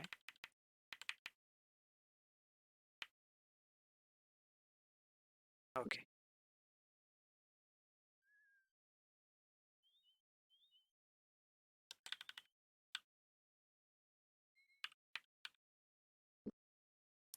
I think I think we have checked them out, but let's check them out again. Maybe we haven't. Oh,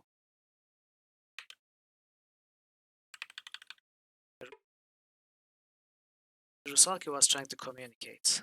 In an odd language they were somehow able to understand. Rusaki spoke to them. Do not be afraid of me. I can see that your hearts are true, and as such I will do you no harm. How do you know such things about us? I know many things. You are on a quest, are you not? Yes, we are. Can you help us? Not directly, no. Only if you would be willing to find the mortal spellcaster who has been perverting the wills of my kin with a strange device, and retrieve from this man an item stolen from me. He also an item named after my own person. Alium's heart. This is Alium? Turn with it, and I will do what I am to assist you. We have got it. Owen nodded his head. He retrieved the heart and made his way, prancing, to the Rusaki. Hands trembling slightly, he placed the object in front of the creature, then quickly stepped away. You have done what was asked, and now shall you be rewarded, it said, producing a dozen packages of rations. Also, there is something which was left on the shores of this river ages ago, which will be of assistance to you on the road ahead. Please take it. Thanks from Mike. Is the shell valuable? In ways you may never fully imagine. Its uses are many. While it bears little of that which you seek, you may yet find another thing you desire. What of Elandar? Which is the best route here? By two roads may you reach the Queen of Eladel. If you wander the main roads, there are many hazards, but your enemies shall face you. Wander the path less traveled, and you may face a less substantial opponent. This is Prince Kalen, of instance. Farewell.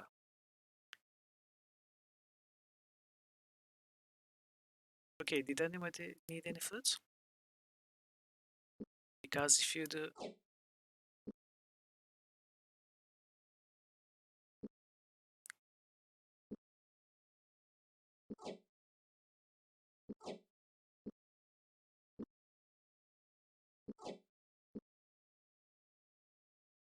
what am I going to do with this much food though?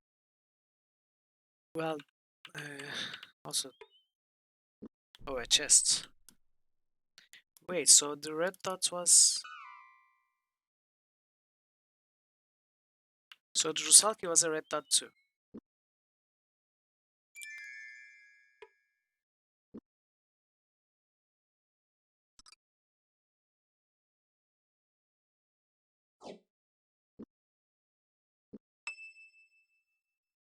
Thank you, Dragon Parrots. I might have skipped this one, and it seems important. I think I know what this is. There was something different about the shell. Perhaps it wasn't the color or texture, but he was sure he had never seen anything quite like it in all the trading he had ever attended. The oddest thing about it was a pattern of 10 bumps on the inner lip of the shell.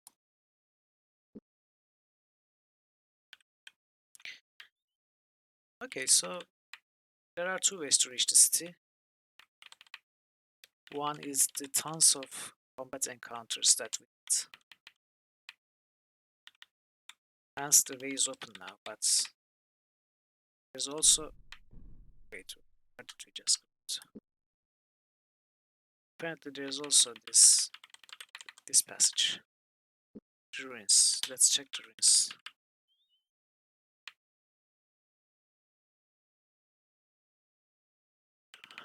So the content I skipped in the sleeping glades is the red dot that we haven't been able to access, right? If it's marked on the map, can you tell me what it is? If it's not a riddle chest, I'm not going there.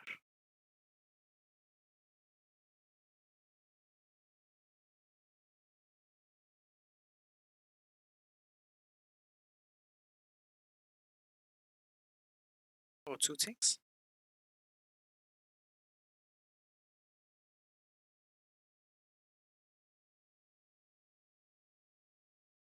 Okay. If it's just loot or something, like stamps or luck chests, coins, food. Okay. And the other one is equally less important. Equally unimportant. It is?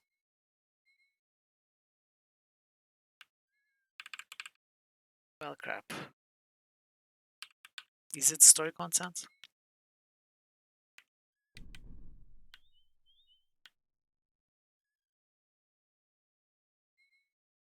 Just loot then?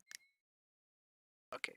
I mean, of course, I understand it's optional, but is there anything to read? Any dialogue?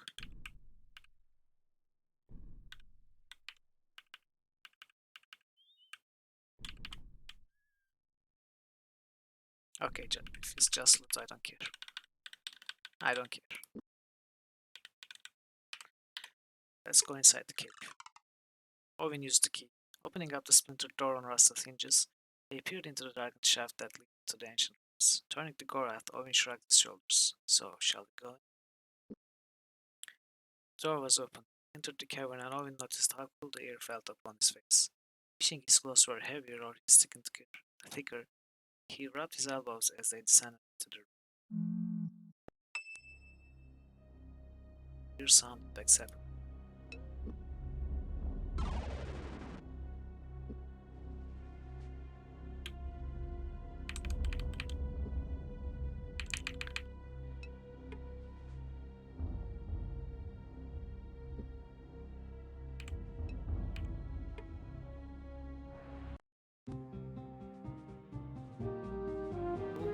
There are ghosts here.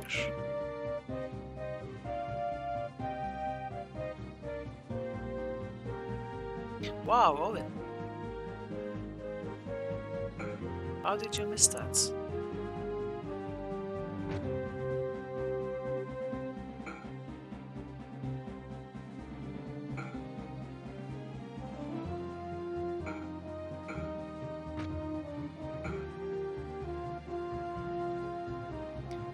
Owen has a sick sense of humor.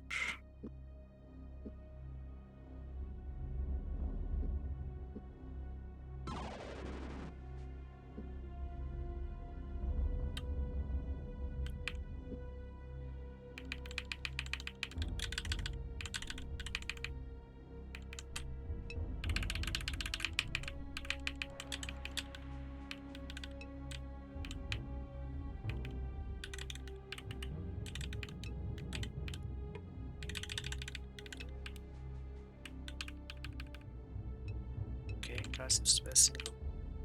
Thoughts filled his mind. Slowing in recollection, Gorath focused on the surroundings. The caverns themselves appeared unremarkable, yet this was a ruin of things ancient.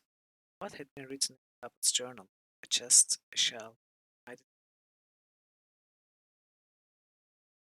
Okay, let's find the chest, Glamorel chest. And we have the shell.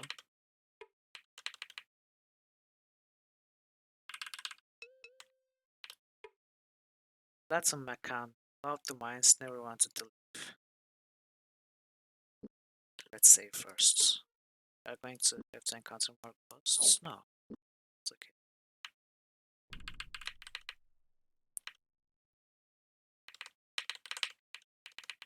I think soon we'll be laying our hands on the best sword in the game.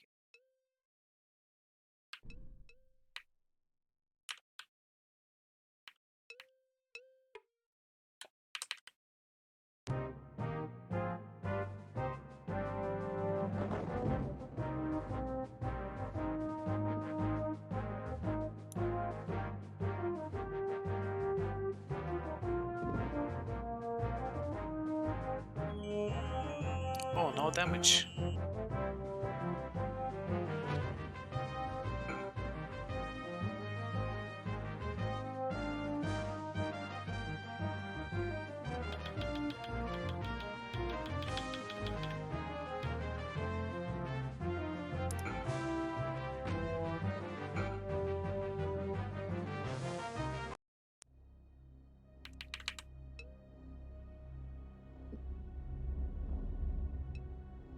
A chest. Ah, it's not a mortal world like chest though.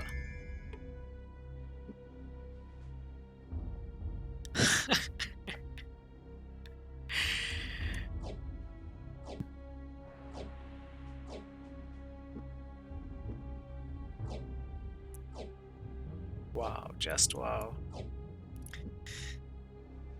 Okay, I think we broke the game.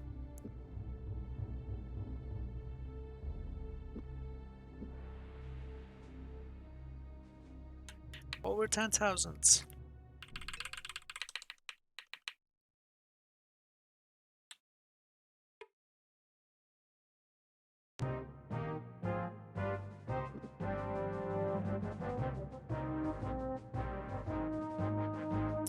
Owen, buddy, what are you doing?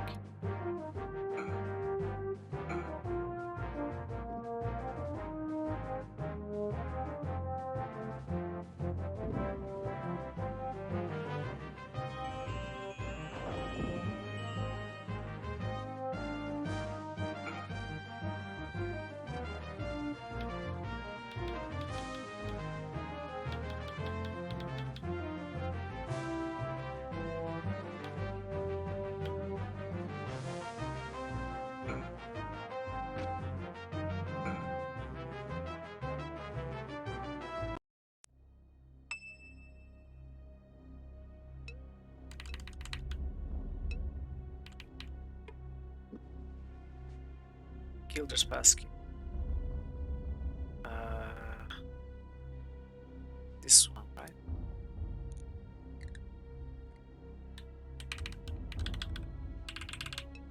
Hmm, 2 chests. 2 riddles. What is it of yours that you see every day, but our leader sees only rarely?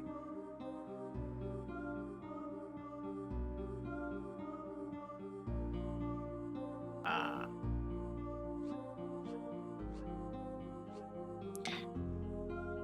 What is it of yours that you see every day? What is it of yours? So it's something that belongs to us as opposed to just something outside of the land. But our leader sees only rarely.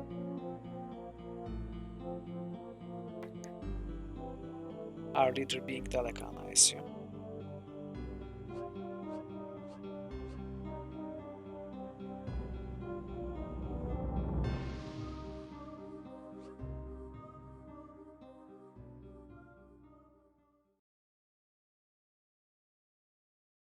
Oh, that might yeah, that makes sense.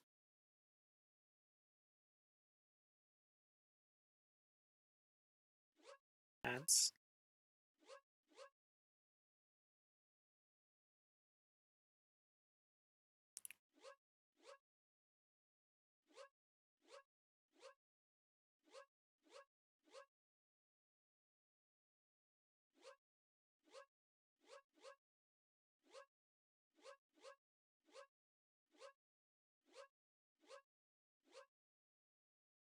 Bird.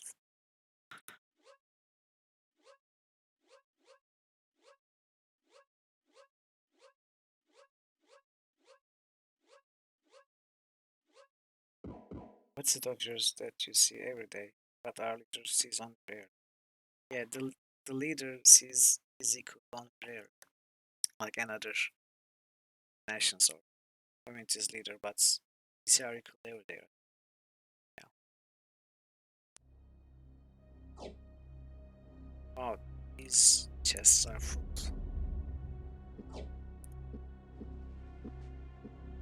I wouldn't have guessed it if I didn't come across the Q combo with the letters. Don't grow too attached to this thing. Without it, you will never even know it's gone. But be careful, friends. It's much easier to lose on kingdom soil. Without it, you will never even know it's gone. Is it life? Yeah, life.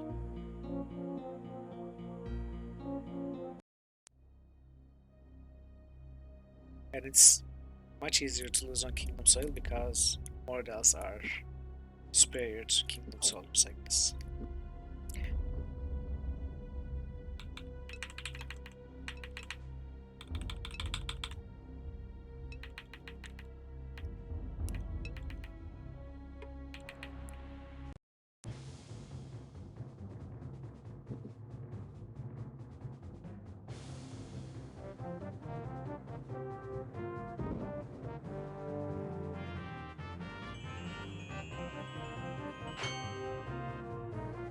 Or maybe that's, yeah.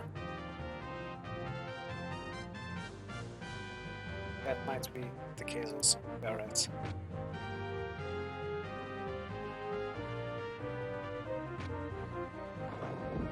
Actually, that makes more sense.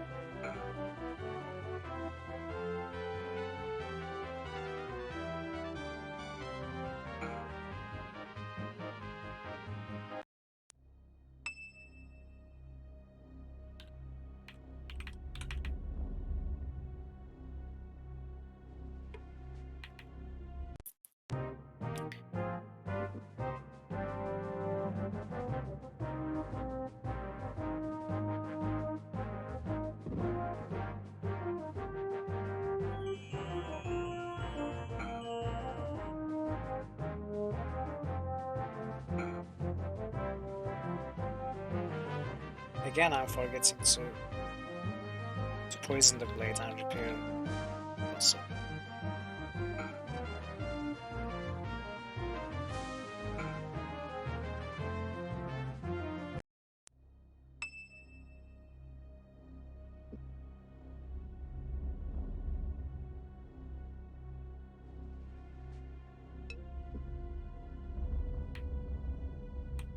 Oh, are we there? What about the chest? Did we... I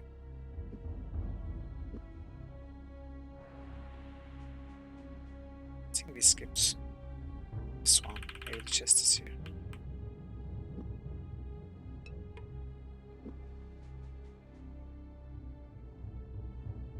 A very special key. This one? Wait, which very special key?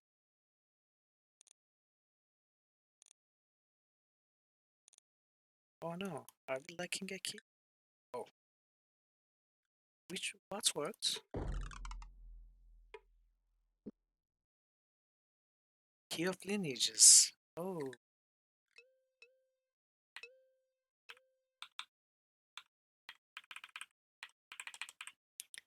exciting. Nice, this is gonna be glamoured out.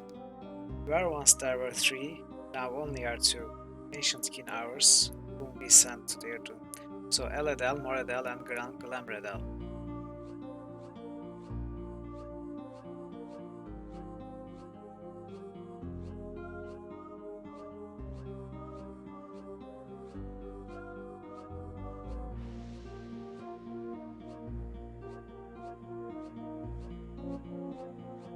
There are so many letters, by the way. E, A, H, G, and A, R, Q. There are 8 each.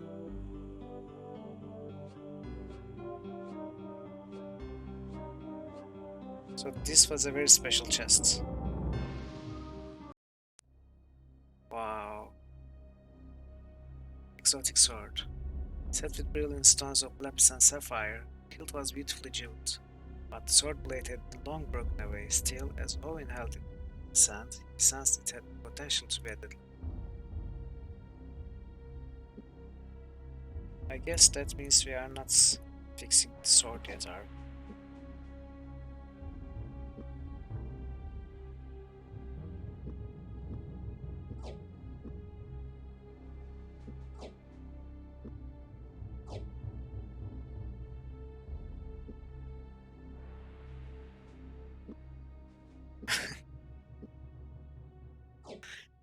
You are terrible.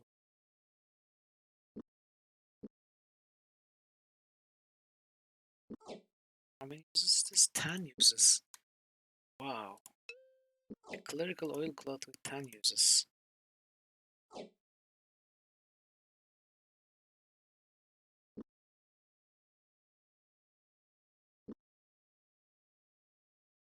So do we need the blade of the sword too? The searing flash of heat vaporized as the shell as Owen touched it to the hilt of the Glamredal sword, elongating itself into a swirling length of flame. Around it, a shell of silver and steel congealed, forming first a blade, then a scabbard of unparalleled workmanship. Oh, we got it! Our revanche. Cautious at first, and then with eagerness, Owen wrapped his fingers around the hilt of the Glamredal sword and drew it hissing from the scabbard of flawless silver. The blade, runes glimmered in of sundered flame, their meaning decipherable to most clear. To most, but clear to any who held the blades. Revenge. That is.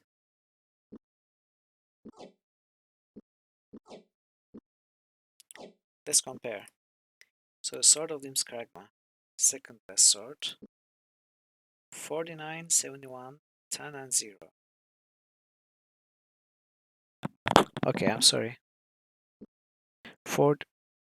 What? Look at these numbers. This is like a cheat mode sword.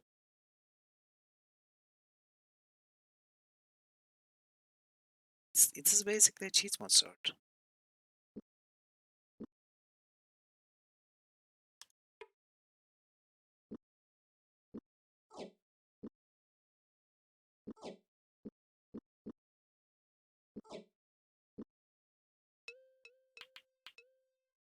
Wow.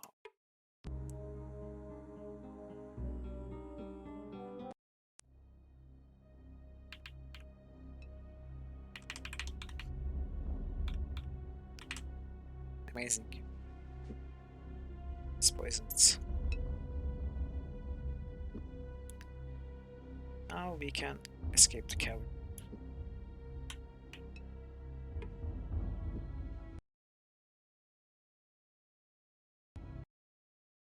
Oh, end of chapter.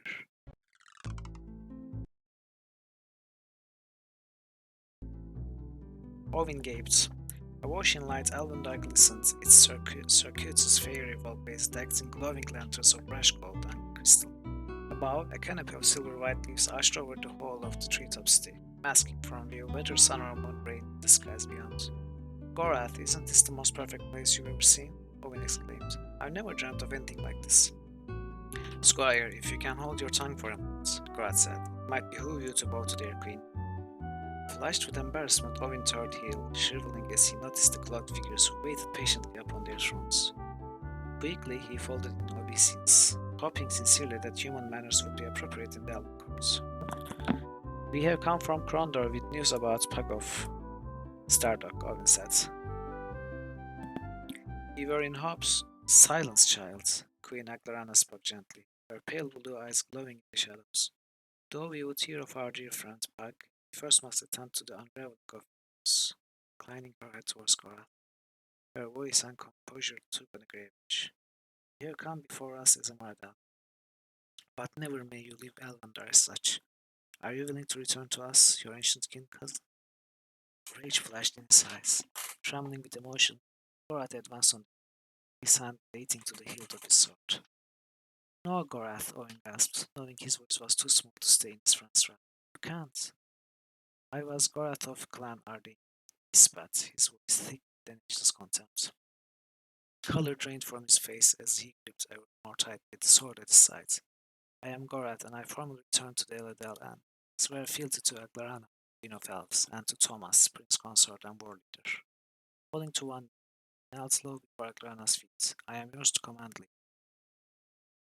His heart hammering and unsteady tattoo in his chest, Owen stared in frank appraisal of the elves before him.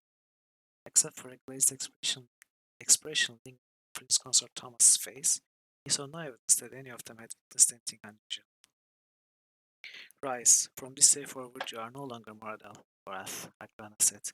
You are a member of the family of Elandar and of the Eletel. When your quest is done, return here to be one with us. That's our desire. What is this news, O Pug? As if awakening from a dream, the elven war leader spoke the magician's name with great concern, his dark eyebrows rising in interest as Owen began to elaborate the details. At times, he would request that certain details be repeated, but always his glassy eyes became sharply focused when Owen spoke the names of Pug and members of the task force. By the moons that struck, Thomas coughed as the boy finished his statement. The Book of Macros is not a book, but instead a gift that Pug gave to me long ago. I was to use it I was to use it to come to him if he sorry, I'm really getting tired. I was to use it to come to him if ever he left that message for me. Must go. You cannot love. Even now I can sense the effects of the painkilling herbs beginning to wear, Agrana said, laying a pale hand on Thomas' shoulder. As if broaching a delicate subject, she continued quietly. 3 days ago, the war leader was struck with a poison blade. Only last evening did his fever abate, but he demanded to be brought here when he heard that the Moradel was returning. He hasn't the strength for the trip. He must go in his stead. Don't try my patience, Agrana. Pug needs my help, and I shall go. Struggling to gain his feet, he blanched with effort, standing straight only by groping the back of his throne. How many of our kin carried you here, my warlord? The queen asked, her voice laced with concern. Is it 5 or 6? You are no longer possessed by the soul of ash and sugar, and you are not gifted with immortality. None doubt your strength or loyalty, Thomas, but you owe it to Pug to send able help. As always, my love, you are wise, Thomas whispered, his strength beginning to fail him. Reaching beneath the seat of his throne, brought forth a leather tom covered with dust.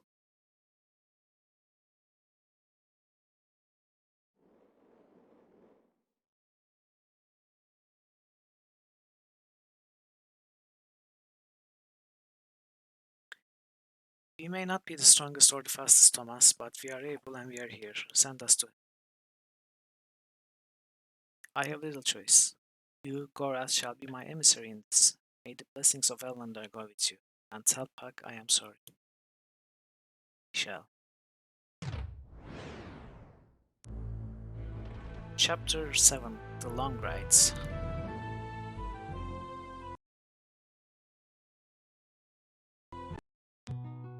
Bells tolled in the towers of Northwarden.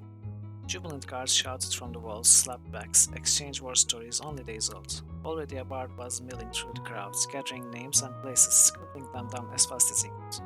Tonight they would gather, and they would drink, and they would pay old Tamley the minstrel each time he sang their names. Listening to the general hubbub drifting in through an open shutter, Senior James allowed himself a grim smile as he dropped down to where Aruta and Luckley conferred over a battle map. By day's end, I warned that Delican will have died on the sword point of every man here, James said. It's a shame he wasn't really leading that raid. Indeed, Aruta agreed, his eyes shrouded as he brooded about something. I would like to ask him a few questions. I leave for High Castle at noon. Even though the Mordal have turned from here, I am certain that the first of them will be upon our troops there by sunup tomorrow. Fortunately, my army will be there to greet them. Still, I wish I knew what they were up to. Aruta glanced up, startled, as a page boy skittled into the chamber. Your pardon, my lord. Boy stuttered. They have captured the Mordal raiding leader. That pause, Aruta's eyes hardened, preparing for questioning.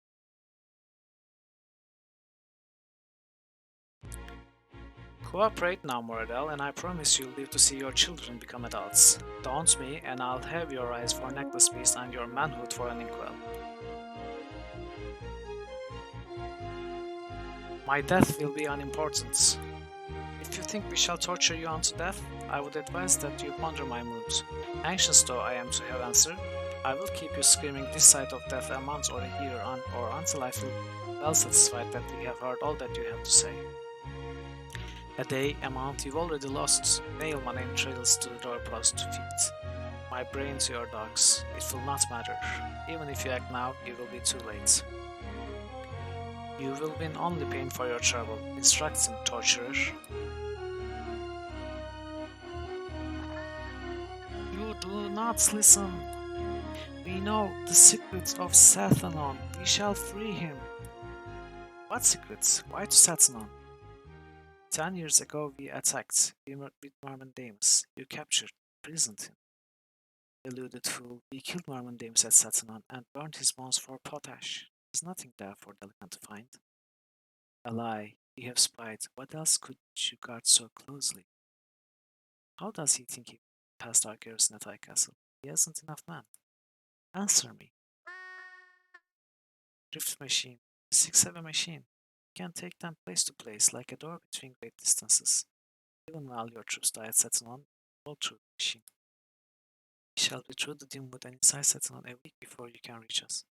Your troops will be exhausted. The day will be ours. The wood machine inside the dim wood. That bastard Surani machine has been consorting with Dalikan. Torturer. Tell Signors James and Luck to ride to the wood. They must find and destroy that drift machine while I hide to High Castle and divert our forces once more. Time is of the essence. Oh, a Dimwood chapter. We start in Dimwood. Oh, the whole chapter takes place in Dimwood. That's exciting.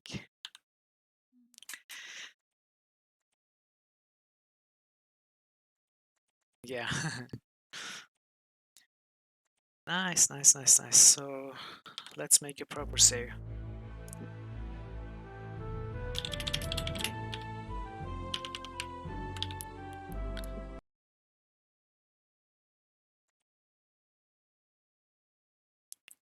Yeah, in case I missed what.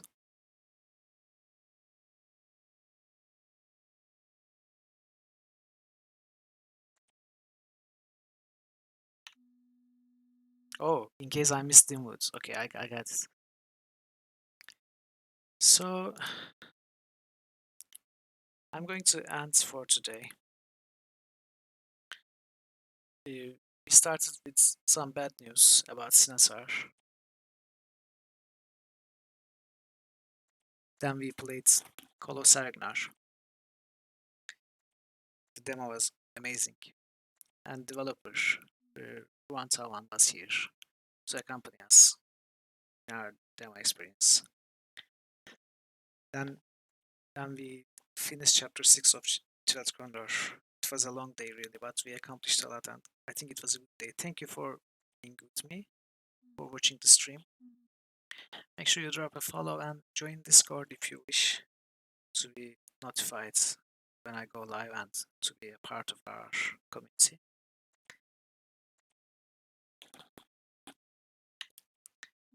So let's rate Bell. He's playing GeoGuessr.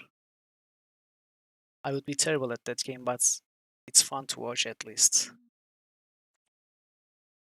Go tell him hi. And I'm going to stream probably next Wednesday. It will likely be Betrayal Krondor again. So see you next week, everybody.